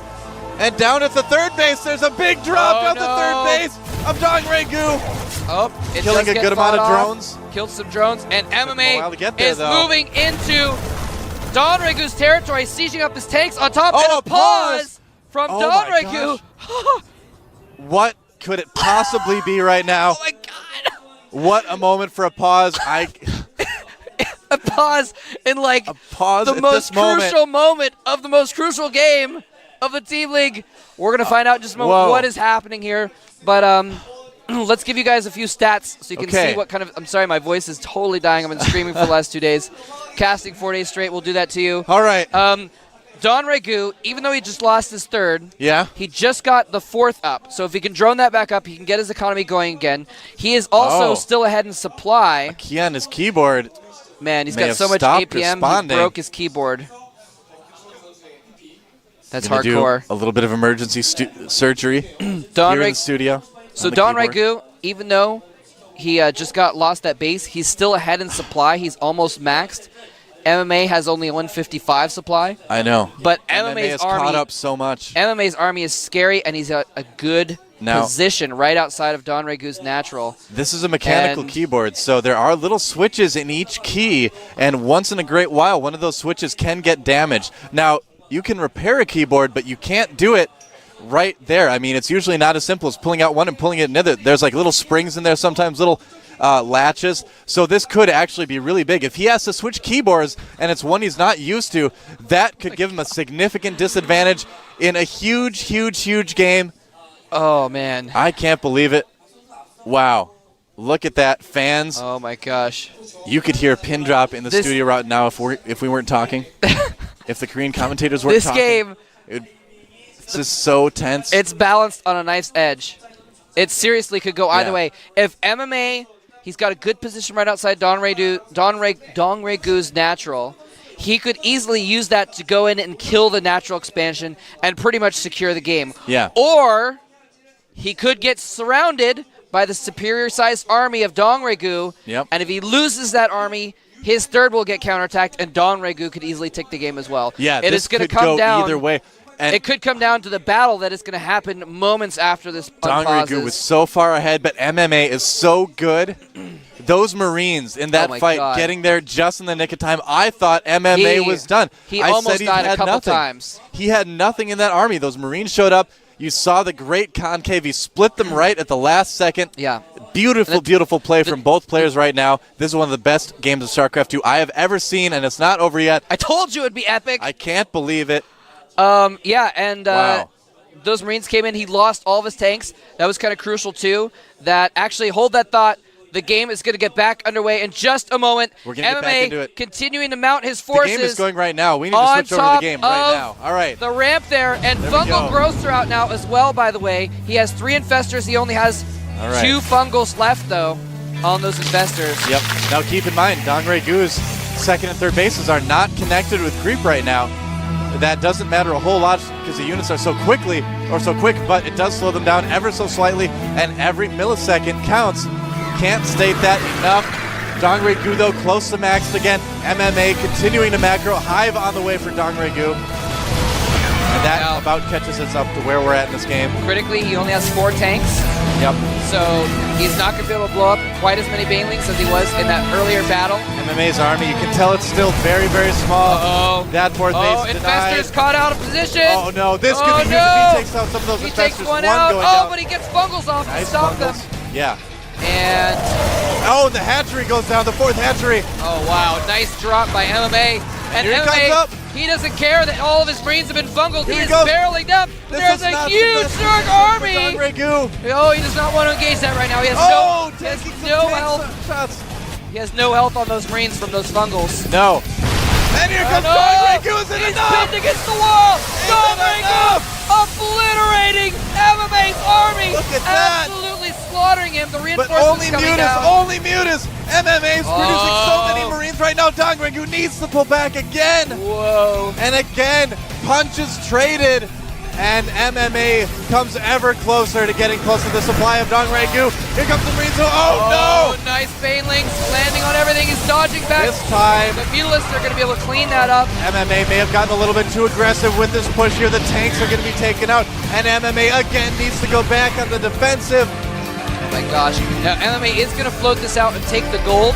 So even though Don Ragu has pretty much secured that 4th in the bottom, the upgrades, if he takes the gold, MMA will actually still be ahead. The upgrades for the bio are so good right now for MMA. Oh, yeah. He's working on +3 armor because he already has +3 weapons. +3 weapons, which is doing so well against the only +1 armor of the Mutalisks. Yep. And the Zerglings as well. Let me see if I can find one. Are at +1 armor. So those Marines are doing so much damage to all the Zerg units right now. If he can hold the gold, that is what he needs to win this game right now. He is stimming in. The Mutas can't do anything. He is going for the gold base and going for the gold medal in the GSTL for Slayers. Yeah, and Don Ragu, his macro was so good, but he's been denied that 4th and 5th base so many times. that his macro has suffered for it. Another large army for Dongregu, but is it going to be what it takes? That planetary is going to be finished in time. Planetary is almost done, yeah. I can't believe this, Mole Trap. This is so tense right now. Wow. The mutas are going to catch the drop too. Oh no, the drop. Yep, that drop, and the medevac is going to get taken out. Oh, he's been doing so well with drops thus far, but the Mutalisk are out of position.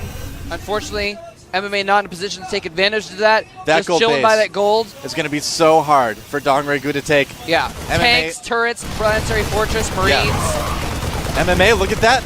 Continuing to try to keep control of the Zelnaga towers. So good, no. it's amazing. Losing Tanks a getting tank picked there. off. He only has 7 tanks, which is not a lot in this kind of And here situation. comes the He needs drop. every one of them. This may do some damage. Oh, he's dropping. Donregu's army leaving as the Marines come in. Exact wrong moment. Stimming There's a in. lot of drones there. Every drone killed is so important. He's going for the hatchery, though. Is it going to be enough? Marines the doing Marines so much damage. Mutalisk trying to save things. Are they going to get him in time? Not going to get it. Medevac going down. MMA moving out across the map. This may not be the best idea. That is a small army. I believe that Dongregu can crush it. Oh, yeah, easily. He's got a lot of so stuff there. risky by MMA right now. Dropping again, though. Keeping Dongregu on his toes. Yeah, and Donregu is maxed, though. MMA is not maxed, so he really can't afford this, but he's dropping a huge amount of units to the top. A mass drop. But at the bottom, he might lose that half of his army. Sieging up. Fungal on everything. Fungal on everything. The Mutalisk forced to fall back, though, from the firepower of those highly upgraded Marines, but he's going for a counterattack. He's going to go for the gold base. The tanks are not sieged up. Mainly's crashing into the planetary. Can the Mutalisk finish off? Turrets and Vikings driving the Mutalisk off. And MMA has just taken the supply lead for the first time in this game. Lost it for a moment as well. It's so close though right now. 4 Broodlords on the way for Dongregu. Broodlords are in production. Those can why did he pick up the Marines? He didn't want to get shot. Mutalisk barely driven back. Dongregu has lost nearly all his mutas. He's down to a couple Zerglings. MMA ahead by 20 supply. I can't believe it. But the Broodlords have just popped, and MMA is forced to fall back. He did his damage. He took out the 5th rather, and held his own. MMA is getting +3 vehicle weapons right now. Oh my goodness, those tanks are going to do so the upgrades much damage. are The amazing. upgrades are doing really well. Wow. The Broodlords are only at 1-0. They have no attack upgrades.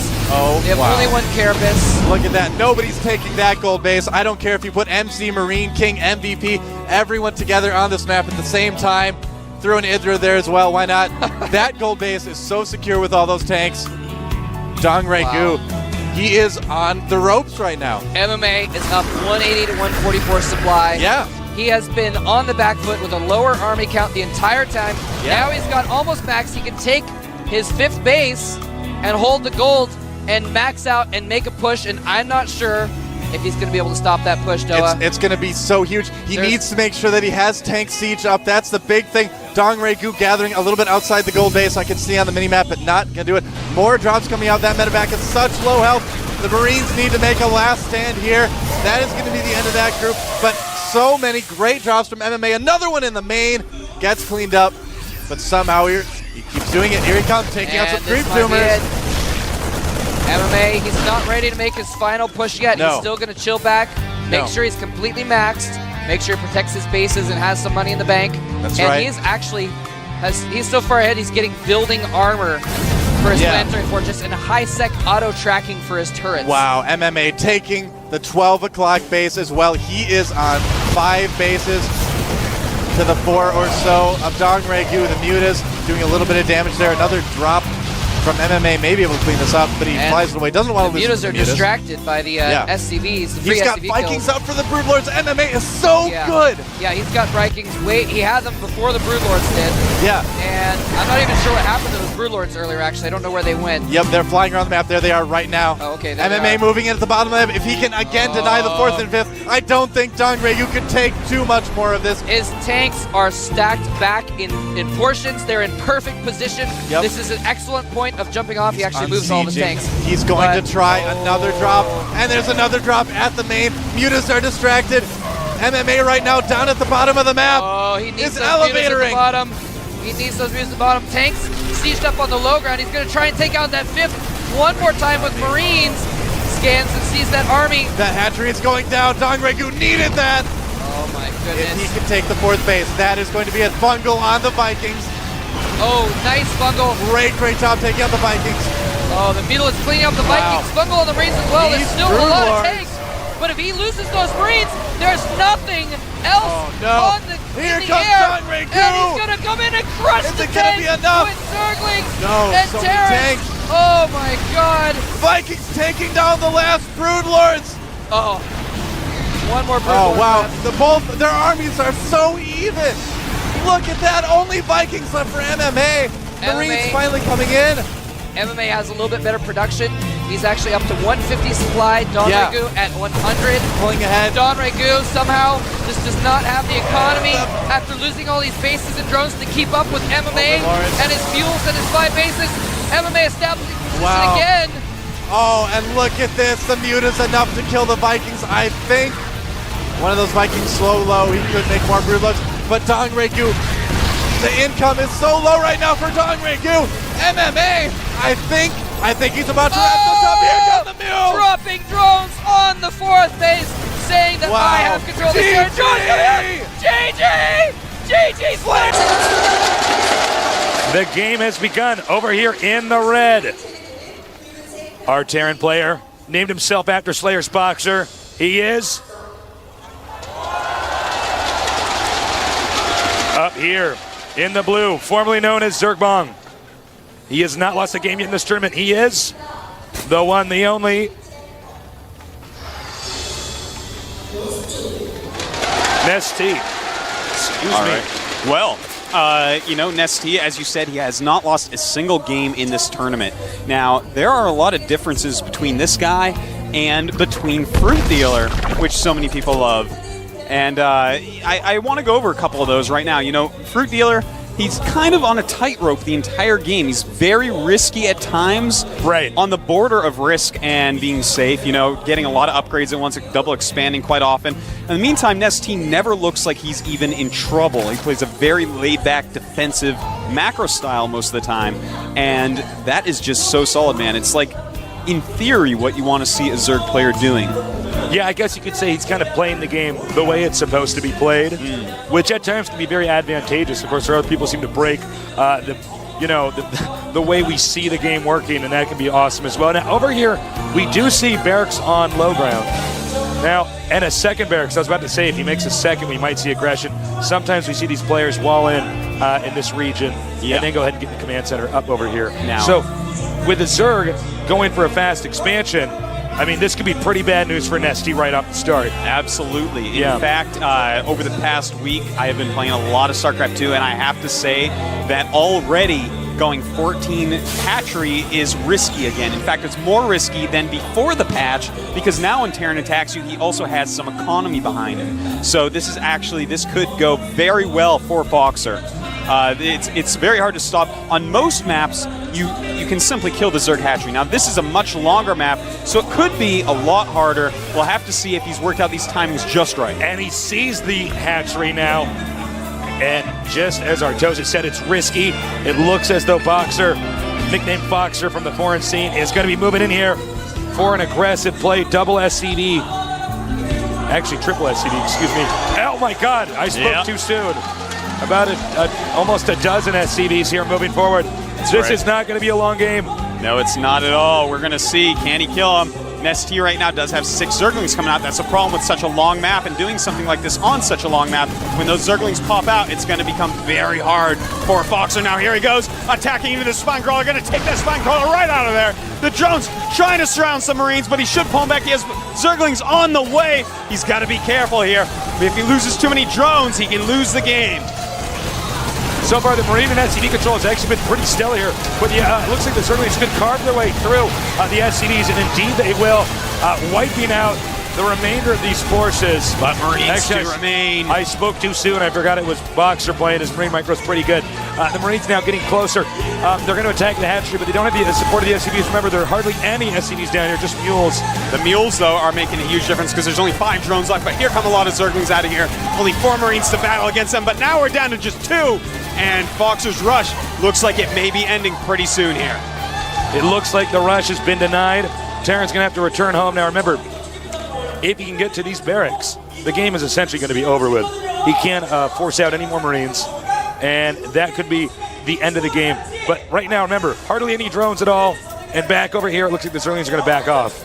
That's right. Now, notice that, he does have 8 SCVs against 7 drones, and he's also using mules. So the problem here is the mules are giving a lot more income to Fox, who's going to keep on making Marines.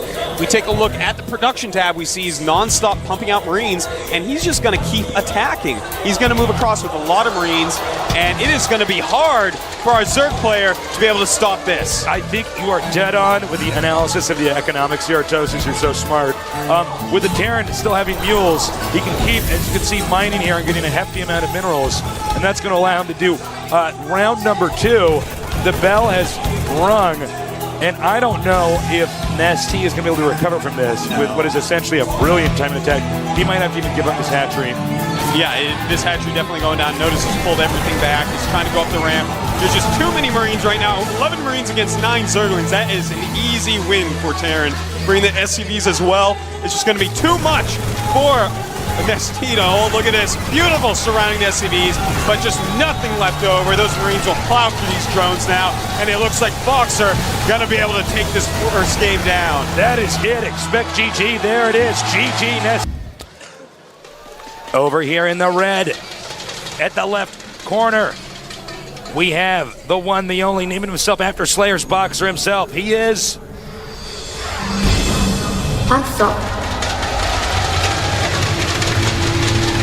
Down here, also at the bottom left, but more towards the center bottom, formerly named Zerg Bong.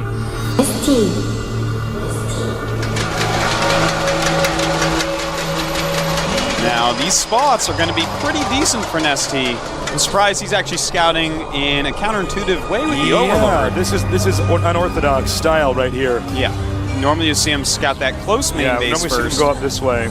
But he may be, pulling a quick one on Foxer because Terrans normally scout for that Overlord coming in to scout them. Yeah, so they'll send an SCV right down here and check for that.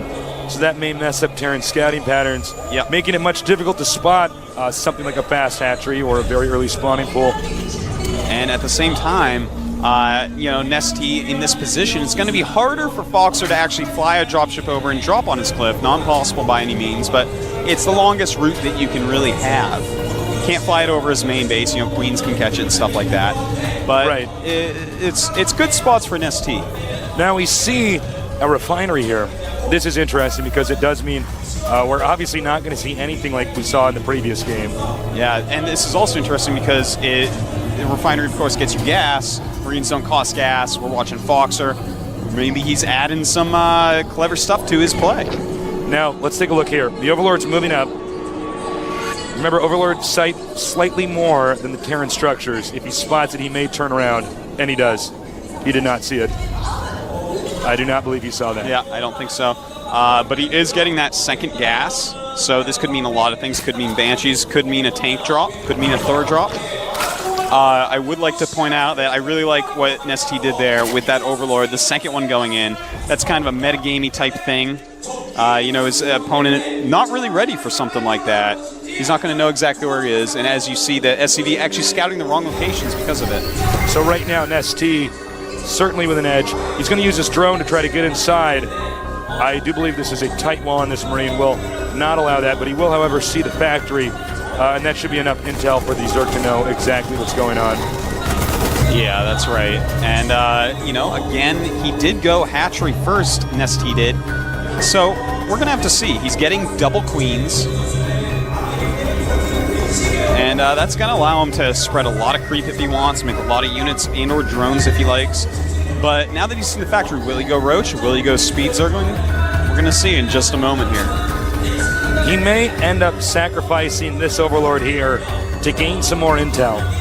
Because even though he knows that Terran's teching, he doesn't know what the Terran's teching to, and it looks like it could be a Thor drop. Yeah, it looks like it's definitely going to be that. And the starport going down as well. So he's going to want to just get that tech lab on the factory. Now, with the factory at the choke, he's going to be able to scout that it is a tech lab. And that's going to tell him, okay, there is going to be some sort of drop or Blue Hellions. Probably not Blue Hellions, though. It is Lost Temple. He did not manage to get up there, though, so he does not see this add-on thus far. But here comes the Overlord we talked about. That's right. He's going to sneak in here and see what he spots. The thing is, the armory is in such an obvious location that Overlord's going to be able to see it right away. And as soon as he sees armory, he's going to know the entire game plan of Foxer. There he goes. And if he sees this, sees the starport, he sees everything he needs to see. That was a beautiful Overlord scout right there. A great sacrifice for the Swarm. For the Swarm, indeed. Kerrigan definitely has the hots for this guy. He is doing everything right so far. This is very different from what we saw in our previous game.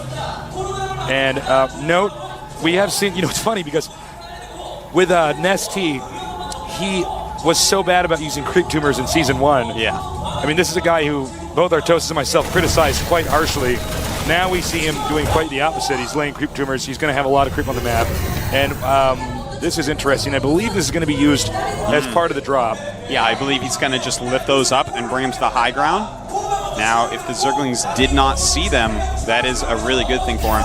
At the same time, we do have, look at that, the dropship going with a Thor and a Spire making for our Zerg player. So now, what our Zerg guy has to do is buy time at this point in time. Yeah, he needs to buy some time, hopefully with some spine crawlers, but the thing is, the SCVs are going to be able to repair that Thor quite a bit, and mutas are not going to be able to take it down easily at all. Here comes the Thor now. Medevac taking some hits. It will manage to get over there, though. It's going to pick up those SCVs as well. Chasing away Overlords, it's important. Therefore, there won't be any sighting up onto the high ground. Note the spine crawler in range here, and it's not going to finish in time. Yeah. Oh, this is looking rough for Nesty already. That Thor is going to do a lot of damage over here to this expansion. He'll have control over these 3 mineral patches. That might not seem like a lot, but it's actually it's quite a bit. Yeah, it is. And at the same time, it looks like we have going here from Foxer's base into the main, probably to snipe the Queen. It is another Thor, but he sees those speedlings, decides that is a little bit risky. Yeah, Nesty's doing a good job over here. He doesn't want to let the Thor get on the ground. He can just surround it. And there he goes. He's going after that Queen. He wants to kill that Queen, and he takes her out. He takes out the Queen. Things are already not looking good for Nesty. Meanwhile, another drop over here. 10 kills, make it 11. Oh my God, is he going to lose this game as quickly as he lost the other one? I think it's actually very possible. Yeah, this is pretty crazy here, man. This is a hard map for Zerg, as we were saying. These Thor drops are just so good on this map. And those SCVs, they are worth their weight in gold right now, just repairing away. Nesty is going to have to come up with something pretty clever. I think he's going to probably counterattack with his mutas as they pop out. He knows he can't take out on the cliff, but when he gets over there and sees what's over there, man, I think Nesty is going to just lose his rhythm. This is really scary. There's a lot of defense. He's not going to be able to do anything. He's being stopped at every turn. There's basically no way for the Zerg to deal with this, and everything he invested in was the Mutalisks. Another drop here. Just bringing the SCVs down now to help repair those Thors. 22 kills and 9 kills. Absolutely Oh my wild. God. I think that's drones, queens, you name it. Those Thors have killed it. The hatchery going down. Half elf, make it a 4th. Queen comes out. I don't think it's going to buy enough time. He has to do something. If he loses the hatchery, I do believe he will lose this game, and he's taking the hatchery out. And this is not looking good at all for our Zerg player, Nesty. Such a great player, but, I mean, Foxer right now, man, he has got the builds. He's got the builds indeed, Artosis, and he is using them very well. His execution is perfect. The Thor drop quite similar to the Reaver drop in StarCraft 1, a little bit different mechanics behind it, but very similar nonetheless. And of course, we do know that back when our Terran player, Boxer, he was a Protoss player back then, and he was quite good with Reaver drops at that point in time as well. Hold that thought, though. He wants to take out these Thors so badly. He does have his circlings down there. He uses that magic box. The Mutas take much less splash that way. Removes those 2 Thors with minimal losses. Now he's going to get 2 medevacs as well. And Nesty, I mean, that is the first step to a comeback right there.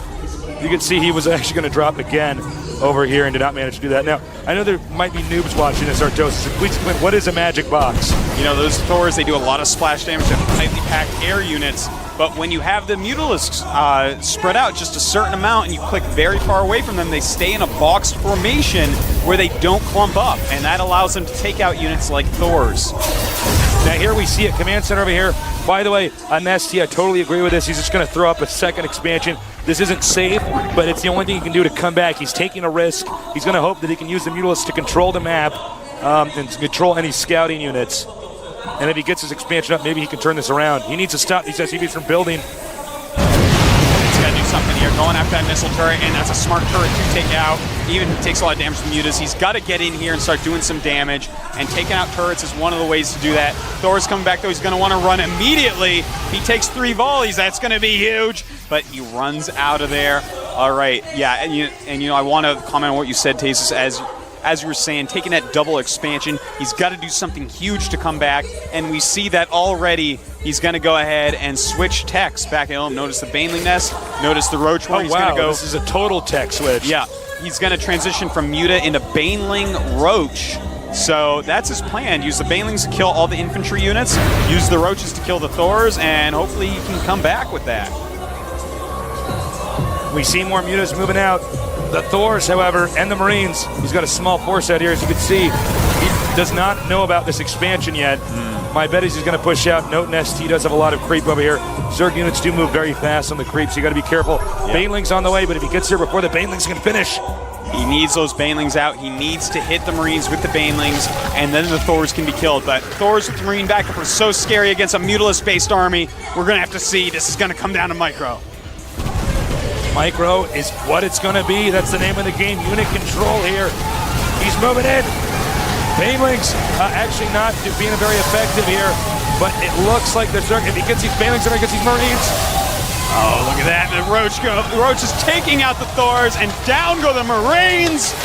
Nesty showing that he is, in fact, the best Zerg in the world. Beautiful play right there with minimal units, minimal time to prepare, taking out yet another army of Foxer. I have chills all over my body, Tasteless. Goosebumps, hair sticking up on the back of my neck. We are watching history right now. Nesty, man, this guy is unbelievable. Yeah, he's bouncing back quite quickly, taking out the SCVs, making the barracks. That's going to stifle the economy explosion here, and he's even trying to chase away this medevac. Yeah.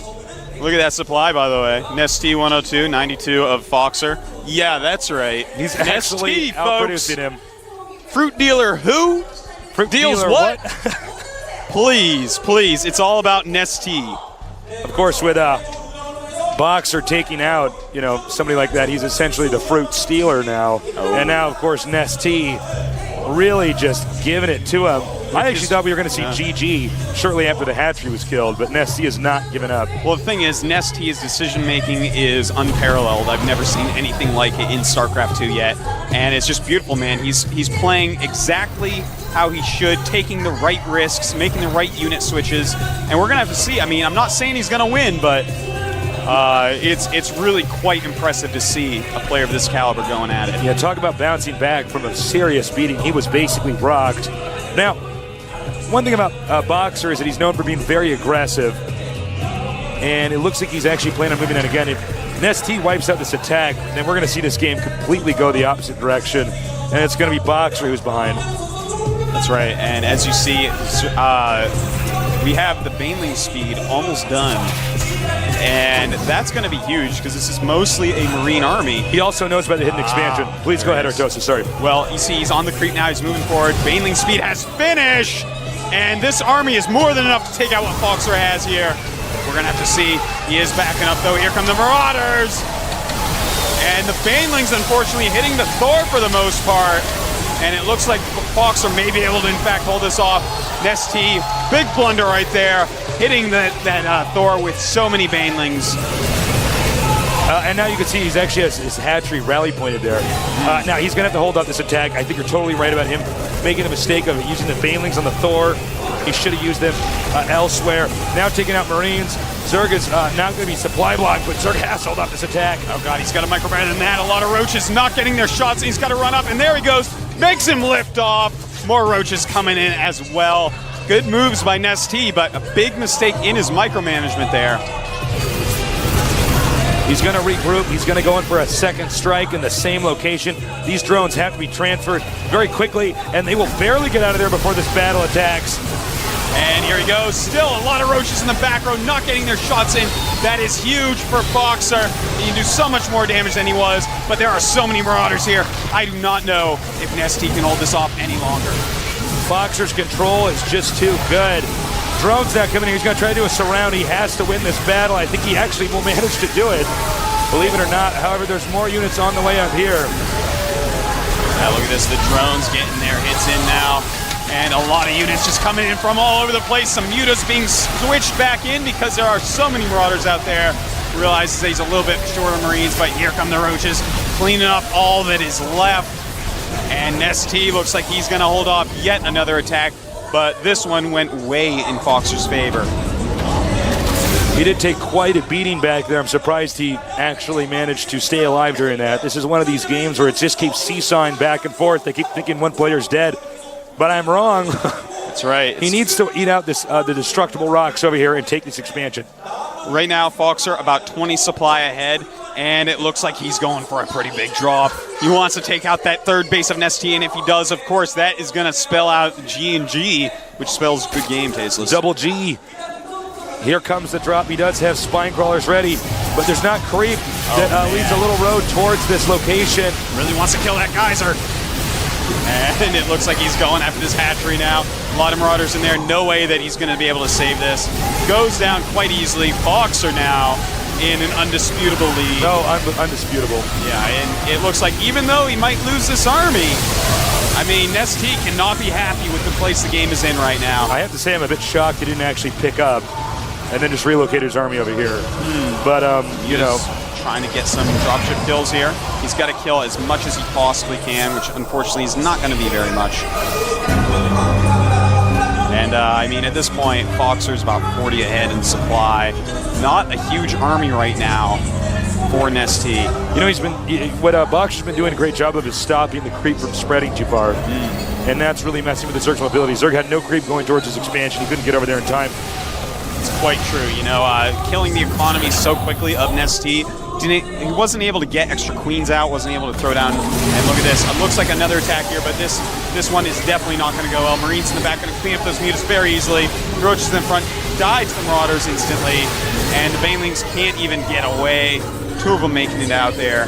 And I think we're going to be seeing a GG pretty quickly here from Nesty. He just does not have the forces required to take out Foxer's Marine Marauder. Well, the majority of this game has been Nesty getting knocked around the map and then barely coming back and then taking another blow. Nesty going to try to force a stim here. That's where you basically make them stim and then you run away. Oops. That, of course, does that, but he did lose some mutas there, so not too effective. That's quite true. But he does have that third base back up. Unfortunately, Foxer taking the gold.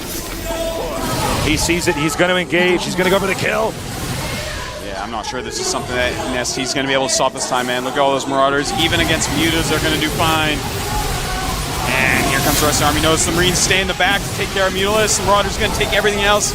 And down goes the expansion. And quite possibly down goes Nesty. This game, I would expect to see GG in a minute here. The stim is coming in here. A multitude of Terran units just flooding in here. All the tech trays are coming up here. And that is, I think, going to be GG. Yeah, that should end it. Here we go, the last final attack. The drones and mutas coming in. Just too many Marines.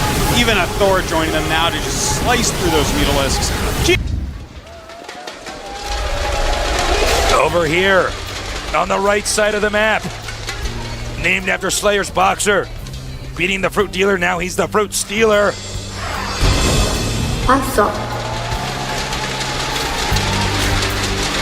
On the left side of the map, he was known as Zergbong, a very unsuccessful StarCraft 1 pro gamer. Now he's back here in the finals of the GSL. Nesty. Now, I want to point out a few things about this map, because this map is very unique. As you can see here, they are quite, I shouldn't need to turn the speed on this mouse, these are quite close by air. You also have a large ramp, so Terran can't really wall in. Now, if you follow me over to this location, there's destructible rocks. As we go upward, we see more rocks. you could take those out and get a quick path to your opponent's base here. But if you don't, then you have to go all the way around to where this Xel'Naga Watchtower is before you can get to your opponent's base. Also note the island here can play a key role as well.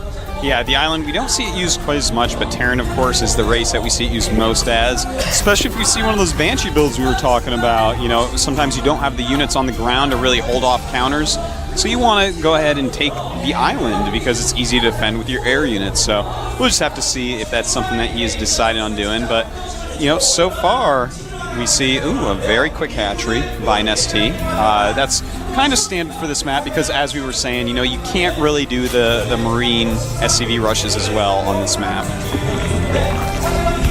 So this is a map where we're really going to see Nesty basically go uninterrupted, at least for the very early part of the game. Now notice no gases quite yet. He is producing some Marines though. He may expand down here. Yeah, it looks like he's going to be a fast expansion for sure. Now, I don't think he's going to even... Whoa, interesting. Awesome. Whoa. All right, so he's going to actually expand to the island here. Yeah, in this region right here. In fact, we might see something completely crazy like a double expansion. I could buy it, you know. If you expand fast up there, you can't be attacked quickly by Zerg. They either have to get Mutalisks or they have to get drops to attack it. So, or a Nidus Worm, but who does that, LOL. So I don't know, we're going to have to see what he wants to do with this, but he is getting double gas now, so kind of interesting. It looks like he wants to jump up the tech tree real quick to follow this up. Now there's a lot of different things he can do after he double expands, as Artos has said, so we don't know what tech pattern he's going to follow, but if he's getting double gas, he's going to follow some type of tech-intensive pattern. Yeah. Thors, Banshees. Yeah, it definitely could be something like that. And I think it would be actually a good choice as well. Maybe a delayed Banshee type build could be very powerful. You just got to watch out for Mutalisks. Now note Nesty's placement. He has an Overlord over here, so he sees there's no expansion thus far. And he has this Overlord which he's using as a key. And it looks like he's going over. He has loaded that up with 5 SCVs, so you can start mining efficiency really quickly. And at the same time, a factory being made for Boxer right there. Now Zerg is going to drone up, but remember, Zerg is in the dark. Zerg doesn't actually know what his opponent's doing. He's still playing somewhat of a guessing game. He will probably sacrifice an Overlord to find out. And here comes an engineering bay. Oh. And double eBay. So he wants a nice tight wall in right there. Double eBay all the way. I know, man. I wonder, is he going to go for double upgrades? I'm feeling like he's going to. I think so. Which is really uber interesting to me. That would be a great reason for that double gas. So he might just be going like, hey, guess what? I'm Foxer, but now with upgraded Marines. And I gotta tell you, that is pretty scary as a Zerg player. You know what I like about this is that we sort of put this guy in a box as far as his play style. Yeah. But now that he's in the finals, he's branched out to all sorts of different openers. Well, he is Boxer, so boxes are something that he can get his way out of quite easily. So he's got double upgrades here for the infantry. Wow. He's going to have 1-1 Marines very fast. And I think we're going to see a ton of barracks here in a minute. Yeah, he's going to just suddenly drop like 400 barracks and get a bunch of tech labs to upgrade everything. But hold that thought. He sees the island. That's right. Now, ST not really making anything yet that can attack that island. We're going to have to see what tech path he chooses. Now is the time. He's got that layer up, as you see. Yeah. But he hasn't chosen his tech. Ah, there we go. Nidus Worm. Where is it? Where is that Nidus Worm? There it is. Nidus Worm, Roach Den, Baneling Nest. Roach Warren. He has double Viking here. He wants to bully Overlords out here. This is smart. Yeah. But he has to get this Overlord. Yeah, he's not going to have a lot of time to do this with. He's got to remove that Overlord immediately. And if he sees that coming out, though, he can land the Viking. The Nidus Worm is almost done. It's going to start. Is he going to get up in time? Will he get up in time? There's not much time left. He is making it somewhere. There it is. It is there. Right here. And SCV's coming down, but will they be able to kill it in time? I don't think so. Benny Roach is Zergling's gonna pop out. And here come the Zerglings! But they are gonna get the Nidus Swarm at least, which means a medevac drop can save the day here. Yeah, and medevac drop or bring those Vikings over to battle with the SCVs. Looks like the Vikings are gonna go immediately. Also, medevac's being loaded up. And another Knight's going up. A very smart move there by Nesty. Gonna land in time to turn those SCVs around and start attacking these Zerglings. Here come the Marines, and it looks like Foxer may, in fact, be able to hold this off. He's just got to get rid of this Nidus Swarm. Nidus Swarm goes down. And he has kept the island expansion alive. Meanwhile, Nesty, in an attempt to hurry up and catch up this game, is going to go for the gold. It's a good move. Very smart move. He's got to go for the gold, man. You got to go for the championships. There's no turning back now. That's right. You don't want your silver medal. You got to go for the gold base. And it looks like we're going to have a little drop. Yeah, some Zerglings, some Roaches in here. This should be enough to take out this drop here. He does have 1-1, though. This is not going to be what Nesty is used to dealing with. And Foxer does run away. Now, by the way, speaking of barracks, Mani Barracks. Yeah. He's got to get his stim and combat shields upgrades as well. I do want to point out, look at that. That is so many barracks. I know. Wow. But I do want to point out that gold base is brilliant by Nesty. Completely brilliant. It's so far away, it can't be attacked right now because there's just so much action on the map. It's a great choice by him. Plus, I'm pretty sure, Terran actually does not have vision of the gold base. Yep, it's also quite hidden. Now, I think Terran's going to be preoccupied trying to defend the island. I don't believe, actually, I hear the sound of a Nidus Swarm. Oh, it's right down here at the expansion. Smart. That's pretty cool because this way, he's going to put creep there as well. If he can attack the gold base, that means that he can unload the Nidus Worm and then go into the front of the Terran's base and take them out. Yeah, very true. That's really smart. Now, if we take a look at Nesty's army, look at that. Roach Baneling. Now, that is a pretty good counter to Mass Marines, I have to admit. Terran, of course, unaware of the Nidus Worm. And it looks unloading. Like, we may be seeing some sort of bust right away. In fact, if he busts those eBays up, with 2 upgrades in it, that could really slow down Boxer's plan. And he may be doing that, or may go through the bunker because has less hit points and try to kill. Here we go! Can you microwave out of this, Boxer? He doesn't have stim yet. It's not finished. And the Banelings just going to town on the Marines. The Roaches left alone. No units left to stop them. Meanwhile, the Nidus Swarm is continuing to unload over here. And I don't even... Stim did not finish. Stim did not finish. He killed that tech lab. We're not going to have any Stim for Foxer. Microing's going to become impossible against these Banelings. And I think this very well may be GG. He can continue to streamline units. He's just sending lings. Everything coming down over here. More Marines popping out. These medevacs do have a lot of energy. But, you know, when you get inside of a Terran base and get in front of his production facilities, then, I mean, the player is just screwed. Yeah, this is Terran's weakness. Their units can't come out and fight by themselves. GG! GG! Unbelievable game last game. He didn't manage to win it. He is the Terran Hope. Answer.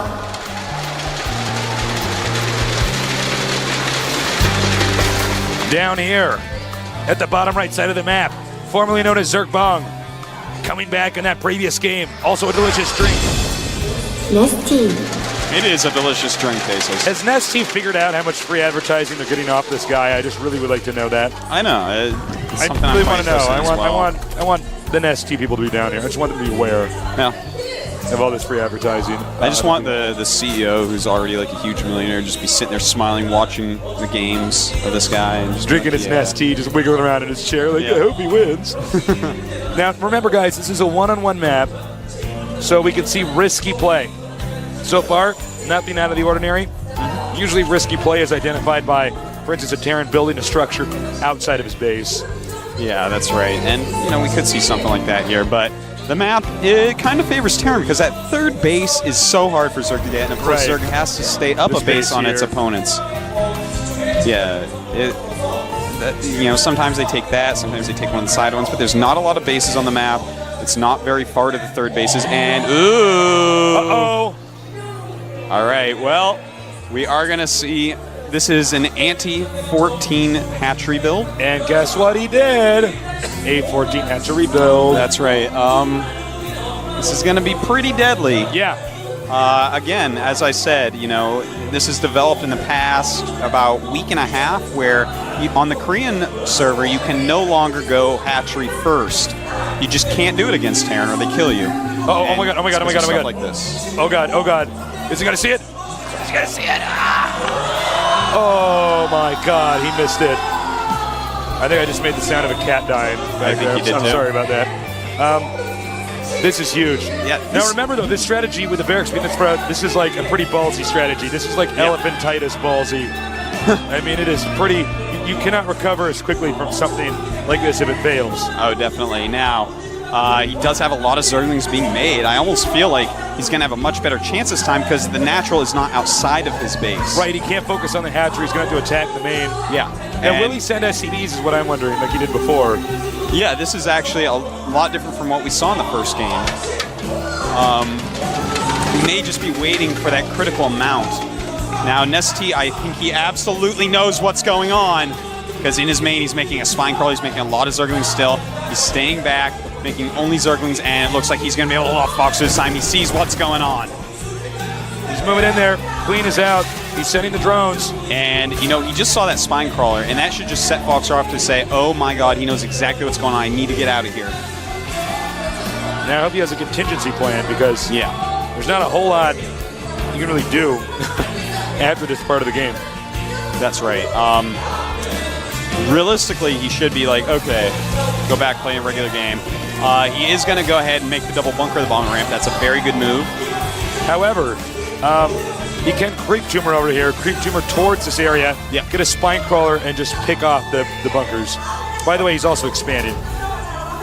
Yeah, that's a good move, man. He doesn't see that yet, but he will see that soon enough. He will at least keep Nesty in his base while he gets this expansion It's up. interesting. I just noticed that you actually don't see the shadow of the structure until you see the structure. Yeah. No, that would be pretty bad, positionally speaking, since shadows always go to the right in this game. Yeah, exactly. The sun is always rising on that side of the map. Yep, it's always early morning. Now, he's moving out. Actually, it looks like he's going to try to engage. I don't know if Oh man, there's so many Zerglings out right now. Wise, yeah. He needs to get into those bunkers. And Nesty has actually bought so many Zerglings at this point. His economy is quite garbage. He just does not have many drones. So if he just sits in those bunkers, he's going to be in good shape. Uh-oh. He's got to be careful because link speed has started now. Yeah. And look at this. He keeps on sending up his Marines. He's being very careful about it, though. He's checking to see how many drones are here. Yeah. He's trying to force as many as possible. Oh, he should not be doing this. I don't know if this is a good idea. Yeah, no, I think that... Ooh, actually, that is a lot of Marines. And, it is Boxer. He can't micro quite well. Yeah, that's right. And look at this. Oh, no, this may not be enough Zerglings. Will it be enough? Look at this. He does do a nice surround right there. But, again, just beautiful micro here by Foxer, using that Queen as well. And it looks like he will be able to clean up these Marines. Nice control by Nesty. Complete waste by Boxer. That's right. He did force a lot of Zerglings, but still. I mean, right now, Nesty looking pretty good. Looks like he's going to just skip those bunkers and kill the rocks. And if we take a quick look here, 30 drones against 27 SCVs and a mule. So Nesty, he's in okay shape. He's going to switch right over to huge drone production now. And ever since he has two queens, he's moving back in here, though. Quick. He's going to continue to be aggressive here. Now remember, his control of the Marines is just impeccable. Look at that, targeting away a couple drones there. Now trying to go after those Zerglings, but there's way too many speed finishes, and he's going to realize that it is no longer time to attack. Nice job. Does not go down there to take out the bunker. Now, when he went down there, the Zerglings came from the left, so he's going to realize that actually Nesty is trying to break out of the rocks in the back of his base. That's going to give Foxer enough time to prepare for that, and it looks like we're going to actually go into a long and cool game, Tasteless. Yeah, I'm excited. Yeah, absolutely. Stim and combat shields being researched. So Boxer doing what he's known for best, but just focusing on Marines here. That's right. Now Nesty, he is going ahead and attacking there, but in the main base, we have a little something that we learned from Kyrix. It's a Baneling nest. So we're definitely going to see him do some Kyrix style, see if he can't bust Foxer up. And this is going to be quite interesting because we've already seen, that unbelievable X-Wing entering the Death Star timing from the game number 3 over here. And hold that thought that we got SCVs. SCVs all right now.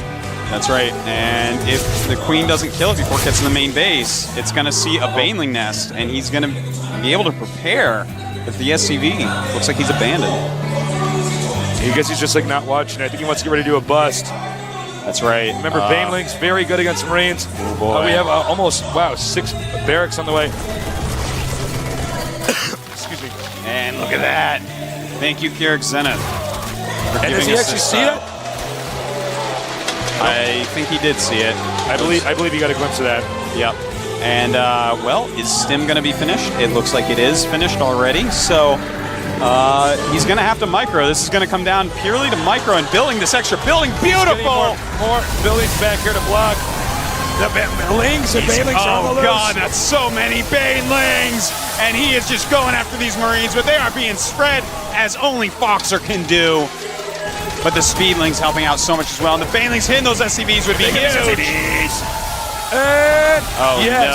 Oh no, Nest T. Pure carnage here. Yes, rampaging through Boxer's SCVs, rampaging through his Marines. And I don't know if there's much left that he can do here. He is just wrecking this guy, making Banelings in the base. I think Boxer's done it again. ST has done it again. Yeah, that's right. Look at this. He's trying to hold off as best he can with all these Banelings coming up. He knows already. He's done. Yeah, he knows that this is over. Double G, folks. Double G coming up. You know what that coming up. Spells G to the G. Spells GG. Spells GG. Good game. It means he's going to get out of here. These mules probably wish they weren't landed here. Spreading those SCVs as much as possible. But not taking the bait. Ring around the rosy there. That's right. More Zerglings just coming in, and Fox are trying every little trick in the book. Really smart moves here by Fox. They're spreading those SCVs, trying to buy time to make Marines. Trying to hold this off as best as he possibly can. It's really quite impressive. Just not much that he can do here. Now, you know what's funny about this? He's going to try to land the 2 barracks over here. If he can block this with the wings, it's going to be pretty much game over. In fact, he's going to eat up this barracks over here. There's nothing left for Fox to do. He's trying so hard to hold on here. It's really interesting. There it is, play. GG. Wow. Over here in the red at the top right, named after Slayer's Boxer himself, the scene calls him Foxer.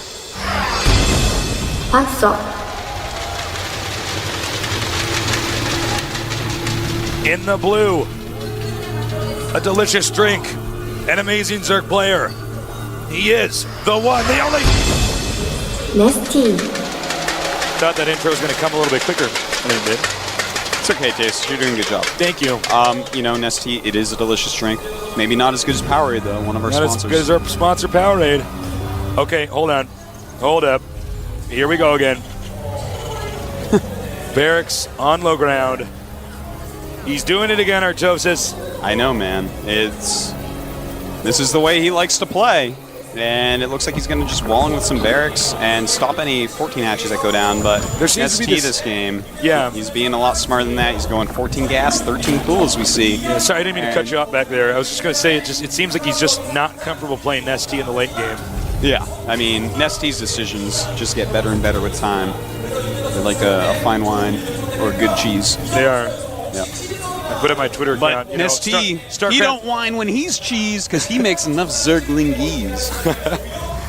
I put on my Twitter, it said StarCraft ages like wine while most FPS games age like milk. I do believe it's a true statement. That's right. Except Quake 3 became cheese. You like that? That's deep, man. We got double barracks again. Now, of course, Nesty can't go hatchery first. And if you're a newbie in your home, you're wondering why, of course, can you not do that? You're just too close to each other. Yeah. So you have to go for the spawning pool first. Otherwise, you're going to get bullied, possibly forced to have your expansion canceled. It's just bad news all around. Yeah, that's right. Now, the speed Zergling first build, he's going to be in really good shape against this. And in fact, he chases the SCV out, and guess what he does after that? He makes the Roach Warren. Yeah, that is exactly what he does. Now he's going to have Speedlings and to Roaches. Oh, nice. And, locking him in there. That's kind of gross. Now, the best way to take out exactly what's going on here, he's already making the Roach Warren, he's already getting Zergling speed. There is a good number of Zerglings, he's getting double bunkered in. If he makes 5 Banelings and busts through and then runs to his opponent's base with the Roaches and rallies behind Speedlings, that's nearly unstoppable in this exact situation that we're in, this really weird one. I've played it a lot of times, so I'm just letting you know. Now he does have SCVs and Marines, so he wants to be able to peek up the ramp to see if there are, in fact, Banelings on the way. And I bet he's going to do a little bit of scouting. Queen moving out now. Now he's got to be careful. He's too far in there. When speed finishes, suddenly there can be a surround on those Marines, and he might lose them. Speed is done, or about to be finished. Terran, no gas, no expansion. Roaches soon to be out. Still there. You know, if he just overwhelms these 2 bunkers, Foxer's going to be in a huge amount of trouble. And he sees the Roaches now. He knows. And here come the Zerglings. They're going to try to surround. And look at that, traps those Marines. No SCVs left as well. A lot of Marines going down, and these Roaches are going to easily crush out of here. Foxer, too aggressive that game. And it looks like he's going to be in trouble, Tasteless. He's going to take this bunker out, take the Marines out. He backs up, but he wants to just get rid of this 1 bunker. If he can just get rid of this 1 bunker and regroup. And now he should really attack that before it gets salvaged. It does get salvaged in time. That's right. Now a lot of Speedlings are being rallied in as well. Now we're going to have to see, can he bust through here? 2 bunkers are being made. If he can get those Marines in the bunkers, he should be fine. But, it looks like he may, in fact, be okay. But it looks like Nesty, man, he's going to... Oh, wow, he just canceled his Baneling nest. Oh, my God, this is so awesome. The level of decision-making that we're seeing here, you know, he's in a lot of trouble. And he was like, okay, I'm going to go Banelings and keep on trying to bust. And then he realized, no, actually, that's a terrible idea. And instead, Nesty is going to go ahead and expand. This is the type of decision that you almost never see made in this game. Yeah, normally you see people panic. They start to just get aggressive, get all in. And in fact, he's not going to bite. As you said, he's going to go for the expansion. Probably drone up. He's just trying to control the scouting SCVs coming out here. Of course, Terran does not know about this expansion. That's right. You may be expecting an all-in. You know, he's going to keep on making Marines, keep on spreading them out. And now he scans and sees it. Smart move. These guys are both playing so well, Tasteless. I'm very happy. Yeah. I'm a very happy boy right now. You're a happy nerd? I am. This is a pretty epic match that we've seen already. Very back and forth. And he is going to make the Baneling's nest now. Yep. At a more appropriate time. That's right. Now, the one scary thing is the Marines, they are coming, Tasteless. The March of the Marines. Now, he may not have enough to hold this off. He has to make Roaches to try to hold this off. Allowing the Roaches to take damage first so the Lings can slip in there. Yep. And these Marines, they may, in fact, go ahead and take out this hatchery, and that would be not good for Nesty. He only has about maybe 5 seconds to decide if he wants to cancel that hatchery. Is he going to do it? Oh, man, I think he's not going to do it. He's going to let it stay. He's realizing he has to stop this attack now. He does have more Roaches now in his main base. But there are also more Marines here with the Terran army. Oh my, oh my. And here he comes. He's got those more Roaches. They're coming down. It's time for him to try to push back these Marines. And it looks like he will. Terran may be gearing up here for a second attack. He is cranking out a lot more Marines. This is, of course, not allowing the Zerg to make drones because they make all their units from the same structure, the hatchery. Yeah. And that means that they really, I mean, the more pressure you apply to them, the less workers they can get. And what that means in the late game is that the less workers they have, they don't have an army to deal with yours.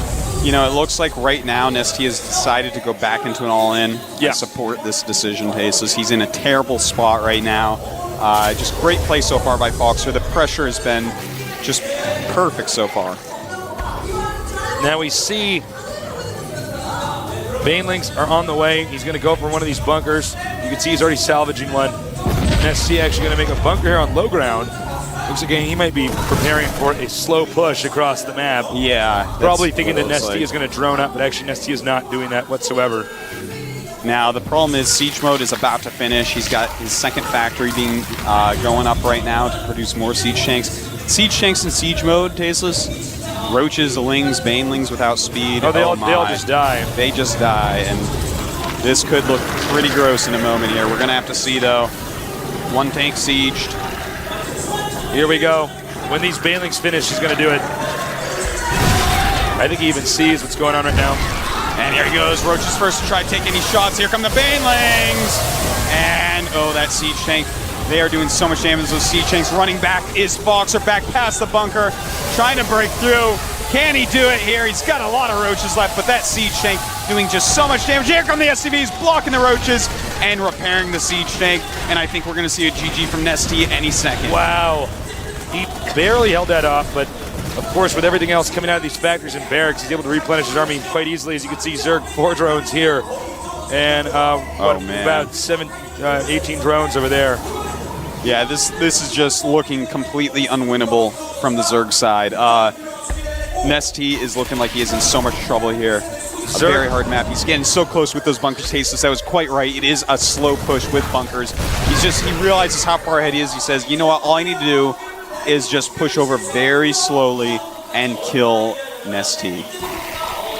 Nesty is running out of oxygen fast, and pretty soon he's going to suffocate here as these Terran structures, the bunkers, even having supply depots here to kind of interfere with anything trying to get in front of the siege tank. He will eventually reach this point over here where he can hit the hatchery down here. Yeah, that's quite true. He can just float a barracks over there at that point. And this is just like an impenetrable defense. Right now, Nesty needs either Mutalisks or needs drops, but unfortunately he's just started his lair. So really he has no speed, no mobility, no way to get around this ridiculous push we are seeing from Boxer. It's just such a deadly strong push. A beautiful decision by him to do a push like this. You can see even peeks up here, takes out a creep tumor. And I give this game no more than 5 minutes. Oh, absolutely. Look at this. He's pushing forward now. It's going to be, I mean, here he goes. He is ending this Tasteless. With just Banelings left against this many Siege Tanks, I don't think those Banelings can even kill these Siege Tanks if they group up in a ball for him. Yeah, there's just no way. You can see he's using the Marines to spot here. And I think that's basically it. Nice. There's that Marine spread we know so well from Boxer. Yeah. And over here, in the red. He's up in this game. He could take it home. Named after Slayer's Boxer. He is. Answer.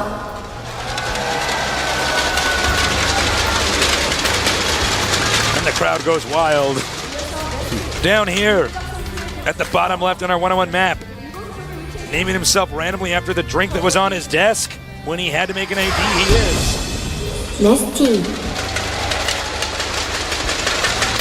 And I get agoraphobic every time I see that shot from above. I feel like I'm actually going to fall through that screen. Well, I tell you, Tasteless, that actually just makes me want to get to the finals. Not for the money, not for the fame, but to get Artosis on top of a booth. How cool would that be, man? I'd take that roof home with me, win or lose. It'd be on my wall. We're actually pretty high up right now. I mean, if you look behind us, there's about a 15-foot drop. So if you hear somebody fall, they're probably dead. Yeah. No more commentary for you. No more commentary for you guys. Boxer going to go ahead and open up with barracks in his main. Now, we did see him make a second barracks outside of his main. So we could see some trickiness. Ooh, Nesty. Uh-oh. Nesty is like, no, I want that hatchery first. Forget it. No, it's still doable. It's like, no, it's not, Nesty. Watch out. This could be bad. This could be very, very bad. In fact, I'm pretty sure he's going out to make a second barracks. Yeah, that wouldn't shock me. We don't have any gas going up yet in our Terran's main. No, that's quite true. And note, I always say this before every game, but I know there's a lot of new viewers. This region here, if you can follow my mouse cursor, is huge. So there's a lot of surface area you have to cover, which means rushes against a Zerg can be pretty tough for the Zerg to stop. Now, it looks like there's not going to be a second barracks. But he is going to throw that bunker down. That's not going to do anything. That's actually just to draw drones out. Don't worry, Zerg fans, StarCraft fans alike. That ain't no thing. Notice how he instantly runs away from it. He wants to scare him into bringing more drones off than he should. That's right. For canceling it, he's only going to lose 25 minerals. Already these drones have cost more than 25 minerals of not mining time for Nesty, so it's just a good move overall. He once again comes over here, cancels it.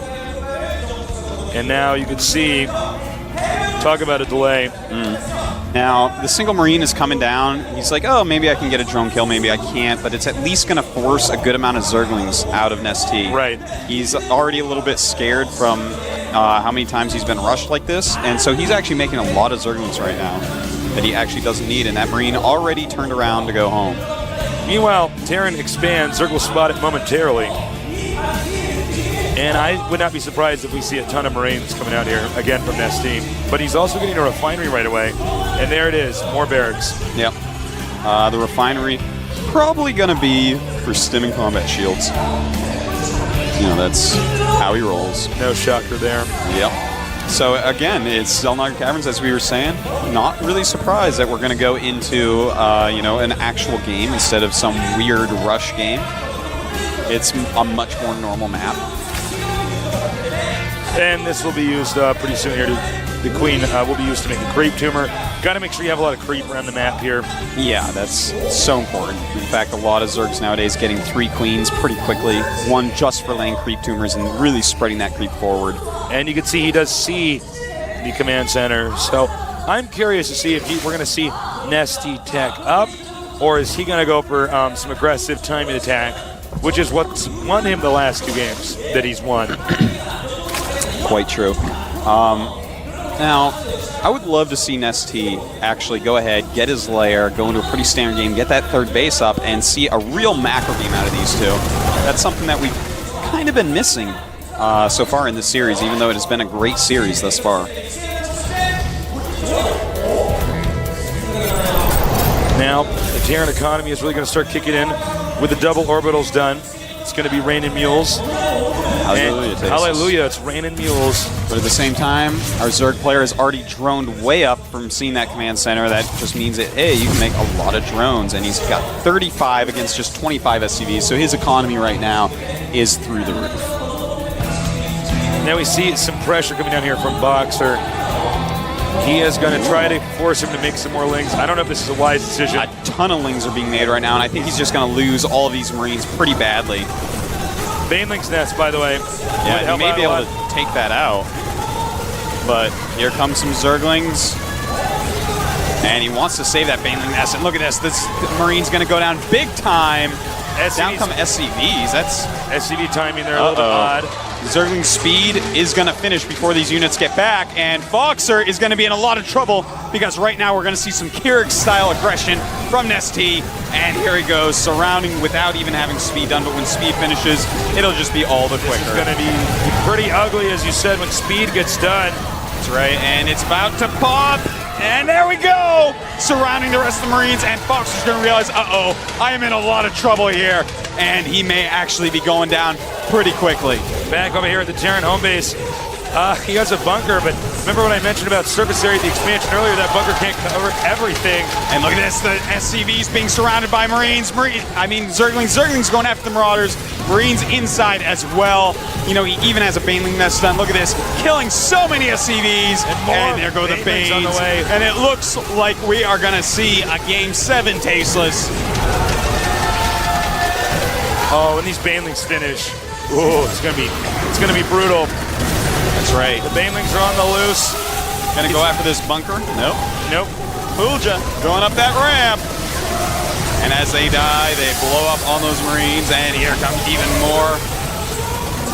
Pretty good dealing here with Boxer, I have to admit. Yeah, he's managing himself pretty well here. Problem is, the economy here is just too big for Boxer to overcome. Yes, more and more Speedlings coming up, surrounding some Marines, hitting some more SCVs. There's so few SCVs left, only 14 left right now. And you know, this is one thing about Nestea is he just always manages to get in here with these perfect timing attacks, handling himself so well. You can see the SCVs can't take too many more blows. And these Banelings are about to get done. No! And they're going after those SCVs. Run for your life. Don't kill nearly as much as you thought they would, but it doesn't matter. More Speedlings on the way, and we're going to have to see a GG here momentarily from Boxer. He runs in there, he takes out these Marines. That's right, and cancels the Banes even. He's like, wait a minute, I don't actually need Banelings. Yeah, just need his Marines to get hit by these Speedlings. And that does it, guys. out. Over here, at the left side of the map, named after the Emperor. But now he surpassed him. He is the one, the only.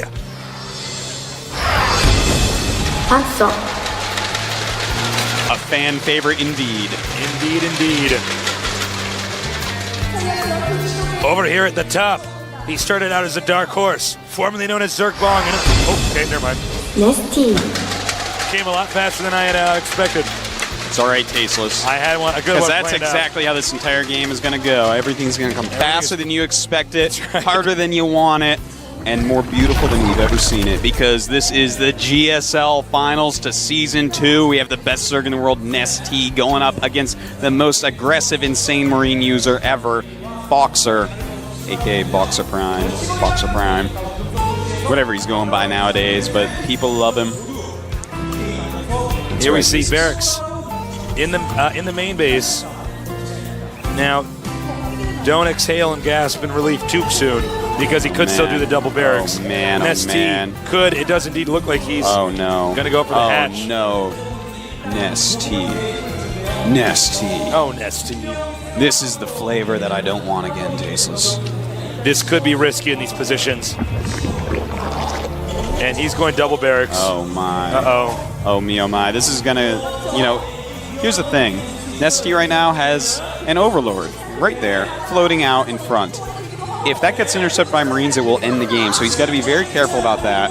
Yeah. And he's going to basically have to pull his drones. And if he does some sort of miracle defense, then maybe he can pull it out. But this is really scary for me, Tasteless.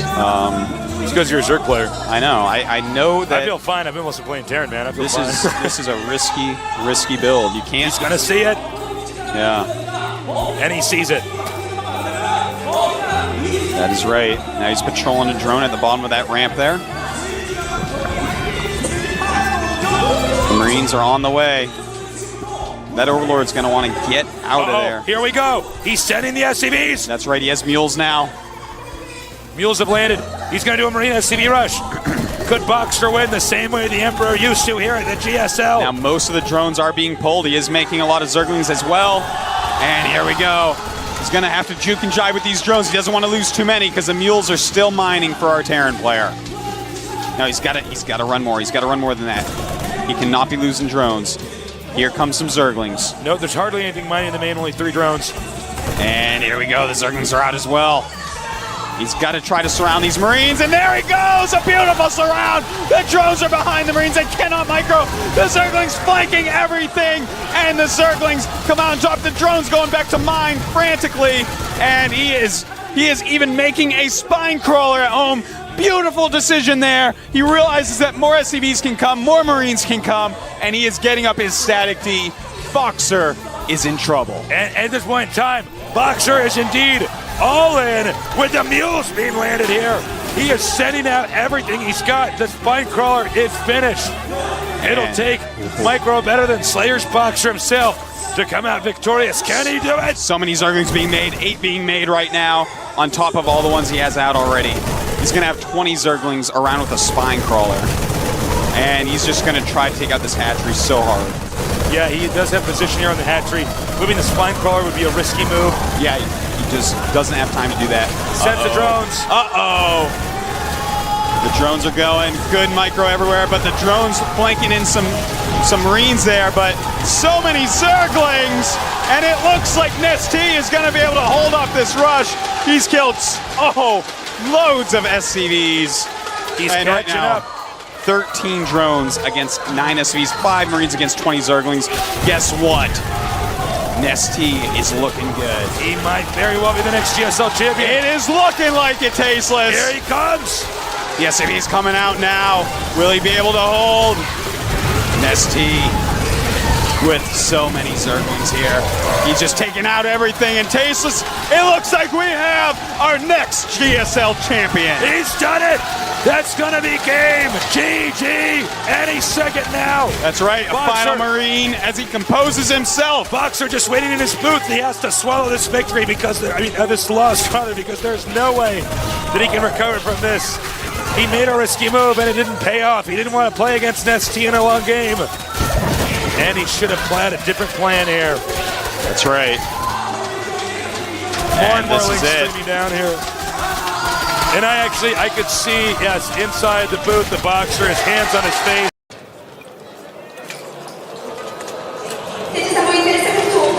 And it started up here at the upper left.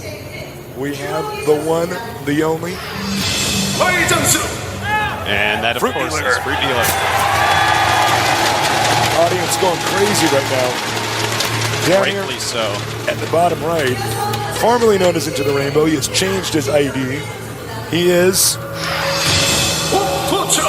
Hope Torture.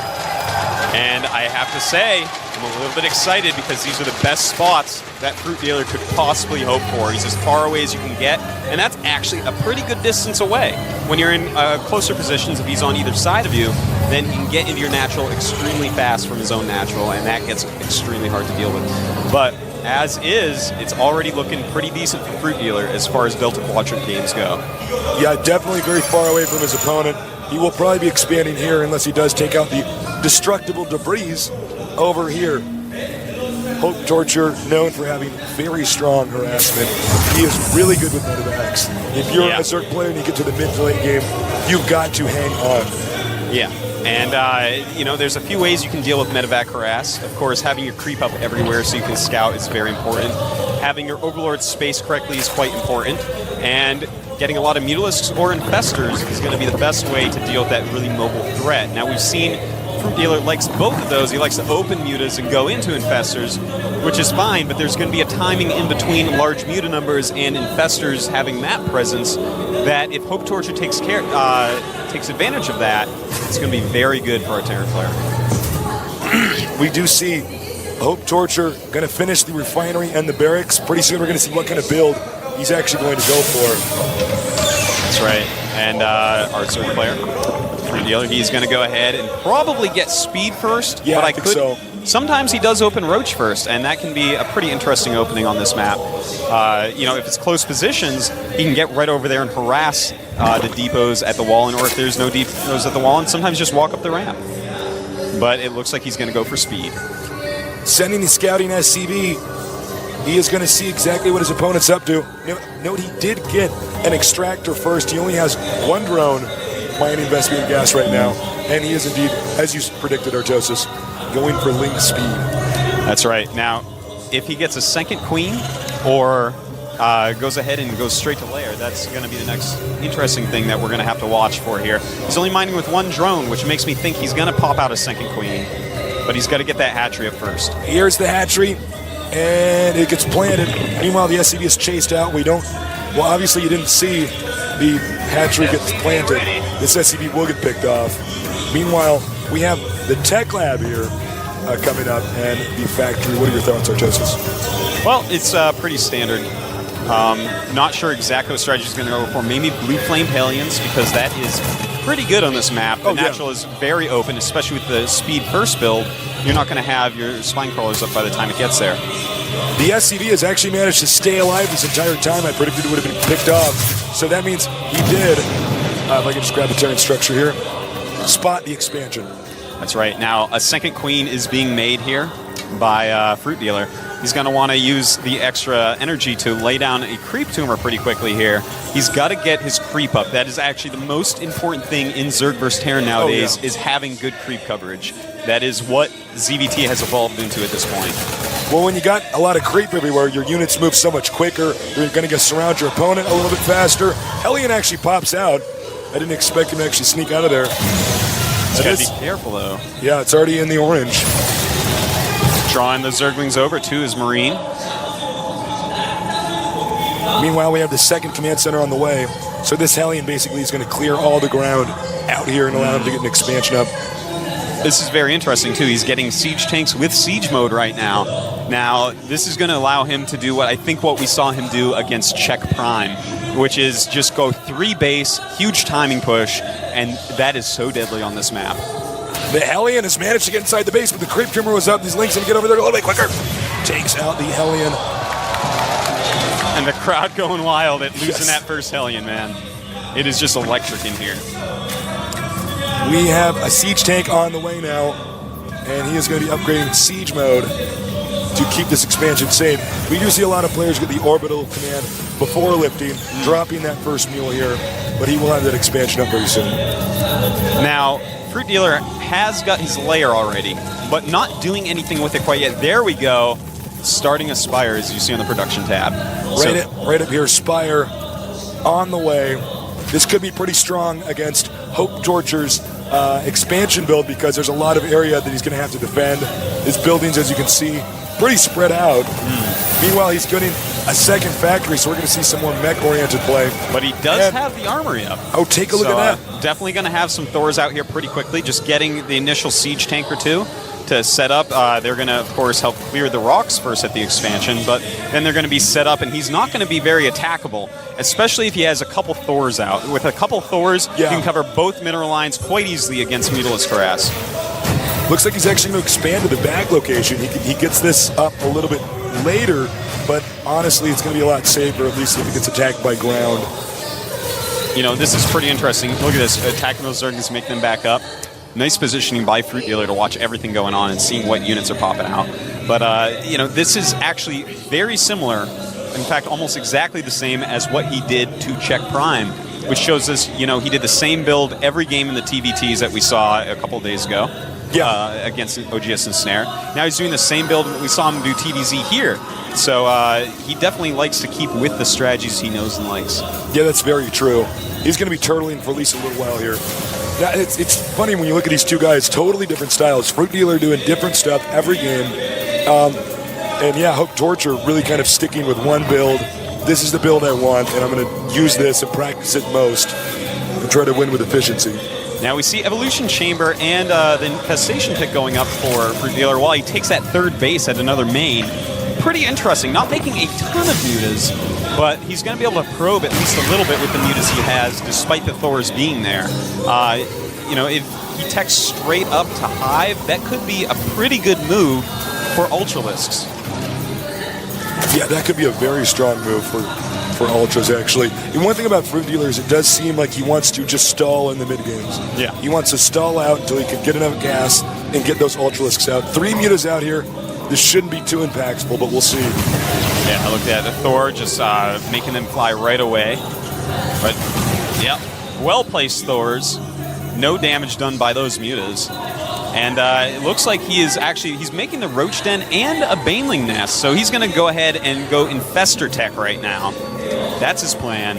And it's going to be interesting to see if he can control them a little bit better than Check Prime did in the match.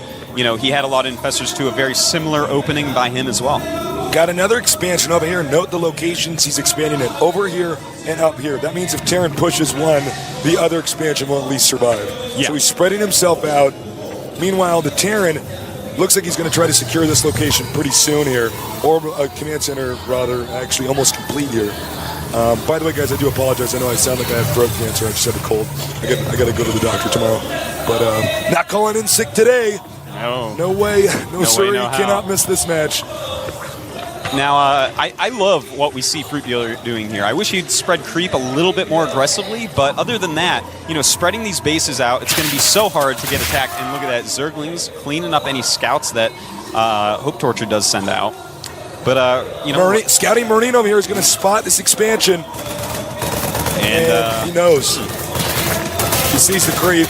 But at the same time, Command Center landing at the natural of Hope Torture, so his economy is actually getting pretty huge at this point. Also, we have a Hive making for our Zerg player. So Hive on the way. He does have a lot of gas stocked up. He's sitting back, meanwhile taking out the destructible debris over here, and he's going to be able to expand to that gold expansion. Now look at this Evolution Chamber. He's getting melee attack. This means 100% he is going to go Ultralisk once he hits that Hive, not Broodlord. He does have the Spire, so he had either option open to him. So definitely we're going to see him rush right up to Ultras, and it's going to be off about 4 base. He doesn't really have drones at his newest expansion yet, but off 4 bases, you can get a lot of Ultras to complement your Infestors, and that's going to be a scary army. We have a drop coming over here. He is moving out, and he is going to be going for this expansion over here. So it's starting up. He is actually beginning his harassment phase, but the Muta spotted. He's just going to slow that down, targeting the medevac. Can he get the medevac? It's huge if he does. He gets the medevac. A bunch of Marines stuck on the high ground. Totally useless right there. He's going to expand again. It's turned into a macro game. Economics is key on this map. He's going to take the gold location. I'm predicting that the Terran player probably not going to expand or push out, until he's at about 160 supply, maybe even more. Yeah, in fact, he may even want to max out before moving out, but that can be scary because as we've seen from Fruit Dealer, if you let him get a bunch of bases going, he will get like 80, 90 drones. He'll lose his first max, but the second will be almost pure ultra and he will roll you over. Now we see that he is also all getting overlord speed, excuse me, and I'm expecting to see ultras pretty soon here. Yeah, he's getting Baneling speed. He's just basically upgrading everything. He has a bunch of ultras making right now. Roach, Baneling, Ultra, Infester, and Zergling. He is using a lot of the Zerg arsenal right now. The Zerg just waiting to see if Terran's going to move out. He wants to counterattack if Terran pushes. It doesn't look like Hope Torture is actually going to do that, though. No, it looks like Hope Torture is going to play very safely. Now, the maxed biomech army of, a bunch of siege tanks, Thors, and ultras are out. Ultras are out. But anyways, this army, it can be quite fearsome. What he's going to need to do is snap the Marines with the fungal growths, and we see a drop going over here. He's going to try to drop again. Now, he didn't have that momentum from the previous game to get off a very effective drop. You can see the spine crawlers here, and actually an Ultralisk and Queen just sitting over here flirting with each other. I don't think this is a good idea to drop. But he doesn't know that the Ultralisk is here, though. He can snipe anything in there, and targeting the Queen, takes the Queen out, picks it up, losing only one Marine. Decent move right there, but he does not want to lose that. Look at this, another drop over here. And fungal growth, there you go. Infester's very good against this type of harass, but he should be targeting that medevac. There we go. Gonna take that out, and these Marines are gonna go down. Well, that attack was pretty much useless. Looks like he will at least get the Queen. He does get the Queen. But you need to do more harassment than that. We got another drop over here. And he is waiting for it. He's ready. Go, fungal growth, man. Is he not gonna do it? He's not gonna fungal growth? Wait till they're all out, perhaps? That must have been miscontrolled move there. He does fungal growth and cleans that up. Drop those infested Terrans, take that out. This Marine's actually still alive, by the way. Very annoying Marine over there. All right, in the middle of the map now, it looks like it is time. Hope Torture. He is moving out. He's at 174 supply after losing those drops, which is so it was basically max. And here we go. Oh, Fruit Dealer not wasting any time. Looking like he wants to engage, but so many siege tanks. He backs up right now. He's just trying to stall. He wants to get more Ultralisks. Meanwhile, the Marines stimmed, rush towards this expansion. I don't know if Fruit Dealer can save it in time. Looks like he's going in the wrong direction and just targeting the hatch, maybe? Nope. And he's just going to go right through all this. But there's a lot of Banelings coming in here with Infestors. And bam! Oh my god. He saves the expansion. Beautiful moves by Fruit Dealer. Ultralisks, by the way, small counterattack over here towards this expansion. Not that impactful, though. Humiliated medevacs, I almost called them dropships, backing off. We have a small Viking fleet. I think he might try to land and just take out this expansion. Not a bad idea at all. Meanwhile, another push going up to the top right here. He needs to get rid of one of these hatcheries, or Hope Torture's economy is going to be out of control, especially with the gold expansion now taken. You know what's really great right now? Oh, he's attacking up this hill. Hold that thought. Some ultras up there, but he's got to bring more. Looks like these ultras going to fall very quickly to these Marines. But flanked! Look at this. Beautiful. The Infestors bungling and just surrounding everything. Oh my god, this is how you play Zerg. The Fruit Dealer's fruit is just too good.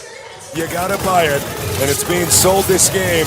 He's moving in from the bottom here. This might be the last chance here if the Terran try to do any damage. Sieging up at the wrong time. Meanwhile, counterattack down here at the Planetary Fortress. Baneling's going for the SCV so they cannot repair. Cleaning up the attack of Hope Torture. And oh my god, Fruit Dealer. He is so good. He is so good. In fact, he might even be able to save this expansion. Oh, I think he might. He has a lot of Speedlings coming in here, and they're going to surround these Marauders. They have to be picked up. And an Ultralist on the counterattack with some Roaches. Just so many Ultras out for Fruit Dealer right now. Fruit Dealer, one of the only Zergs to make it this far in the tournament, is now dominating in a matchup I think a lot of people expected the Terran player to be dominant on, at least on this map. So He might be able to get this expansion, but I think he's just going to run him over here. It looks like he's going to rush in here, and Hope Torture knows he's in trouble. This is one of the worst maps for Zerg, but really, Hope Torture didn't do enough damage early, and look at this. This is that Ultralisk army that Fruit Dealer is becoming so well known for. So, I think that's going to be GG in a minute here. We're going to go into game number 2. Unbelievable. Yeah, this is, I wonder if Hope Torture will learn from this. Such an amazing game by Fruit Dealer, but Hope Torture's got to put on more pressure early in the game. Unbelievable. He will take out this expansion, but of course he won't have a base, so that doesn't really matter. Nothing left here. Dropping some extra ultras, laying his own creep in there with the overlords he brings. Wow, he was actually that behind on mules. Yeah, but he actually dropped him. That's embarrassing. They aren't going to help him right now. So many ultras. Fruit Dealer. And these guys, it's actually probably mutiny. That's why it's going to fly off of this area and leave the map because you wouldn't want to be on there. In that case. GG.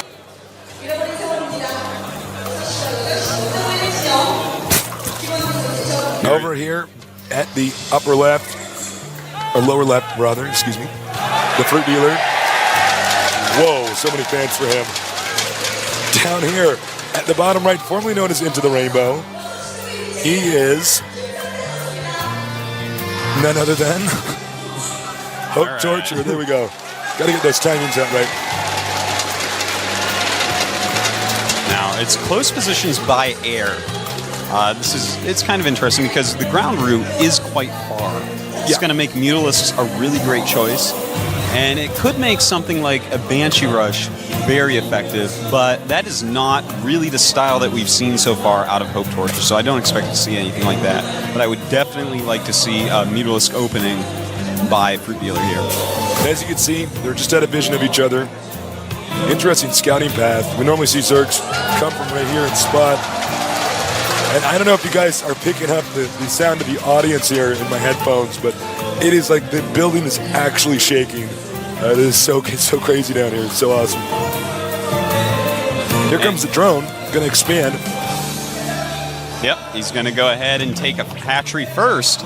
Now, this is pretty cool. If you go hatchery first and you skimp on the ling speed, you can actually get mutas out to stop the tank drop. So if that's what he ends up doing, but again, that's quite risky because without ling speed, you really don't have anything to stop other early attacks. So there's a lot of gambles that could take place here.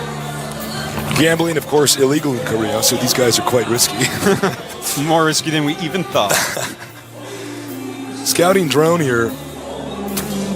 Now, he actually got his Overlord over here. He's not going to use the Overlord to scout. He needs to get position over here and see if the Terran's going to expand.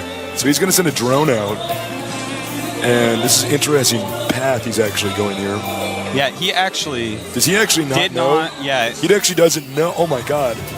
This is so bad. He didn't see any buildings as he went over. I thought he saw the SCV go by, though, which would give it away. Well, he just clearly wasn't looking, so this is going to be awkward. This might mess up the build order that is planned out here from the Terran. So he's going to go up here. He probably assumes the Terran's actually north. Yeah, we'll see with where he sends this drone next. Now the hatchery is up. Will he make single queen or double queen? Throwing up that spine crawler right away. The Marine's on the way. He's got a lot of Zerglings making, though. Starting his first queen now at the natural expansion. Looks like he just wanted to feign pressure. Force the Zerg to make some extra Zerglings instead of drones early on. Which is a great move, a very high level move.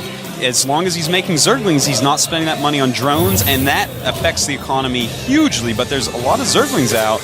No walling up right now for Hope Torture. This actually could be pretty dangerous. So he's sending the links. Looks like he's going to try to kind of MacGyver a wall in over here. Last second He does wall. get it up. Very nice save. Now, pretty interesting. A tech lab's going up on both the barracks and on the factory. So we definitely could see a tank drop. And there's a lot of things we could see. Banshees, tanks is being made out of the factory. You know, one thing about this tech lab is he might have just made that to block the that's wings, quite true. so that might actually not. But then again, you know what? He could just get a Banshee. I mean, it's pretty convenient to swap right now. Yeah. Is he going to do it? I think we're going to see a drop ship and a tank drop. That's my best guess. And sadly for Fruit Dealer, his layer is not even half done. Dropship on the way. This is very hard for Zerg to stop. If they get the tanks up in this region, just like in StarCraft 1, it's a nightmare. Now there's a few tactics you can use. You can throw some spine crawlers at the ledge, spot with the overlords, and stall a lot. You can actually stall for quite a long time. But with siege mode, they actually deal damage so fast that you should eventually lose the hatchery if the Terran executes this correctly. He's going to have another queen out here. Just larva injecting. Fruit Dealer, very good at just getting as many drones out as possible. We'll take a look-see, though. This could be bad. Yes, it definitely could. And loading 2 SCVs as opposed to the siege tank, this is kind of interesting because he could have done this a long time ago. You wait till the siege tank was almost done. So this is actually a very indecisive move here by Hope Torture. Hope Torture's going over here. Will the Fruit Dealer have the necessary fruit to deal his way out of this situation? Only time will tell. It's hard to say. But the Spire, it is being made, and I think he may make some missile turrets here. Yep. He does not want Mutas to be able to clear this. And here come those spines. Take very long to brute themselves, but I think this one should at least be in range. Yep, it is in range. He's going to have to move that siege tank back, but he has SCV to repair it. Picks it up. Nice move there. And, oh, very good. Look at this. 3 queens hitting that turret, teaming up. And the spine crawler's walking back. Now, see, this is how you do it. You go up, you go back, you go up, you go back. You just try to stall the siege tank from killing you while you get mutas.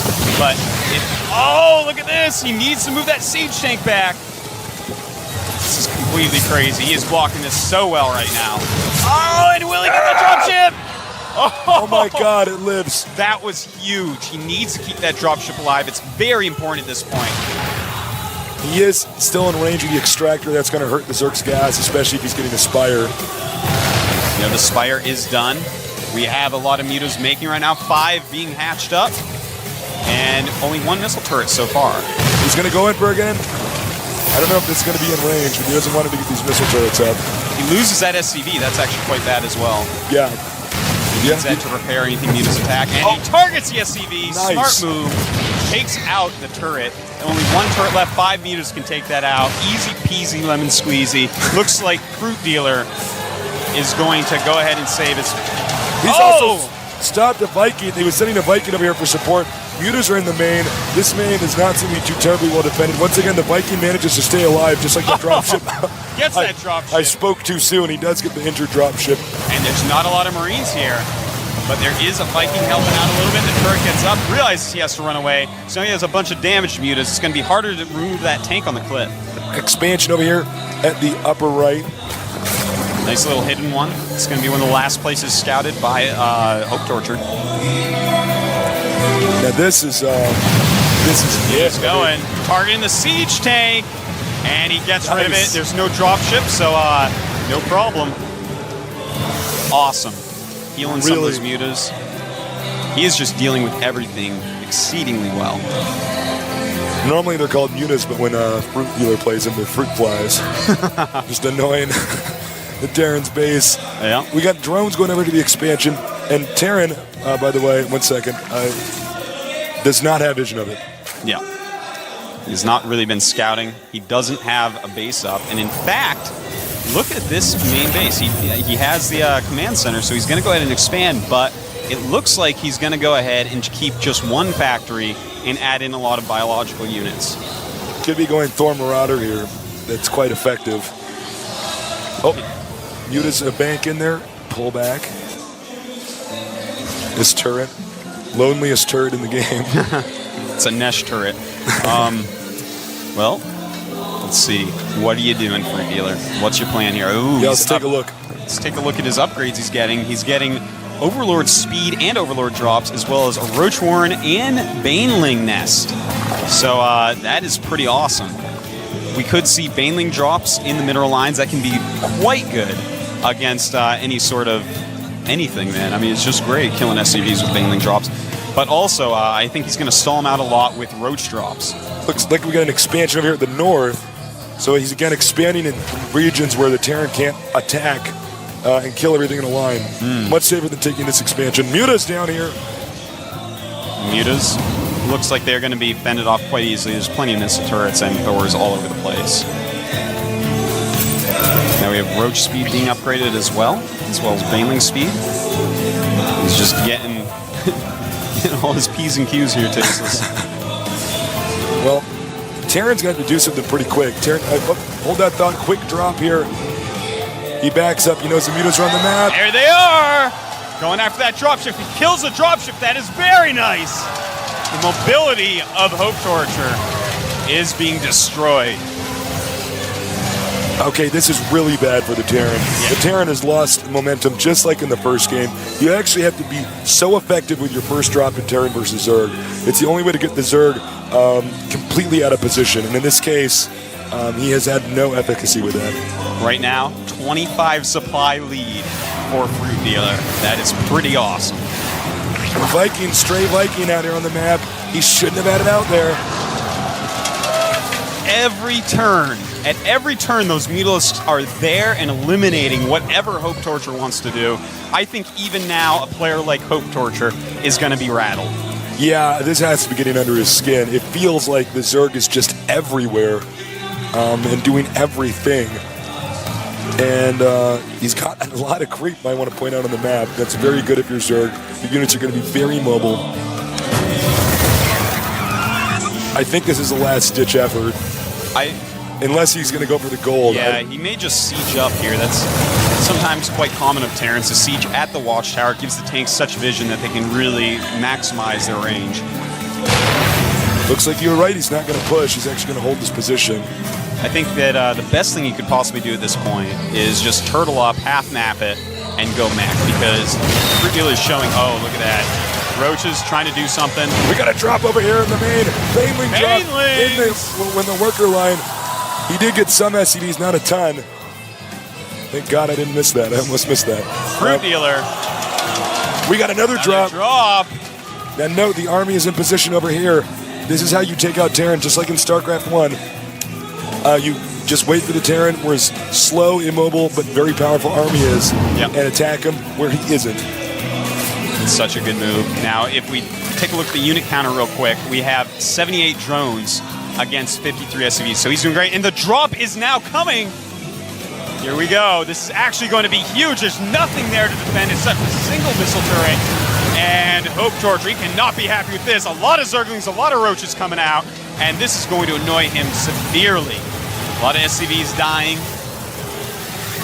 He's just doing so much damage. Meanwhile, another army's moving in over here. He spots the other drop. Oh no, Hope Torture being peeled apart by Fruit Dealer, just like an orange. Fruit Dealer taking him out right now.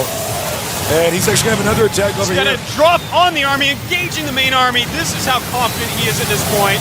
And the Roach-based army cleaning up, killing siege tanks, killing Thors, killing Marines. Fruit Dealer! Unbelievable! Fruit Dealer! The Terran hasn't even taken care of this drop in the main yet. There's still Roaches killing SCVs. He's not taking out the destructible rocks over here, so it's not like he's going to be able to get an expansion. Fruit Dealer is unbelievable. He is so good. He's got 4 bases right now, just running circles around Hope Torture. Fruit Dealer is out of control. I don't know if the Terran's going to even stay in the game for much longer. Oh my God. Wow. That is a lot of Banelings. He is morphing 38 That is so banes. many Banelings. That's the kind of, you can actually like right click on a planetary fortress and blow it up. Yeah, he's got about 35 of them right now. This is going to be the killing blow here to an already almost dead player. His economy is in shambles. Wow. And here we go, drop. He's got Infestors out. He didn't even have to wait until Ultras.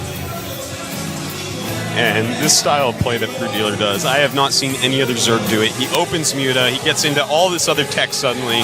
We got a drop over here on the main. Oh, well, looks like he will kill a little bit, but Fruit Dealer is going to get angry and counterattack. So I don't know if this is a good idea. You don't want to make Fruit Dealer angry. You've pissed off the Fruit Dealer. Here he comes. He's going into the main. A lot of siege tanks up there, but the Overlords dropping Banes all over the place. Up come the Zerglings. And here are the infestors. What are they going to do? Oh my god. Fruit dealer. Expect GG any second. This game is over. Terran doesn't have a snowball's chance in hell of coming back from this. Oh, infested Terrans all underneath the fungal dropships, and that is it. 2-0. On the map, Kulos Ravine down here at the bottom right. We have our Zerg player, the fruit dealer. That's clean. For the fruit dealer. I don't know if you guys can hear the cheers, but people are going crazy. People actually did bring fruit like I asked them to, by the way. Yeah. Down here at the bottom left, we have Hope Torture. Now, one quick thing I would like to point out is this Overlord. Notice how it's floating to the left. Now, if you are one of the 7 Zerg players that has not X'd off Kulos Ravine in your map pool, always scout to the left or right with your Overlord versus Terran, because it gets over the ledge at their choke point before a Marine is out. Really? Yes, so that is very important. It's like a free scout to that position if they're there. Otherwise, you can't get that Overlord there because Marines will be out and just catch him. That is very interesting. Looks like our Terran player going to go for Bear. Oh no, that's not Barracks first, excuse me. Going for a Barracks, but at the entrance. Now, I'm excited to see if Hope Torture is just going to do the same thing he's been doing. A lot of harass space plays. Very good here. Ooh, hatchery wait a first minute. at the goal. That is risky. Now, this is very interesting. Yeah, he's got a lot of cool builds on this map. Really, it's very hard to predict exactly what he's going to do because he is the only player that plays Kulos Ravine in 48 different ways, and we've only seen like 3 of those 48 so far at Tasteless. A lot of this is going to come down to scouting. If Hope Torture is smart enough, he's going to count all the drones and say, wait a minute, you should have an extra base. Even by the spawning pool health, he should be able to tell that something is up. And out goes that drone. In goes the SCV. Getting his feet all sticky on that creep. So we're going to have to see. Does he go look up there? If this expansion's spotted, it's going to have a way different outcome than if he manages to get away with it. And very nice. As you can see, the Overlord does get over here. Artos' prediction was correct. Uh-oh. Uh-oh. Oh, no. He builds... There is an Overlord to watch this now. If he builds a bunker, though, and the Marine just goes straight up there, I don't think that there's any way that Fruit Dealer is going to be able to stop this. But he backs off. He does have drones, though. He smartly sends drones right away. Those could have definitely harassed and perhaps even stopped a bunker from being made. All right, Fruit Dealer. Pretty cool. Fruit Dealer is pretty good. He's getting a Roach Warren out now. What are your thoughts? I think that we may see some sort of 2-base, very powerful attack come out of Fruit Dealer here. He's got to get pretty mobile. The problem is that, any sort of tank drop or something can still take out this hatchery. There is high ground above it. Yeah, that's true. And roaches aren't going to range to hit that, so you need layer tech to deal with it. Basically, I just want to see when he wants to go for his layer. Tech lab over here. And what is he going to get out of this? Possibly, because he doesn't think he's going to go for... Oh, no, he might actually go for a drop. He's getting a tank. He's going to do it again. Yeah. Now, remember, this area is pretty small. Yeah. If you have a spine crawler or two here... It's going to be very hard. The ledge is much smaller than Lost Temple. It can be quite hard to take it out then.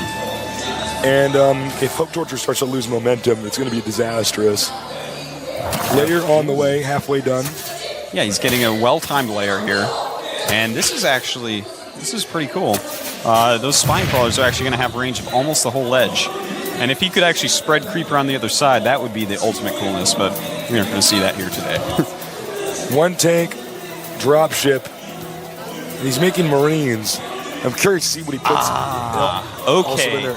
The Marines will snipe the Overlord that is sitting on the ledge, and he won't have any vision. You need vision in this game to shoot things that are shooting from the top of the high ground. So that, I think, is what we're going to see. Just suicide the Marines into the Overlord, and if he doesn't have another Overlord in the vicinity, it could be quite deadly. Well, I guess he's hoping that they won't have anything else there. He gets 2 Marines and 2 SCVs. Uh-oh. I don't know if this is going to work. Yeah, I don't know. And notice the roaches. We take a look right over here. He does not see it. Look at those roaches right there. They're actually sitting behind. So the area which he can't be hit by the spine crawlers, the roaches are going to cover. This is actually quite brilliant. I had not thought of this till I saw the roaches sitting there. Here he goes. He's going to drop. We have spine crawlers up here. Now here we go. It's sieging up. Here come the roaches. Here come the roaches. He's going to get the tank. Beautiful move. Nice. Saves the tank. Wow. Wow. Just wow. Oh my God. Fruit Dealer had some elaborate plans. I don't even think Hope Torture knows what to do with this dropship now. He seems to be kind of moving it around like, Yeah, this is too bad he can't get up here with the statue. The roaches maybe can't reach him there. It's too high up. It's just too high. We only have 3 range. Whoa. Oh. Got a Viking out here. Nice. Super good Viking timing right here. And as he kills that, no vision. He can't see up there. That's right. Meanwhile, we got... At the same time, Nidus Worm. Oh my God. Beautiful move right here, and a lot of speedlings coming out. SCV's coming, but he needs to kill the Nidus. The Nidus is the important thing to kill here. There was so much attention being played over here to them that we actually I didn't even notice that. that. That's unbelievable. I think it's going to be GG. Yeah, he did it again. This is so awesome. Sorry we were a little late on spotting that Nidus Worm, guys. There's so much action with the drop. Unbelievable. That's it. He's done. Yeah, 3-0. Crazy, but it is a best of 7. He's giving him so much fruit. He's shoving the fruit down his throat. He's like, rah, rah, he's killing him with it. Fruit Dealer. Unbelievable. Wow. So, does anybody care if this base is gone? No. I can't even believe Hope Torture's going to stay up here. He knows he's dead. Yeah, he knows it's over. He's, he's mining with mules, and looks like he wants to just bring his Vikings and his medevac over and see if he can do something. That was such a smart move. Yeah. I'm so impressed. And the dropship play is beginning, but so many speedlings. This is just brutal. Yeah, he's going to lose all of these here. Things just not going well for Hope Torture. Yeah, There's basically nothing left. He does have mules, though. Yeah, that's true. Those things are pretty good. Well, this is essentially checkmate. Lands his Vikings, lets him die. I think Hope Torture might be trying to regain composure in his booth, going over, right, what am I doing wrong? And there it is, GG. 3-0. Starting at the south location here, we have a legendary player, the Messiah of Zerg, a Fruit Dealer. Going crazy in here for him. So loud in here, it's just insane. Up here at the north, he was formerly known as Into the Rainbow. Changed his name to none other than Hope Torture. All right. He has a lot of fans in here as well. By the way, I apologize for my voice. I have a cold. I'm going to the doctor tomorrow. I hope you feel better soon, Tasis. I was not going to call in sick for this day. Oh, no way. No, I'm just not. It's not going to What would I happen. do without you, Tasteless? Without you, I am nothing. And you can see he's actually just checking right now for proxies. Is he going to hide at barracks anywhere? There's so many locations you can hide structures around here. Yeah. But no proxies today. By the placement of that barracks, it tells us he's going to make a factory right next to it, most likely. Yep, right there. But no gas yet. So, in fact, we may not be seeing that. That's kind of interesting. Yeah, that's very strange. Might just throw up a second barracks there or a command center. We're going to find out soon. Still no gas. Oh. Zerg decides to expand. Nice fast expansion after scouting all the possible areas that you could have a proxy racks. And I guess he's going to get a command center. That's the only explanation. Now, this area from here to your ramp here is such a large area. It's going to be very difficult to defend. That's right. Assuming he gets past this location here. It's a pretty cool strategy that we're seeing here. But a very late scout here by Hope Torture. Looks like no gas yet from Fruit Dealer.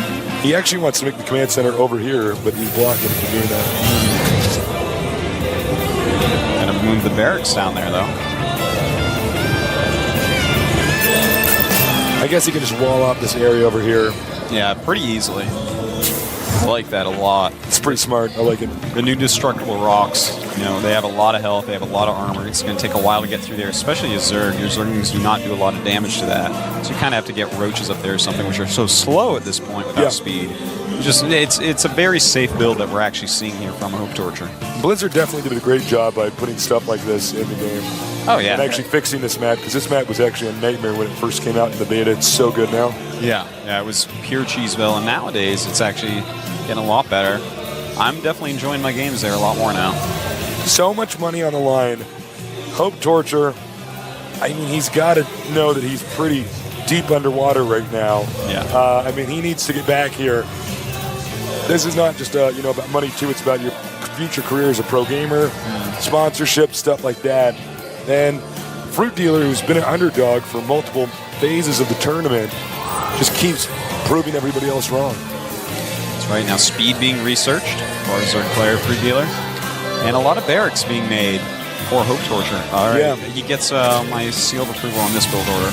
Yeah, a lot like better this. than what we've been seeing. I like just Marine Marauder play on this map because they can get quite mobile, and it's a hard force to take care of as Zerg. SCV getting chased away. Now, I doubt the Fruit Dealers experienced this build very much before. We haven't seen this map this opener very much on Desert Oasis. In fact, I've never seen this on Desert Oasis yet. And there's just so many things that Terran can actually do on this map. There's a lot of different cheeses, a lot of different legit builds. It's definitely going to be something he's going to have to adjust to on the fly. But that is Fruit Dealer, man. He's very good at that. So far, we've seen a huge change in Hope Torture's play style. I'm really liking this. This could be a much brighter day here for him. Yeah, this is what he needs to do if he wants to go ahead and win this. He definitely needs to change his style up. Fruit Dealer's had his number all day long. And this is a really good start. He's going to make a very marine-based army. Now, obviously on this map, you almost have to go Mutalisks as Zerg. It's just so good on this map. Ooh, but take a look-see here. In the main base, we have a Baneling nest going up right away. So it seems like he has some idea of what's going on here. If he has speed Banelings, this mostly marine-based army that Hope Torture is making will not do very well at all. It's actually pure Marine right now. He's even making Marines out of the one with the tech. This is going to be bad. Oh my God. Where is it? I see it on the production tab. It is an infestation. Okay. Infestors own Marines in a way that you just don't understand, people. Even if you've seen it and played against it, they own Marines. And along with Banelings, like, he's not going to do any damage to Fruit Dealer here. This is amazing. You expect to see Spire. That's what Hope Torture expected. And the Marines, they are moving out. Wow. This is actually crazy. Now, the travel distance is pretty long on this map. Yeah. But with a force like this, if he opens Mutas, then this force is so fearsome, you are actually like, oh no, and you start making a lot of Zerglings. But Marines with Stim micro pretty well against Zerglings. So, you know, he's just going to get out a few Banelings, keep him on the creep, make maybe an Infestor, and it's going to be gross. It's going to be gross. It's going to be human carnage. He's on the creep now. He stims. He's going in. He has a very specific timing. Look at this. Here he goes. Banes being morphed. A ton of Banes being morphed. And look at this. He's rallying in there. There we go. And, just a few Marines left. And Fruit Dealer cleaning up this first attack. I don't know how he knows every move that Hope Torture is going to make. This is amazing that he actually opens like this against a Marine-only attack. Well, it's so smart because this build that we're seeing here from the Terran is designed to beat a player who goes Muta. And I mean, even you said it, you're a Zerg player. It's a perfect people go Muta on this map. Yeah. So this counters that kind of timing push perfectly. Completely. Fruit Dealer. Dealer, man. He is so amazing. He's so good. Now he's going to take the gold base. He is. He's even upgrading. pathogen glands is what they're called. It's the plus energy to infestors. And that means that we're going to see a lot of infestors, which I do like. I love the fact that he's actually skipped mutas altogether. He says, okay, this is a muta map. That's what he's going to expect. He's going to be ready for it. I'm going to go completely not muta. And that's exactly what he's doing. He's making a lot of infestors. He's upgrading his Zerglings. He's expanding. You know, infestors aren't the most mobile units, but after defeating that many units already, that many Marines, killing that many, he's already so far ahead that it's going to be hard for Hope Torture to really do anything that is going to scare him. We got a ton of barracks here. He does have a Thor, but look, when Zerg gets this this hatchery, well, excuse me, when this hatchery completes, Terran is going to have to attack. Mm-hmm. You cannot let the Zerg sit on the gold base in this kind of situation. Yeah, that's right. I mean, he's going to have such a sick economy going, and you do not want Fruit Dealer to have a good economy. No. Now, if we take a look here, notice he's making medevacs right now. He may want to go for some sort of drop. He's either going to do a strong timing push with Thor Tank and Marines, or he's going to do a drop. Now, if we look down here in the Zerg main base, notice 2 Spine Crawlers and 2 Banelings. You know what that says, Tasis? And an Infestor, actually, as well. That says, yes, please drop me. I would love to. He's completely prepared for that. I would like 100 million won. Please drop me. Doing little scans, doesn't want to run into Burra Banelings. Those are, of course, scans that could have been mules. Kind of a funny little army composition here. Looks like he might try to set up and try to shoot the extractors, maybe? No, he's actually going to occupy a gold base. Yep. But I don't know, man. Fruit Dealer looks like he can just go ahead and take another base right now. This army is not the most mobile thing I've ever seen from Hope Torture. It's getting Hydras. Cool. Expanding the creep. As you can see, he's doing a great job of that. And I gotta say, Fruit Dealer's looking very strong. And we have a drop in the main base of the Zerg. Oh, excuse me. I'm so sorry. We have a drop over here, and it's in a location that's hard to spot. That's right. And look at this. He's actually done decent damage so far, but here comes the Infestor. Bam! Bungled, but no more units cleaned it up quite yet, except a few more Infestors. Just shoot some Infestor Terrans. Oh, I love it. And some popping out as well. Infested Terrans, own Terrans. Yeah, man. They're pretty good. Oh, it's just, it bungles that and drops this over here. Man, this is unbelievable. Now Terran on the move. Terran's going to try to push. Zerg has to be prepared. He has Hydras and Lings. I don't know if Hope Torture can do this. And another excellent bungle here. This just slows down Hope Torture. Also wastes a lot of energy on those medevacs. He's got to be careful here, though. Here come the Hydras. Hydras on creep. Very scary. And look at this. Going to engage. Doesn't want to lose all this, though. Marines and tanks, very good against Hydras still. But the right fungal growths will take out those Marines. And here comes a drop into the Terran main. Into the Zerg's main over here. Yeah, into the Zerg's main with the Terran units. And this is going to be a distraction. That's going to allow him to push forward. Oh, from the low ground. Very nice. Awesome move there. He's going to want to pick these units up immediately. Picks them up. Time to run. Doesn't quite fungal in time. Oh, these are the guys who got left behind. Oh! Okay. Terran trying to get into position. He's going to reinforce his army here. Meanwhile, the gold expansion is up for the Terran. Zerg expands again. But I don't know if Terran is safe in this position right here. Yeah, this is a scary place for everyone. He's so close to attacking the Zerg, but Fruit Dealer gets so many units, and look at this. Looks like we got a drop over here.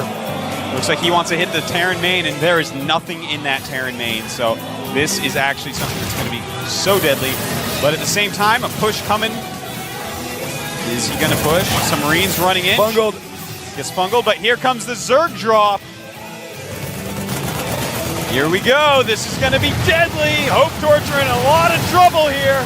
He has almost no units anywhere near his main base. And his other units are just still streaming down here. But at this point outside of his approach base, he has to live. He's going to lose a lot of depots. Terran may try to just go in here and try to smash the Zerg, finish him off if he can. I don't think it's going to happen. No, he's losing everything. All of his links over here on the tanks. Oh, beautiful moves. And all that has to happen now is this push has to be broken. Can he break it? This is Hope Torture's only chance is to win with this push. Right. Targets those Banelings, does a ton of damage, and beautiful fungals all over the place. Pushes back the first wave of the Zerg army, but still, there's so many hatcheries here he can reinforce. That is the strength of the Zerg. Zerg is getting chased down now. He's dropping a mule for repair. I like it. Not a bad idea at all. But I don't know if it's going to matter. Many dead hives. He does have a ton of units over here the Zerg has to get rid of, but meanwhile, he doesn't have anything much in his main. These are all his production facilities. You can see the Marines, the tanks trying to save it. He needs to save the spot. Yeah. Oh, it looks like the gold base may be taking down the drones, migrating up to that new base up north. Bringing golden minerals as yes. Well, this is a very interesting situation because the Zerg actually doesn't have much of an army anymore. And back here, it looks like he is going to stabilize. Very important part of the game right there for Hope Torture. Oh my god, it's so many spine crawlers. Oh wow, but look down here, the Terran is moving. Terran's edging forward. He's got to be very careful with this army. He has to keep alive. And actually, he's got more supply right now. Oh my god. I think you're right. But now we could have a Baneling drop over here. Wow, the Baneling drop could be very good. Running in now. Here we go. Overlords with Banelings being targeted. But he drops them out. Kills a lot of stuff right there. But the Thors live as well as the tanks. SCV's repairing. Wow, this is an amazing push by Hope Torture. Meanwhile, the production facilities for Hope Torture are actually coming back. We actually might see one of the most insane comebacks of the entire tournament. Yeah, this is crazy. And right now, he's got this base with all these spine crawlers, also taking an island. Good usage of the drops. Both islands. Awesome moves here under the heat of the battle in this pressure-filled situation. That's exactly what he needs to do. He's going to engage. He's getting closer. Zergling's tank splash is going to really hurt those tanks. And Baneling's still being dropped on the tanks. Wow, almost took out all the tanks there. Somehow they are all still alive.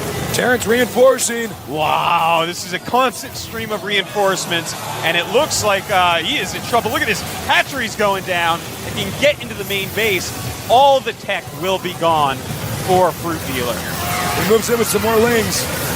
Oh my, a ton of Zerglings, but the Marines are here to help. No more Banelings. Oh, I tell you right now, I am actually getting chills up and down my entire body, Jinx. This is unreal. An epic comeback by Hope Torture. What a crazy game. This is just unbelievable. I'm totally speechless that the Terran actually has come back. The Zerg still has this location, as well as the islands, but he's going to lose his main. Yeah, losing the main is actually the really painful part. It's all his tech structures. He's got his lair. I don't know, man. He's going to have to choose which tech structures to rebuild before that layer goes down and throw them somewhere safe.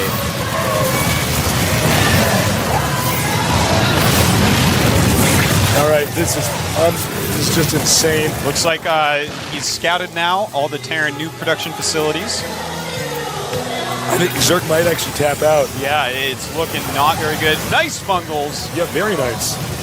Impressive play here.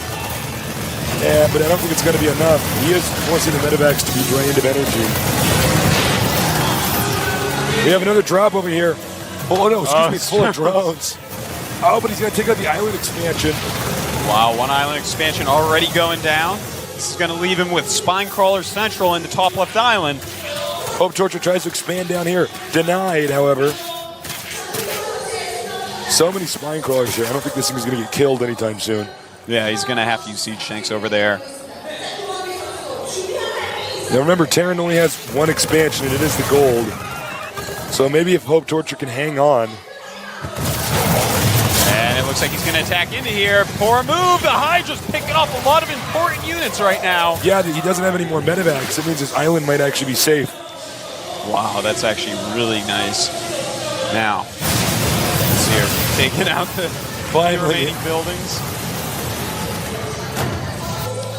He did manage to get one drone over here, so he can retake the island. But right now, it's pretty risky. Let's take a look at the supplies. Oh, a nice Hydra's coming in. the Marines with no medevacs, but they do plow through. GG, Hope Torture, Wow. showing he is not done yet. Over here at the top center, I guess you could say, we say left side of the map, is the Fruit Dealer. Down here on the other side, as you can see, by the way, tons of fans here showing up to show their support. We have, formerly known as Into the Rainbow, he is now known as Hope Torture. Now, Hope Torture likes to torture people by giving them hope. Proxy's a barracks. Oh my God. He knows that this map is the best map for 14 commands, 14 hatchery rather. And that is something that, of course, our Zerg player Fruit Dealer loves to do. So if he chooses to do that, this is actually going to be just a build order win. And in fact, he's getting a gas, so this might even be it's Reaper. Proxy Reaper. That's very interesting. This is just, now, remember, there's going to be a small amount of time when the Zerg can spot and be like, wait a minute, uh-oh. A lot of Zerg players don't wait for that Overlord to finish scouting because it actually doesn't get all the way across the main base before you have the minerals for the hatchery. So I think Fruit Dealer's just going to blindly expand anyways. Looks like maybe. Yeah, he does, in fact, go for the blind expansion without scouting all the way for the barracks. So of course, that barracks could be anywhere in that base. So he's got vision over here. He goes, wait a minute, something's going on here. Yeah, this is, this could be quite bad. Remember, in the patch, the Reaper build time was reduced. Or increased, rather, excuse me. By 5 seconds, so definitely a good fix. But He sees it. Here we go. Oh my. What is he going to think here? What does he do? The SCV coming out. He's going to definitely want to try to make a bunker. Is he going to cancel? No, I guess not. I don't think he's going to cancel, and I think that might be the best choice. Let him attack that instead of his drones. That's what I would hope for. Reaper, almost out. A second one will be made soon. There it is. Now, no gas going out yet for our Zerg player. And also Nitro Packs going up for the Reapers. I like this. Going right to the main base. Hit some drones, that's what you want to do. Oh, this is so bad for the And Zerg. he's going to control this perfectly. If he gets surrounded by drones, it's going to be very, very bad. Good moves here by Fruit Dealer. 2 drones down. 3 drones down. We're waiting for the Queen to come out. Lings are on the way. Oh! Is he going to get it?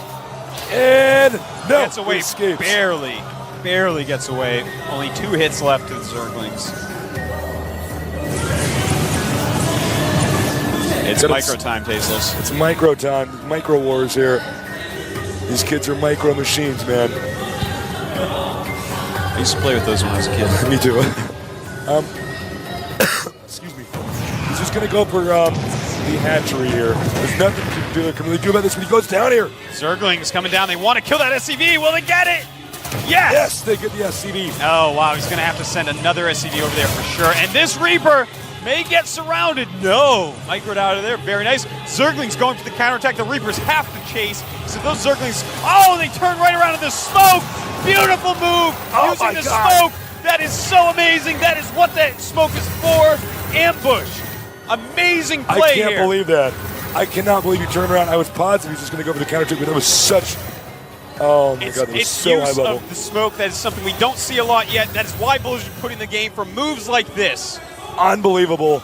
I cannot. Look, frankly, if this is rock, paper, scissors, this is supposed to be this builder that Terran's doing is just supposed to win automatically. Reaper chased out by a Roach. This is so crazy. He's going to try to intercept the Reaper. Does he get it? Ah! And he does manage to escape, going past the utility bot, formerly known as the Automaton 2000. It's still known as that version. Is it? Yeah. It's interesting. Not really, but thank you. So the Fruit Dealer's still in this. He did lose some drones, but he seems to be bouncing back. Remember, Terran had to sacrifice some SCVs to try to get ahead. In fact, it's 20 drones versus 17 SCVs and a mule. But there are 2 hatcheries up and a queen. So he's going to be able to really use so many units. I mean, so many drones, rather, and get his economy way ahead. Right now, making a lot of roaches. I think he may just try for a counterattack here. And if all there is Reapers, it is going to kill. Reapers are out. Nice positioning over here. Meanwhile, we have more drones being pumped out here. The fruit dealer likes his economy being strong. Right now, let's take a look at these supplies. It's kind of scary. 44 against 27. Fruit dealer way in the lead. I cannot believe he held out that rush. That is actually so insane. You can see the Reapers jump down, try to get around. There's more roaches over here. He's sending just a ton of roaches. He's going to see if he can't just break them. Now, Reapers can outrun roaches, but they don't win in a one-on-one fight if they're forced to stand their ground.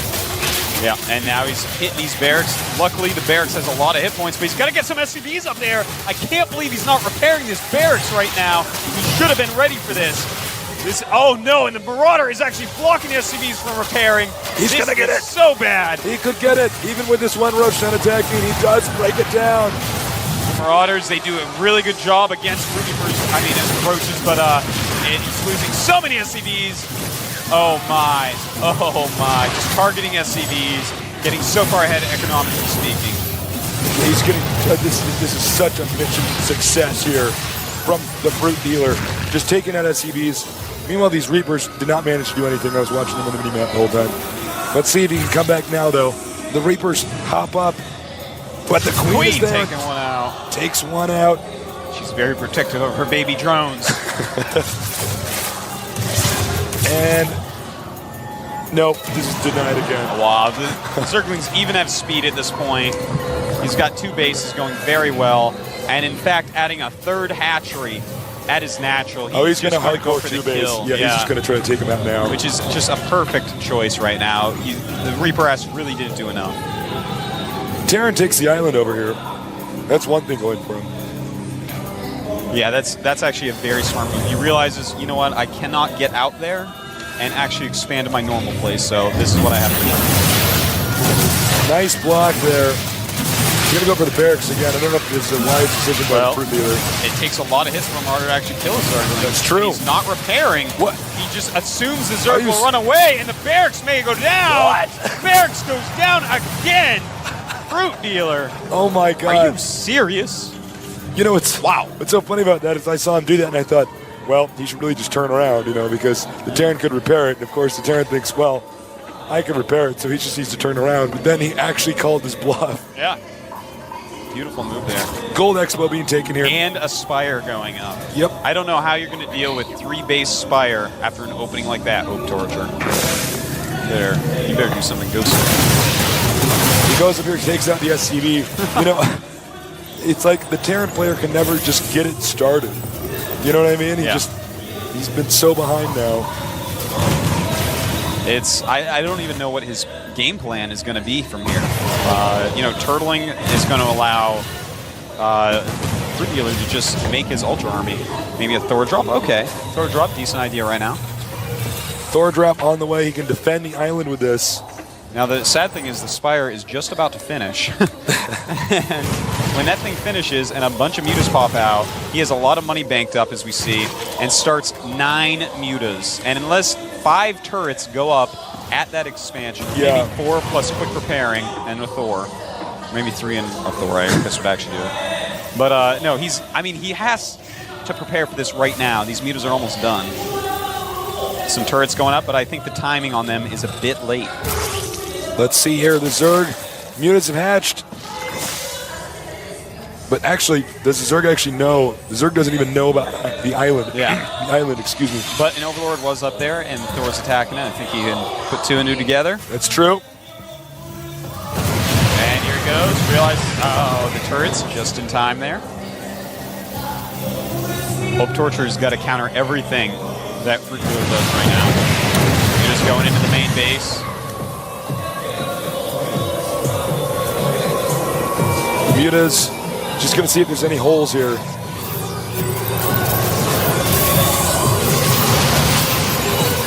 And nice, takes out an SCV, delaying the command center. That's one small victory there. Meanwhile, the Zerg expanding again, a Fruit Dealer out of control. Yeah, he is completely out of control here, man. He knows everything in this base. He just flew right through it. He knows what's going on. He knows how many units there are. He knows how likely an attack is at this point. He knows. I mean, this is just a great position for Fruit Dealer to be in. Getting a Baneling nest now. Yeah, he's doing that thing that we were talking about, getting everything at once. He's getting drops, getting speed, getting roach speed, getting a Baneling nest, and droning up while expanding twice. This is how you peel apart Hope Torture, everyone. Got a lot of drones over here, almost oversaturated at the Gold Expo, so that means he's going to be able to get a ton of stuff. Yeah, a ton of stuff, and stuff is the right word for it, too, because he's going to get everything, yeah. Now, he's going to fly in here once again. I think he wants to intimidate Hope Torture into stimming, and he does. Yeah, these mutas actually don't mean a lot right now. Just do whatever you can with them. The final army is probably just going to be, you know, what we've seen already from Fruit Dealer. A lot of ultras, a lot of infestors, a lot of everything. But mutas, just use them for whatever you can right now. Keep Hope Torture in his base for as long as possible. The mutas continuing to just fly around and annoy, Hope Torture. The command center's on the way down here. He's going to expand again. This could be a timing where we're going to see Hope Torture attack. But then again, there's so much money on the line. He might just want to sit back and take it easy. Yeah. He may want to do that, and I think it's a pretty good idea. I mean, he's so ahead. Yeah, it's his game to lose from here, really. He's up 40 supply right now. He's getting every single upgrade. There's no way he's going to be attacked. It's just life is good for the Fruit Dealer at the moment. Life is not good for this one Marine. This is going to be bad. And we got a drop. A lot of Banelings in here, a lot of Zerglings, and he's also got the mutas to come along if he wants. There's no way he can save this island, I think. Yeah, no, he should be able to take this out, or at least the SCVs. And here come the way mutas with as well. Here we go. This is huge. And the Zerglings start dropping out. Here come the Banes, but you don't want the Banes running into the Thor. Oh, the Banes going into the Thor. Yeah, well, he does kill the Thor, so that's good. And plenty of Zerglings left over. They're going to clean up. We have some dropships going to the island. And he's already lost so much over there. At this point, I want to show everyone his supply. 178 to 102. Oh my God. Talk about a difference. Yeah. That is a huge difference. He's going to double the supply in a moment here after he gets some overlords out. Oh my God. He's actually able to get the medivacs. Now, there's a weird situation going on here because he's kind of stuck on this island. Yeah. From his army. This makes it so that he cannot attack the Zerg player. He can't do it. He's got to be careful. He's got to figure out how to get this army out of here because the Fruit Dealer is getting ready for another attack. Looking to see if he can do anything over here. Got Banes and Overlords. Banelings dropping on there, on the tanks. Oh, wow. Uh-oh. This is going to be so gross. This is R-rated, everyone. If you're under 17, turn this off. If you have children in the room, you don't want to tell them to leave or cover their eyes. Here we go. Zerglings and Banelings being dropped. Roaches coming in. Siege tanks going. The Banelings going after the Marines. Almost nothing left for Hope Torture. And I think we're about to crown our first GSL champion, Tasteless. The greatest StarCraft player in the world, a Fruit Dealer, now goes back in there and takes out the island. Everywhere at once. Totally wild. I can't believe this. This is just insane. Over 100 supply more than his opponent. He stopped the build. He shouldn't have been able to stop. It was a build that was designed to directly counter his opener. He stopped it. He drove the Terran all the way back into his base. Oh, wow. Look at this. He's cleaning up, but there's nothing left, man. Oh! Hi. I'm making 39 Banelings. He's just making pure Zerglings at this point. Doesn't matter what he makes, because he is just worlds ahead, 178 to 86. We got a big drop, though. Remember, Hope Torture came back from shambles in that last game. That's Maybe right. He's going to do it this time. A lot of Banelings are going to have something to say about this, I think. Here they come. Infester. Oh.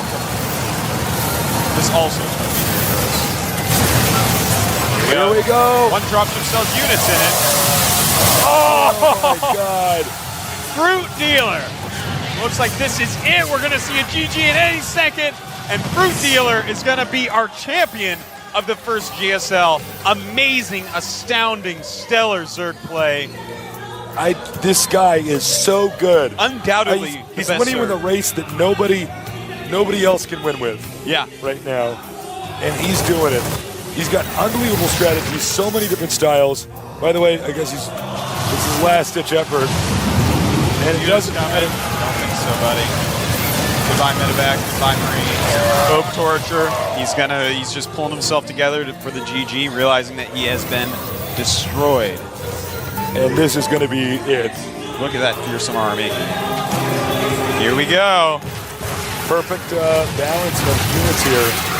Wings, roaches, banelings, and festers. Oh! Fungal growth, GG! Fruit Dealer is our champion. All right, here we have our red Terran player up at the top of Xel'Naga Caverns. They call him the Terran Sniper. He is. Slayer Studio. There's Ryung. What opening does he have planned for our next player? We're going to find out. Yep. Very good Terran player. And here is our Protoss player. One of the best Protoss from early in StarCraft II. Can he get a win, regain his former glory? He is. MVP Genius.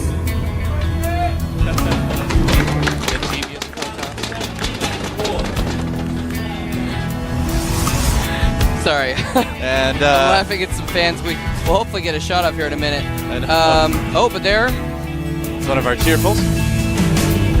Talking about the different team leagues. I can't quite understand that. I think it's talking about how MVP has gotten farther. I'm not sure.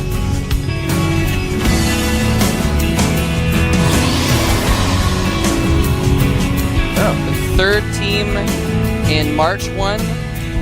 The winner of the third match won in the round of 8-1. So it's and they won last season too. It's establishing a pattern there. And speaking of which, go ahead. You're reading my mind, Mole Trap. One thing we were going to mention is that for some strange reason, be it mystical powers or magnetic forces or whatever it is, or Picari Sweat, who knows? But every one of our winners in the GSL Team League this season has been on the left side of the studio. Yeah. And today that's Slayers. So already a bit of an advantage, I guess. Certainly seems like it's an advantage. They have the mystical advantage on their side. Yeah, the left side. And they're utilizing that mystical advantage to get a one barracks with a refinery. And MVP Genius stealing some minerals and getting away scot-free. It's like, hey, come back. Somebody put out a APB on that probe. That's right. Only problem is it looks like all the other ones. It's hard to pick it out of a crowd. Put a lineup of probes up and it's You think they all look the same? You're such a gathererist. I knew you'd go there. Sorry. So this is interesting. Slayer's Ryung, he's actually put down a reactor on his first racks and a second barracks as well. He is still mining gas, so we might maybe see a tech lab on that. I think so. I mean, he's walling off with supply depots. With supply depots, yeah. Yeah, that in itself is a little bit interesting. But usually you don't see the barracks with the tech lab right away. With that followed by another barracks. A lot of times you'll see a reactor on that first barracks. If there's going to be something like Banshees, if you're going to get a factory right away. Is that? Okay, that is tech lab going on a second barracks. So this could be a couple things. He could add another barracks on there, go 3-gate. Oh, hit the Stargate though for Genius. Oh, interesting. Yeah, but you know what? The opening that Ryung is doing is actually going to be pretty good against that. Oh, now he is getting concussive shells and a Marauder. Yeah. So he's not going to have quite as many Marines, but he's going to be making reactor Marines this entire time. His supply depot wall also functions to provide him to supply for making lots of Marines. So he's going to have several out. I think probably more than enough to deal with this Void Ray, or I'm assuming Void Ray. Could be something else, but in this position, most likely Void Ray is going to work better. I would imagine Genius is probably putting up a couple more gateways right now as well, probably 3 or so. We can see that actually on the production tab now that I look. There we go. Yeah, so he's going to be a little bit, cautious the way he micros it. There is the Void Ray indeed, because he does have those depots there. Yeah. And so they're in a spot where the Void Ray can kind of pick it off without the Marines being able to hit it if he applies ground pressure as well. Oh, and Ryung moving out. This may be a little bit dangerous, but then again, he may be able to spot this too if he decides to go around looking for proxies. Now, this type of push usually precedes an expansion, so I would imagine that that's what Ryung is trying to go into. Oh man, he's checking the north for proxy stuff, but is he going to see it on the low ground? No, he does not.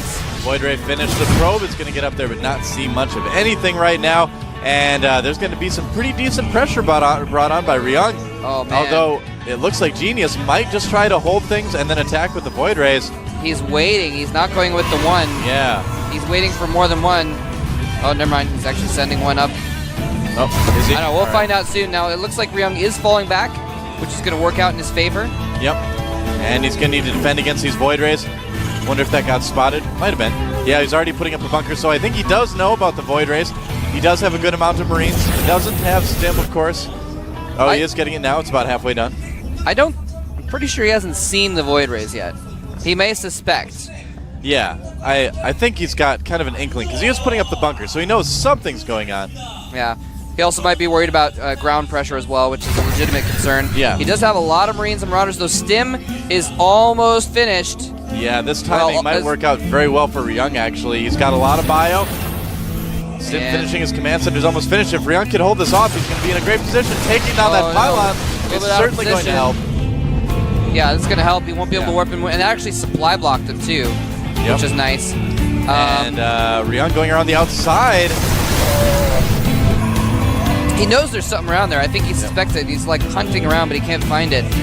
Looks like Genius is probably going to expand. He knows he won't be able to cause too much damage with this. And Stim is moments from finishing. Yeah. So it's going to come down to Micro. If he can get some good force fields off and keep those Void Rays behind the force fields and the Zealots, it could work, but he's in a wide open spot here. Here we go, Ryung splitting his units already. I don't think that's where Genius wants to engage. Probably not. And in fact, he's expanded behind this. So just putting a little bit of pressure on there, showing his army. And Ryung playing defensively, so not a lot going on yet in this game. Potential for a lot of excitement, but Ryung did a good job of doing an opening that was very safe against this. Genius, though, probably is still going to try to push. You can see he's adding on a lot more sentries. They'll have a lot of energy by the time he does decide to engage. Yeah, he's already got about a dozen force fields right now. Yeah. And if he waits a little longer, okay, now if he didn't know it before, it has been revealed. He saw the Void Rays. Still doesn't know where that Stargate is, but yeah, I mean, Genius, he's got a pretty good army. Again, it is just going to come down a lot to Micro if he's able to split his Marines and such. Yeah. If he's able to get shots off on those Void Rays, or if the Force Fields and the Zealots will keep the Marines back. And neither player really wants to engage, apparently. They're just both teching up, getting their econ going. Yeah, we have a Twilight Council and some armor going down. Yep, so wouldn't be surprised at all if Genius did decide to go for the speed lot with plus armor that we've been seeing so much. Very, very good against Terran. Terran Bio can still micro against it okay, but the charge and the armor, of course, helps your army survive and do damage quite a bit longer. Yeah, definitely. Looks like Ryung pushing out, though. And no medevacs yet for Ryung. His factory just now going. And he might snipe off that Stalker. He's going to have to be very, very careful about attacking through that choke. If he decides to do that, that can be force fielded very easy. Might split up his army, go around both sides. Oh, he Here is. he comes. Be careful. Force field. And the force fields are too late. Everything can attack. Right He's targeting in there. down the ground units first. Is it going to be enough? The Void Rays still have a lot of health. There's not a lot of Marines yet. I think Ryung is in huge trouble right now. No, those Void Rays did so much damage. Yeah. I really feel like he should have targeted them down with his Stim Marines first. Well, he and then pulsed everything off. Yeah, couldn't micro against the Zealots. Even though the Marines had combat shields, they lost a lot. And Genius not losing either That's Void true, he Ray. couldn't micro. Yeah, that's really good for Genius. He is only about 10 supply ahead, a little bit less actually. So things are still very, very even right now. Yeah, he didn't lose everything. Yep. Plus 2 armor immediately started by Genius. Yeah, man, he's going really bullish on the armor. Got that +1 really quickly. +2 now going down, and I don't believe Ryung. Okay, he does have one engineering bay that just started level 1 weapon, so he is way behind in the upgrades. And Genius is getting hallucination. Ooh, interesting. That's interesting.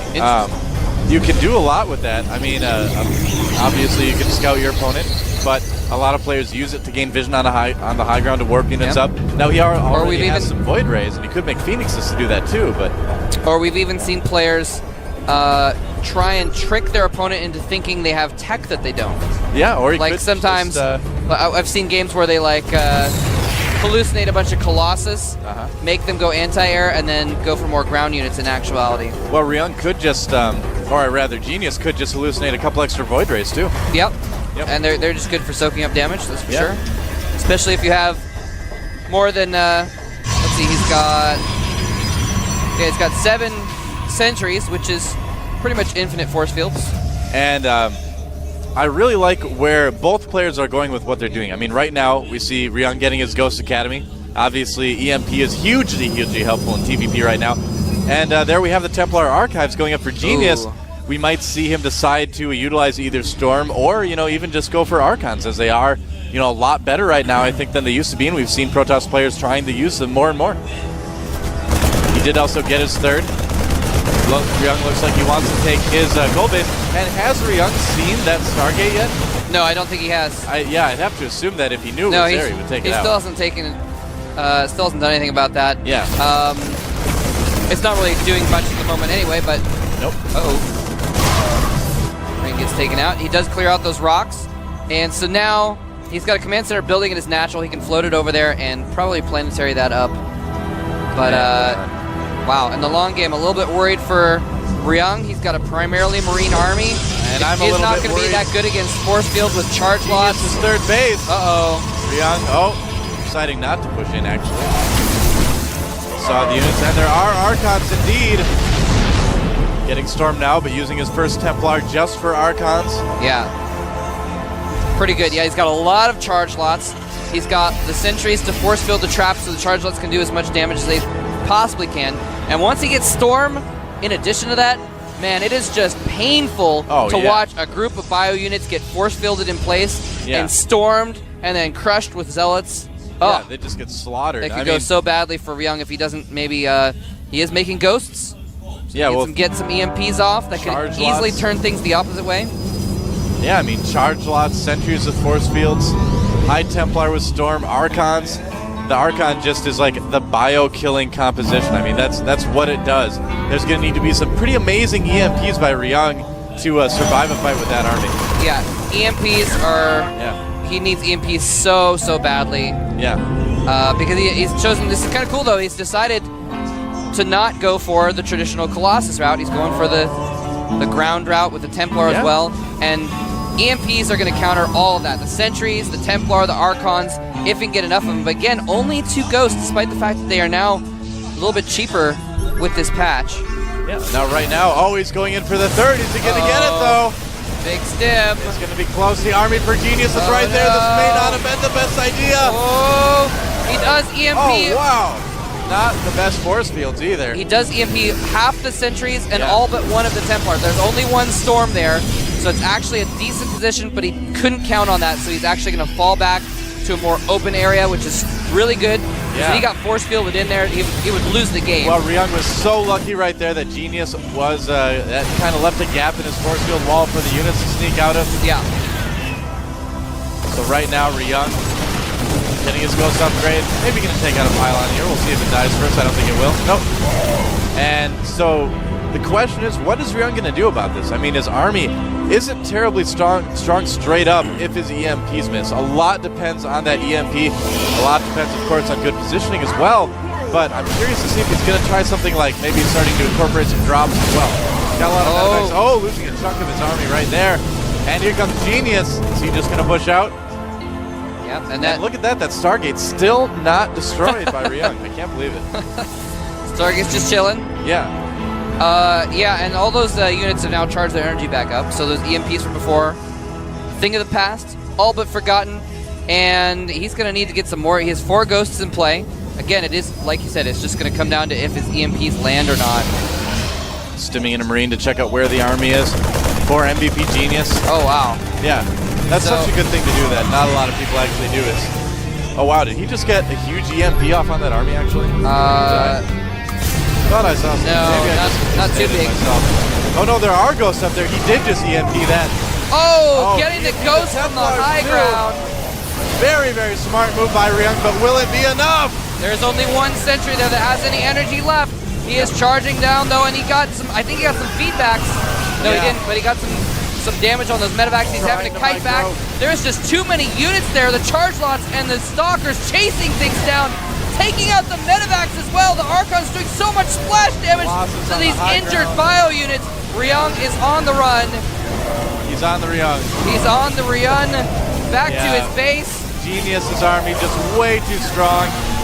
Oh he did out macro Ryung as well, I gotta say. And that is going to be very difficult for Ryung to hold off. Yeah, he's up to like 60 supply. Yeah. He's up by 60 supply right now. Colossus in the mix as well. And a single Viking hoping it can do something about that. But this game is all but over. Ryung's base in tatters. Whatever strategy Ryung had specifically designed for Genius, he countered it with some bold play, going for the Templar tech, the charge lots, instead of the Colossi until the late game. And the Archons as well, doing tons of damage. And MVP is going to go up 1-0 in the GSTL finals. And at the base of Ryung, 2 Manor Nexuses have been planted. Oh, GG. So, man. Pretty good start for him. All right, here we have our Protoss player. He's got 2 wins already for Slayers. Is he going to get a third? We're going to find out. He's known as Slayers Project. Is he going to put his opponent on ice? That's a good one. What do you think? Let's see what what race he spawned as. Looks like it's Zerg, so spawning as our random MVP Guinea Pig. guy. Come on. So rude. Guinea Pig. So, Guinea Pig is Zerg, as we can see here. So it is going to be another ZVP. And, you know, we were kind of critical of Slayers Frozen after that last game. But a lot of players do kind of let their macro slip when they think they're in a game-winning situation. They shouldn't, but it does happen. A lot of people do it. I do it, you do it, we all do it. And after he kind of realized, hey, I need to kind of keep playing this game, he really did kind of macro up really well, played very safely. So I think he will be a challenge for Guinea Pig, absolutely. He scouts him right away. Knows that he is Zerg. Yeah, he does have a wall there. Immediately scouts him. Yep. And he had his pylon at the ramp anyway, so you can go ahead and put that gateway there. Yep. Make a nice little wall off. Keep any sneaky Zerglings from slipping through. Guinea Pig looks like he is going for the Speedling expand opening, getting his gas before the pool. And 2 gas again right away before core for Frozen. Wow. Sneaky all right. snake. So is it going to be the same build, or is it going to be something different? You know, I mentioned DTs last time. I'd have to say I've got to assume it's going to be the same build because. Yeah. I guess you're right. Or could he confuse him? You could go either way. It's true. We just saw that build, and of course, Guinea Pig was in the audience watching. He watched the game, so he saw what that opening turns into. Now the thing is Guinea Pig is not going to have as much intelligence because he did not get a drone in there to scout. He only scouting with the Overlord, so he's not going to see the 2 gas until it might be a little bit too late. Yeah, he doesn't know the 2 gas came out before the core. Yeah, exactly. And that's the first time I think I've ever seen a Protoss player do that, actually. I don't think I've ever seen that before. Core? Yeah. I can't remember a time I've seen it. We've seen Terrans get gas before Barracks sometimes, but very, very seldom. And there it is. It is going to be a Stargate. There it is indeed. Yeah. And so he's going to go over the same build. Now, because he hasn't scouted it, we're probably going to see a different situation here. Guinea Pig probably not going to, try and go for masslings or whatever. And there is a bit of a psychological game going on here too, and that's going to kind of make Guinea Pig think, okay, there's no way he's going to go for the same build, But and Frozen is over there saying, or will I? That's right. A little bit of reverse psychology. Maybe I will. Maybe I won't. You never know. And Stalker cruising around the map, killing a couple Zerglings, going back home to make sure no Overlords go in, and actually his Overlord is heading in the back there to see if he can see some gas mines. Oh, is he going to see it, though? And there's the Centrina. Okay, so he does turn his Overlord around right away. Does not see the Stargate. There's a Void Ray coming out of it right now. I didn't see the Stargate, and he actually did not click on the gas geysers. Okay. So he didn't check to see if there's a lot of gas being mined. Just a little thing that you can do if you suspect that your opponent has gone for something gas first. You can see how much gas is gone from their geysers. And there's a Roach Warden going up for Guinea Pig. So are we going to see that 2-base Roach Zergling aggression that we see so often? Or does Guinea Pig have something different in mind? Now, being a random player, a lot of random players do develop You know, just a lot of really strong early pushes. Just because, again, you know, the chances of you getting a lot of experience in every matchup on every map is pretty unlikely. So you don't want to get into those late game situations a lot of times as a random player. Yeah, and he's actually going to follow up the Void Ray with a Phoenix. He's going to try and pick off Queens. Now, there is no creep connecting those two bases, but he does have both the Queens gathered together at the very least. So they're going to be able to fend off that particular composition. Look But at that. Second Phoenix is on the way. 2 Spore Crawlers already started. Nice. So Guinea Pig did do a good job of kind of anticipating this. Knew that something was up where he couldn't scout it, but this Void Ray charging up now. He lifts both of them. Lifted. And the Void Ray is going to charge down one of the Queens. He may land in time to get a transfuse off. Is he going to? No transfuse. Didn't have the energy for it, and so that Queen's going to have to abandon his fellow Queen, go back to the safety of the Spore Crawler. Yep, there is one Queen here as well. And that Spore Crawler is not going to help too much. It looks like that Queen will go down. And wow, the Void Ray for Frozen getting very low. One of those Phoenixes getting very low as well. So yeah, forced to fall back with the extra Queens popping out. Guinea Pig doing a good job of handling this, but now here comes the gateway units as the expansion gets started for Slayer's Frozen. Yeah, he's just putting on a lot of pressure with these Phoenixes now. Yeah. And the Void Ray is still going to be sticking around, doing some stuff later on. Might want to try and clear out the tower, actually, with that Void Ray. Would be a good idea. But he might also go for the Overlords. Yeah, no drones being produced for quite a while for Guinea Pig. Just producing nothing but Lings right now, getting his lair as well. Yeah, I would imagine he's probably going to go into something like Hydra Ling. That tends to work pretty well against Protoss that goes there. Yep, he has started his lair. It's about 35/87ths the way done. Wow. That's very precise. Yeah, I said about. Not exactly 35/87. But his lair is going to be done in just a minute, and then we'll see what kind of tech he goes with. Hydras might be a good call, and is he switching into Robo behind this? There's no... Yes, there is, sorry. There is a Robo Bay there. That drone getting taken out. A little bit of harassment being done by Slayer's Frozen. And yeah, it looks like right now, Frozen just wants to basically... Wow, it's like Queen Party there.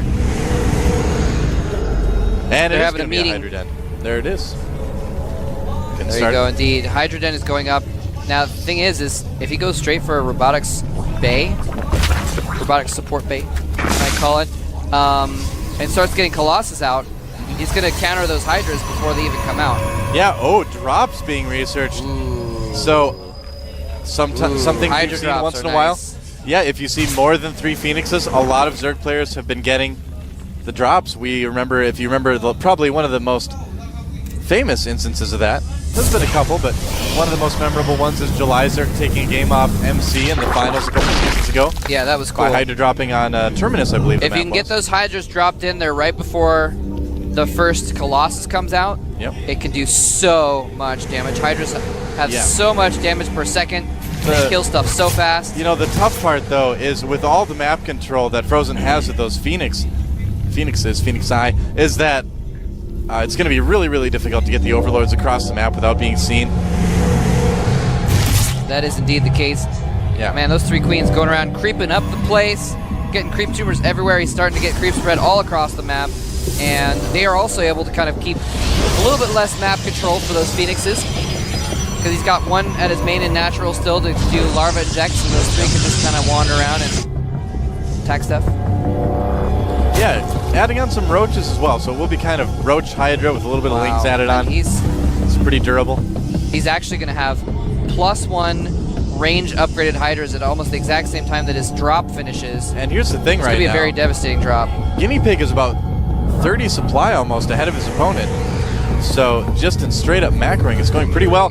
And sure enough, he is going to move the units out on the map first and then load them up, do a drop. Yep. And look at this, Frozen's in the base, wondering where all the units are. They're in the middle of the map. They are bearing down on him right now. He's got some Zerglings there as well, and he really does not have too much there. He actually has one Colossus out. The second is not out yet, though, and here they come. Up. Loading up. And the Phoenixes are nowhere to be found. They're up at the top of the map. There's an extra base started up at the 12 o'clock, distracting them for the moment. But here comes a huge drop into the main of Slayer's Frozen. And he's How much damage can he do?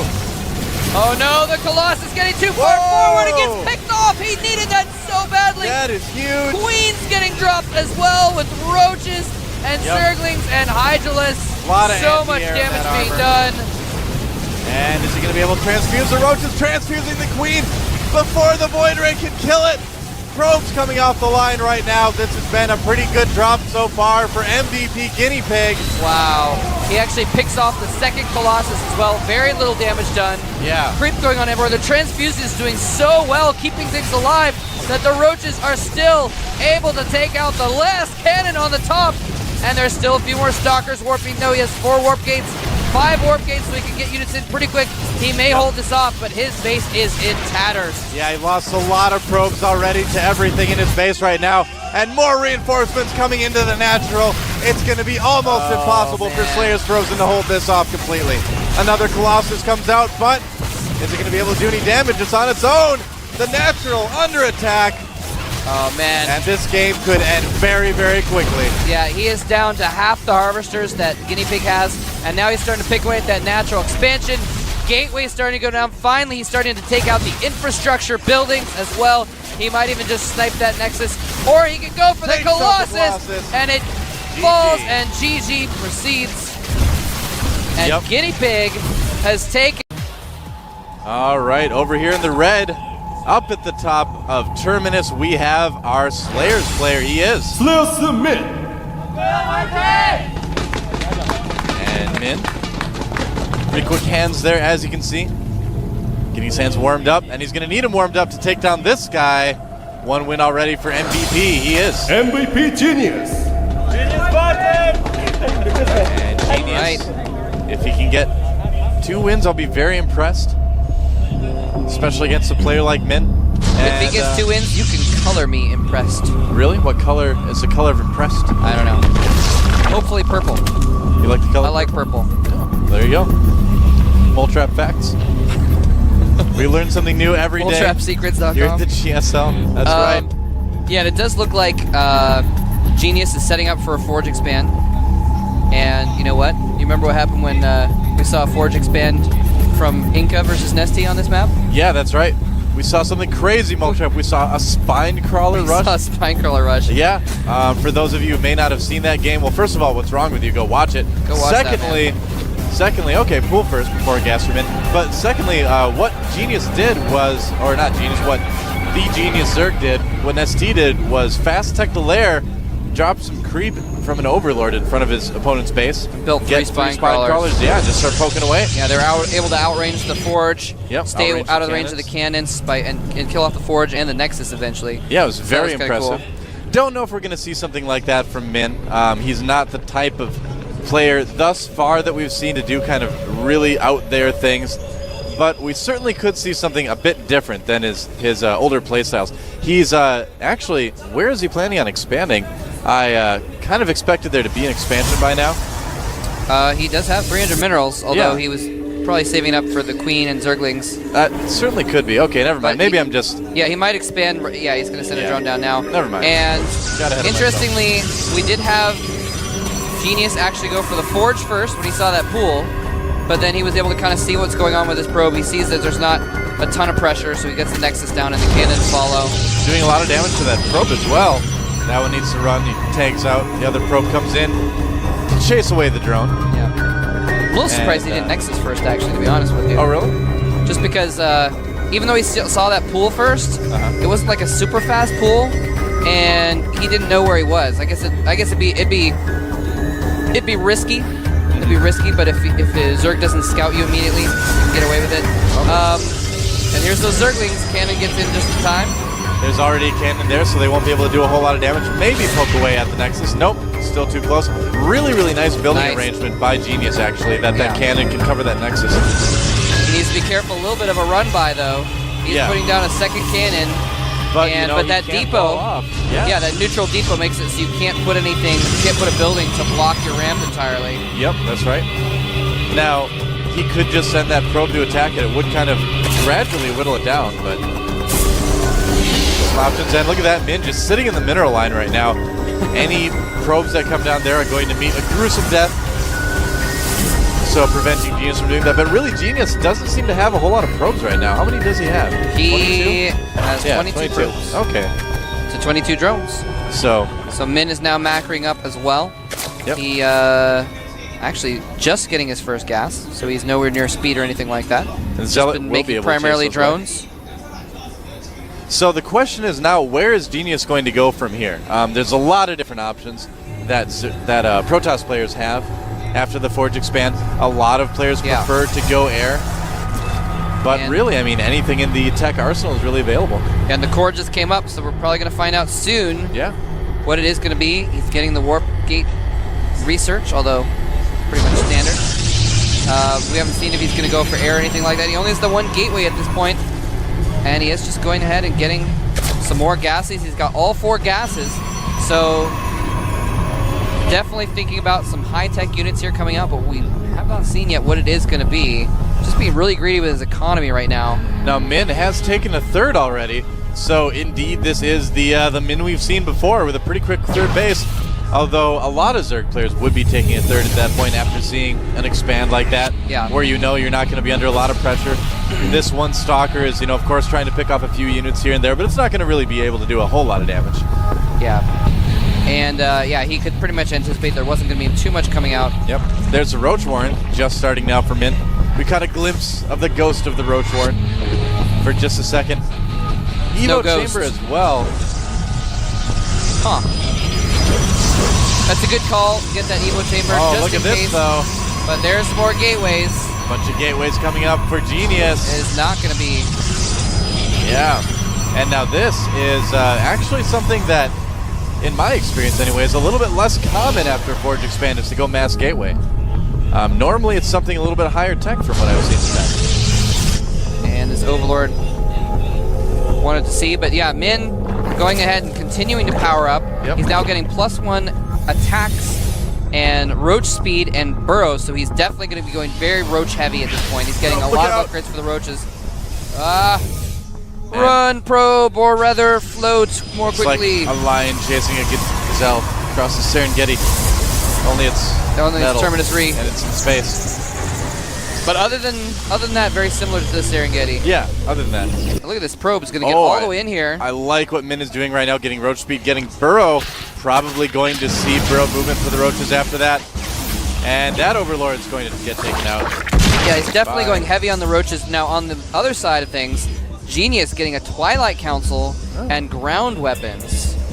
Ground weapons first, very interesting. Well, Blink Stalkers are very, very good against roaches. You can basically Blink Micro all day, keep all your Stalkers alive. He's also getting Hallucinate as well, just to make sure that he can scout the map. It's a big map, he can look for other bases. If he knows anything about Min, he knows that Min's probably going to try to take quite a few.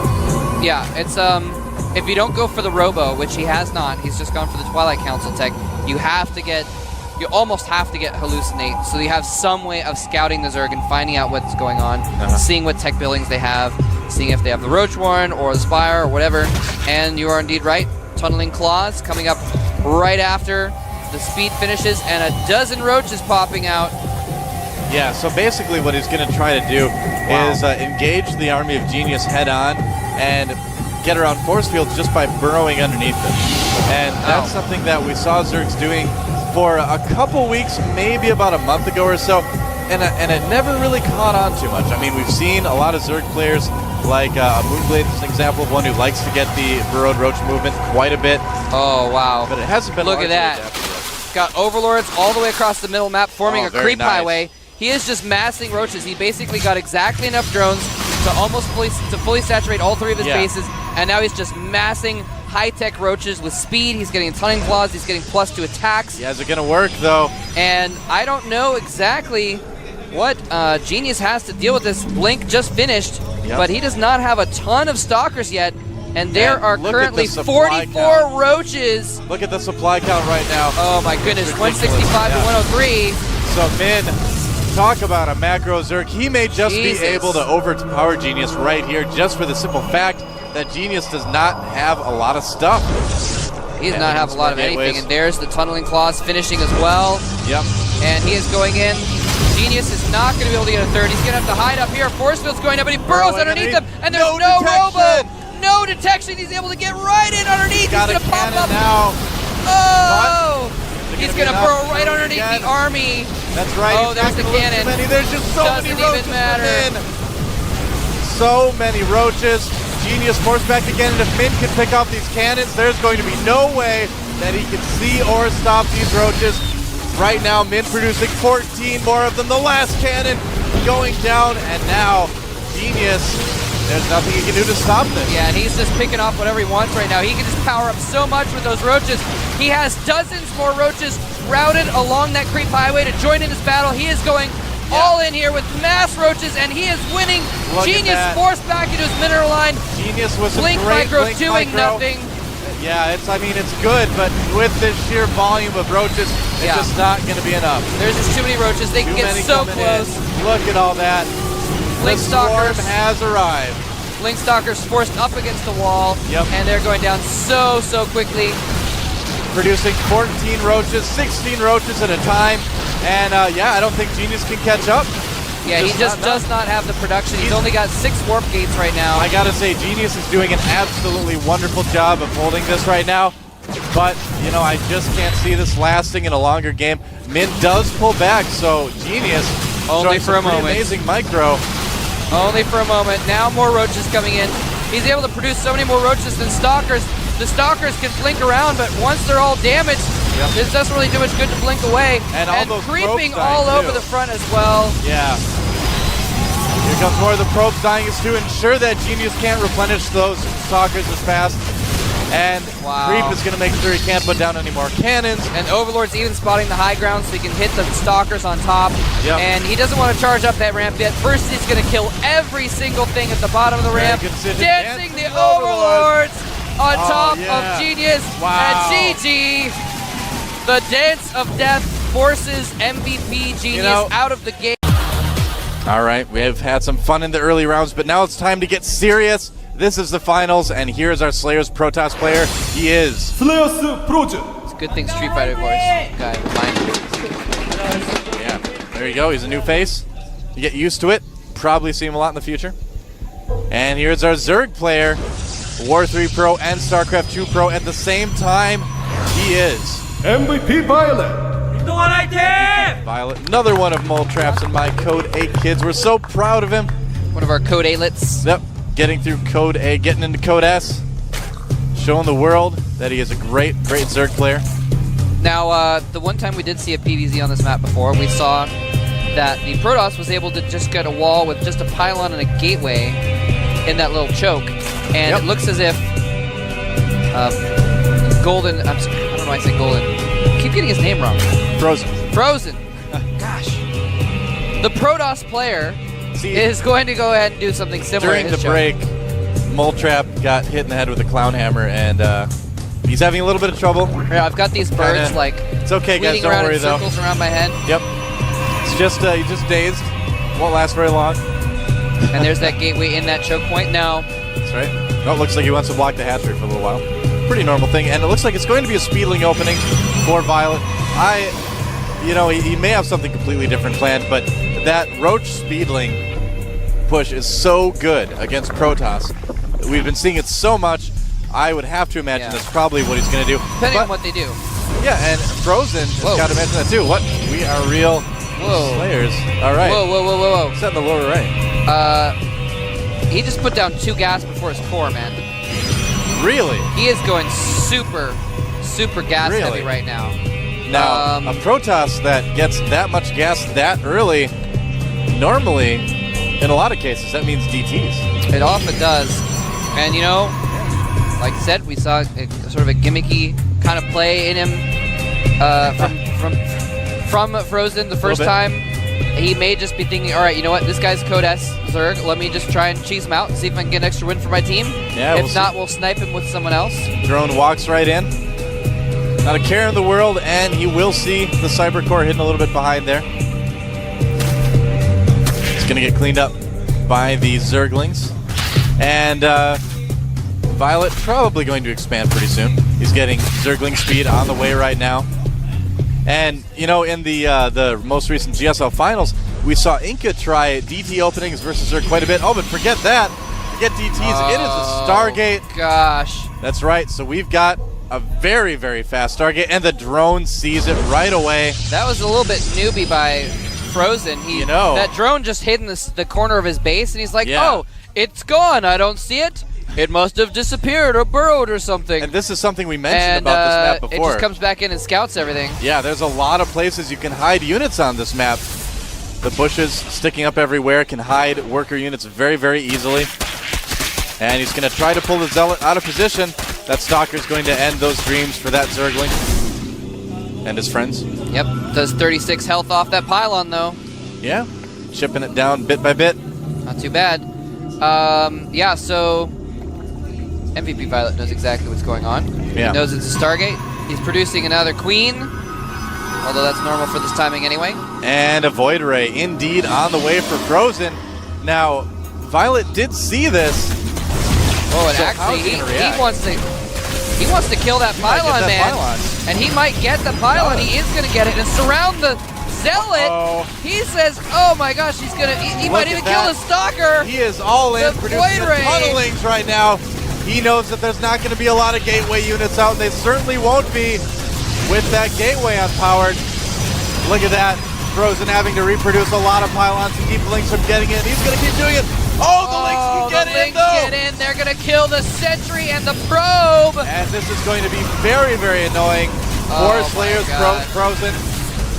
Look at everything he's had to spend on it. That Void Ray cannot charge up. There's not enough hit points on the single Zergling for him to charge up, but still doing tons of damage. 11 kills on that Void Ray. Yeah. Single-handedly stopping that from killing him. That's a lot of Zerglings. So here they come. Here they come, and he can't quite squeeze through with that extra pylon there, but he's killing the other two pylons. The health is almost gone from one of them. Sentry comes out. Frozen has to spend so much on these pylons.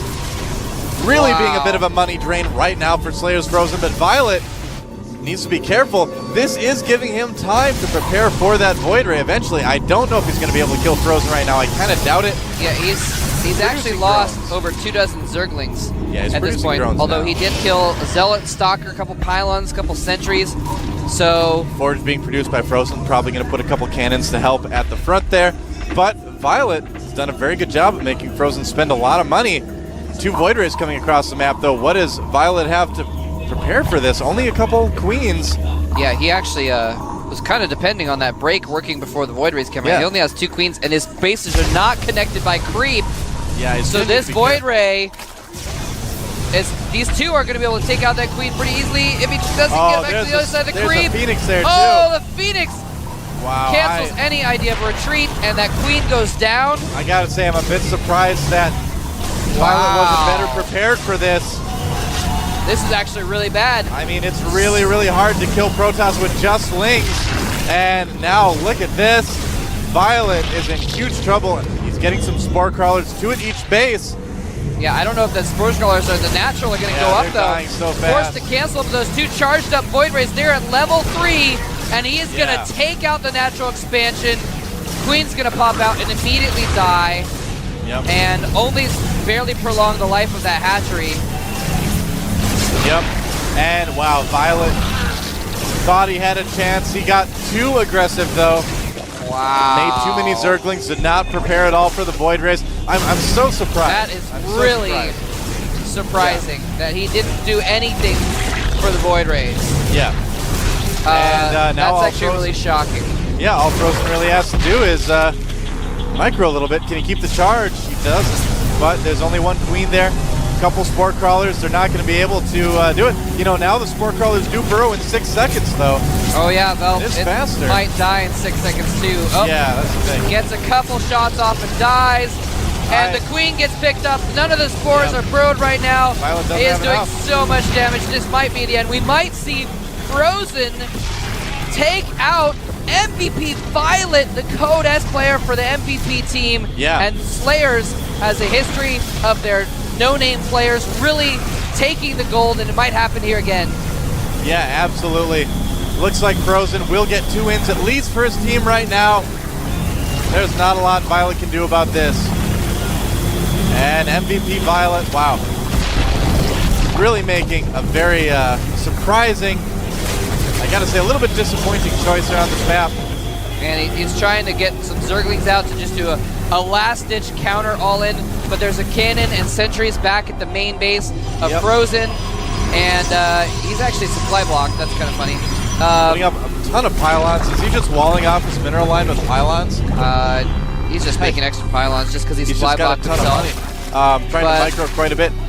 The Zergling counter probably not going to work.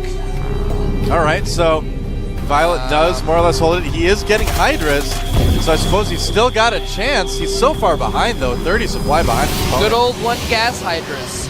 Yeah. Which is nearly impossible to do, actually. Hydras take so much gas to pump out a lot of them. Here's the thing, all right? So Violet, way too aggressive with those Lings early on. Frozen did a good job of holding that. So hard to kill Protoss with just Lings. I'm really surprised he pursued it that much. Then, on the other hand, Frozen came back, didn't macro really at all while that attack was going on. Thought he had the game won right there, so he gave up macroing, and that's a terrible idea. So now that he couldn't end the game, Violet has a chance to come back, but he is pretty far behind. Yeah, he's definitely far behind, but Frozen getting into the natural, but letting him get back into the game a little bit. He's getting his natural back up again. Yep. But yeah, this is, and the thing is he's actually, he might, never mind, that ground army is too big. I was going to say, with just air units, a few Hydras can hold it off for a while, but with this ground army moving across as well, I don't think he quite has enough to deal with that and the air. He's got enough Phoenixes to lift half the Hydras right now. Well, I think Frozen just kind of went a little while ago. You kind of realized, hey, you know, I mean, I'm so far ahead, I don't need to kill my opponent right now. I can just sit back and macro a little bit. There's 4 Void Rays, man. Yeah, that's a lot of Void Rays. That hatchery's going to have to be canceled. It is canceled. He's falling back into his natural, trying to get the spores. It's a lot of Hydras, though, I gotta say, but the ground army is just going to be too much, I think. Yeah. Yeah, this is going to be tough. And even if he doesn't go in and attack right now, a lot of Lings on the way. He can just contain Violet to one base and just take his second base. He is taking his second base right now. And he can just macro up a ton of units and keep him contained with force fields even if he wanted. Yep, MVP Violet definitely on his back foot right now. If he's able to win this, it would be pretty much a miracle. That would be a miracle. There's some high ground right there. And there are no incredible miracles in this team league. Not in this team league. Nope. Just kind of posturing, taunting Violet, saying, come on, I dare you to come out and play. And there's not going to be a chance of a link counter this time. Force fields him off. Keep him from coming in and sniping the air units. He's just got enough force fields, it doesn't even matter at this point. Yep, I mean, it's still 30 supply ahead, so Violet's been keeping up at least, but on one base, there's only so much Berserk can do. Oh my gosh. Oh, he's cannon. He's cannoning him in as well. That's just insult to injury a little bit there. Hydra's on the high ground. And they might be able to hit that cannon. And there's a lot of Zerglings there. When those force fields fall, they're going to stream out for one last counterattack. The force fields stop them, though, from the Hydras joining in. Nope. That is not going to work. The Void Ray is doing some damage. Yep. And the cannons are warped in as well. Yep. Violet basically done for here. Not a whole lot he can do against that. He doesn't even have he needs a creep tumor there also, so those Hydras can actually micro a little bit. Just started a Nidus Nidus network. But he doesn't have any overlords out on the map, so yeah, that's the thing. That's going to be tough for them to actually accomplish anything with that. Yep, he doesn't have any overlords at all by the opponent's base. I don't know how he's really planning on using the Nidus. He can, you know, kind of, well, he can only really Nidus into his own base right now. I mean, there's no yeah, overlords he out can there. Nidus over the ridge. He's sending out a slow overlord to the north to try and Nidus to get something outside so he can do a counter, basically. If he can possibly take, like, a hidden base or something like that. But here's the thing. Frozen is getting a third base and Colossus with Thermal Lance. Yeah. So I'm a little surprised Frozen isn't trying to end the game right now, but he's going to be able to in the long run. He's actually retreating his army and just leaving those cannons there. That Overlord is heading all the way across the map. It's going to take forever to get there. That Void Ray may find it. Looks like Violet is going to break out. Maybe take a second. He does have a decent amount of Hydralisks, I guess. Yeah, he does. All right. Something getting taken out there. Wow. Nidus Worm is up. This is such a weird game. Yeah, it's very strange. So bizarre. And you know, it's been a lot longer than of a game than I expected. But if we go back, it really all just came down to the fact that he's like, oh, I'll just break him with Zerglings, even though he has Void Rays, and not get any air defense. And here comes the Hydras for Violet. Does he have enough? This may not have been the best decision. There is a Colossus out, and that army is going to get ripped to shreds. Zerglings or no Zerglings. Wow, the Hydra's actually doing a decent job. Yeah, well, killing off some units. The last Void Ray goes down too. Wow. Those Hydras, though, a bit of trouble. Oh. And Hydras do not move faster on water, only on creep. Nope. So they're going to have a hard time getting back to the base where there's not really too much. Well, actually, he's hatching a few Zerglings. He might be able to hold off this specific attack if he can somehow snipe that Colossus, but it's going to do so much damage to the Lings and Hydras from behind, and we might finally see a GG here from Crawlers can hit the Violet. Colossus, though. That's true. Transfusing the Spore Crawlers, that's so good. Wow. Violet manages to hold. I mean, Frozen, he's being very, very cautious, but... And that's okay. I mean, he's so far ahead right now. It is 110 to supply to 31. Yeah, he's 80 supply ahead right now. He's going to have a second Colossus out in a moment. So Frozen just taking things very slow. And wants to make sure they doesn't give Violet a chance at all. Uh-oh, Queen caught off guard. Gets a transfuse off before it dies, but there's no more transfuses left. Spine Crawler's starting to go down. Drones having to be pulled, but if they get pulled off, they're just going to die to those Colossi. And, wow. As you that can see, Hatchery's going to go down again. 50 more Harvesters for our Protoss player. I mean, this is it. It was GG a while ago. GG now. GG. Looks like Slayer's Frozen has... Blizzard Cup 2012, and to the bottom left of Daybreak we have our Zerg player in a red, starting for Team Startail, the best Zerg in the world right now. It is...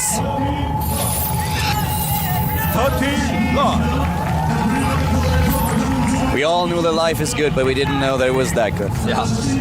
Somebody get this guy an LG sponsorship. The top right, in the blue, another Startail player. You call him the Pink Panther Protoss. He is... Everyone says this guy's got unlimited soul. Without a doubt, he's the best Protoss in the entire world right now. He may be the best player in the world, man. He's trying to prove it here. This is a match between two Titans, and it's going to be epic. What are they going to do? Are we going to see a standards game between the two of them? Is Parting going for the Immortal push? Everyone is waiting for it. Everyone wants to know, will Life stop it? Does Life have the answer? That's what we're going to see. You know, Life is showing his trademark 11 cancel, but he's going for the 11 pull here. Exactly. The trademark cancel and then the 11 pull, and Parting, of course, is going to scout it, and this will also change his... Yeah, this will change his timings, and you know what's really interesting here? Parting is scouting on this map. Yeah. This is something, it might sound a little bit silly, but this is something that he did not do on Daybreak at all. Yeah. And Lenok was a player who tried to capitalize on it. He went for double hatch before pool without even scouting it, because he knew exactly Parting doesn't send out his first probe. He sends one out a little bit later, but only to the Zalnaga watchtower. Yeah, this is a different scheme. And yeah, now has to go Forge before Nexus. You can't go Nexus first. It's impossible to hold with that. You know, this is so cool because this already shows us that they know each other so well. And Life was probably a little bit shocked to see this probe in his face. He's like, what? You're actually scouting? I mean, I'm still fine. I have an 11 pool. I can pressure you a little bit. Your timings are going to be ruined. But at this point, he did not really expect his opponent to go for the scout. You know, at the very least, when you go for an early pool like an 11 pool or a 10 pool, force the Forge first. And you may not actually do physical damage, but you're going to force their ability to be shaken a little bit. It also shows how much respect Parting has for Life, because it shows him immediately that he knows that this guy has no respect for anyone, and he could go for a 6 full even on this map. So he's like, okay, usually I don't do it, but against him, I have to. Yeah, he's got no choice. There's the photon cannon going down, of course, and the gateway. He's going to need to make potentially a second gateway here to block. There's a pylon, or probe hiding in there. He's not going to make a pylon, but he will go and check to see if any gases have been taken. The Lings are already on their way. He's actually just splitting them here. He doesn't need the second gate. He's blocking with a probe, and this is something that Life spots immediately. So he's like, okay, well, there's nothing that I can do at this point. The probe's still in the main base here. The hatch now at the natural for Life. Yeah, he wants to see if there's any gas going off of one base that he might need to be worried about. Probe is on its way. And speaking of which, he's going to see it. He's going to see that gas, and there's no third hatchery. Sees the gas, no third hatch at this point. And he's going to be able to see that too. Yeah. Oh man, Life is going to have to alter his build here. He may have been thinking of a speedling follow-up to put on some pressure. You know, the Zerglings were just not in a position where they could intercept the probe, so all the scouting information that the party has, it's all there. All the pieces to the puzzle, he has them, he knows no third base, but you go for gas. Look at that. Yeah, he wants to be very, very careful here. There are different styles that you can play. Life could go into mirrorless play. We'll see very soon when he starts his tech, if he adds the additional gas, if he even builds a few spine crawlers to just wait. If he goes into a faster build because he wants to be safe against an immortal push and decides to take the third base with the safety of the infestors. He could just go into speed and then play it safe. These Lings have an opportunity to run in here, but he doesn't realize it. Stargate. Stargate is the choice. No immortals on game number 1. And here comes the lair tech for his opponent. No scout on the Stargate. He doesn't know about it. So at this point, Life is really in the dark. He doesn't know what's going on. But with how fast he techs, he should be able to be completely prepared for this. Yeah. With a third gas going up, it looks like we are going to see Phoenixes. Fourth gas goes down as well. Probably not Void Ray into Phoenix, but just straight hidden Phoenixes because he knows Life is not seeing a Stargate at all. There comes the additional gas for Life now, and he has he's up to 4 extractors at this point. We don't see a third base for him just yet. Oh, that's Sentry. Interesting to see what exactly his tech transition is. That was a scary moment for that Sentry, but he pulls back in time. Now, what's it going to be? Phoenix first, I assume? And yeah, Phoenix first, he's going to hide him. I want to see what Life is going to do, because he could go into Spire, but the Infestors are the much safer option. Spire is something that you can make work on this map. We always reference Merchio against Creator, which was a really interesting series that we saw at BWC in Shanghai. But Life taking such a risk, I rather see him go into the Infestation pit. And there it is. He's also going to show the Phoenixes, interestingly enough. Despite the fact that Overlord did not see a Stargate earlier on, he's just going to go and show them. Rallying across the map, starts the second Phoenix. He's going to be able to scout with this, the Infestation pit, and we'll be able to alter things accordingly. He's probably going to start his Robo very soon. There's the Lair Scout, and he sees the Infestation pit as well. With the Phoenixes, you have not only the option to just take down Overlords and kill a few drones, maybe even a Queen, but you can always get the scouting information, and they are important. He needs something to see what exactly is going on.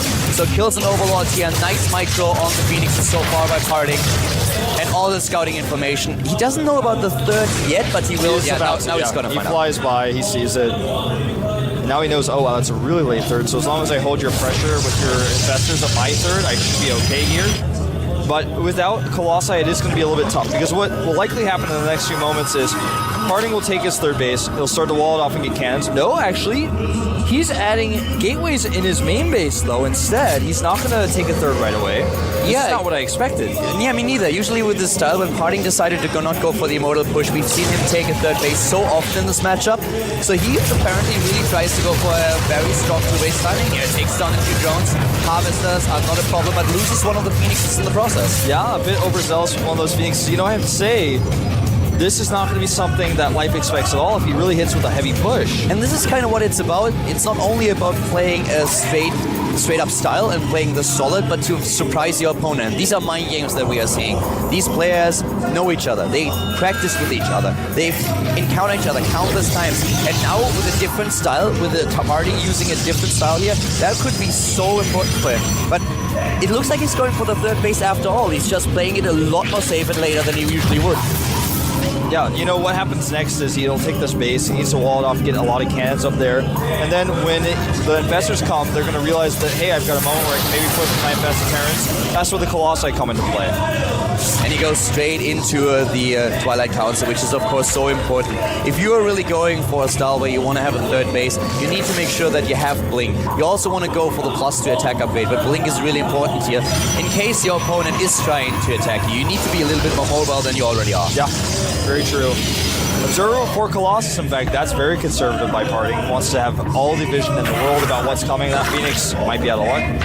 Well, he needs to fumble that. He's not going to. He's just politely asking the Phoenix to leave. new cannons go down here too. In fact, we're going to have a slight run by. It doesn't matter, there's a Zealot and a cannon. He will get that pylon, and one cannon had to be cancelled. Zealot is in whole position here, so no problem at all. The piling goes down, but that's it. 4th base already for Life.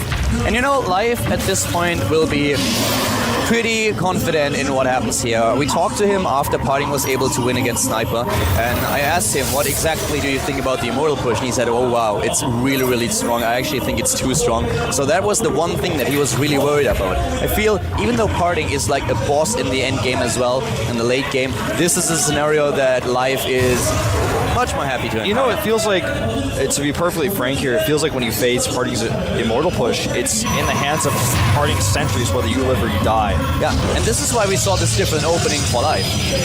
So now we have this wall that you already talked about, Wolf. We have the wall at the 4th base, at the 3rd base. He's trying to go for it. At the same time now, the Spire to get the Corruptors out, and of course also to get the Brood Lords later on. This is the composition that you try to head into.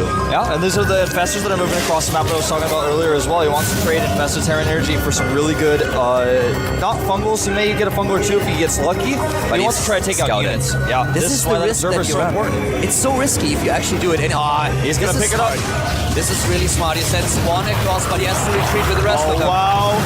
He's going to lose 4 here potentially if the chase is good. Blink is almost done. Yeah, those Phoenix have to be really careful, but here come the rest of the army, and the Infestors are dying. At least 2 additional ones. He will be able to take them out, no problem at all. This attack by Life did not work. Yeah, a Phoenix for an Infestor is actually a pretty good trade in this type of situation. The Lings are coming for a run by, but the Zealot again is ready. He needs to protect that Colossus though. Nice blink forward. He's taking out so many Infestors. This is actually really critical. There are 2 cannons in place, but they're not walled off. They're very exposed. The cannons are exposed. Walks in a couple of units at the same time. More Infestors are dying, trying to save themselves with Infestor Terrans. But here comes Parting. The force fields are good, shielding him against the Circlings. At home, he defends with those Stalkers. Well done by Parting so far. Yeah, he needs to make sure he blinks those Stalkers back, of course, at the 3rd base. He does. Saves them. And now he's got a really strong army going in here. The thing is, he's down in supply, but I feel his composition is perfect until those Corruptors get out. He's got a window. Will he use it to attack, or will he use it to take a 4th? He's got a choice here. He's going to fall back and just try and do a bit of a timing later against the Brood Lords, I think. At this point, we don't even have the hive tech. Colossus is rallied poorly here. He's going to lose it for free. That was not good. This was a problem against Violet that we saw with his Colossi rallies. Dungalov. Well, right now, we have the rest of the army going straight for the 4th base. Parting trying to apply pressure, but the Zerglings are running around. This is not good for Parting. He's got enemies on both sides. The Lings from the back, slowing him down so the Roaches can do some damage here, but it's not quite enough. He needs to fall back. He doesn't have a lot of sentries. Wolf, he can't use too many force fields. He needs to fall back, and that's what he does. Only 2 sentries in the composition. Tries to fall back here, but he still has such a huge army supply. He has a damage potential. He needs another round of Warpins. Imagine if that pylon had not gone down the Lings. Imagine if he had one more Colossus here. This would have been a much scarier army. There come the additional sentries that he asked. Warping them in right now. The Corruptors are all that Life really has to hold here. He can force field the rep. He's actually killing the rocks, but if he wants to go for the 4th base, he had a chance to just force field the rep and go in. You know, he could even go into the natural and then force some of the units out, but he decides to blink in. This is actually a really good angle for Life, but does he have enough units? That's the question. Parting is fungal, but he's fighting like a lion here against those Corruptors. It's not easy. Being fungal, he can't use the smite to save the Colossi, but a lot of Life's units are already dead, and Life is dropping in supply. Parting taking a supply lead. He's got that forward pylon as well. He's got a great position here. He needs more stock as he warps him, and he needs to protect that pylon. He blinks back. Looks like the pylon is barely going to survive. 6 Infestors, that's all that Life has right now, and here comes Parting. He has so many Stalkers against this few Spike Crawlers. It's not a problem for him at all. GG! Parting takes the lead, takes game 1. It is the Blizzard Cup 2012, the grand final. We have a Zerg versus Protoss, and starting at the bottom of the map is our Startail Zerg player. It is Life. We just learned in the break how important those ID calls are. Yes, it's very important. Making fun of the KT LT Warp commercials, man. I see those in commercial all the time. It's actually a great parody. And there's the mouse. See it? Looks nice. And there's the man himself. The Royal Roader of GSL. His opponent, his teammate, the Protoss in the blue to the top of the map. He is. Harding, man, the guy who won already the first map on Daybreak with a good performance. This time he's up against his opponent Antigua Shipyard.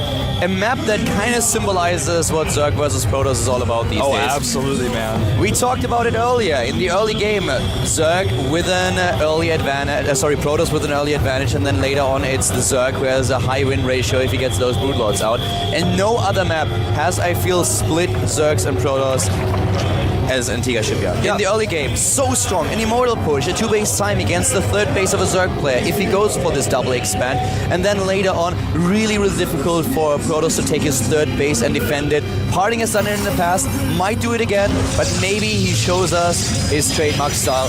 Game number 2. I actually completely agree. You know, Antigua Shipyard shows like the rawest, most extreme version of what our metagame is like in this matchup in 2012. We have a hatchery first, by the way, for life, and you know, Parting doesn't seem to be scouting, so he's not going to be able to punish this in any way. Parting learned his lesson against Leenock on Daybreak, but on this map in particular, he's like, well, I don't have to send out my probe right away. You're not going to do anything fancy. I don't see you opening with an early push here. But Parting is up against a hatch first now, and usually you don't get away with this because your opponent might cannon rush you. But right now, Life will have his pool ready and the Zerglings as well. He's going to start his 3rd base, and because there was no scout from Parting, he's unable to deny neither the 3rd nor the 2nd base, and you know, this is an interesting position for Parting now. We talked about how this map is so dangerous in the early game for Zerg, especially once that probe knows about the 3rd base. There's several different builds we can see. We can see the Immortal push, we can see the Void Ray push, we can see a push followed on 2 bases after Phoenix play.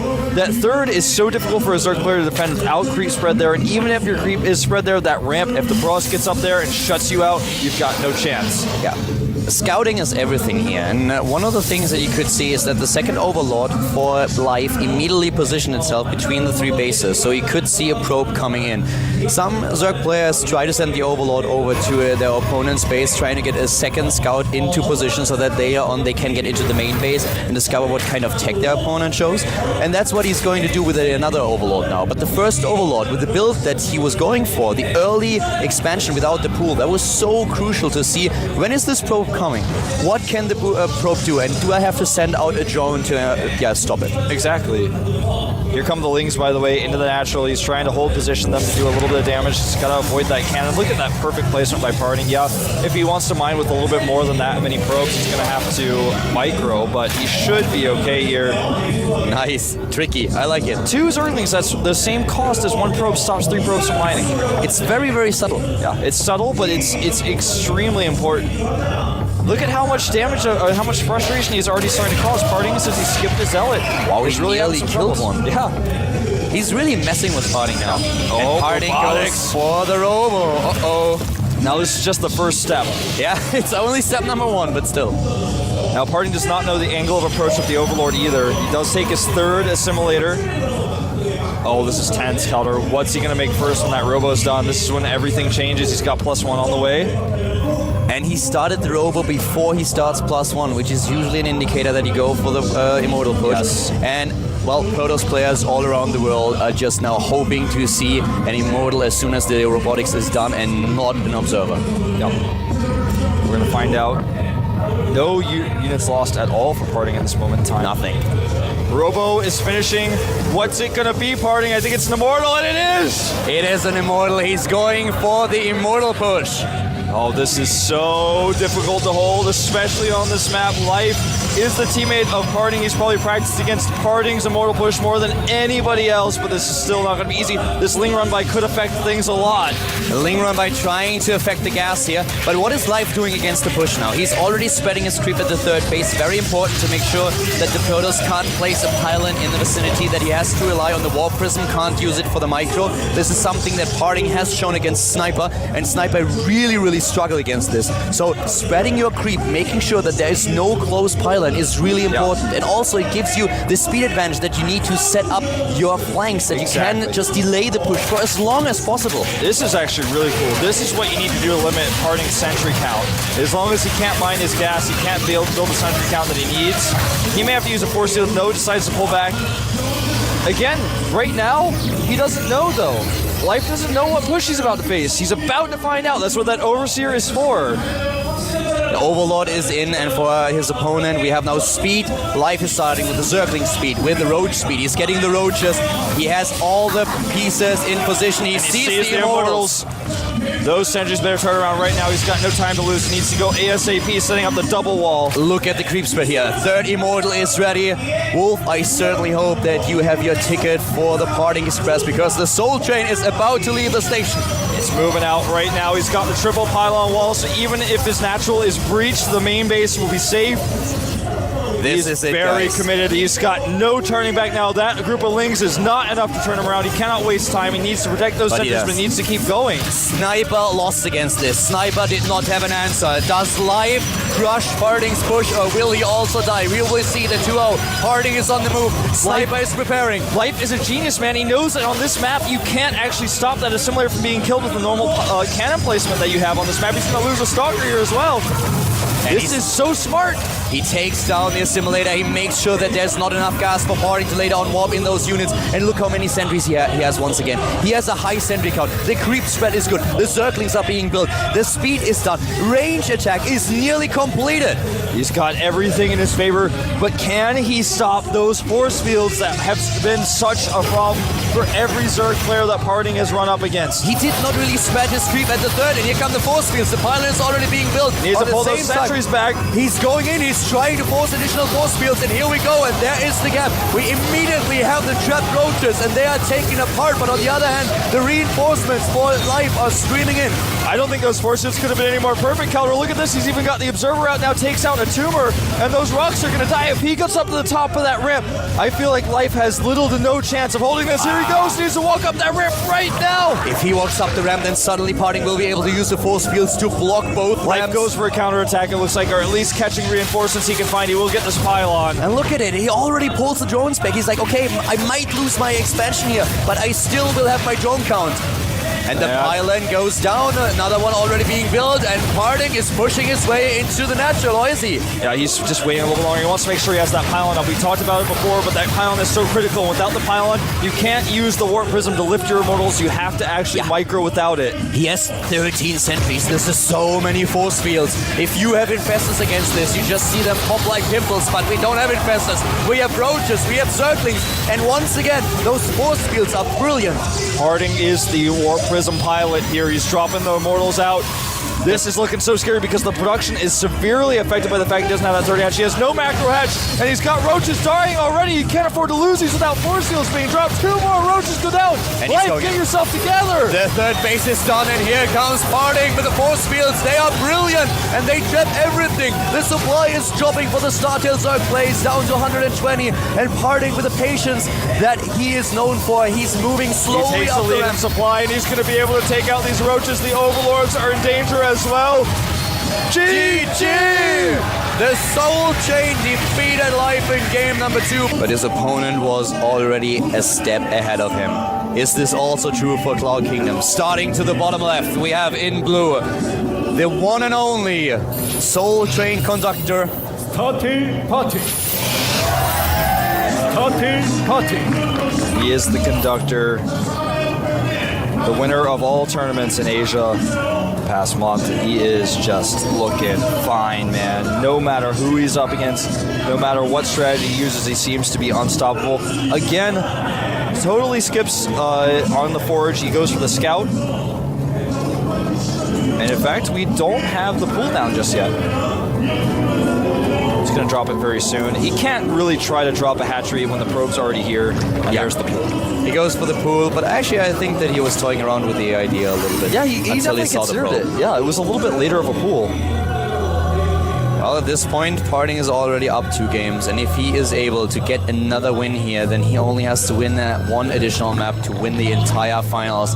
And Life, he is in trouble, and he knows it. Parting has shown over and over again that he can beat Zergs, and as mentioned before, at the MLG tournament that they just had recently, they played a best of 5, and Parting, yeah, he won it without dropping a single map with a 3-0. So Life, I hope that his nerves are actually holding, that he's not in a position where he feels like he can't beat this guy. Look at the average playtime for Parting versus Zerg, 17 minutes and 12 seconds. So that goes to show you that even though he does this push a lot, that kind of shows that a lot of his games are also really long. 17 minutes and 12 seconds. There's probably like 2 games that Parting has ever played at that length. He plays a lot of games with the Immortal Push and a lot of games in the super late game with 4, sometimes 5 bases with the Mothership. So both extremes are possible, and that's something that Life knows. Their teammates, he's got a lot of experience with this, but it doesn't make it any easier. And Life now, he has to come up with a solution, and maybe on this map he is going to find one, but it's a decent map for Protoss. This is a map that Hero would choose every single time he's down against a Protoss player. In the Blizzard Cup, we've witnessed him picking this map, I think, 3 or 4 times even. So right now, what is Parting going to do? It's a good map for the Immortal Push, it's a good map for the late game. He has so many options here. You know, sometimes you see Stargate play here too. I feel like it's the least likely strategy. Most of the time you either see an Immortal push 4 and Immortal to take the 3rd. Nice block here, waiting for that cannon. He wants to save the probe, not quite able to do so. That means he's not going to be able to do a follow-up scout. Yeah. So he does not really know about the 3rd base. He can of course assume that it... Oh, well, actually there was a probe. Yeah, he's got a probe there. That was just the probe that was the block, I suppose. Yeah. Consider though, only MC really goes Stargate on this map. I don't think we're going to see Phoenixes here. We have seen it before. He actually played it as well. Yeah. We've seen Parting use the strategy too. It's more common to go into the robotics here, but we could see a Stargate for him. I feel, you know, so far his strategy I think is not going to evolve around going into an Immortal Push right away again, so I could see a Stargate. If I personally was him, I was just, in this situation, being had 2 games, I would just Immortal Push for as long as I possibly could. Up to the point where Life defeats me once, and then I would probably Exactly. See, it's just about that one time, because later on we do have Abyssal City, we do have Belcher Vestige. That's a map you might want to use the Immortal Push on later. That pylon is probably... true, actually. That's probably where we're going to see our tech. Here comes the probe. What's it going to be? Robotics! He's going for the Robo again before the +1 attack upgrade. This is intense. I feel like he's just going to do the Immortal Push again, like you said, until it fails now. And now it's, of course, the ball is once again in Life's court. What exactly are we going to see from Parting? We will see in a second what he decides to do with the robotics. We've seen him go into a play where he tries to take the 3rd base with the additional Templar Archive. Sorry, of course, the Twilight Council. Right. But Life knows that it's an option, that there might be an Immortal Push coming, and there's the +1 attack upgrade. So what is he going to do? Is he changing things? Will we at some point maybe see a very fast tech for him? That's entirely possible. I would not be surprised. You know, there have been several ways how you can approach this. We had a lot of Zerg players trying to... There's the Immortal, so we will see the choo-choo train again. A lot of Zerg players try to hit Mutalisk timings, Infestor timings. You can go for a job play with force fields to just make sure that force fields don't matter. Most of the time, Protoss are pretty happy about that because you just drop the units one by one into the army. And players like Mana, for example, pointed out several times when they were playing in the GSL that this is something that they're really happy with, because then they can take their opponent's army down quite easily if they do it correctly, if they target well. So there are a lot of options what you can go for. And these days, what Zergs try to do is flank and counterattack. Yeah. But it looks like Protoss is just too prepared for it. Yeah, people have really figured out how to deal with that. A lot of people going for the double walls like we saw last game, or oftentimes multiple cannons. We have double evolution chamber. That's a pretty big variation here, but that's not something that's really going to be helpful against this type of push necessarily. He goes for speed. Okay, so he's actually going to go Infestors this time to try to hold. I say try to hold, but he doesn't even know what's coming yet. At this point, he completely skips the roaches. He wants to go into a heavy circling style. And this might be the answer that he needs here. He will be faster with his units. He can bounce between flanking and going into a counterattack. And he knows, of course, that with this strategy, he needs he needs more lava. So he goes into the macro hatch as well. And as you pointed out, the Infestors. And let's talk a little bit about what we've seen in the last game against a Sniper. Massive amount of sentries and a double funnel on the sentries, and as I said before, they pop like pimples. You can take them out and all of them will die. There's so much resources lost. If he gets a double funnel, Parting cannot continue. Color, I think that this may work, and it's not going to be easy, but this is the first Zerg brave enough to try it in this entire tournament. No one has tried it. He's trying to buy time for his upgrades. He needs the 1-1. He's trying to bait force fields, but Parting is patient. Parting is super patient, man. Look at those lings. 30 lings being built. He has so many already. Here comes the Pathogen Lance upgrade, and he's buying time. Every second counts. Harding knows what's going on. He knows this is a ling-heavy play where infestors are going to be the choice, so he knows he needs to hit this timing. Those lings not trading very efficiently, but they do slow some of the zealots down. And Harding plays with a lot more zealots than he usually would because he sees what he's up against. But the +1/1 upgrades are going to be done soon, and so far Harding has not moved in. The infestors are already on the production tab. I feel like Life might be able to take this. He might be able to do it, man. He might do the unthinkable. But can he defend his third? I don't think he doesn't even want to. The third, but he's got the macro hatch, so he can let this go.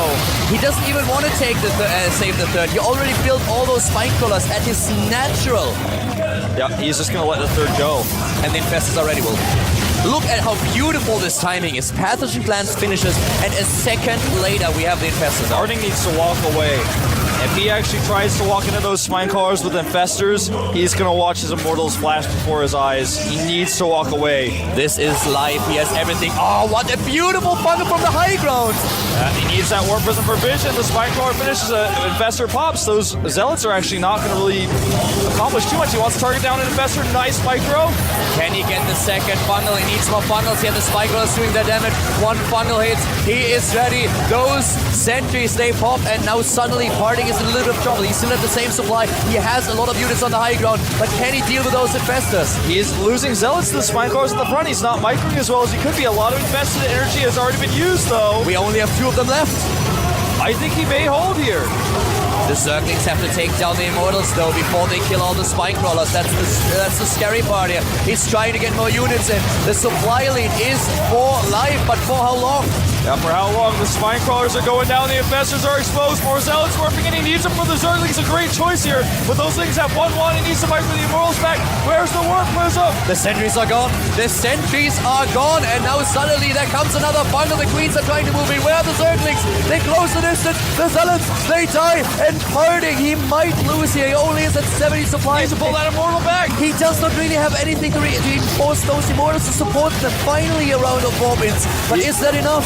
He doesn't have that many hit points left on that Warp Prism either, so he's got to be careful. If he loses it, the Immortals can't be microed like this anymore. Harding knows that the follow-up is going to be very, very difficult for him. Oh, this is so smart. He's just going to avoid. He uses the elevator trick here. He just avoids the spike crawlers. He goes to the main. He goes in the main, which opens him up against the surround. Here comes another There's too many roaches, I feel. The roaches now finally joining the battle. They can take down the zealots, and the Immortals, there are 2 left, but can they close the distance? He doesn't need to be fighting that queen. He needs to be fighting the roaches. The big problem for him is there are no sentries anymore. He has 2,000 gas right now. Oh my god, the Immortals, they survive. But now we have a lead in Harvester supply for Life. He has pushed his opponent back. He has the tech that he needs. And Harding is trying to transition. He's in a position where he realized, I can't kill him. I cannot kill him. I have to transition. Robotics, Spay, and Twilight Council. He's trying to transition here, but I feel like this is an uphill climb that's going to be impossible. The macro hatch alone gives him so much production. If he gets these Immortals lost at all, he loses everything. That hatchery survives with 29 hit points, by the way. The macro hatch here important for him, and now is the time of Life. He tries to move in, and he tries to, of course, deny this third phase. He will get his own, and there it is, the hatch being placed down. Wolf, this is so close. This is tense, and Harding he's got no real advantage in this game to hold on to except his gas. But at the same time, Life stopped the Immortal push, but he hasn't won the game yet. Yeah. And those Immortals are still doing work here. Life actually has to turn around. Also, armor is on the way, and we have Blink now. He's going to try to hold the third base using these Colossi. Is he just going to go for a follow-up attack? That's also a possibility. I mean, he could. Life is even double expanding here. He knows that at this point, he has the lava, he has also the drones, but he needs the additional mineral patches. He needs to saturate more bases. That's so many sentries, but he's got the gas to afford it. He actually warped in so many zealots in that fight to fight the Zerglings. He built up the gas. The big problem for Harding is, let's say for Life, is that he doesn't have a Spire. He doesn't have an answer to Colossi just yet. He needs to rely on those roaches and then on the fungals. So if Harding decides to push, he needs to be careful that he doesn't get fungal, especially with the sentries. But the big advantage for him are the Colossi. On the other hand, this is also true for him just defending the third base, which he tries to do here. He's got those pylons to do a little bit of harassment as well. For example, I feel he could have, if he wanted to, warped in some units to attack that fourth base, but it's a bit too risky at this point. He can't afford to throw minerals away like that, not until he has his third base. You know, with those extra bases for life, if he gets the gas count up, he can transition into the hive tech. He already has the infestation base. He has 10 infestors on the map. He does not have to kill it now. Moving in now would, in my opinion, be taking too much of a risk, because if the force fields are good, he might lose his army. I don't think he expects there to be this many sentries up here, but there are so many, and, and he can't break up against this. Not with the cannons finishing as well. The observer sees everything. He wants to try it though. This is a big risk. It's a huge risk, but he takes it. He wants to take him out now. He wants to take it because he gets too dangerous. The Colossus is fungal. He can't move, and the Colossus, it is dead. And now suddenly there's no answer for the Zerglings and the Roaches anymore. So many infestors. Blink isn't done. Now it finishes. The third base, he doesn't cancel it. Will he save it? It doesn't look like it. I don't think so, man. I think Life is going to take his first game in this series right now. Life takes down the Nexus. He dodges the force fields, attacks from two angles, and he takes the Colossus down immediately. Those Zerglings can still do the damage, and now Harding is suddenly up against a huge army, against a 4-based Zerg player. And well, let's be honest about it. Life now completing the Greater Spire. This gives him another angle against Colossi. Yeah, Harding. Sorry, the Spire, of course. Greater Spire, he wishes, but not yet. Not yet, but he will have it pretty soon if things continue this way. Harding is actually just trying to do his best to stay alive. He's hanging by a thread of a thread right now in this game. He loses, of course, that Roach. Life does to that Blink, but he's up 50 supply. He has all the bases. He's got all the tech. Still could see some warp-ins. Arcan's, of course, now a really good choice against the Zerglings. This is just so important for him to make the right choices now. But Life has such a lead in this game. He's not only 50 supply up, he has the creep spread, he has the 4 bases. And Parting didn't use those pylons. You pointed them out earlier with top left double pylon that he could use for attempted harassments, but he can't really use them. Life doesn't give him the room to breathe. Yeah, I feel like Parting actually might not make any more Colossi. Think about that. If a ton of Corruptors get made before Broodlords, so of course Corruptors can be useful for Broodlords even if you have a surplus of them, but what if he attacks before Broodlords are ready with only 1 Colossus with 21 Stalkers and 3 Archons? He's building a pretty good composition if there's an overmake on the Corruptors. This is a great scout. You can see the composition with this Zealot. And call me crazy, but there was no hive tech just yet. So Life is not going into the Broodlords after all. He's just, there it is. I was already worried for him. I was like, okay, are you really trying to take him down right now? I mean, he has the army, don't get me wrong. But the follow-up, that's something that he also needs just in case. The Infestors are so key because even though there's only 1 Colossus, that means he has an over-saturation of Corruptors. He still has those Infestors, and without the Colossi, how is he going to deal with those Infestors? And here we go, the Lynx closing the distance. The Blink away, the Arcan exposed, a lot of infested Terrans, the Colossus is gone. Pulling back against the infested Terrans, but you know, the damage output here for Life just seems way too much. Oh my god, this is such a huge amount of damage output, and there's the GG! Starting to the top left is our Zerg player in red, starting of course for Team Startail. The hope for all the Zerg players out there, he is. Starting live. Showed a 6 pull on this map. Not going to be doing it today though. He was up against the Immortal push. Zerg players were looking how to beat it, and Life, as they say, Life always finds an answer. Certainly does. He's got to find more answers though against his teammate. The Frost player to the bottom right, is he unstoppable? Let's find out. He is. Cutting.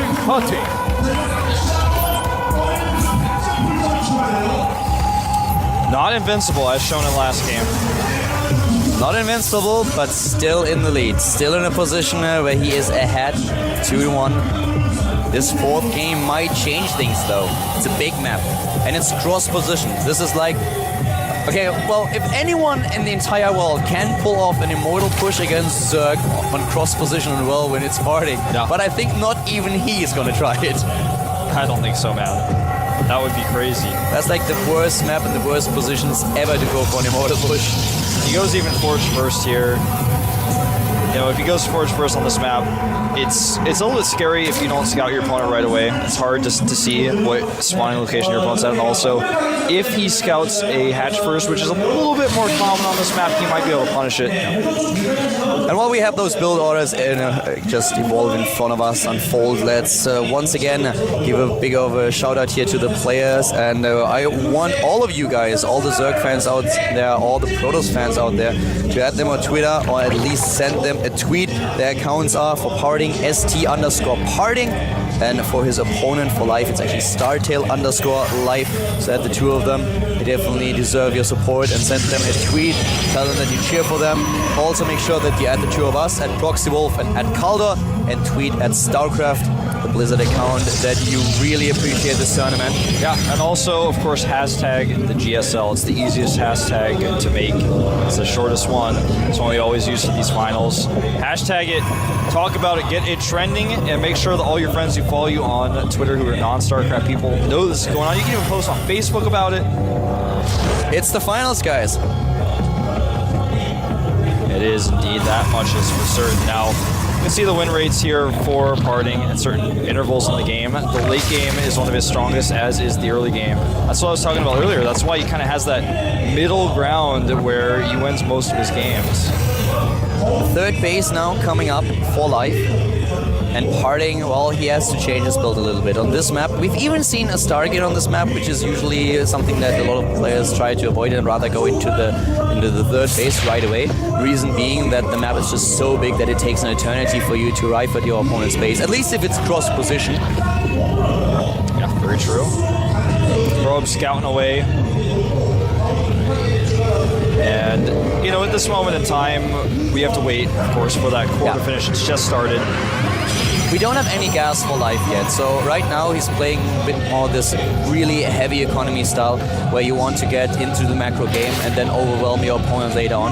And this is exactly what we could see here. If Parting isn't careful, he's going to be up against a Zerg player who's not only on 3 but soon on 4 bases, will have a massive, massive economy, getting his tech up, getting a huge amount of units. And the problem that you have is if you really walk out on the map with a timing attack as a Protoss player, there are so many ways in so many positions where a Zerg player can surround you. So it's very difficult to pull that off. I feel this is one of the toughest maps for Protoss now. Yeah, this is a map where we're probably going to see a 3-base timing attack. I feel like this map is the one where most often Protoss players take a third early but don't use it to attack. I think this robotics is going to be for an expand, but it is the tech of choice. If he decides to go for an immortal push with this, it would be crazy. With the way he's rallied it, looks like it's going to be for an observer.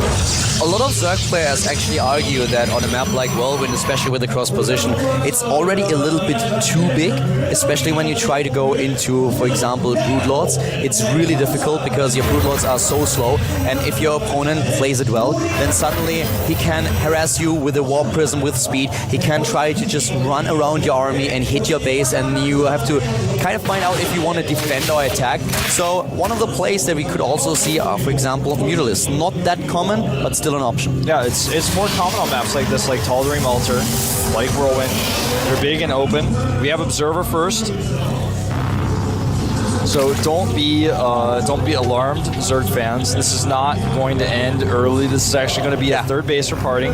We don't see him here with any kind of immortal shenanigans. This is something that he just can't pull off here. We have him straight ahead. His opponent, by the way, there's an immortal after all, but this is going to be a third base. He's going to add the Twilight Council, and we will see a third base. I cannot see him push out with an immortal push. No, that would be suicidal. It's not going to happen, especially not with the Observer. The timings are also not really working for him, and as you can already see, Life is there with the Scouts, does have the Overlords, he's going into the tech, and there's the Twilight Council for Parting. So right now he's going immediately for the blink. He's going to try to get himself the third base up. Yep, he's going to go for it. He's going to be able to get so many different tech paths going for him once he gets that third base up and gets those 6 gases going for him. But for now, it's really important for Life to not overreact. He's going for the double evolution chambers again, but this time, of course, with Roach support.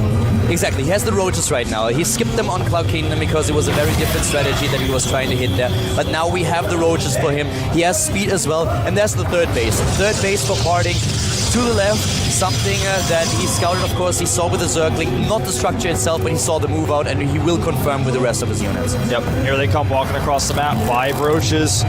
He wants to put a little bit of pressure on while he gets that infestation bit, so he keeps Parting's attention off of him, but he's not going to really commit to this attack because he knows it's a little bit of a risk, especially with this many sentries. He actually runs all the way in here. He's going to get out, though, as soon as he sees those sentries. He runs in, and here come the cannons now, trying to secure it as fast as possible. 61 harvesters already against 55, and the infestation bit nearly done, but Life's still applying pressure here. Yeah, he snipes a cannon without a cancel there. And the roaches are actually coming in from another angle, so he's trying to hit this attack where he really throws Parting off, but with an Immortal here, it's not going to be able to work. Yeah. He tries. Yeah, nice. Yeah, he goes for it. You know, he just is like, okay, well, maybe you leave your main open. And if you do, if I can get into your natural or into your main base, then I have such a nice momentum going for myself. I can just macro it up behind this, and you suddenly have to deal with this aggression. We're seeing a third evolution chamber, and this is not for Vipers and Heart of the Swarm. No. This is so he can get 3 upgrades at once. That's a lot of gas, but it's going to pay off in the long run, especially because the Broodlings, he's got the ability to use the Broodlings. Yep. He's got the Zerglings, and then later on, of course, the Infestor can drop the Infestor Terrans. They'll get the missile upgrades with the Roaches. We just have him this time going into the fourth base. He has the economy, and he really tries to play this very, very upgrade heavy, as you already pointed out. And on the production tab, we now have all these upgrades that we just talked about. Armor +1 attack for the Roaches, the +1 attack upgrade for the Zerglings, speed, pathogen glands, Infestors. He is really in a position where he knows, Parting, you can't move out. You're taking your third base right now. There is no option for you to be aggressive. So I get all my upgrades. I skip a little bit on the units. I only get the energy units out. And as soon as I see that you really attack, then I can build the units that I need to defend. So you have 4 gates at the 4th base here. You know, is he really going to try to make this one work? I don't think that he's trying to attack right now. He will wait for his Colossi. Yeah, well, he's adding 2 gates. I think he is going to attack off the 3 base, though, for sure. He has shown crazy late game on open maps in the past, but on this map, he's just asking for trouble if he really wants to take that 4th base. I respect his decision to go for the timing attack here. I would go for a timing attack if I was him. I would be very uncomfortable playing against Life in the late game when he has all the options and all the tech up. So hitting before there's an option for the Zerg player to get his Hive and everything up, I think that's the right choice. But Life is now pushing out. He has a lot of units and he wants to claim the middle of the map. He has already the Lynx and the Roaches on their way.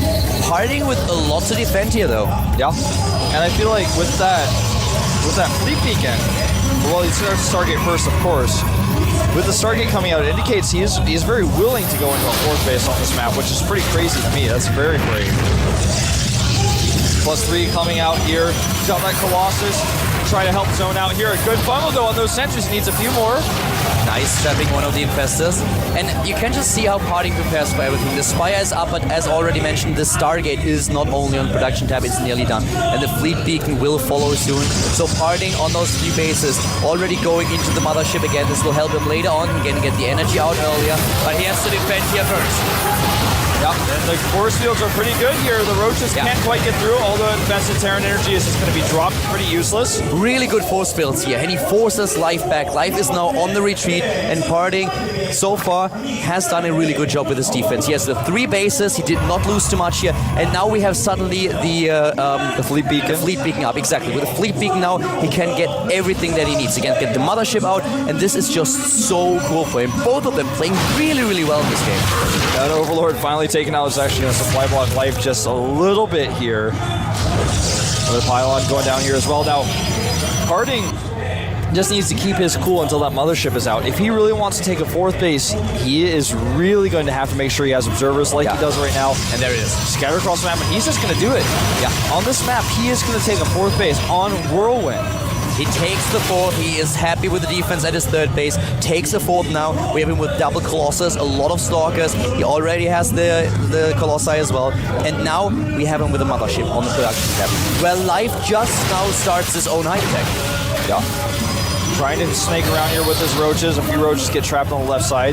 Roaches are not the concern. They're just a temporary annoyance for him right now while he tries to get this 4th up. He loses 3 structures without a cancel, but it's worth it to keep his Nexus alive.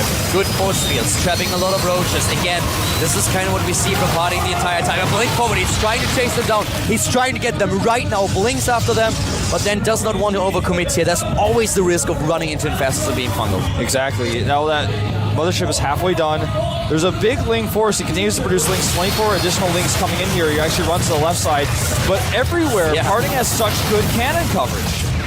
Parting is everywhere with his observers, with his cannons, just with the structures in general. He has such a good defense, and Live lost so many more resources than his opponent. He has the better mining in general because of his earlier bases that he has, but this is just not easy for him to pull off. He's running against a wall every single time. Yeah, Temple Archives coming up now, and of course this means that he will be able to get those Archons out for the Archon Toil. The Mothership itself is not just there to look pretty and to cloak units, it's there to get that Vortex off, and you need that AoE damage in the Vortex to make it worth your while. Great Aspire now on its way. Charge.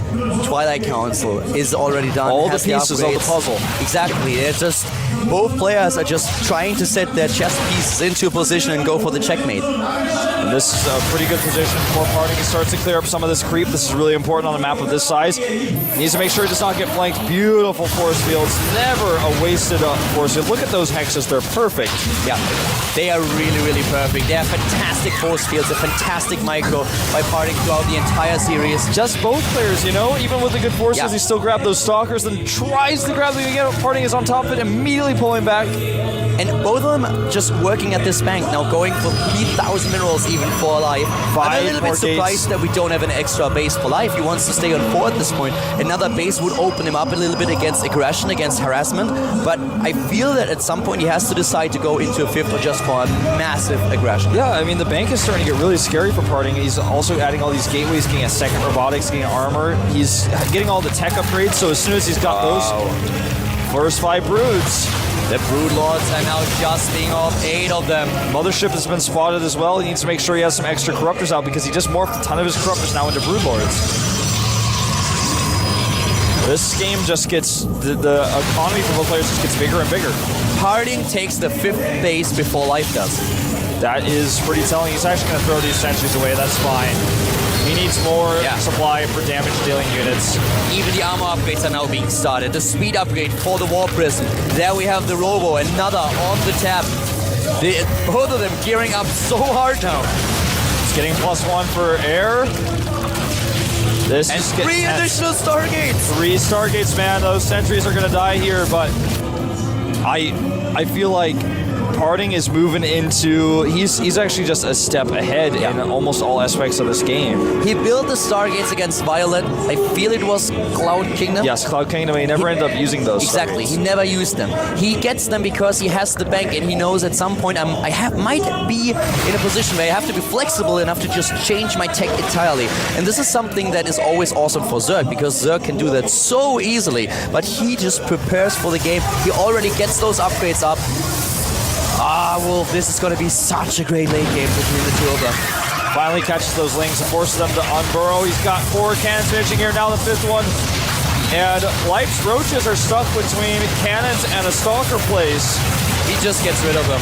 He tries to trade, tries to kill something, but he just wants to get rid of the supply. Yeah, he wants to make more Broodlords, just like we saw earlier. That Graviton Catapult coming out. He's getting his +1 shields finished up now, additional cannons going down. And from here, Parting can transition into that carrier composition when he's ready, you know, when it's appropriate. This is not a time to start making carriers, not yet. He starts the 2nd core. He did this against Violet as well, but it never ended up coming to that. It's just like him preparing for everything, and also one of the weapons that you have, we talked about the War Prism and the War Prism speed, and he's using it now. He's going in, he's moving in there, trying to take down as many units as possible, forcing the opponent's army to the top left while attacking one of the bases. His problem is that the Corruptors are already there. They're just waiting for it. All the Corruptors are on him, but they don't pay attention for just a second. This allows these Zealots in, and now he can run the Zealots to that base and perhaps force a cancel. They've got so much armor. And he's moving in now into the 3rd, or at least he tries to. He's going up, but he can't do anything just yet. We have in the main base a little bit of harassment going on with those Zealots, but still, the army, the main body of the army, is still trying to find an opening at the 3rd base, and here comes the fungal. Life says no opening here. He's dropping Broodlords on those Stalkers like it's a rainstorm. Parting, though, has to come from the other angle.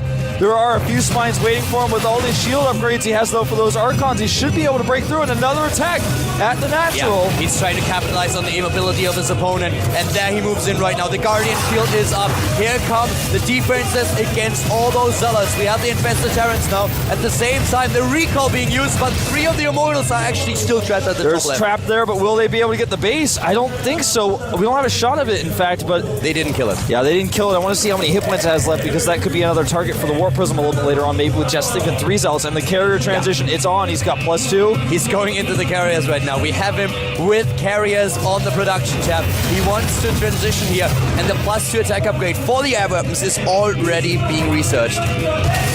Well, Zealot's getting a little bit distracted here, and he needs to turn them around. He does.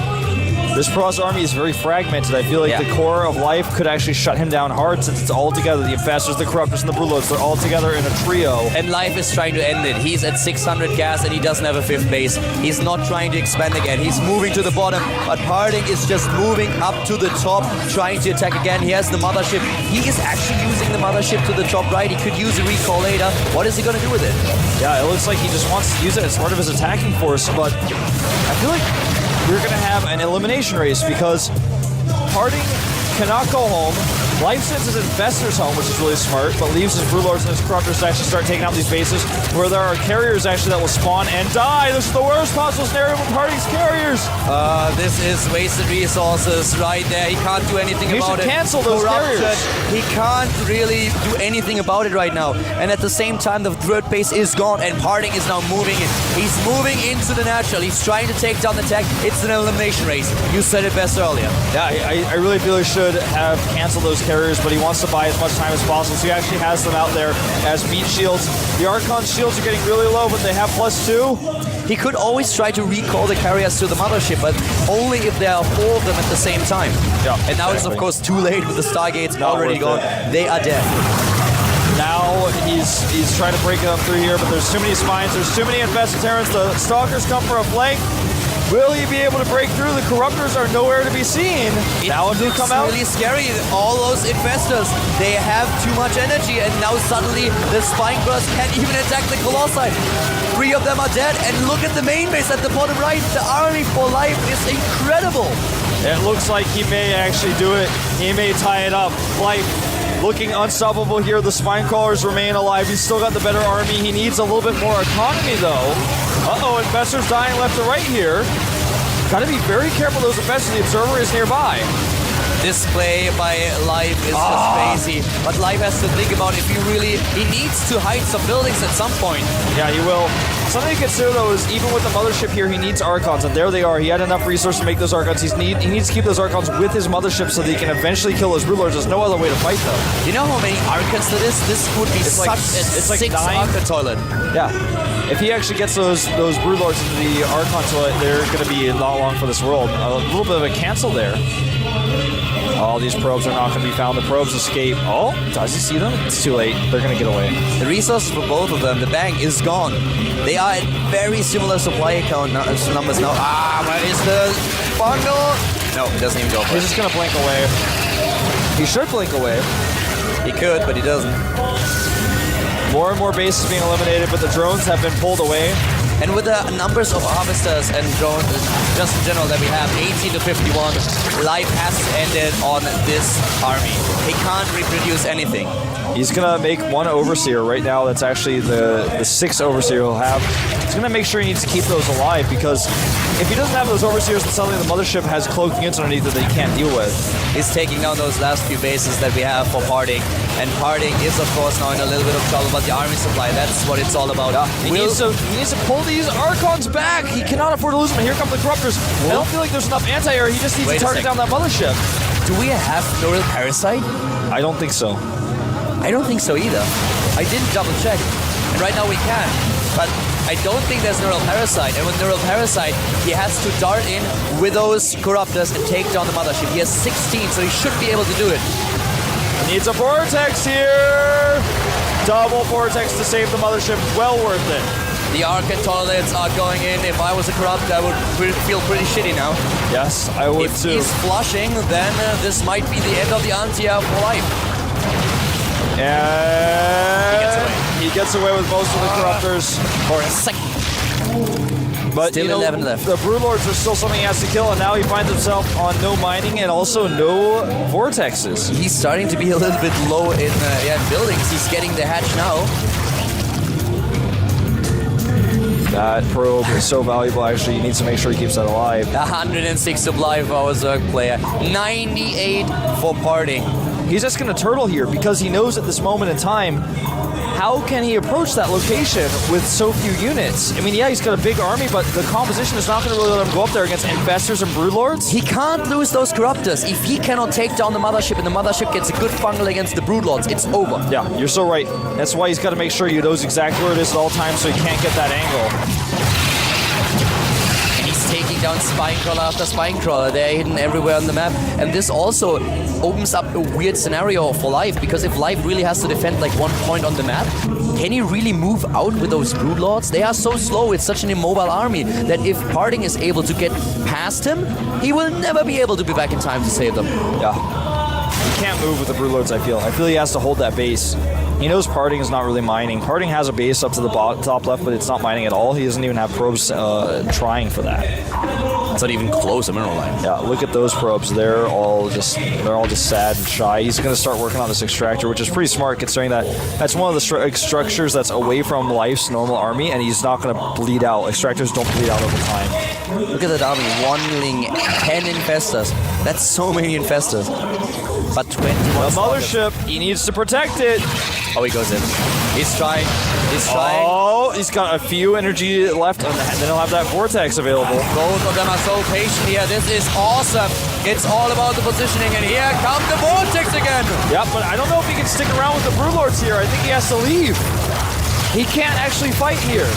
The Broodlords, they can't fight. Yeah, the Broodlords can fight, but the Stalkers cannot. No, the Stalkers cannot kill those Corruptors. Yeah, there is no way for them.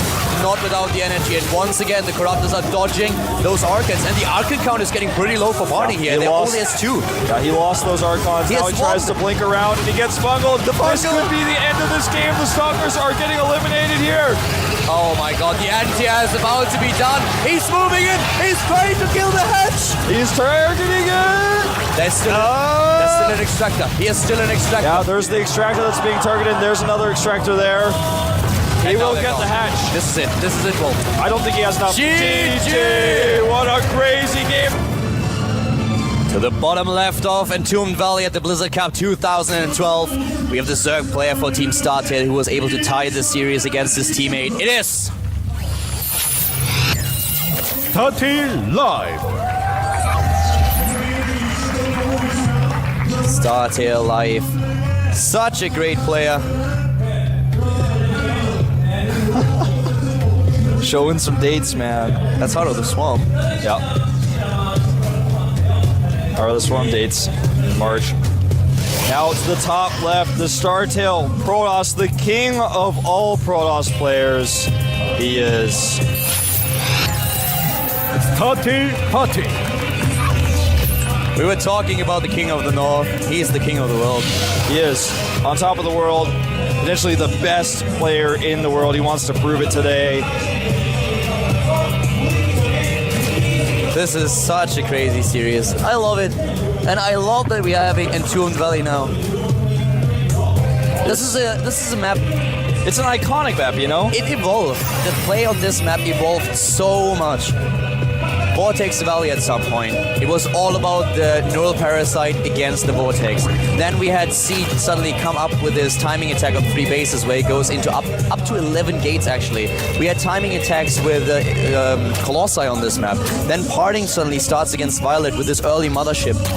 So many different styles that you can play these days on this map. We've seen other styles even. We've seen the fast Immortal push even worse on this map. We've also seen on this map people will go for Void Ray Alarms too. You know, as long as you don't start cross position to your opponent, you can go for an Immortal push because you can take those pathways that are very narrow where you can use your force fields. Cross position, it's a little bit suicidal. Yeah, a little bit, so not really want to go for that one. But we are not cross positions. The positions do favor Life, I feel, a little bit for defending his third base, but if an Immortal push occurs, he's going to just be hit at his natural, not at the third base. This is tense, man, and I don't know what Parting is going to do here. The one thing I can almost be certain of is that he's not going to go for Stargate on this map. I feel after the 4th game, all the predictions have gone out through the window. It's just game after game for these guys. They take it one game at a time, and this is what we are doing as well. It is a really, really crazy series, and I hope that it goes all 7 maps. Starts to look more and more likely that it will, but we'll see. Only time can tell us that. And again, I really want to stress the importance of this map. This map is so important for Life. If he takes it, he's got all the momentum. It's the best map for partying at this point. 3 bases, of course, scouted by the probe. No surprise for Life. He has an overlord in position. He sends the Zerglings straight after the probe, wants to take it down. Yeah. Probe hides, tries to hide.